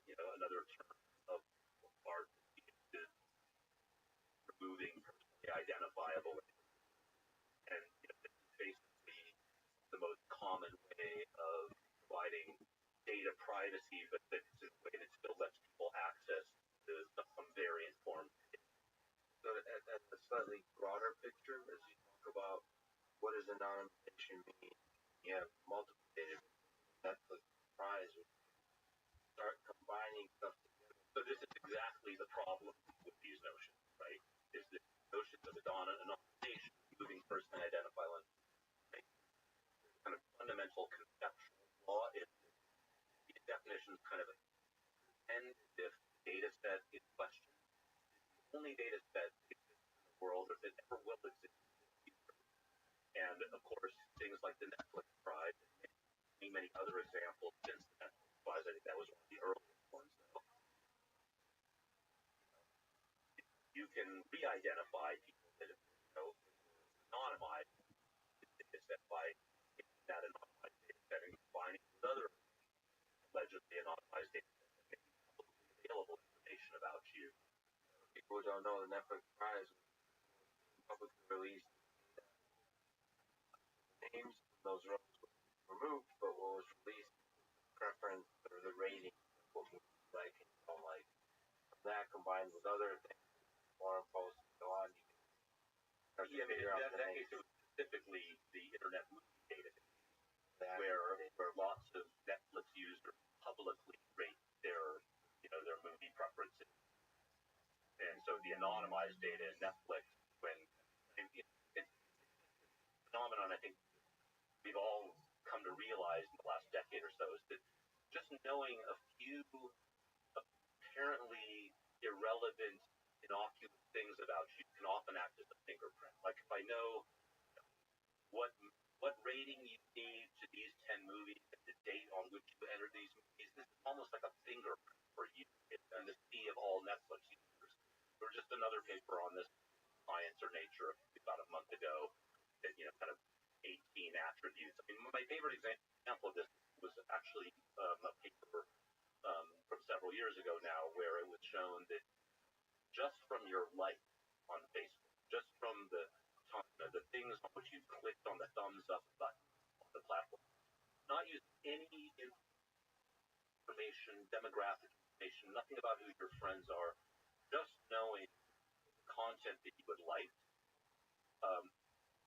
was enough to, in the aggregate, accurately predict things like sexual orientation, drug and alcohol use, whether you were the child of divorced parents. We live in an era where even the apparently irrelevant data that we offer about ourselves on public platforms and forums, often unbeknownst to us, more or less acts as a signature or fingerprint, and that if you can kind of do a join between that kind of data and allegedly anonymized data, you have real trouble. Is there hope for any kind of privacy in the world where if you identify you? But there is differential privacy, right? But what is differential privacy? So differential privacy basically kind of alternate, much stronger notion of privacy than the anonymization idea. And it's a technical definition, but the spirit of it is we compare two alternate worlds. Okay, so let's suppose I'm a researcher and I want to do the database of medical records, and one of them is yours. And I want to use that database of medical records to build a predictive model for some symptoms, test results, and the like. I want to build a model predicting the probability of people. This is the type of scientific research that we like to be allowed to. And in differential privacy, you ask a very particular counterfactual question. Basically, compare two alternatives. One is when I build this model on the database of medical records, including your medical records. The other one is where I do the same exercise with the same database with just your medical records. So basically, it's two databases, one with n records in it and one with n minus 1 records in it. The n minus 1 records are the same, and missing. So differential privacy basically says that any harm that might come to you from the analysis in which your data was included are essentially nearly identical to the harms that would come same analysis done without. So in other words, this doesn't say that bad things don't happen because of data analysis. It just says these bad things were going to happen to you already if your data was. To give a very concrete example, um, some like study that 50s that created established between smoking and lung cancer. And we make the point that like, well, if your data was used in that analysis, and the world kind of knew that you were a smoker because the stigma associated with smoking before that was finding, real harm might have come to you as a result of that study that your data was included in. In particular, your insurer now might have a higher posterior belief you might have lung cancer and raise your premium, so you suffered economic damage. But the point is that if the same analysis is done without all the other N minus one medical records and just yours missing, the outcome would have been the same. Your data was idiosyncratically crucial to establishing the smoking and lung cancer, because the lung cancer is like a fact about the world. It can be discovered with any sufficiently large database of medical records. That's a very low value. So that's showing that very little harm is not great. But what is the mechanism of that's the kind of beautiful statement. What's the mechanism by which privacy is? Yeah, so it's basically by adding noise to computation, right? So the basic idea is it's every differentially private algorithm, first of all, or every good differentially private algorithm, every useful one, is a probabilistic algorithm. So it doesn't given input, you give the algorithm the same input multiple times and get different outputs each time from some distribution. And the way you achieve differential privacy algorithmically is by kind of carefully and tastefully adding noise to a computation in the right places. And to give a very concrete example, if I want to compute the average of a set of numbers, right? Non-private way of doing that is to take those numbers and average them and release like a numerically precise value for the average. Okay. In differential privacy, you wouldn't do that.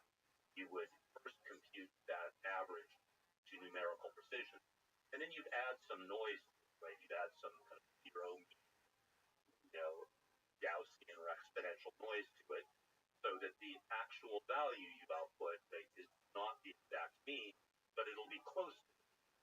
But it'll be close. The noise that you add will sort of prove that nobody can kind of reverse engineer any particular value that went into the average. The noise is the thing here. How many algorithms by adding? Yeah, so a relatively recent member of differential privacy community, my co-author Aaron Roth, one of the founders of the field, has done a great deal of work, and I've learned a tremendous amount working with him on it. It's pretty grown up field already. Yeah, but now it's pretty mature. But I must admit, the first time I saw the definition of differential privacy, my reaction was like, wow, that is a clever definition, and it's really making very strong promises. And I first saw the definition much earlier days. My first reaction was like, well, my worry about this definition would be great definition of privacy, but that it'll be so restrictive that we won't really be able to use it. We won't be able to compute many things in a differentially private. So that's one of the great the field, I think, is in showing that the opposite is true, and that most things that we know how to compute absent any privacy consideration can be computed in a differentially private way. So, for example, pretty much all of statistics and machine learning can be done differentially privately. So, pick your favorite machine learning algorithm: backpropagation neural networks, CART for decision trees, support vector machines, boosting, you name it, as well as classic hypothesis testing and the like in statistics. None of those algorithms are differentially private in their original form. All of them have modifications that add noise to computation in different places, ways that achieve differential privacy. So this really means that to the extent that we've become a scientific community very dependent on the use of machine learning, statistical modeling, data analysis, we really do have a path to kind of provide privacy guarantees to those methods, and so we can still enjoy the benefits of kind of the data science era while providing rather robust privacy guarantees to individuals. Perhaps a crazy question, but big tech, the ideas of differential privacy speak to the nature of truth being explored currently. So, what's your most favorite and least favorite? I'm not a real foodie, so I'm a big fan of spaghetti. Spaghetti? Yeah. And what do you really don't? I really don't like cola. Wow, I love cola, but okay. But is one way to protect your preference for spaghetti by having information campaign bloggers and bots saying that you like this kind of the same kind of noise idea. I mean, if you think of in our politics today, there's this idea of Russia hacking our election. What's meant there, I believe, is bots spreading different kinds of information. Is that a kind of privacy, or is that too much of a stretch? No, it's not a stretch. I've not seen those ideas. That is not a technique that, to my knowledge, will provide differential privacy. But to give an example, like one very specific example about what you're discussing is there was a very interesting project at NYU led by Helen Nissenbaum there. They basically built a browser that tried to essentially obfuscate your Google searches. So to the extent that you're worried, predictive models about you, decide what ads to show you. But if you object to that, they built this widget, and basically, whenever you put in a query into Google, it would send that query to Google, but in the background, all of the time, from your browser, it would be sending this torrent of irrelevant queries to search engines.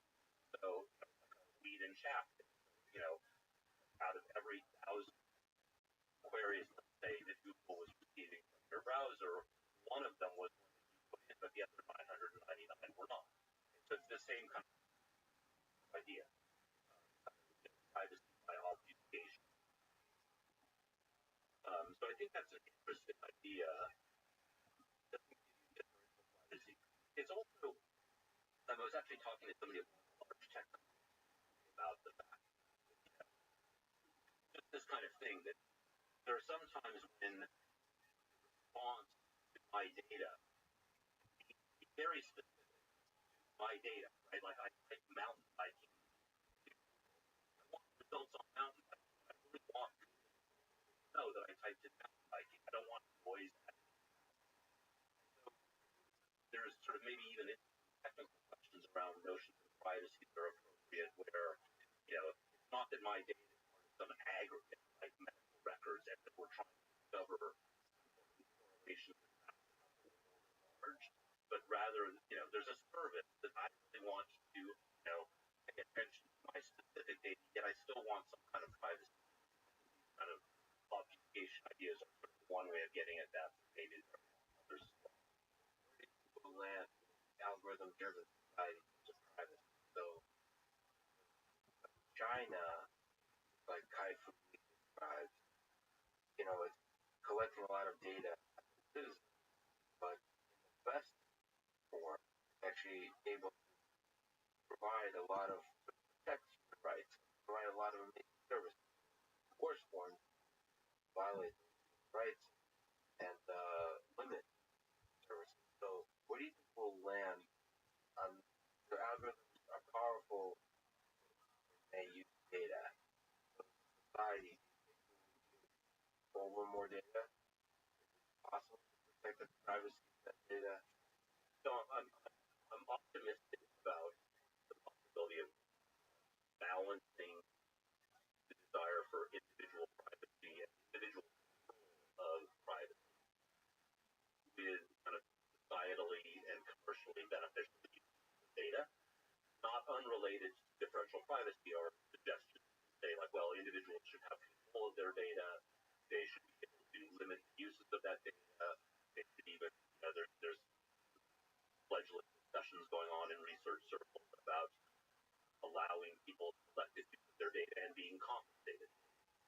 And then sort of very interesting economic questions like pricing and one interesting ideas maybe differential privacy would also be a conceptual framework in which you could talk about the relative value of different data, like, to demystify this a little bit.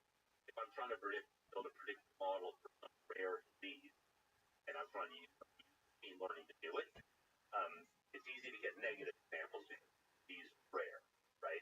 But I really want to have lots of people with the disease in my data set. Okay? But so somehow those people's data with respect to this application is much more valuable than just like the background. So maybe they should be compensated more for it. And so, I think these are kind of very, very, very fledgling conceptual questions that maybe we'll have kind of full thought on sometime in the coming years. But I do kind of get more directly into your question. I think I'm optimistic at this point from what I've seen that we will land at some, better compromise than we're at right now, where again, privacy guarantees are far between and weak, and users have very, very little control. And I'm optimistic that we'll land in something that provides better privacy overall and more individual control of data. But I think to get there, it's again just like fairness. It's not going to be enough to propose algorithm solutions. The whole kind of regulatory legal process that prods companies and other parties to kind of adopt solutions. And I think you've mentioned the word control a lot. I think giving people control, that's something that people don't quite have in a lot of these algorithms. And it's an interesting idea, giving them control. Some of that is actually literally interface design question. Sort of enabling, because I think it's good for everybody. It's almost not a trade-off. You have to hire people that are good with it. Yeah, I mean, the other thing that has to be said, right, is that, it's cliche, but, we, the users of many systems, platforms, and apps, we are the product. We are not the customer. The customer are apps, and our data is the product. Okay? So, one thing to kind of suggest more individual control of data and privacy, but this, if this happens in sufficient degree, it will upend the entire economic model that has supported the internet state. And so some other economic model will have to replace it.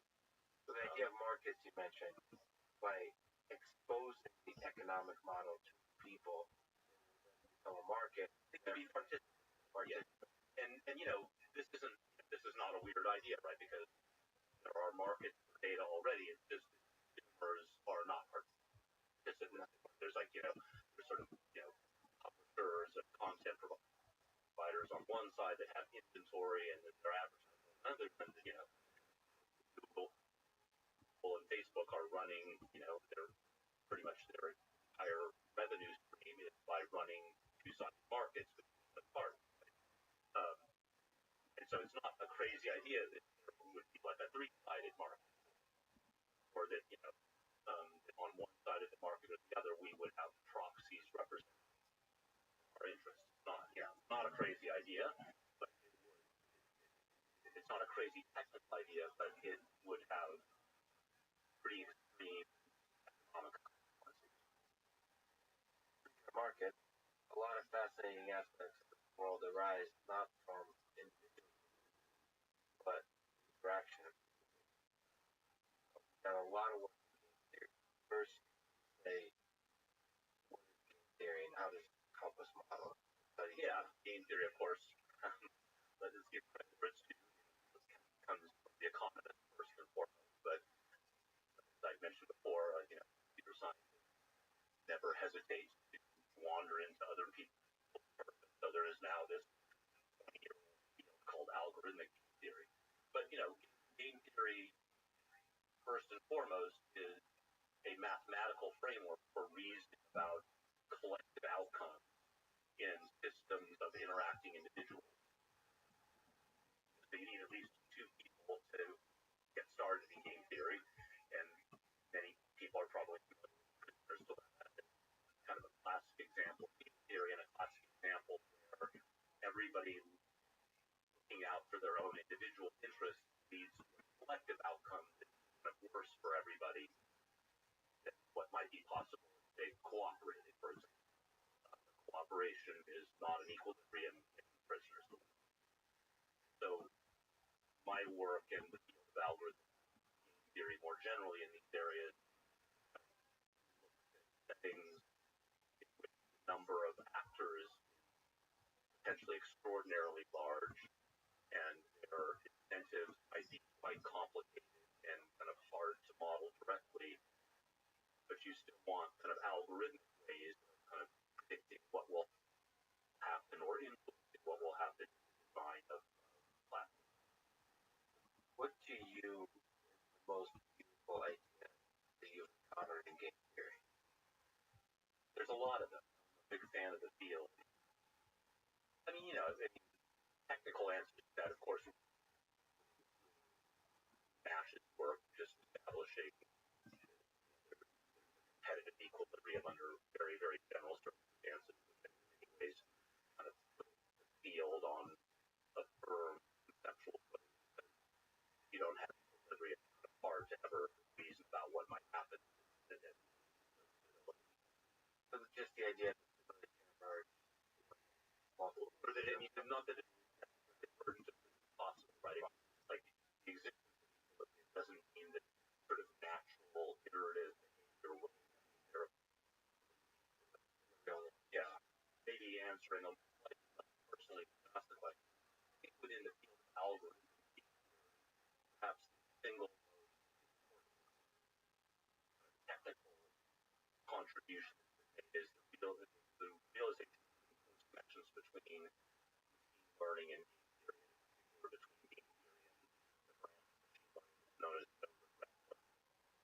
And this sort of provides a very general framework a bunch of players interacting in a game or a system, each one kind of doing something in their self-interest will actually kind of reach an equilibrium and actually reach an equilibrium in a pretty, a rather,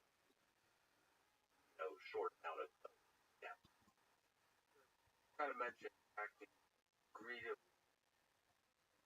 somehow end up pretty good for everybody. Or pretty bad. Or pretty bad. You'll end up stable. Yeah. And stability or equilibrium by itself is not necessarily either a good thing or a bad thing. Connection with machine learning. Well, I mean, we kind of talked about these ideas already in kind of a non-technical way, maybe a more interesting way of understanding them first, which is, we have many systems, platforms, and apps these days that work really hard to use our data and the data of everybody else on the platform to selfishly optimize on behalf of the user. And so, let me give like a cleanest example, which is driving apps, navigation apps like Google Maps and Waze, where miraculously, when I was growing up, the objective would be the same as wanting to drive from point A to point B and the least time driving. Not necessarily minimize the city, but minimize the time, right? And when I was growing up, like the only resources you had to do that were like maps. The car was literally what roads were available. And then you might have like half-hour traffic report just about the major freeways, but not about side roads. You were pretty much on on your now you've got these apps, you pull it out and you say, what everybody else is like, well, all the other players in the game, right? Here's the route that minimizes your driving. So it's really sort of a selfish best response for each of us in response to what all of the rest of us are doing at the moment. So I think it's quite fair to think of these apps as driving or nudging us all towards competitive or Nash equilibrium of that game. Now you might ask, like, well, that sounds great. Why is that a bad thing? Well, it's known both in theory and with some limited studies from actual like traffic data that all of us being in this competitive equilibrium might cause our collective driving time to be higher, maybe significantly higher than it would be under other solutions. And then you have to talk about what those other solutions might be and what the algorithms to implement them are, which we do discuss in the kind of game theory chapter of the book. But similarly, on social media platforms or on Amazon, all these algorithms that are essentially trying to optimize our behalf, they're driving us in a colloquial sense towards some kind of competitive equilibrium. And one of the most important lessons of game theory is that because we're in equilibrium doesn't mean that there's not a solution in which some or maybe even all of the optimization that they're doing on our behalf is driven by the like predicting where the traffic will be, predicting what products I'm going to like, predicting what would make me happy in my news. To ask, out of curiosity, how stable are these mechanisms that you game theories the economists came up with? And we all know that when we look at the fact that we haven't blown ourselves up from the game theoretic concept of mutually shared destruction, what are the options? One example of a stable game theoretic system. Just to prime your viewers a little bit, I mean, I think you're referring to the fact that game theory was taken quite seriously back in the 60s as a tool for reading about kind of Soviet, U.S. nuclear armament, disarmament, things like that. I'll be honest, as huge of a fan as I am of game theory and its kind of rich history, it still surprises me that you had people at the Rand Corporation back in those days kind of drawing up a 2x2 table, and the row player is the U.S. and the column player is Russia, and that they were taking seriously. I'm sure if I was there, maybe it wouldn't seem as naive as it does at the time. It seems to have worked, which is why it seems naive. Well, we're still here. We're still here in that sense. Yeah, even though I kind of laugh at those efforts, they were more sensible then than they would be now, right? Because there were sort of only two nuclear powers at the time. You didn't have to worry about bringing new entrants and who was developing the capacity. And so we have many. It's definitely a game with more players now and more potential entrants. I'm not in general somebody who advocates using kind of simple mathematical models, but the stakes are as high as things like that, and the complexities are very political or social, but we are still here. So, worn many hats, one of which, the one that first caused me to become a big fan of your work many years ago, is algorithm trading. So, I have to ask a question about this. So much fascinating work there. In the 21st century, what role do you think algorithms have in basic trading, investment, and financial sector? Yeah, it's a good question. I mean, the time I've spent on Wall Street and in finance, I've seen a clear progression, and I think it's a progression that kind of models algorithms and automation more generally in society, which is, the things that kind of get taken over by the algos first are sort of things that computers are obviously better at than people, right? So there needed to be this era of automation, right, where financial exchanges became largely electronic, which then enabled the possibility of trading becoming more algorithmic because the exchanges are electronic and algorithm ordered through an API just as well as a human do the monitor quickly, can read all the and so I think the places where algorithmic trading have had the greatest inroads and had first inroads were in kind of execution problems, kind of optimized execution problems. So what I mean by that is at a large brokerage, for example, one of the lines of business might be on behalf of large institutional clients taking, what we might consider a difficult trade. So it's not like a mom and pop investor saying, I want to buy 100 shares of Microsoft. It's a large hedge fund saying, I want to buy a very, very large stake in Apple, and I want to do it over the span of a day. And it's such a large volume, you break that trade up, not just over time, but over perhaps multiple different electronic exchanges that all let you trade Apple on their platform. Will move prices around in a way that hurts your execution. So, this is the kind of optimization problem, a control problem, right? And so machines are better. We know how to design algorithms that are better at that kind of thing. Volume, Oracle, and real-time data kind of optimize the schedule in which we trade. Similarly, high-frequency trading, closely related but not the same. Optimized execution, where you're just trying to spot very, very temporary, mispricing between exchanges within an asset itself, or its directional movement off because of kind of very, very low-level granular buying and selling data in exchange. Machines are good at this stuff. Kind of like the mechanics of trading. What about the machine long prediction? Yeah.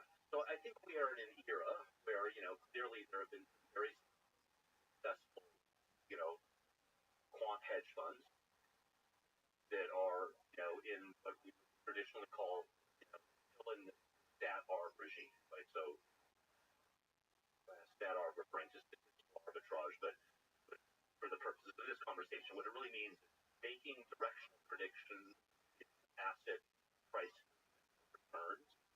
Your prediction about that directional movement is good, or you have a view that it's valid for a period of time between a few seconds and a few days, and that's the amount of time that you're going to kind of get into the position, hold it, and then hopefully be right about the directional movement and buy low, sell high, the cliche. So that is a kind of a sweet spot, I think, for quant trading and investing right now, and has been for some time. You really get kind of more Warren Buffett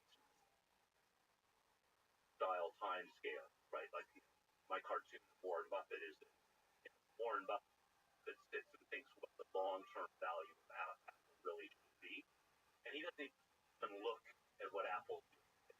He just decides, I think this is what the value is, and far from that right now, and so I'm going to buy some Apple, short some Apple, and I'm going to bid on that for 10 or 20. Okay. So when you're at that kind of time scale, or even more than just a few days, all kinds of other sources of risk and information. So now you're talking about holding things through recessions and all kinds of wars can break out.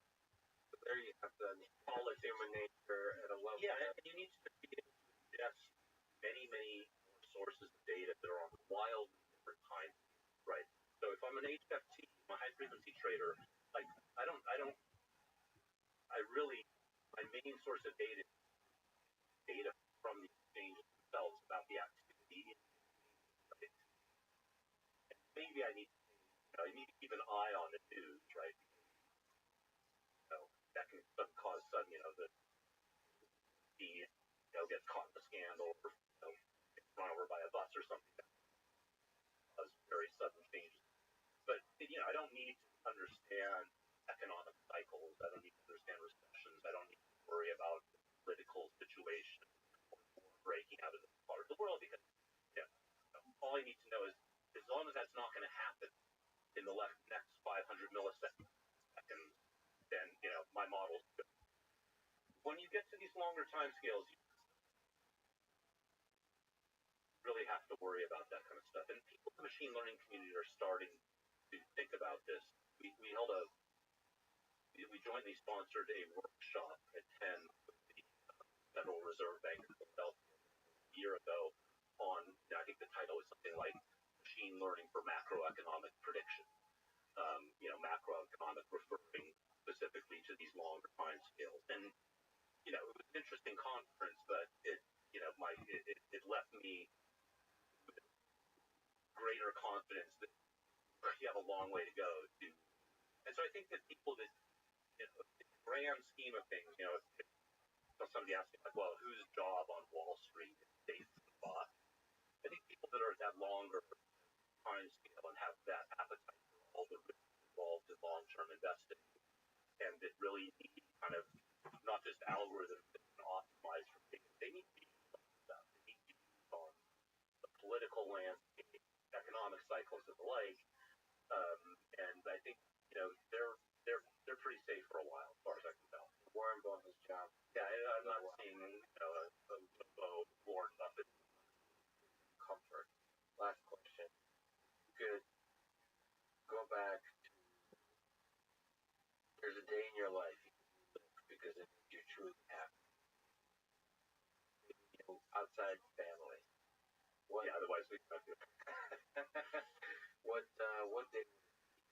What can you look back and remember just profoundly transformed?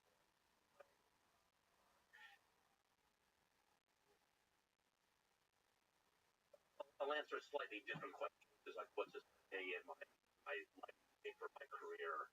It was kind of a leadership moment. I went straight from undergrad to doctoral studies. And I'm also from an academic family. I was a professor. My grandfather's professors. We're kind of all over the map, yeah. And I was a grad student here just after the period. I remember first it was pretty unhappy. And I was unhappy because Berkeley as an undergraduate, I studied a lot of math and science, first of all, and I took a lot of other courses. We discussed, I started English major and 3 courses. A friend that did all kinds of things. And Harvard's a much smaller institution than Berkeley, and its computer science department at the time was a much smaller place than it is now. And I suddenly felt very like I'd gone from this very big world to highly specialized. And now all of the classes I was taking classes, I was only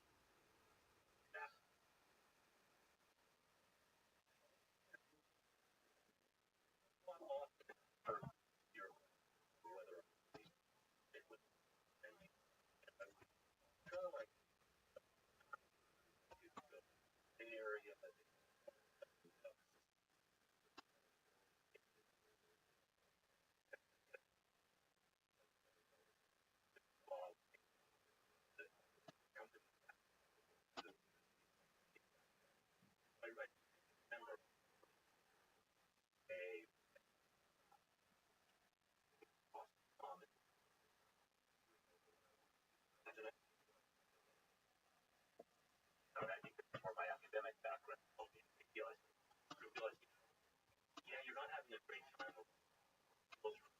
there, but you know that you're here and do something original and try to want to think of have a great deal of independence. So at that point, research find it knew that I hadn't really tried to new. No, I'm gonna stick with her, and that was very cool because I went from constantly, a year later, it being very clear to me I was because I still had a started doing research, it was going well, interesting, and transformation.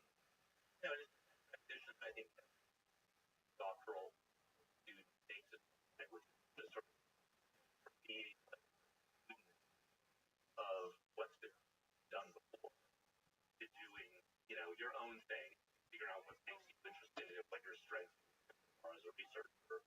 And once, I kind of made that decision on that particular day at that particular moment in Boston Common, um, you know, I'm glad I made that. Also just accepting the full nature of the journey. Yeah, exactly. Moments when stick it out. Yeah, I'm gonna stick around for Well, you worked for a long time, and great. Great, you're doing a lot. Appreciate it.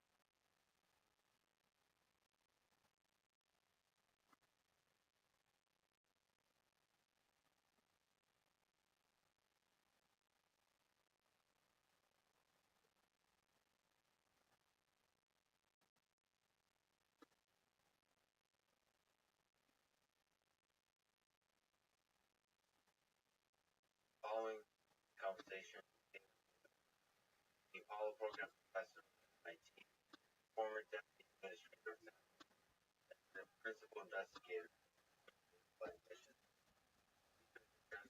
aerospace investigating performance varying gravity science built incredible technology bios due to schedule challenges both our parts. We had about 40 minutes true engineering style that fast, that's question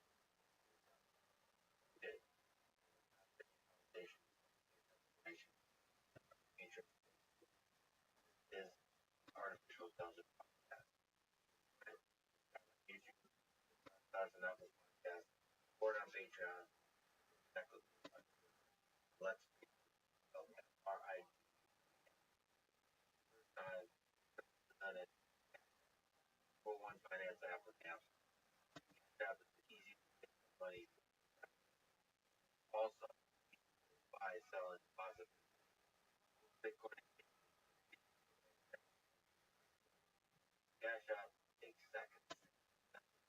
Dollar. Now you own it. Have several conversations about Bitcoin companies. The investing technology general, both technical and cash out is also the easiest way to try and grow your money than investing. Investing forces you to buy a time stock. Cash out amazing because you can invest little for as much as you want. Some stocks in the market are hundreds, thousands of dollars. Now you can brokerage service provided by Cash App Investment, where member as also working with Cash App, one of the good organizations best known for the first robotic legal company, inspire young all over the world, over 110 countries, 160,000, 100,000 mentors, perfect rating, charity navigator. The donated money is used for that. Sign up for Cash App, promo code Let's Podcast, receive $10. Cash App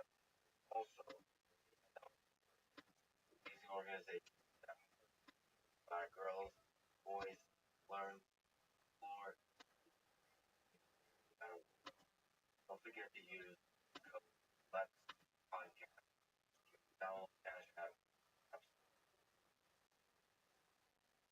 Now, here's my conversation.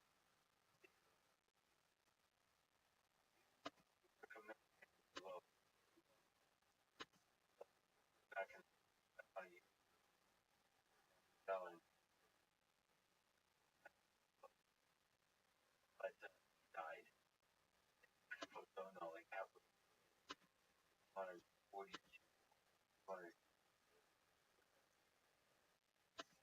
What do you do like that crew at that time? And now it's probably likely that were here. Probably not with exploration, challenge, and the unknown. So probably wonderment, and then just we sailing the world. Have extreme weather of all kinds. First circumnavigating is challenging, new dynamic. I love the Earth. You back to feeling through. Hey, really half, three-dimensional half of the Earth when they went out. Probably looking at what's there. So I say that one really important team dynamic. Important team dynamics that have you focus on mission. Do you think the psychologist probably then stuff we'll talk about psychology dynamics important? For Mars mission, lots of challenges, technology, but the psychological issues, psychology, or dynamics, that's that's the impact. I think of any isolated environment and anything. Your Twitter handle for low. Maybe as long as I can remember. I grew up in Montana, Rocky Mountain, Helena, capital, backyard. So, Lauren, being in the mountains, running around, always thinking. So my earliest memory is I myself exploring natural Rocky Mountains, right? That's the main all going out to the woods and stuff that haven't been all exploration. I think so. Yeah, I have. What about this? What first chapter? We venture out right now. Great year to talk about that. 50th anniversary of Apollo 11 live. Apollo is 11. I was 5 years old, and I distinctly remember that. Humanity. I didn't know their names at the time. Our stuff was all right. Never forget. Those three men doing something that just seemed impossible. A decade earlier, even a year earlier. Even 55 fucking years later.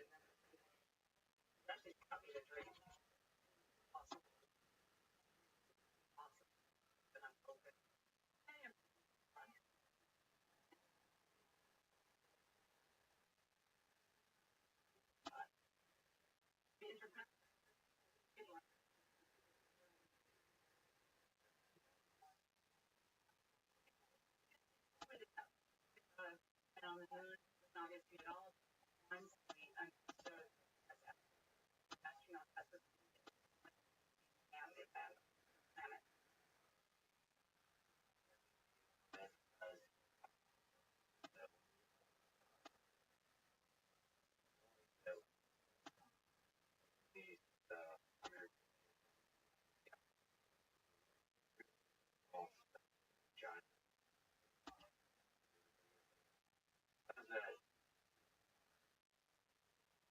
I love that perspective. I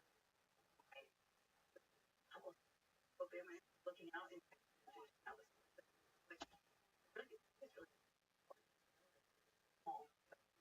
really fortunate. We're on the best time by far. Like that's that we know. So you're confident this is the best planet. I'm pretty sure it's the best planet. The best planet that we know of. Sorry, my world time. I think actually find the past life, past life on Mars. I think there would be like one flight or currently. I'm more comfortable saying 3.5 billion years ago. Feel pretty confident.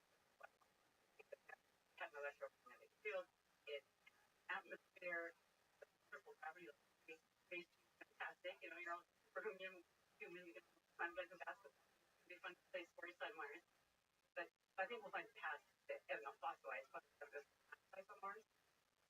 Currently, that's like we need the next decade of evidence mounting for sure. Of the organics, we have water, seasonal water on Mars. You know about the ice caps, South Pole. Now we have seasonal water. We have the building block life on Mars. We really need to dig down and put everything on the top surface is radiated. But once we find out we see any life forms with any bugs, I think we open the possibility, but very past life, fossilized life forms we find. Then we have to get to all these ocean worlds, moons, other planets. Well, they have water. People search for life, follow the water, carbon-based life. That's the only life we know. Life forms we don't know about, but hard to search for. We don't know. So in our search for life, the solar system definitely follow the water and look for blocks of life. Do you think that might past life? I'm pretty optimistic. Do humans have to be involved in robots and rovers? I mean, we've been at it on Mars for 50 years. Exploring Mars for 50 years. Great data, right? Our history of Mars is phenomenal. Now we know how Mars lost its atmosphere, starting to lack of magnet. We know about the water. So we've been 50 years. Robots still haven't found it. So I think once we have the mission to just accelerate things, it's always humans and our rovers and us together. But we just have to Mars. Science can't. Mars is far away. It's really hard to do. Dreams, Gallenberg, all of wonderful pillars of the past. Mars is 8 months to get there and have to get home. But kind of organisms might be himself on Mars are kind of cycle. Yeah, and remember that we're kind of right. We're hosting all of our bacteria and viruses. Do you think it's a big leap from virus bacteria? But another way, do you think all those people wet mentioned I hope so. That's the hope, but we don't have the scientific evidence for that now. All the evidence life is much more right now, and that life moves into intelligent capacity. Do you ever meet people? I hope so. I haven't met yet. Or I mean, look at all these exoplanets. 1,000 exoplanets. Even a couple dozen planets. Like habitable planets. Very Earth-like. They look like they have all the building blocks. I can't wait to get there. They're only 100 light years away. Scientifically, you know they're there. You know that they're habitable. There's everything going from, right? Not too hot, not too cold. Perfect for habitability for life. Now the reality is, and best, hundreds, thousands of years away. So what's out there? But I just can't think of not absolutely life. I think it's probably intelligent. It used to be fundamental questions how we use space outside of ourselves. The space rocket, now carrying it is with now. Well, it's a good question. Right now, we work to explore Mars, explore planets, and these technology push, but technology push here is great to get Mars in 3 to 4 months, not 8 months. I mean, have the time. That's not great in terms of safety and wellness. Like and I by physics.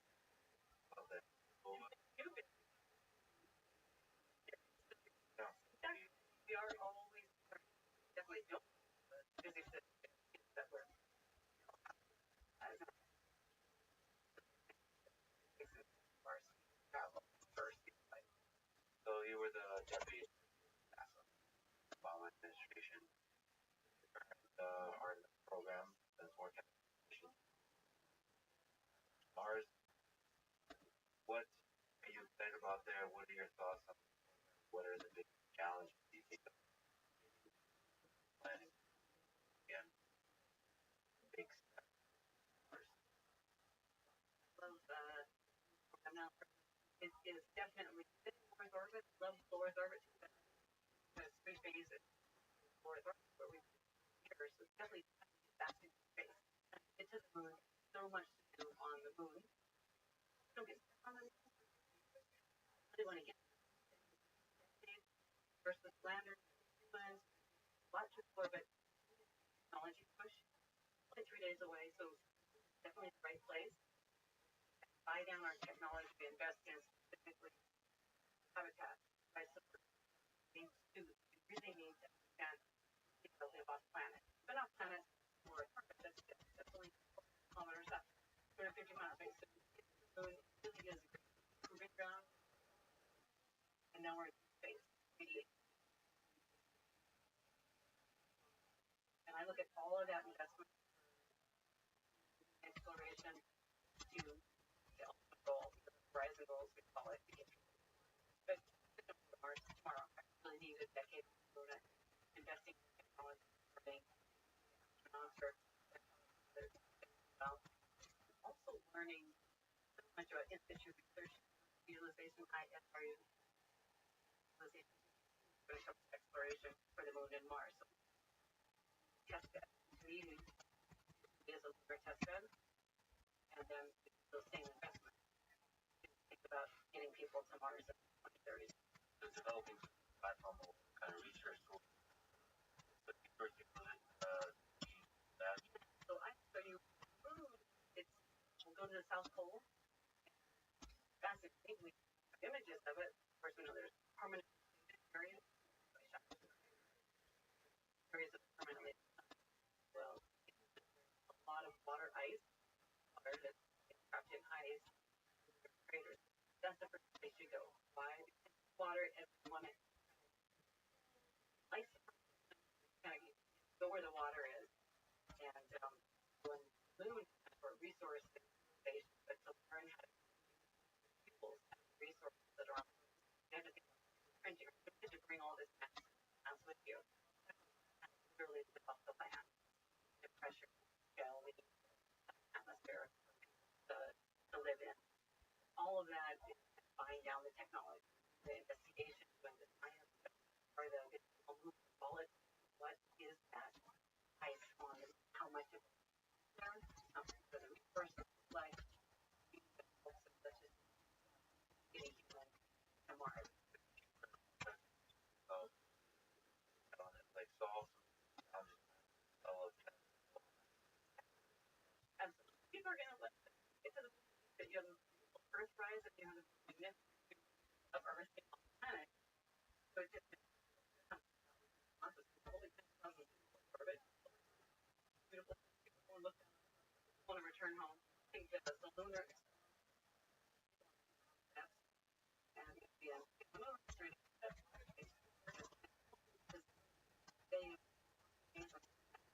also 14 days cycle. Might have people probably wanted couple week trips, month-long trips, longer than that.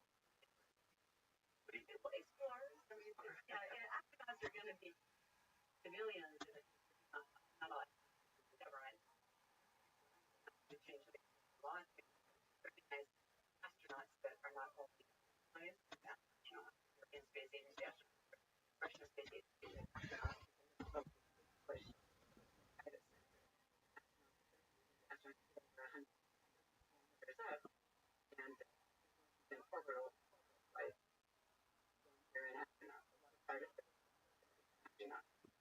think one day, but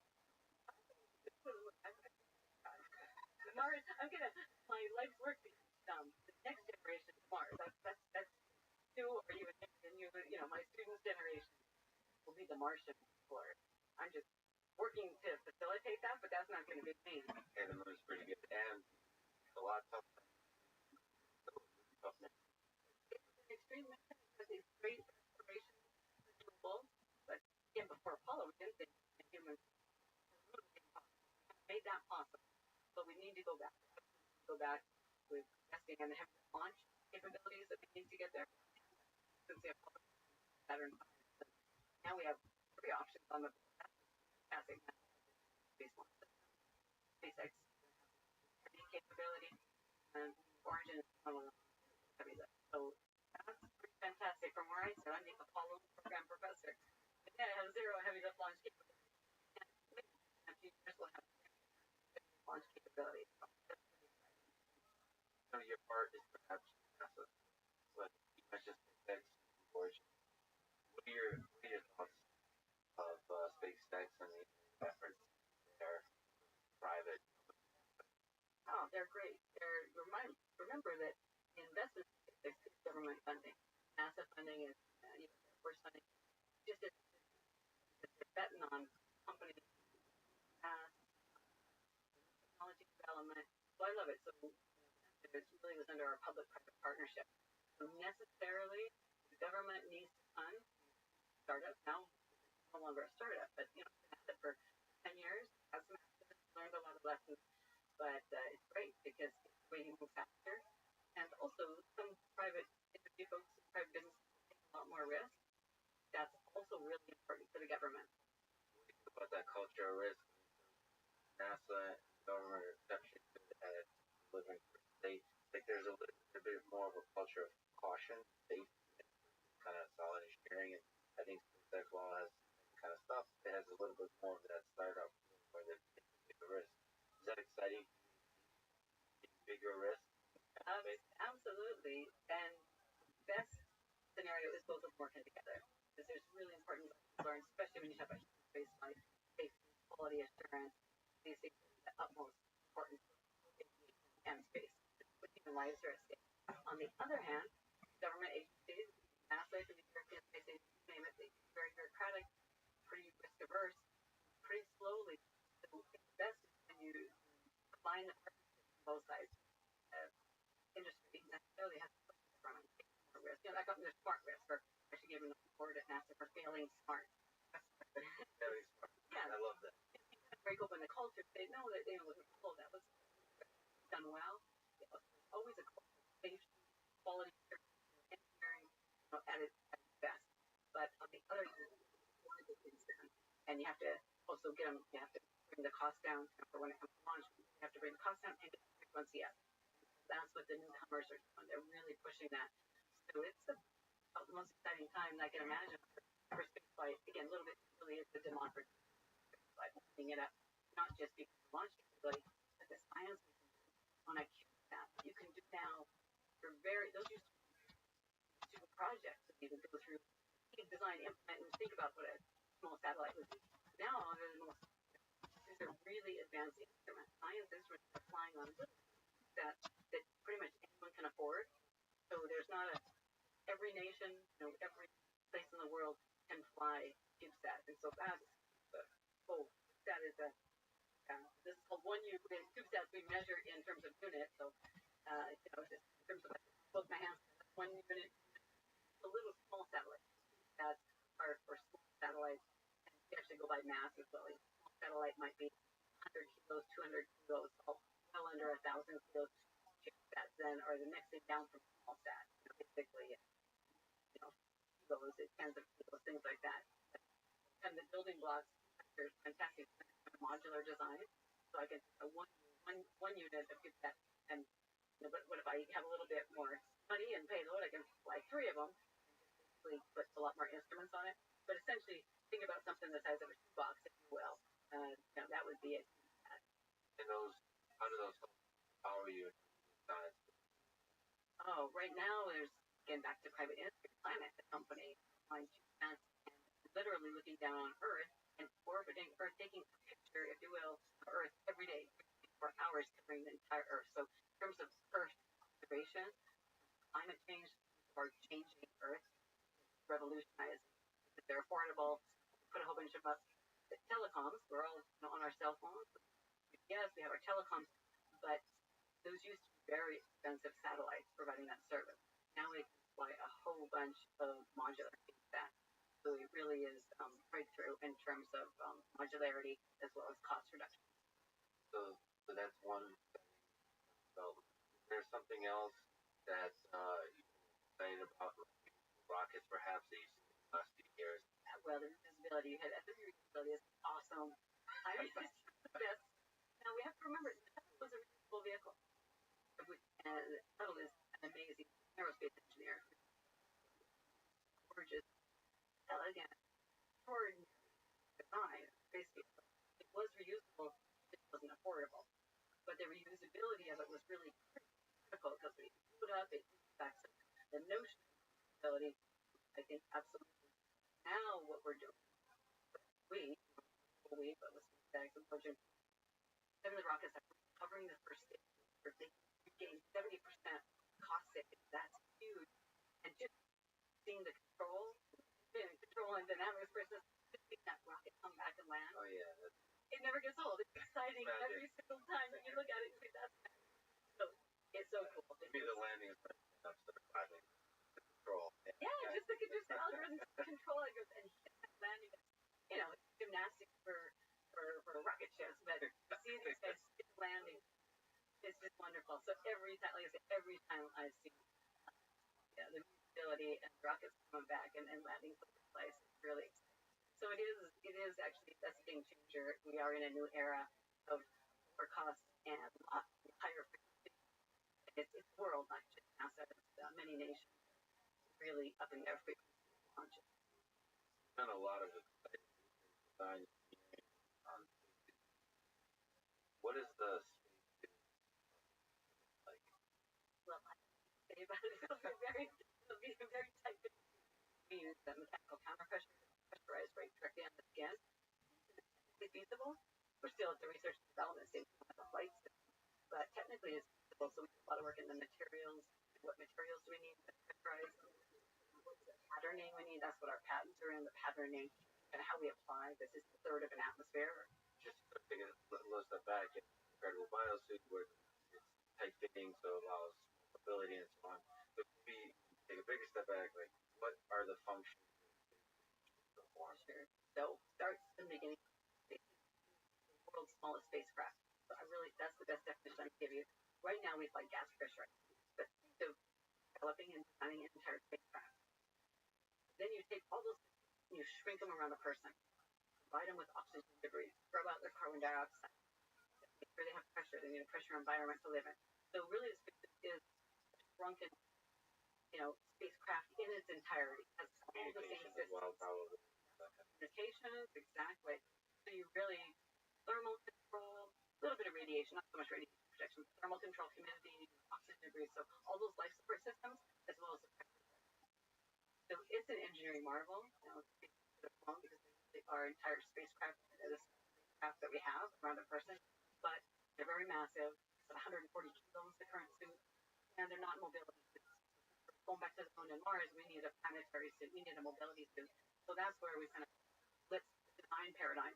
I study astronauts, I study humans in motion, and map that motion. I want to give you flexibility, move your arms and legs. I really want you to be like an athlete, an extreme explorer. I don't want to waste any of your energy, so we take it from the human design. So I take a look at humans, we measure them, we model them, and I say, okay, can I put a spacesuit on them? It goes from the skin out. So rather than a gas pressurized shrinking that spacecraft around the person, how humans can I design literally from the skin out? That's what we come up with: mechanical counterpressure, some patterning, and that way, order of magnitude less in terms of mass, and it should provide maximum mobility for Moon or Mars. What's counterpressure? Like, how the heck can you begin to create something that's tight fitting? So and still doesn't the elements and so on and the whole the pressure thing. challenge is design challenge. We've been working on it for. So if you put in a balloon, that's one way to do it. That's conventional. That's the only way to do it. The balloon is That's so gas pressurized. It's only a third of an atmosphere. So that's what the current. So you know what you in 30 kilopascals, 4.3 pounds. much less than pressure on Earth. Keeping alive, 1.3, alive and happy. Alive and happy, and you mix the gases. Here, if we're having this chat, and we're at one level, Boston at 1 atmosphere, but put someone to a third of an atmosphere, mechanical counter pressure. One way is to do it with a balloon, and that's what we currently have. Or you can apply the pressure directly to the skin. I only have to take a third of an atmosphere. Right now, you and I are very happy in 1 atmosphere, so if I put that pressure, a third of an atmosphere on you, you have to do it. Of your body, your limb, and it'll be a gas pressurized helmet. It tends to shrink wrap the head. But you don't need like shrink wrapping your head. Put it on gas pressurized helmet. The helmet, you're asking about the helmet becomes information portal. So we'll have augmented reality. It'll have all the information. You could have maps that I need. I'm on the moon. Okay, smart helmet. And show me the map. Show me the topography. Hopefully it has a lab embedded too. Really great. Maybe I can see that with or dust or what's it made of. Talked about the water.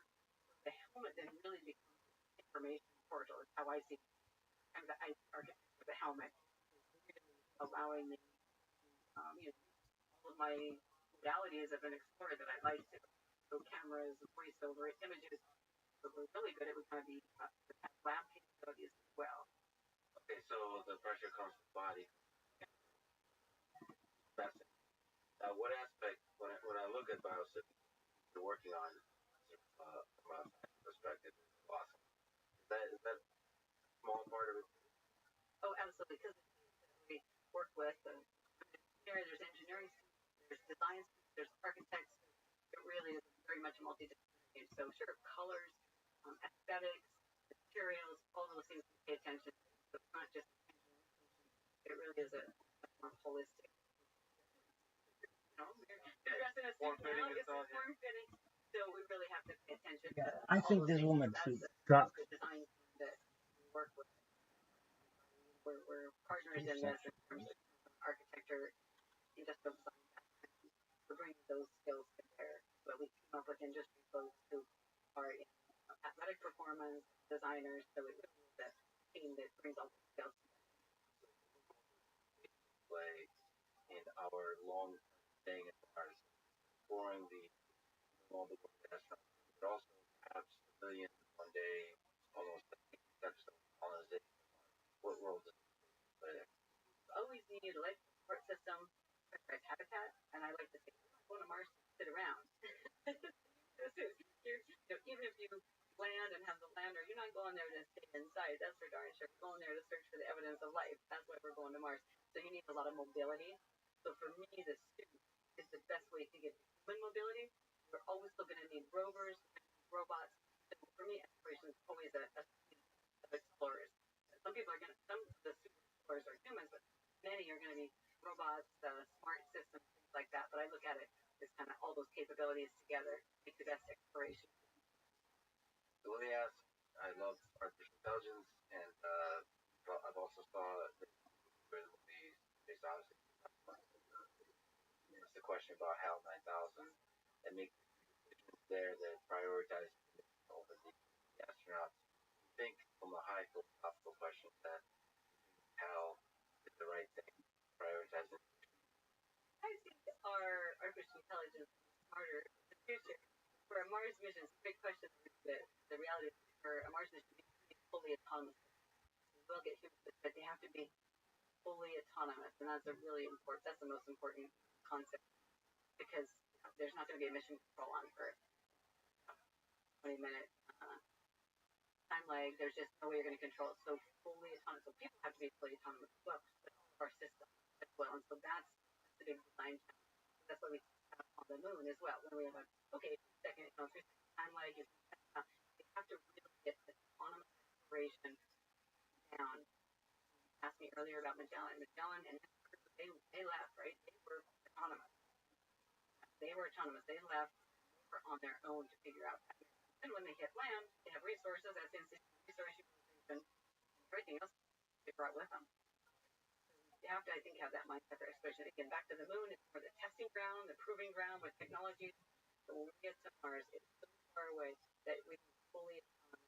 So I think that's where again AI and autonomy, robust autonomy, things that we have today that put on the drawing boards, but we really need to test them out because that's what we're up against. So autonomous meaning, you think there will be a time when AI systems beyond doing autonomous flight control will also help take like how? That's interesting. It depends. I mean, they're going to be designed by humans. You mentioned humans are always in the loop. We might be on Earth. We might be in orbit on Mars. The landers on the surface of Mars. But I think we're going to get. We are right now just in Earth-based systems. AI systems that are incredibly capable, and training them with all the data that we have now and the data from Earth. What I care about for the autonomy of AI right now, how we're applying it in research, is to look at Earth and look at climate systems. I mean, that's not for Mars today. Right now, AI is eyes on all of our space data, compiling that using supercomputers. We have so much information and knowledge, and we can get that into. First, there's the education issue with climate and our changing climate, and we need the behavior. That's the biggie. So the next decade is urgent. We take care of our own space, which is Earth. So that's where my focus then for AI systems, whatever is out there, imagining also what the future situation is. The satellite imagery of Earth of the future. Hold that in your hands can be really powerful. So that help people accelerate positive change for Earth, for us to live in balance with Earth. I hope so, and start with it. So oceans to land to air and kind of using all this data. So for artificial intelligence to help us analyze, curating the data, using the data. It has a lot to do with as well. Weird survive interplanetary next century, a couple of centuries. Absolutely, we can survive. I don't think Mars is option. I think it's all about saving space for humanity. I simply put, Earth doesn't need us. We really need Earth. All of humanity needs to live in balance with Earth. Earth was a long time before we ever showed up, and it's been here a long time after. It's a matter of how do we want to live with all living beings, much more in balance, because we need to take care of the Earth, and right now we're not. So that's the urgency, and I think the next decade to try to live much more sustainable, live more in balance with Earth. I think it's a great, long, optimistic future, but we have to ask urgent.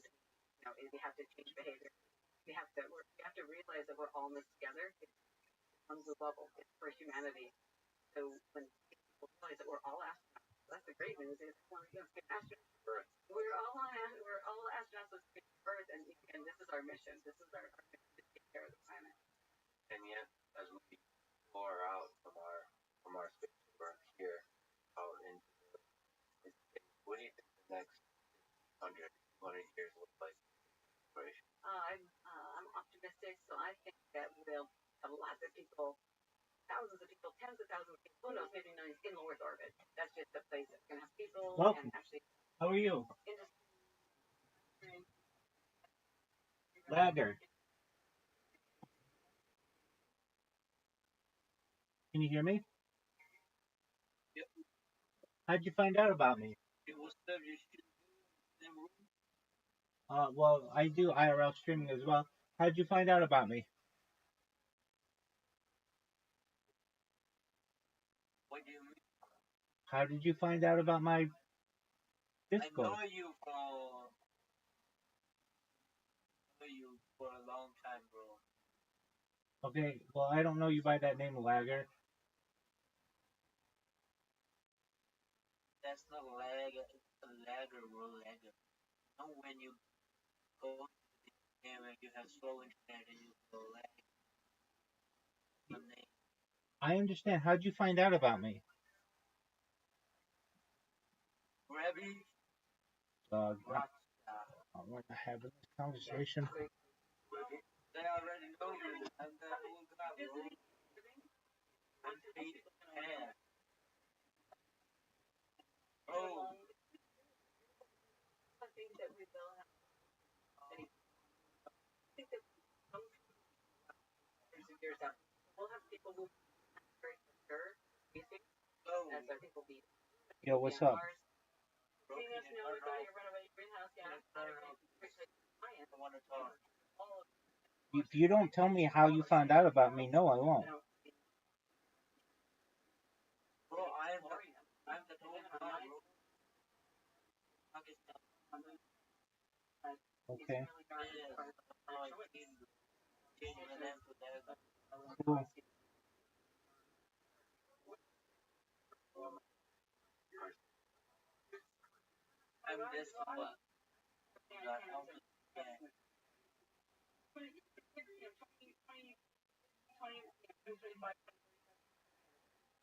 And hopefully the more people that use really need those years by later in the decade, 2030, we'll have all the technology and know-how, and we need to get that ourselves.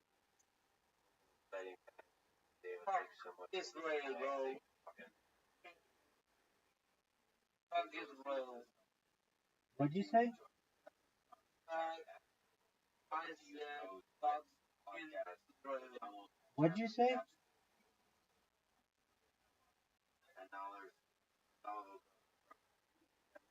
Hello? Hello? Bro, you are... Thank you.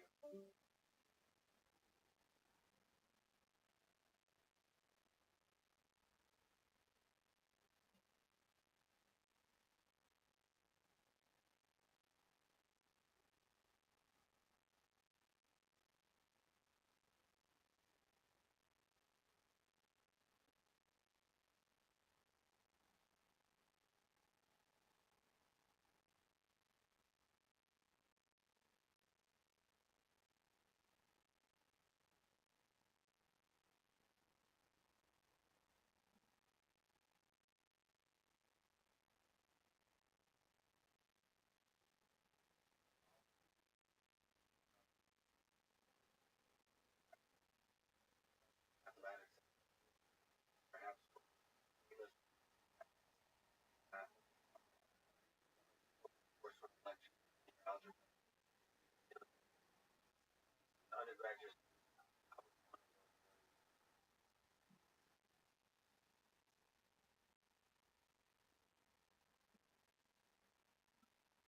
something inspiring about the way that once called passion, parents. I remember introduction to algebra, realized both of that of determinant eigenvalues, of geometric transformation, and matrix composition, a real set of powerful blocks, articles, intelligence, signals, optimization, robotics, learning, graphics, everywhere outside AI. Of course, quantum mechanics studies. This is Artificial Intelligence Podcast. Right? Subscribe on YouTube, give 5 stars on Apple Podcasts, support on Patreon, or simply connect with me on Twitter. The Let's spelled FRIT. This podcast is supported by Zip. Hiring great people is hard. Important, successful, mission-driven. I'm fortunate to be part of several great engineering teams.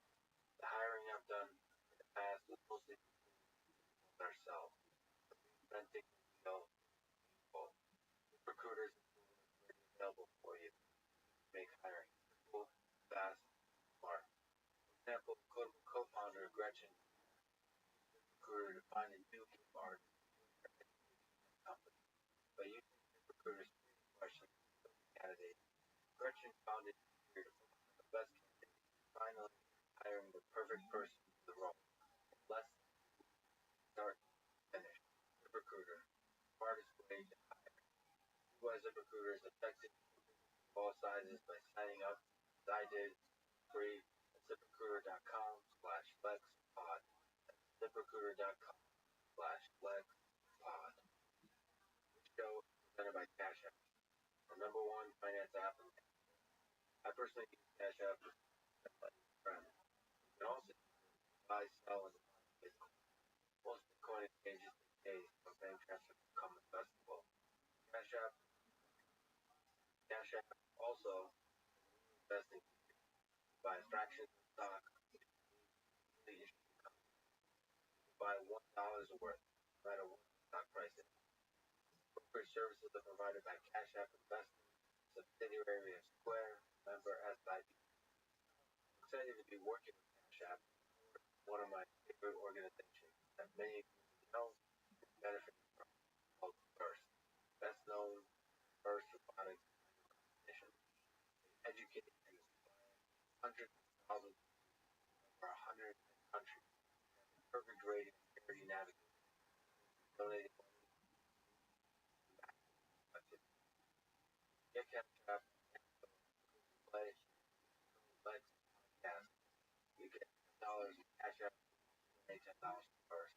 Which again, station apps personally inspire girls and boys to dream, engineering, a better world. Now, here's my conversation with how does it feel to be one of the modern day rock stars? I feel like a rock star. That's kind of crazy for a math person, but it's true that video outro that I made way back in 2000. I've been watched a lot. Well, it's partly the importance of linear algebra, which you'll ask if you get a chance to say that linear algebra as a subject is third important. But also, like, the class that I taught a bunch of times, so I kind of got it organized. I enjoyed doing it. It was just, the videos were just class. So they're on OpenCourseWare and on YouTube and translated. That's just fun. But there's something about that chalkboard, city of the way you plan stuff. And, to be honest, when I went to do linear algebra. Of course you did linear algebra. Yeah, of course. But before going to the course, my instructor. Oh, linear algebra, right? Yeah. And that, we're using your book, and that fact that there is thousands, hundreds of thousands of people that watch that. Yeah. That's really powerful. Also, I think the idea of putting lecture online, MIT course, that was a wonderful.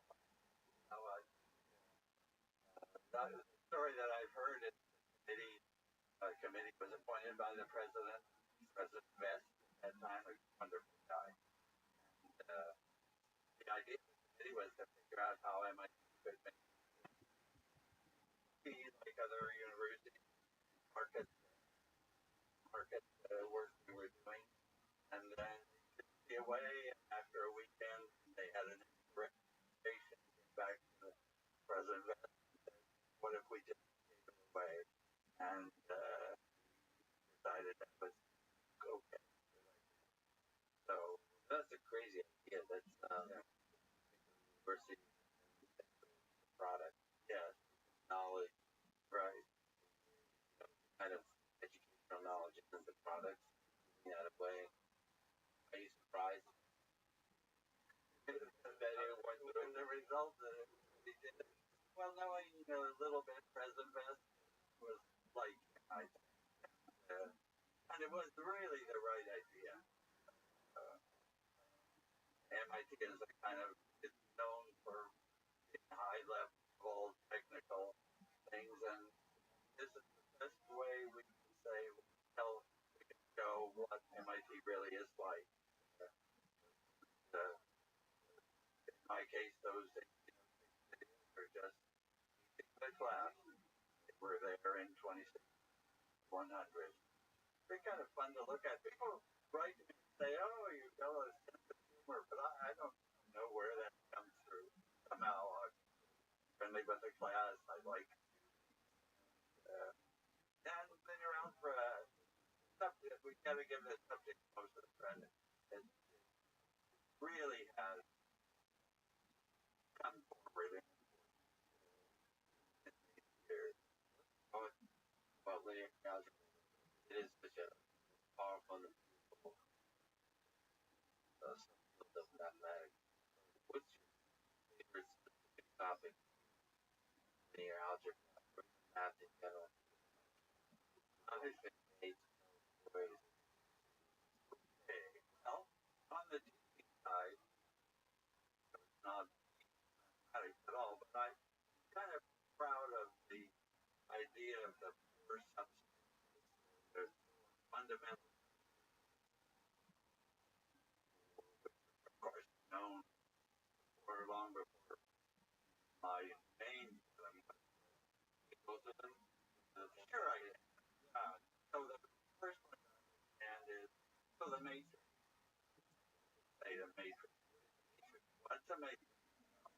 Like a rectangle of has 10 columns, a bunch of columns, and also m rows. And the relation between, so of course the columns and the rows, same numbers. So there's got to be connections there, but they're not simple. The columns might be longer than the row, different numbers. First space to think about it. Take the columns. Those are vectors.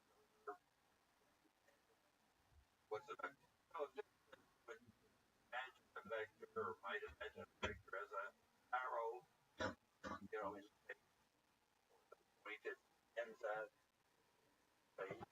For me, it's a column of numbers, as it is. Algebra vector more abstract than how it's commonly perhaps arbitrary multidimensional. Right away, I'm in high dimension dreamland. Yeah, that's right. It's right here. I try to do vectors in 10 dimensions of class, and I'll readily admit that I have no good image in my mind of a vector of an arrow in space, but whatever. You can add one bunch of numbers to another bunch of numbers, and you can multiply a vector by 3. You know how to do those? That's linear algebra. 10 dimensions. The beautiful thing about math is the series that they describe math. Yeah, how do you think about the things like the conventional that you can't really visualize? And math,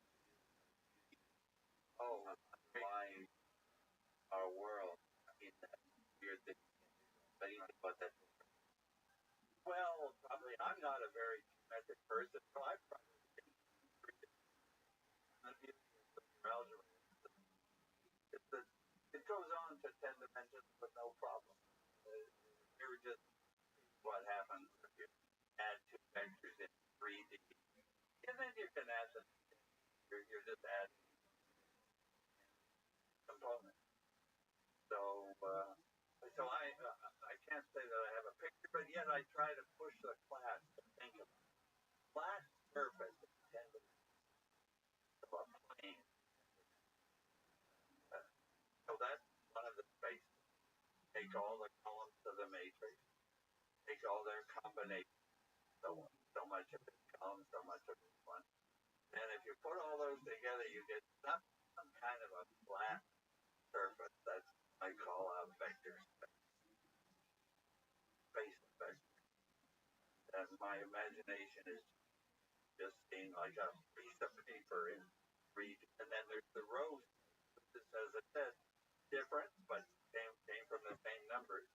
So we got the column space, all combinations of the columns, and then we got the row space, all combinations of the rows. So those words are easy for me to say, and I can't really draw them on blackboard, but I try with my thick chalk. Everybody likes that railroad chalk. Me too. I and the other two spaces are perpendicular to those. So, like if you have a plane in 3D, the plane is just a flat. In 3D, then perpendicular to that plane would be a line. So that would be the null. So we've got a column space, a row space, and there are two perpendicular spaces. So those four fit together in the beautiful picture of them. Well, it's not a difficult idea. It comes pretty early. Space. Playing dimensional space. How difficult of an idea is that?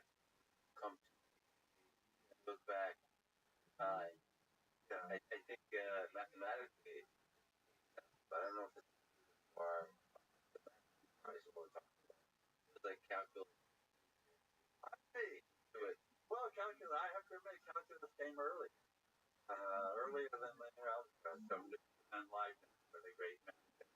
Understand the key ideas of calculus. But linear algebra to me is like, okay, it's the starting point. It's all about math. Calculus.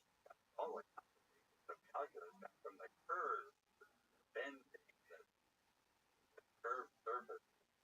Linear algebra, the surfaces are all nothing bends.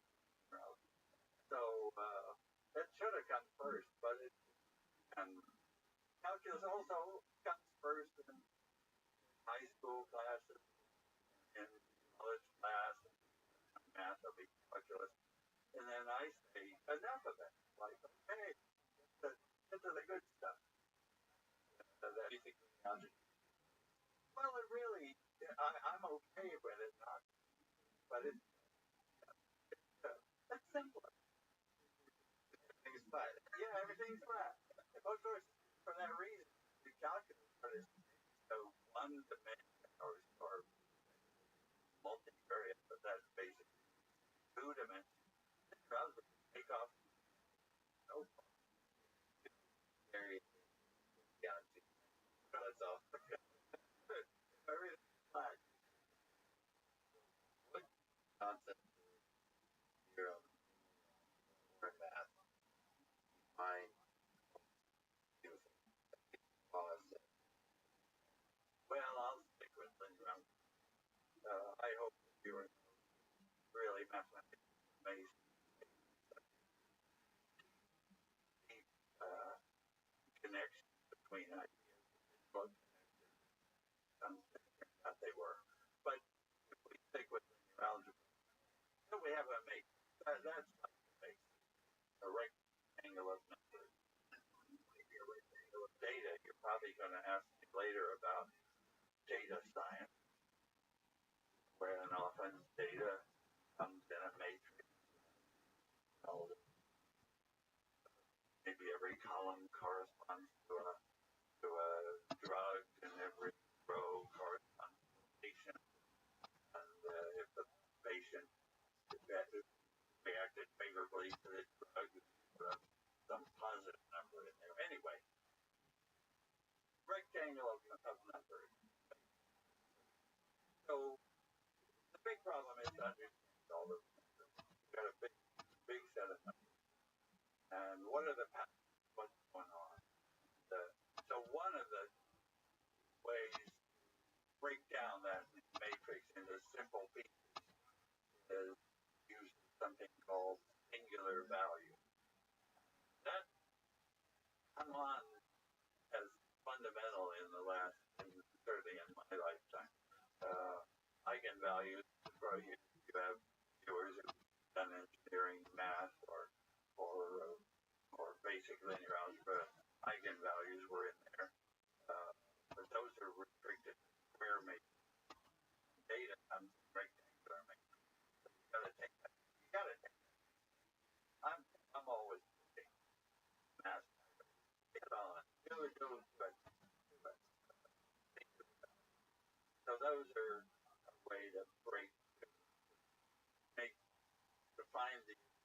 important pieces of the matrix would add up to the whole matrix. So you're breaking a matrix into simple pieces. And the first piece is the most important part of the data. The second piece is the second most important part. And often, so a data scientist will like You're right. Roger, data Rabbi, scientist anytime can you said find this. those first and second pieces. Stop there. The rest of the data is probably round off, whatever, experimental error maybe. So you're looking for find well, yeah, and give the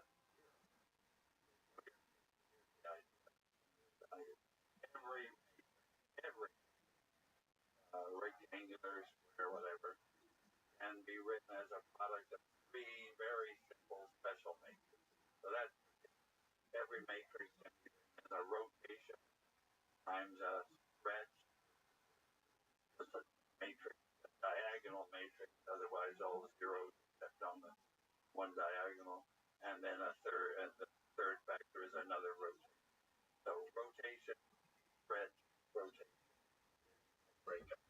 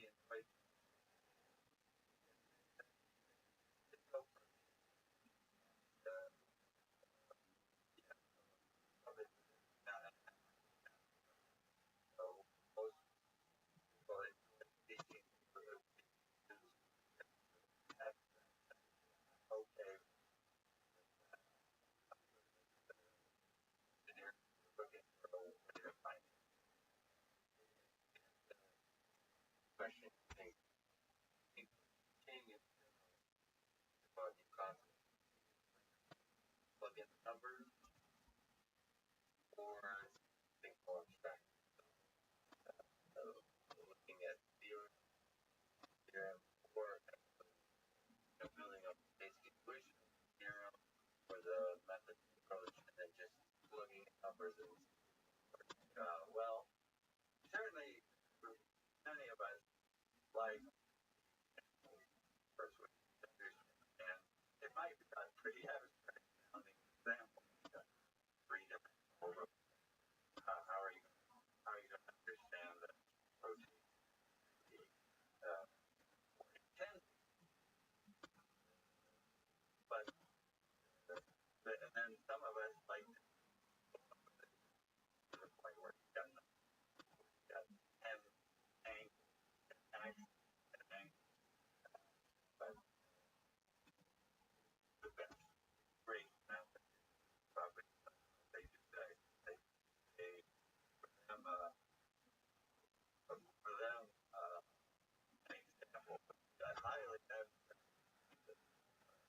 less examples. Yeah, our brain. I'm not sure Yang is a mechanic running the math, capital letters, math. My physics I think hard. Okay, I'll vote for it. So and it's right, Yang strength. But he also loves and but he also makes me realize that math, science, and engineering are not really part of our knowledge. The course of like government in general. How do you think that is? Well, your thoughts on things.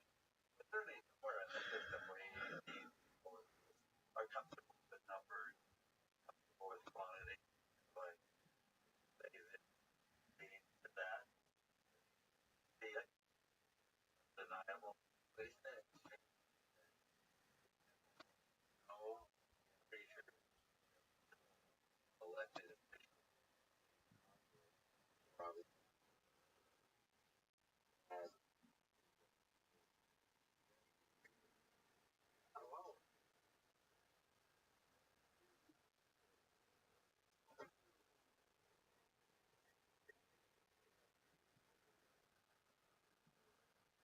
and if real things makes me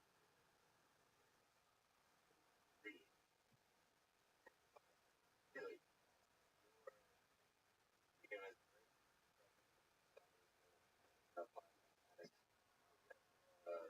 Logan that in public yeah no but city here is around 2,000 pretty small society but there was a time when math was getting more watching all of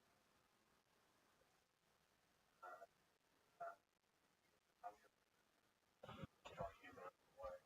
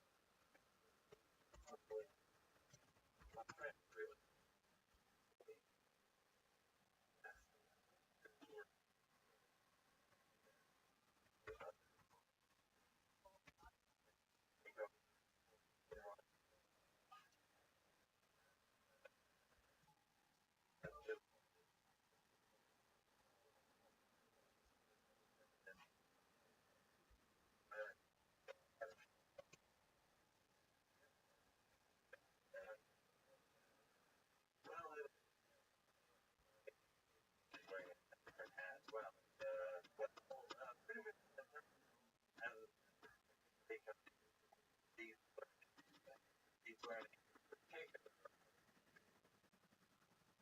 understanding, again, you've got a whole lot of data where data is just swamping the computers in the world.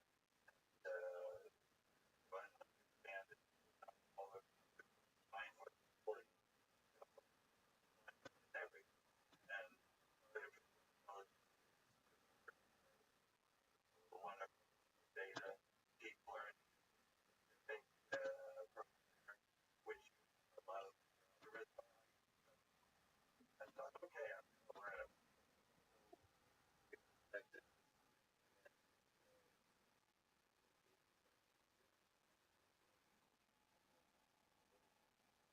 Now, so then I started with the idea of deep learning. So we're trying to learn from all this data, we're trying to what was telling us. Got data, got some input for which you know the right answer. The question is, you see the pattern. Then you figure out a way for a new input, which we haven't seen, to get to understand what the output will be from that new input. So we've got a million inputs there. So we're trying to create pattern rule, take those inputs, those million brain inputs, correct million outputs. The idea of a neural net is structure of our new way to create a rule. We're looking for a rule that will take the training inputs as the known output.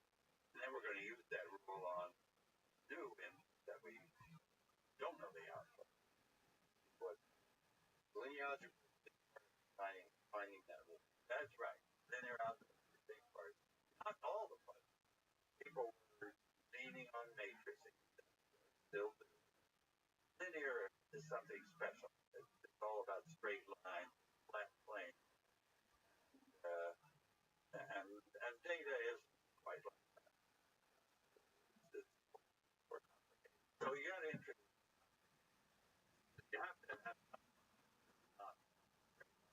and it turned out, that enough one straight line and then a different pathway. There's one slope, one piece, the other piece has the second slope. And that getting that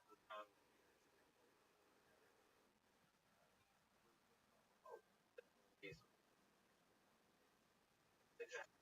You're going to use that piece over and over a million as a graph. And when you pull something a million times, you got a function that's pretty realistic. That's the thing about neural networks. A lot of. Why do you think neural networks? By using the objective function, they're not a plane. Lots of the outputs. Why do you think they deal with that we don't know is optimal, but it's pretty good in a lot of cases. What's your intuition? Is it surprising to you? People, you have an intuition. Why is it work small? From the beginning, have a better intuition. This idea of things that are piecewise linear, flat pieces, but with, like, think about infinitely complicated curve, almost curve, but every piece is flat. That's been used by engineers. That idea has been used by engineers. It's big called a finite element method. You want to design a bridge, design a building,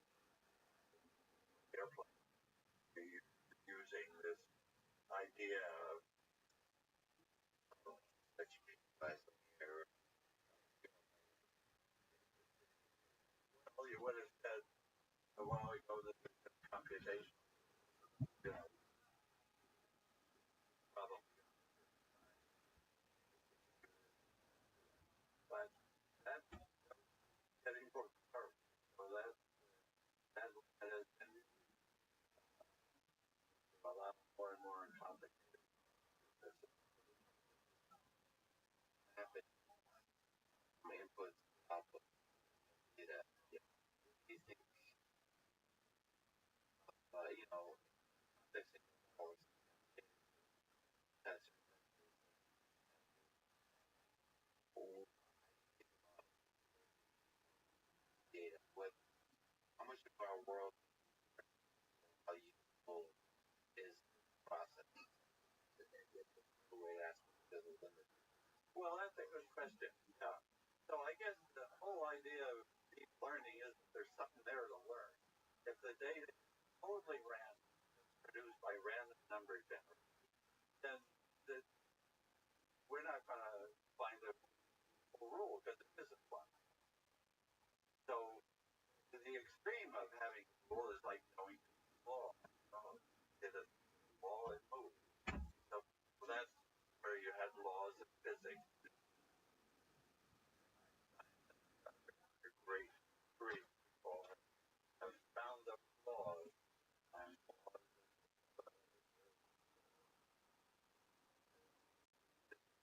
oil and underground thing. Engineers, petroleum engineers, and oil wells in the ground base. So there were rules. Now the new idea of artificial intelligence learn the rules instead of figuring out the rules like computers. So that's the perception. There are no rules at all for the computer to find. If it's totally random, well, there's nothing you can never find. The automated underlying, yeah, will be a lot of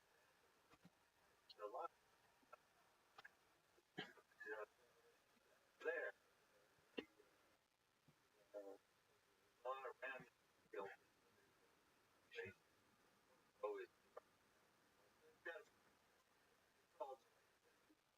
there's you're not going to get on the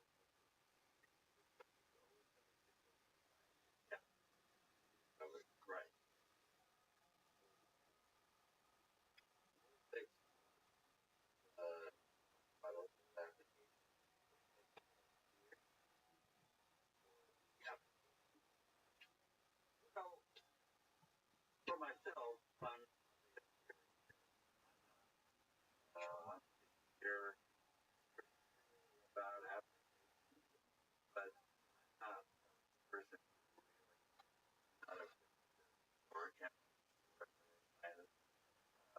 so myself I like structure and the subspace and the related matrices.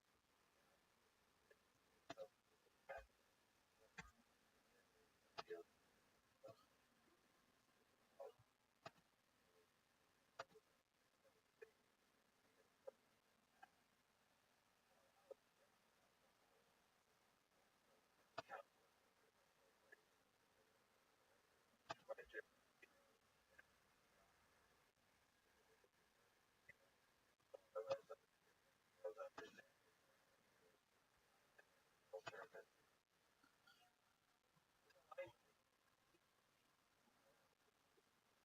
I think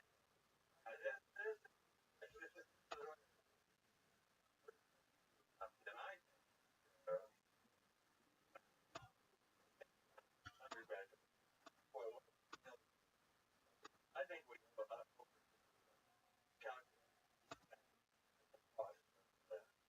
I think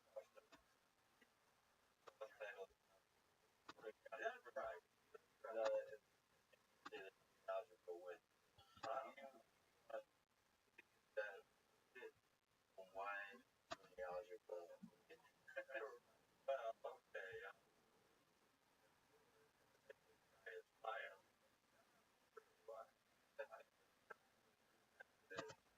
So I feel that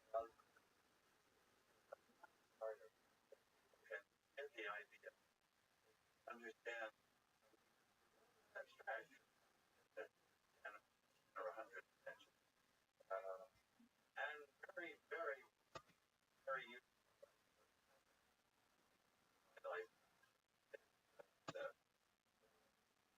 reports of data, because I mean, matrix amount,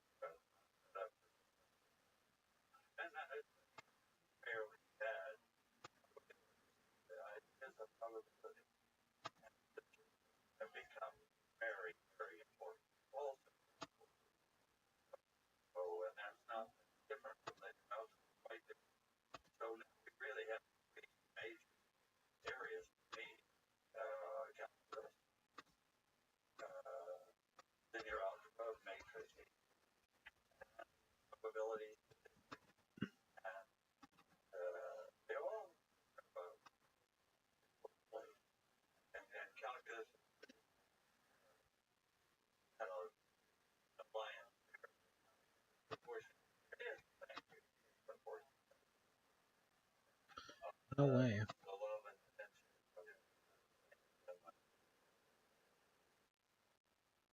I knew it was a big difference.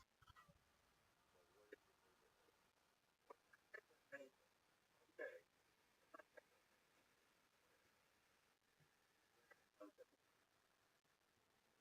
And then down and on the next diagram, left middle matrix, and minus 1 above 2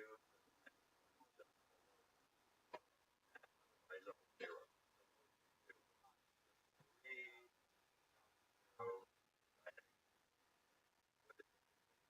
Well, all the different ways of because in engineering, there's analogous in calculus.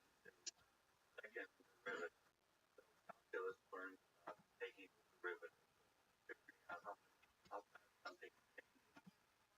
But second derivative, that's so important. That's how fast change is changing. How fast graph is bending. How fast curving. Einstein showed that that's fundamental to understand space. So second derivative should have a bigger place in calculus. Second, my matrix is like linear algebra version. Second, just everything comes out right.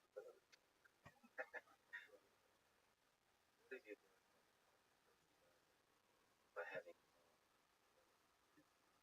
that, that's hard. I'll have to.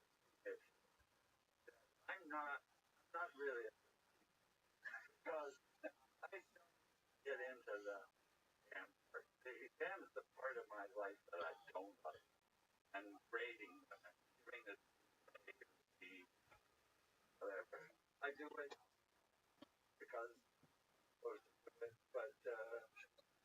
but I tell the class that I don't know if they probably they I tell the class I'm here to teach. I'm here to teach not to grade. But they're thinking, okay, this guy Wednesday thinking did you learn? Yeah, well, maybe to give you a legitimate answer about learning, I should have paid more attention to the evaluation part at the end. But I like the part. Sorry, that's the sexy part. Tell somebody for the first time about it. Are there moments? So,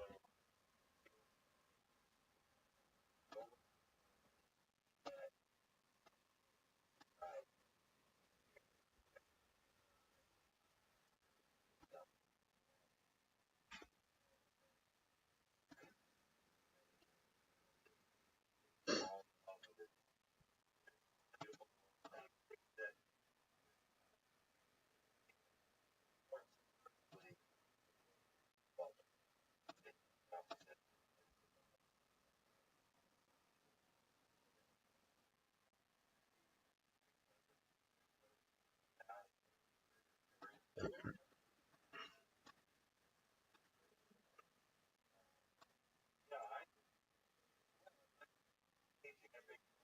I know. Maybe I meant very first.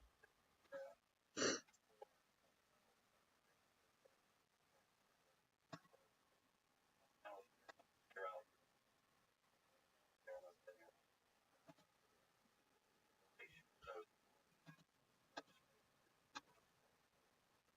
yeah, I feel like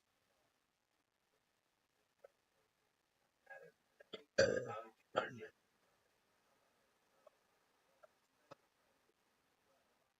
I don't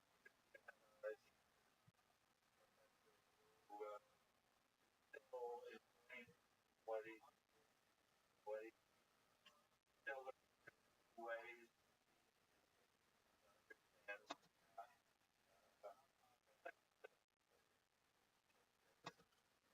moment. Oh, really?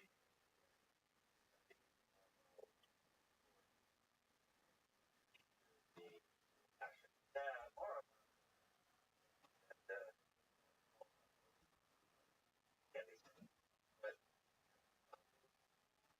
the algebra. Well, not oh, beautiful. Understand. Wonderful. And there are rules of biology or right uh, wonderful. Oh, yeah, I need to say what most doing. Well, I certainly feel good when I maybe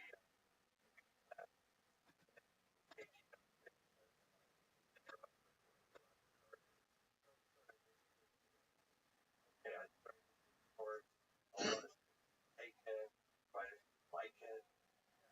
I'm happy when I thought I thanks so much.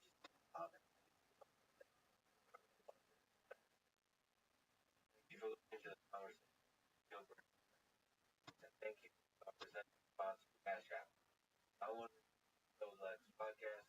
Look at that dollar. I'll go to first. Damage, not profit.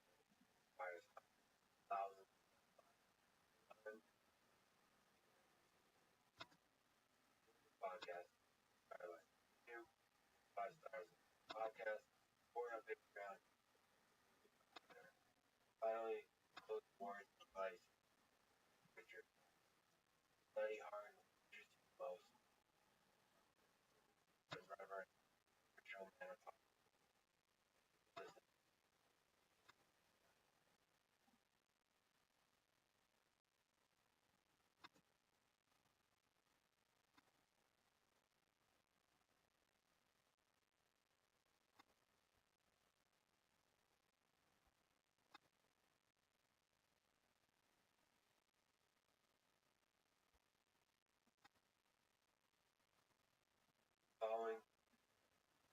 civilization, known truly one of the eyes of our time. Cited scholars in the history of our civilization. Spent years at MIT, also University of Arizona, where we met for this conversation. Was at MIT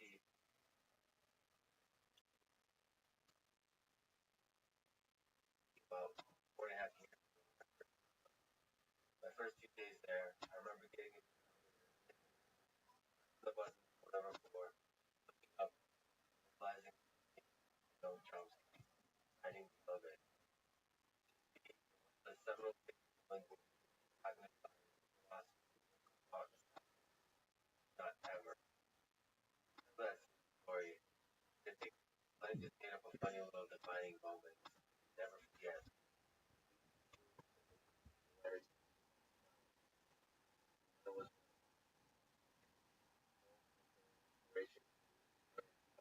There was true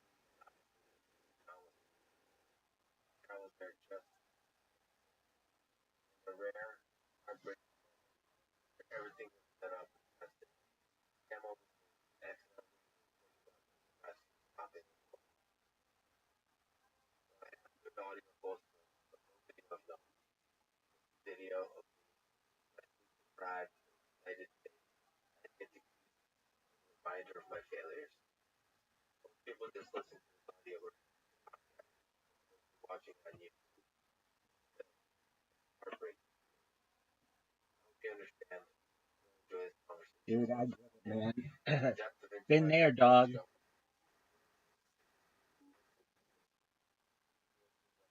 is humbling. Something I'm grateful for. You know, podcast is a side project. My main journey, dream, build AI system, latter effort, my time, moment, private. Podcast, something I put my heart and soul. And I hope you feel that. Even when I recently started doing ads in introduction. I'll do 1 or 2 minutes. So never any ads in the middle of the conversation. I hope that works. This is artificial intelligence podcast. Do it. Grab a YouTube podcast. Or on Patreon. Connect with me on Twitter. That's spelled FRIT. This show is presented by Cash App, #1 finance app in the world. I personally use Cash App to send money to friends. You can also use it to buy, sell, Cash App. Also, fractions of stock, they $1 worth, no matter what the stock price is. Broker services provider like Cash App Investing, where number is excited working with Cash App or one of my favorite organizations called the First. Best known for the first robotics and Lego company. They educate, inspire hundreds of thousands in over 110 countries. They have a perfect rating on charity navigators. Donated money back to you get Cash App, the App Store, Google Play, code Lex Podcast, you get $10. Cash App also donate $10 to the person. Again, it's an organization that inspires girls and boys engineering a better world. Now, here's my conversation. No, I apologize for the absurd philosophical question, but if an alien species visited Earth, do you think we would be able to find a common language or protocol of communication with them? Or even the effect, but one of the first smart species back about 30 years ago, experiment of it ran see what and the crash was the few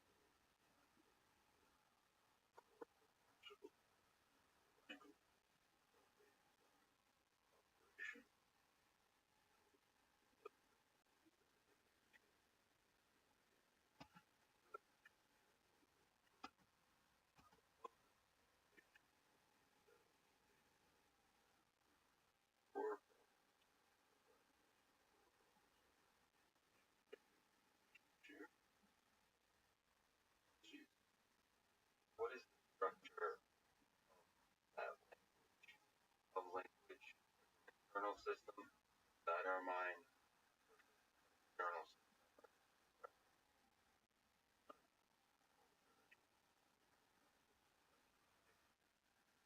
back, reach, organization, that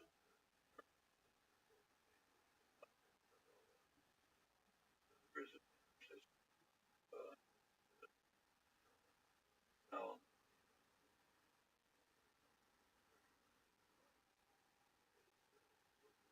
not a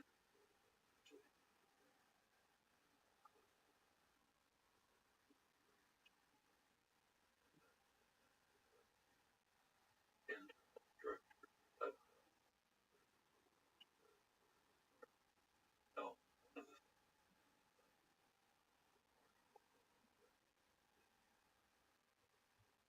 externalized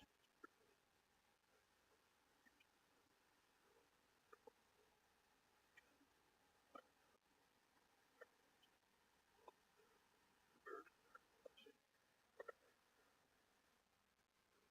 voice that language.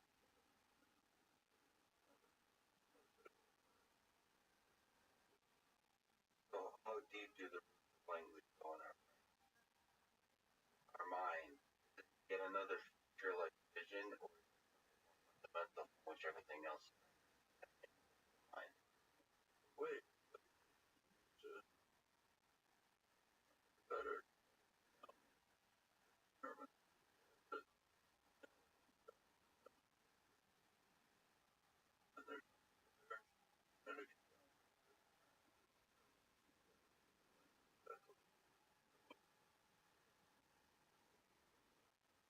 and that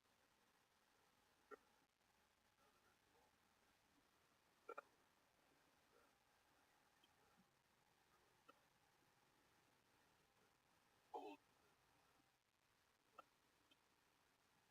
for nature food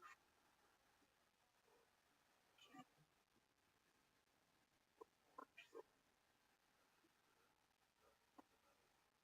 create message bounded on out of basic prayer message sent part of capacities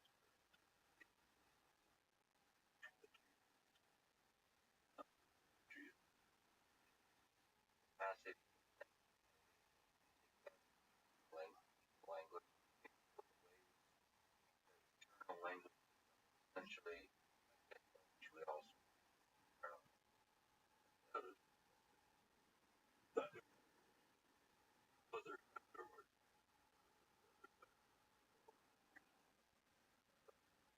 we have scientific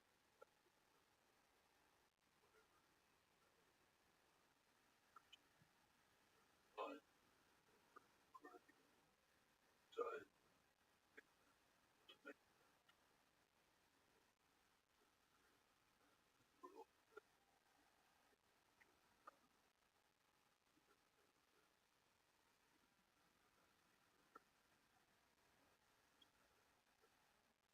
the idea of capacity. Our biology, evolution, about it defining its scope. You try to define what our bigger question. Think it's possible to find human cognition. interesting question. Like the answer very strong logical to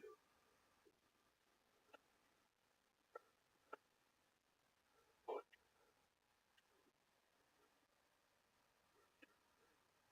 Define those two. creative genetic element are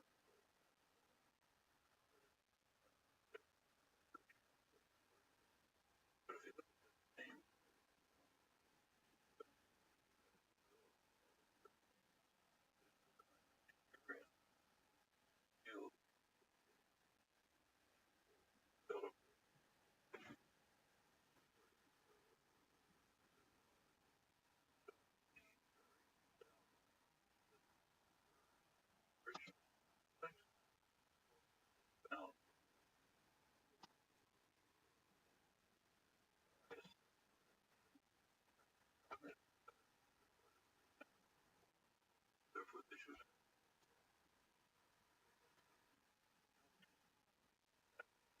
Hello.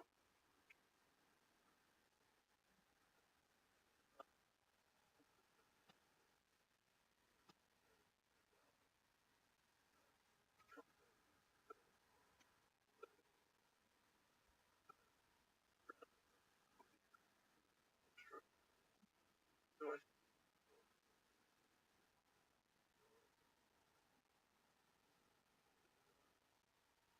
know that's it. I build the build and then the better again.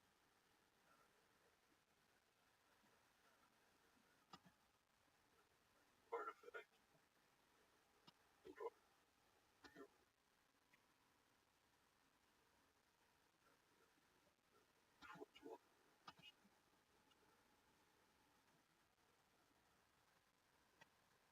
Non-expensive.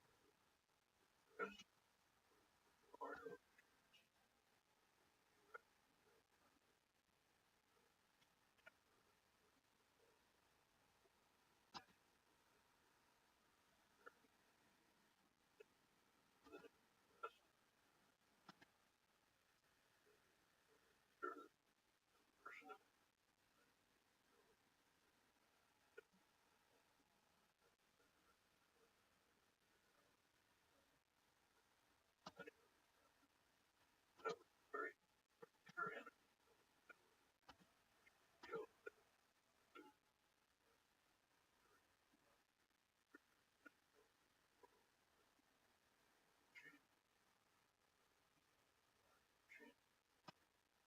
Fine.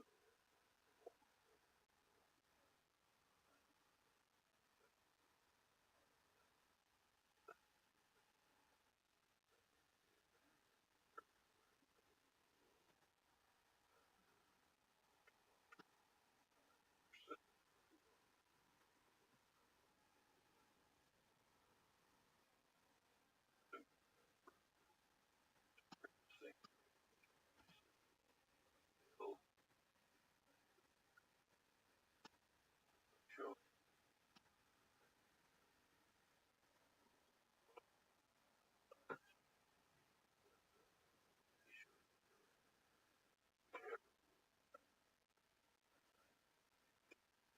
Cool. Side.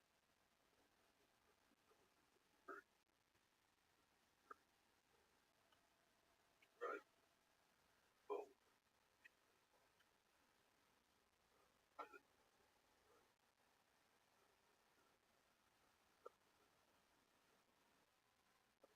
Not any.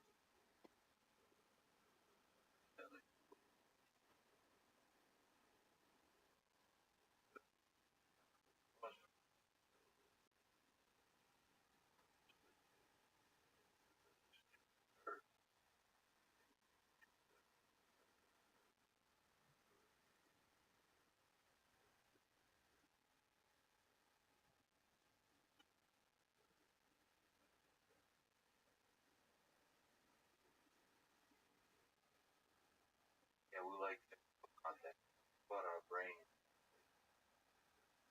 World. World. Human. They could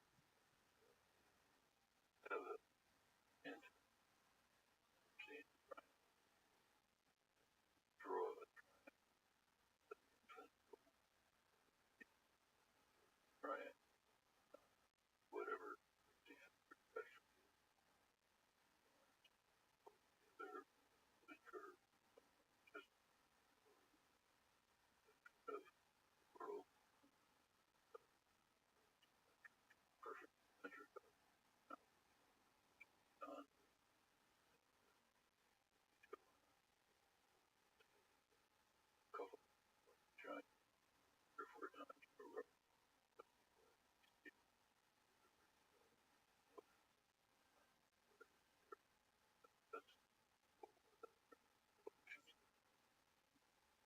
give